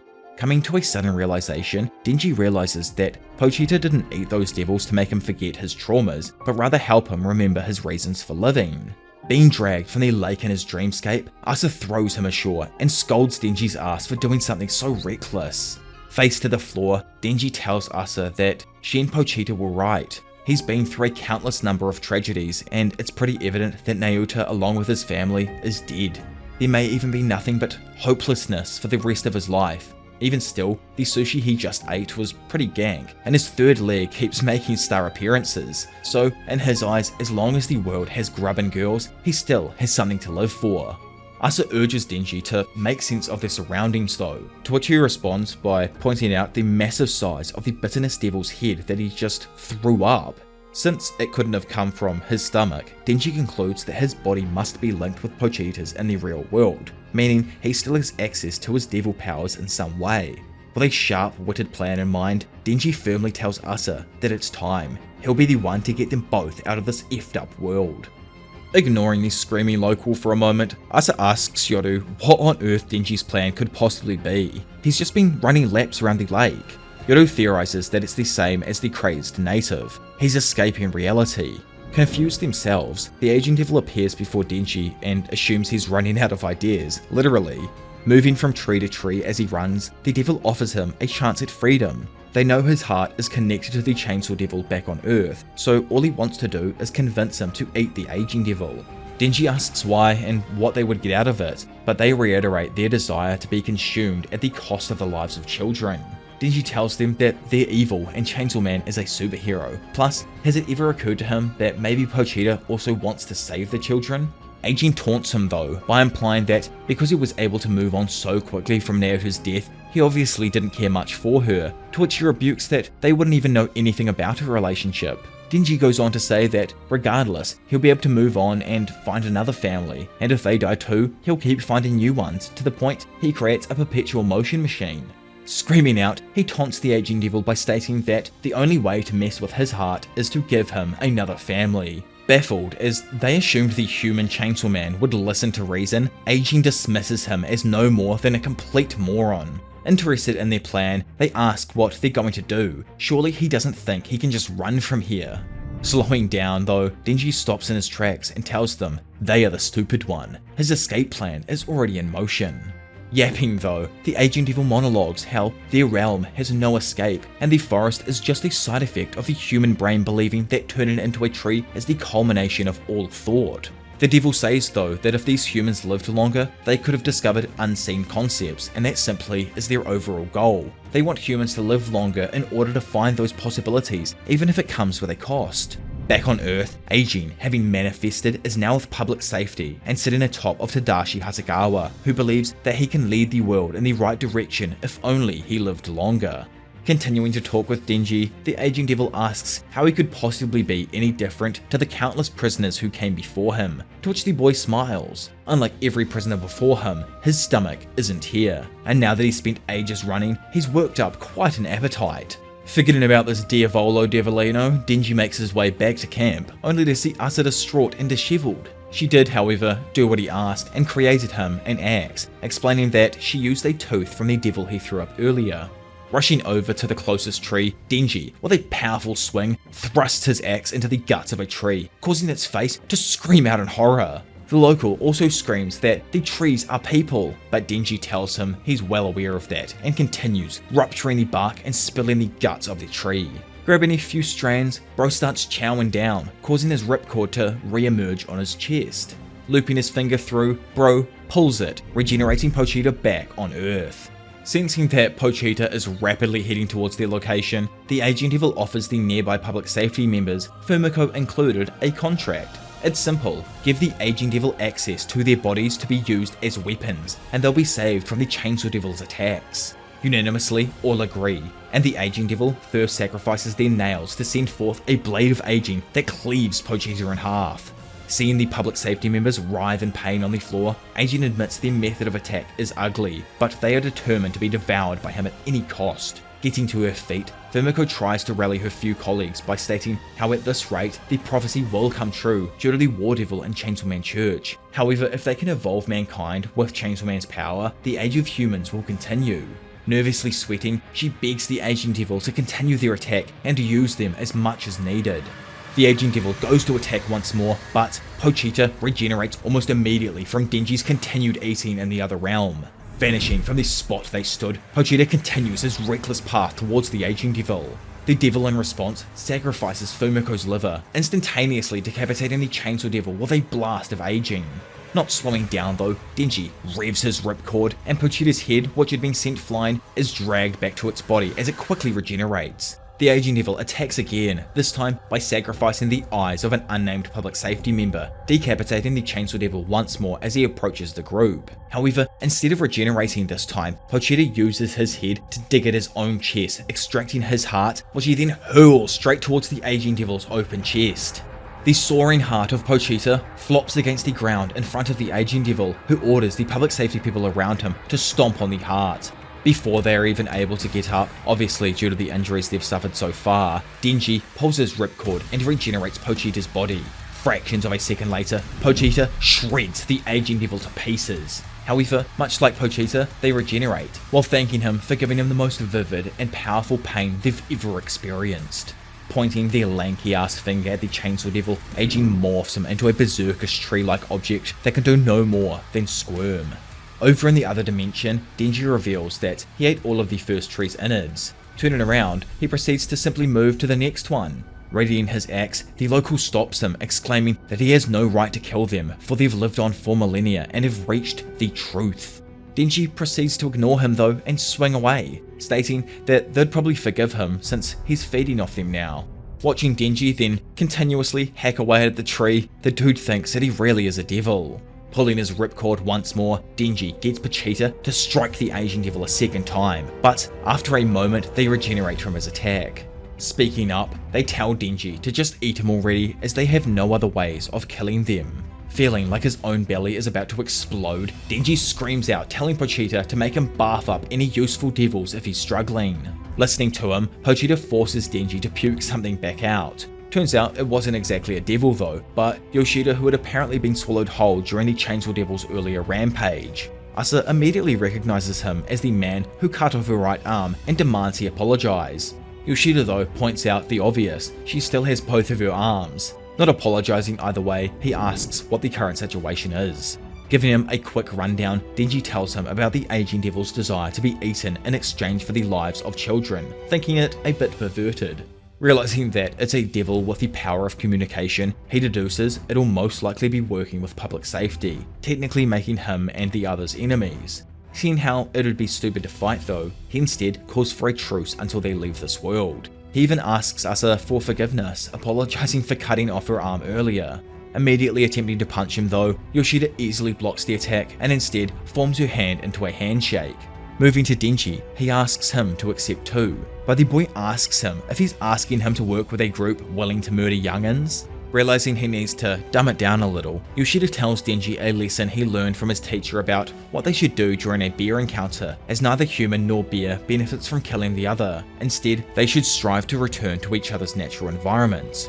He remarks how he thought his teacher was being too kind to the bear at first, but he finds wisdom in their words now that they're in their current predicaments. Turning to the others, he says if they want to kill him, they should do it after they escape, or is he really about to be eaten again?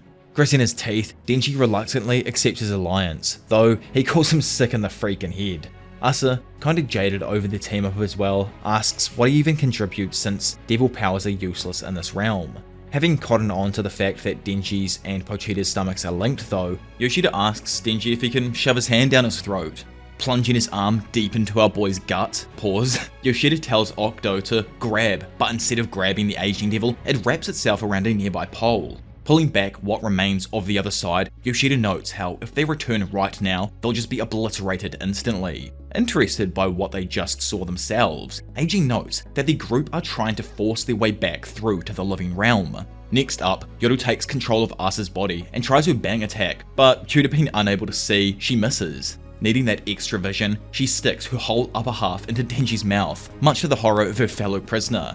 She attempts to shoot the aging devil, only for them to retaliate first by pointing forth and rapidly aging Yoru's face. Unable to keep his jaw open, Denji vomits her back into the devil's dimension. Immediately feeling her face up and turning to the boys, she asks if she's still beautiful. The Gooners all unanimously agree, leaving her to curse at the aging devil for marring her beauty, even if for only a moment. In his own battle, Pochita decapitates the aging devil once again. However, Yoshida remarks that all the aging devil is doing is adding to the body count due to devil powers having no effect in their realm. Regenerating now using Fumiko's large intestine, the aging devil agrees and remarks how futile this fight is. They ask Pochita if they're getting sick of humans in an attempt to goad him into devouring his lotus root flavoured body.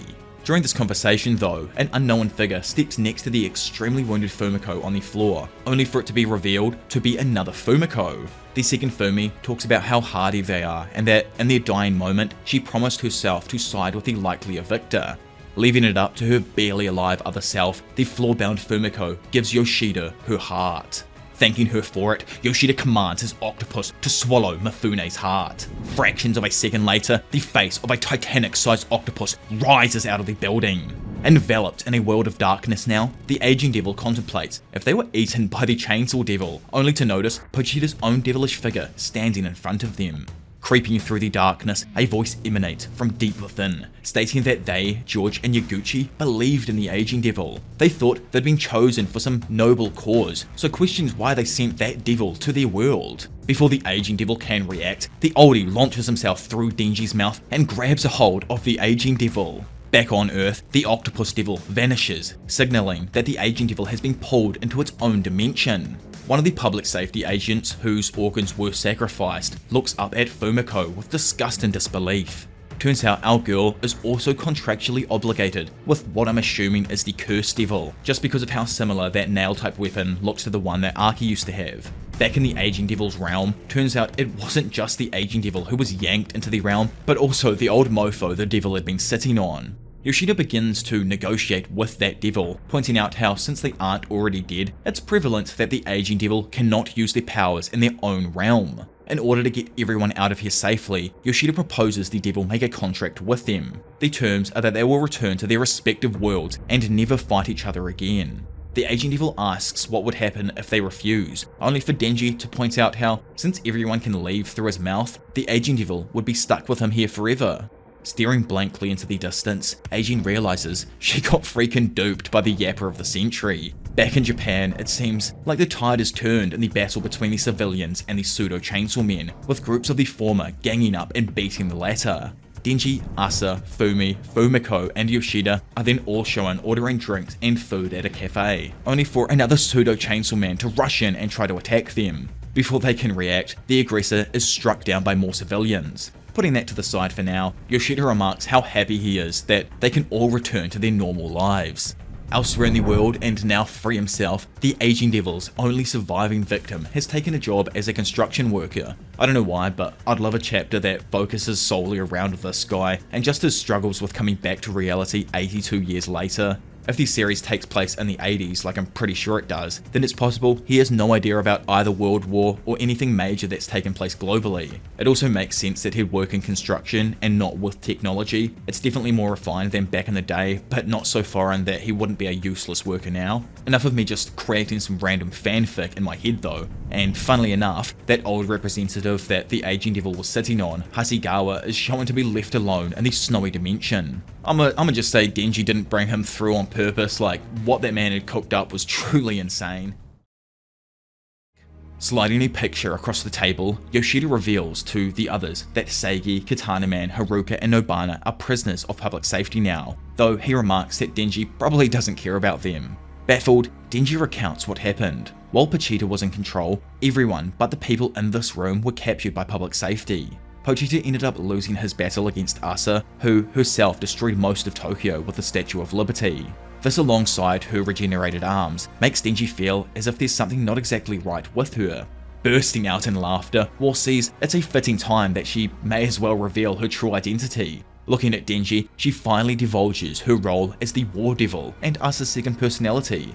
The only reason they can even calmly drink tea right now is because Asa's mind will break if she continues taking lives. For now, she's just allowing these Muppets to live out of the palm of her hand. Hilariously, Denji, while stewing over the thought of her palm, asks her whether it was her or Asa who participated in his jelking sesh. Humoured, Yoru tells him that she'll tell him as long as he eats his own hand, to which Denji eagerly accepts, dropping to the floor. Yoshida remarks how decisive Yoru's victory against Pochita was, and as of such wonders why it is she hasn't turned him into a weapon yet.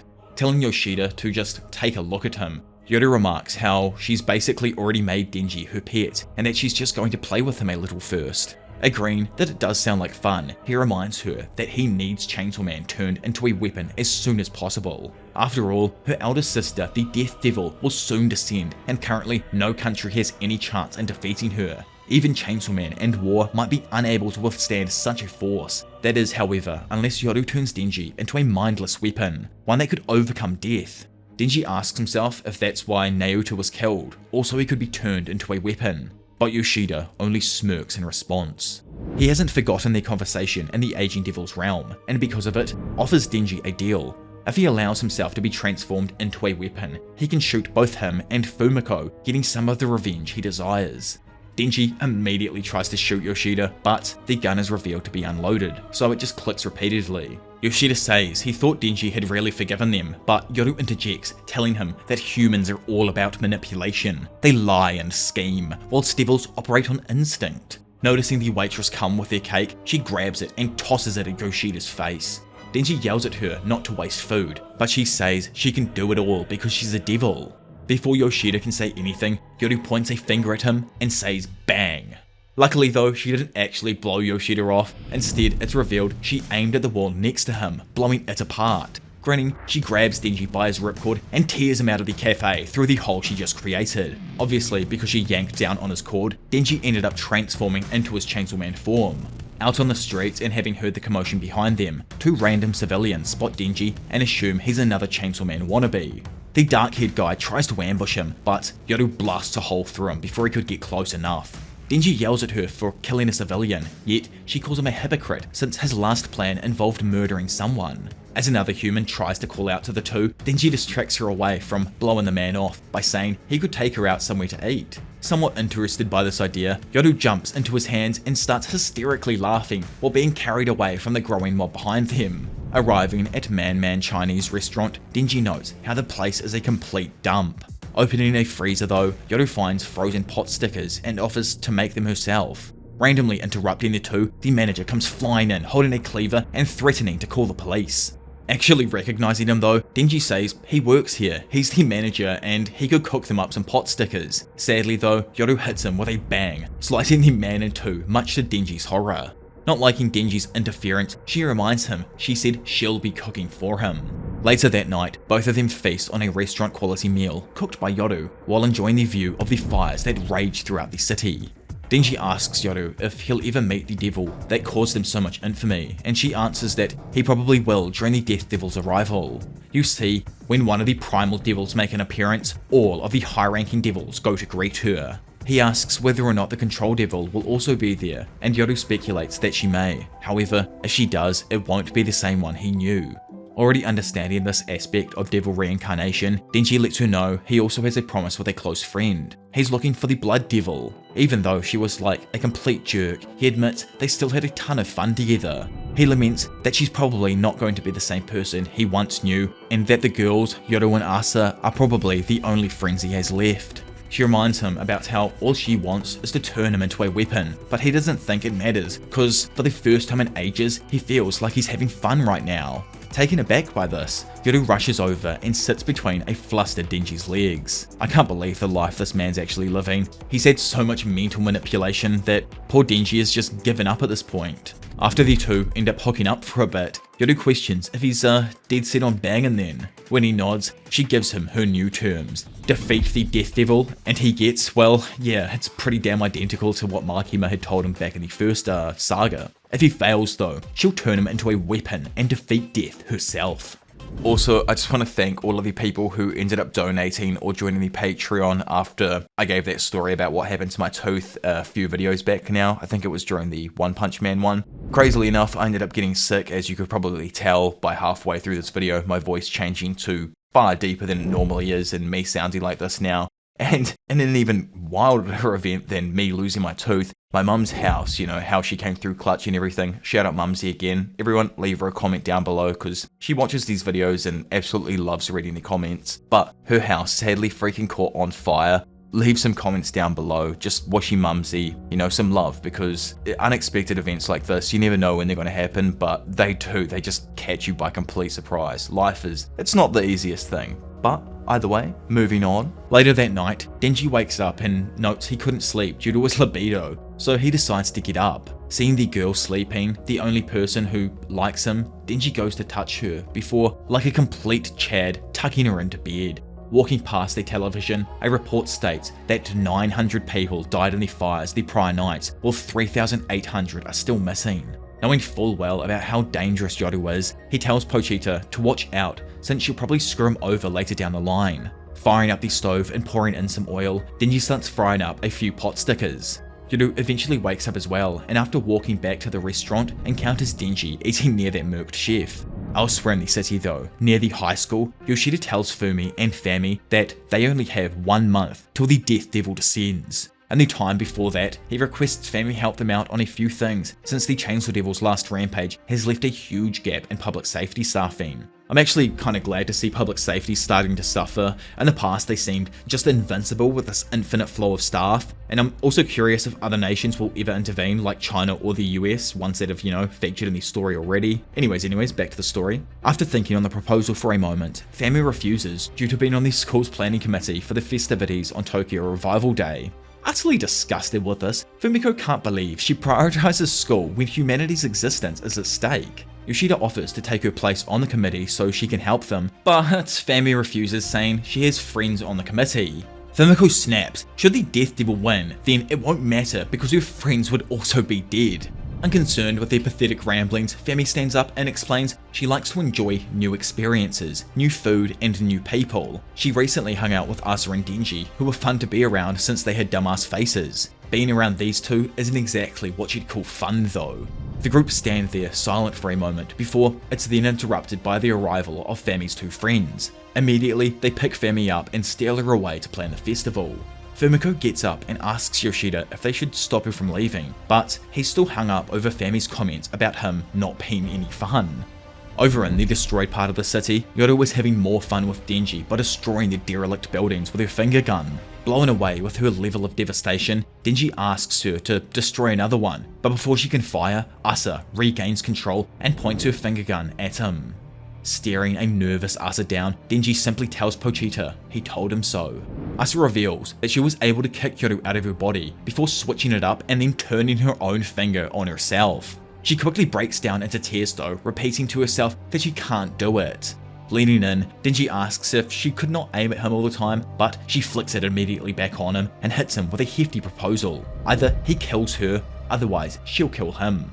Utterly flabbergasted, Denji can't understand what she's smoking. Elaborating for his dumbass, Asa can tell Yoru is planning something crazy, and beating the Death Devil won't solve anything here. From what she can tell, it's something even worse than humanity's extinction. Denji asks her why she's threatening him then, but she admits it's because she's too much of a coward to just shoot herself. Breaking down, she remarks that her trying to be Yoru's friend was a dumb idea. She's an idiot who got duped. Unable to wrap his own head around his ever-spiraling world of despair, Denji thinks they can still be friends. Refuting this, she again demands he take her out now or she'll shoot him. Grabbing a chair, Denji slams it down, only just missing Asa as she fell over backwards. Confused because she dodged this, Bro listens as she calls him a murderer, even though, as Denji points out, she just wanted him to kill her a few seconds ago. Sitting there, Asa admits she's not mentally prepared to die, and Denji completely breaks her spirit by saying that since even someone immortal like him can never be ready to come back to life, he knows nobody is truly ready to die. Slumping to the floor, Asa confesses her guilt for all of the people Yoru killed, because she simply couldn't speak up. Getting close to her, Denji says she shouldn't worry about that right now, and they should just deal with it after he violates the Death Devil. Right now, they're having fun, and she should only think about blasting a hole through one of the buildings in front of them. Over at the high school though, a teacher working with the festival planning committee is leading a new person to class, while explaining that not many people are moving to Tokyo currently. Coming to a halt just outside of the classroom, the teacher interrupts the festivity planning to introduce the transfer student to the rest of the class. Stepping up, a nervous, messy-haired girl with the same eyes of that of Makima, Nayuta and Fami announces how she's here to save them. Randomly, she then begins telling the rest of the student body that she feels really bad for them, before proceeding to bawl her eyes out as soon as the teacher leaves. A kid with an adhesive bandage on his face asks her if she wants to help with anything, which she accepts at first. But when all she's asked to do is throw the garbage into the school incinerator, she refuses due to it being a waste of her powers. She tells him that he should take it out because, unlike her, he doesn't have powers to save people with. Not wanting to start any freaking conflict with this crazy woman, he takes the garbage and walks off. As the rest of the students look at each other with discomfort, the same girl who bullied Asa tells the transfer student that everyone's starting to feel super uncomfortable around her, and that if she really wants to help, she should be squishing ants outside. The bandaged kid then finds the transfer student alone outside squishing ants. Sighing, he tells her that he could tell that due to her coming from out of town, she was probably involved in some devil-related tragedy. He lets her in on the fact that many of the students are already in a similar boat and use school as their one escape from reality, so if there was one way she could save them, it would be by smiling. The transfer student though breaks her composure by saying how the festival's on track to be a failure regardless of what happens, but she can still save them by freeing them from suffering through death, revealing herself to indeed be a devil. Resting her hand on the boy, she plans to use him as an example, but pauses as she notices a silhouette above the school. The boy, who's totally unaware of what was about to happen, recognizes it as Chainsaw Man, and he proceeds to go on a little speech, with the mysterious devil even offering to save him. But judging by how he mentions fighting with the power of justice, as well as his appearance, something just doesn't quite feel right here. The bandaged kid, no idea what bro's name actually was, stunned at Chainsaw Man and his demonic appearance, tries to defend the girl next to him by saying she was just joking around earlier. Not believing this bozo though, Justice leaps from his vantage point and demands the girl show him what she's got. The unknown devil girl throws a punch as Justice completely violates her. With a flurry of slashes, he cuts her into a bunch of bits. Unable to get over how easy that was, the fake Chainsaw Man questions if she was really the right girl. Trying to justify what happened, he states that he's never been steered wrong. He's Chainsaw Man, the devil-killing avatar of justice. It's his job to stop the prophecies, and that girl was an evil devil partially responsible for destruction. The student, on the other hand, unable to believe what just freaking happened, is understandably furious that Chainsaw Man seemingly killed a regular student. Right as they begin arguing over the mortality of the situation, the student notices the girl's forearm latch itself onto his leg. Justice screams out telling him to get it off him, but it's too late. Moments later, the devil activates her ability and drains the life from his body. Her limbs shoot back across the room and connect, bringing the fallen horseman back from the brink of death. Quickly running some calculations, the devil can tell that due to his fighting style and how he carries himself, he must be a close-ranged fighter only. I'm honestly super surprised there that the massive Chainsaw Man head wasn't a dead giveaway that he can only fight in close range, but sticking 3 fingers forward, she tells him he will be saved in 3 seconds. Not giving her that time, Fake Saw Man launches himself in and completely eviscerates the horseman. The head, which had been flung off and landed somewhere nearby, then attempts to bribe the fake Chainsaw Man with a mere 2,000 yen. Obviously, this fails since he doesn't believe in money. He thinks it's a mere illusion created by the government to fool ignorant masses. Based? Based? Sorry, that was a flying star. It almost got me. You know her and you love her, guys. I'll be a PTSD. Frogan. I'll be a PTSD. I'll be a PTSD. I'll be a PTSD. Not caring about freaking conspiracy theories though, she claims there are lives to be saved here. Fake Swordman though assumes that she means she wants to save people through death in order to ease their suffering. Feeling like he's seen it all, Bro elaborates why people live in this hellish environment. It's simply because the world is full of hope. Chainsaw Man himself even came back from hell in order to protect mankind's hope and to drag worthless beings like her back to hell. Calling out her true nature, he tells the Death Devil that he knows just and righteous thoughts mean nothing to them. Suddenly coming to a horrifying realization herself, the girl immediately responds by regenerating her body back and staring down the so-called Chainsaw Man. Looking at the ants on the ground, Fake Saw asks if she absorbed the lives of those ants, to which she agrees. After all, she is one who absorbs life and saves people from their suffering via death. Finally giving the fake Chainsaw Man a proper introduction, the girl says she is one of the 4 horsemen, feared by humans and devils alike. Her name is the Famine Devil, but she prefers to be called Fammy. More stunned than I freaking ever was when I first read this, Fake Saw stands there utterly confused, asking if she just said Fammy? Famine? Fake Saw, still physically unable to wrap his noggin around what just happened, straight up asks if she isn't the Death Devil then. Falling. Suddenly, a universal type force causes both Fammy and Justice to fall directly into the floor below. Appearing next to our new Fammy, Big Chefferoni, the Falling Devil asks what's on the menu today. The true Death Devil, who, was pretending to be Fammy this entire time, someone who faked us all out for years, lets their chef make the decision. Sacrificing several bystanders and animals, Falling dishes up a blood-sauteed human and giraffe. Realizing that the faker of fakes got faked out himself, the fake Chainsaw Man asks the Death Devil if they really are Death. In a devilish display, Death begins taking off her school uniform. Turning to those in front of her, she reveals that even after she disposed of all of her organs, she still could not die. Standing there, Fallen Devil tells her boss that the duo are probably staring at her exposed underwear, which, I'm not gonna lie, is freaking wild. Fujimoto wanting to draw a camel toe isn't exactly what I expected to read during what could have been the series' biggest reveal, but either way, moving on. Death answers her sister by explaining that even if she could die, another Death Devil who would likely be less sympathetic to humans than her would take her place and destroy humanity. Fake Chainsaw Man poses the idea that she just quietly lives somewhere else. Sadly, she states that that isn't possible. On the day of the prophecy, for some random reason or another, mankind's fear of death will reach its peak. In that moment, powers dormant inside of her will activate, even if she's just sound asleep doing nothing. Knowing how to get around this, the real Famine suggests that she get eaten by Chainsaw Man, saving everyone by erasing the concept of death. Death pauses and genuinely considers it for a moment, but tells the other two that if they want to help in protecting humanity, they must work with her. Actually stoked that Death's totally not bad at all, the duo accepted on the spot.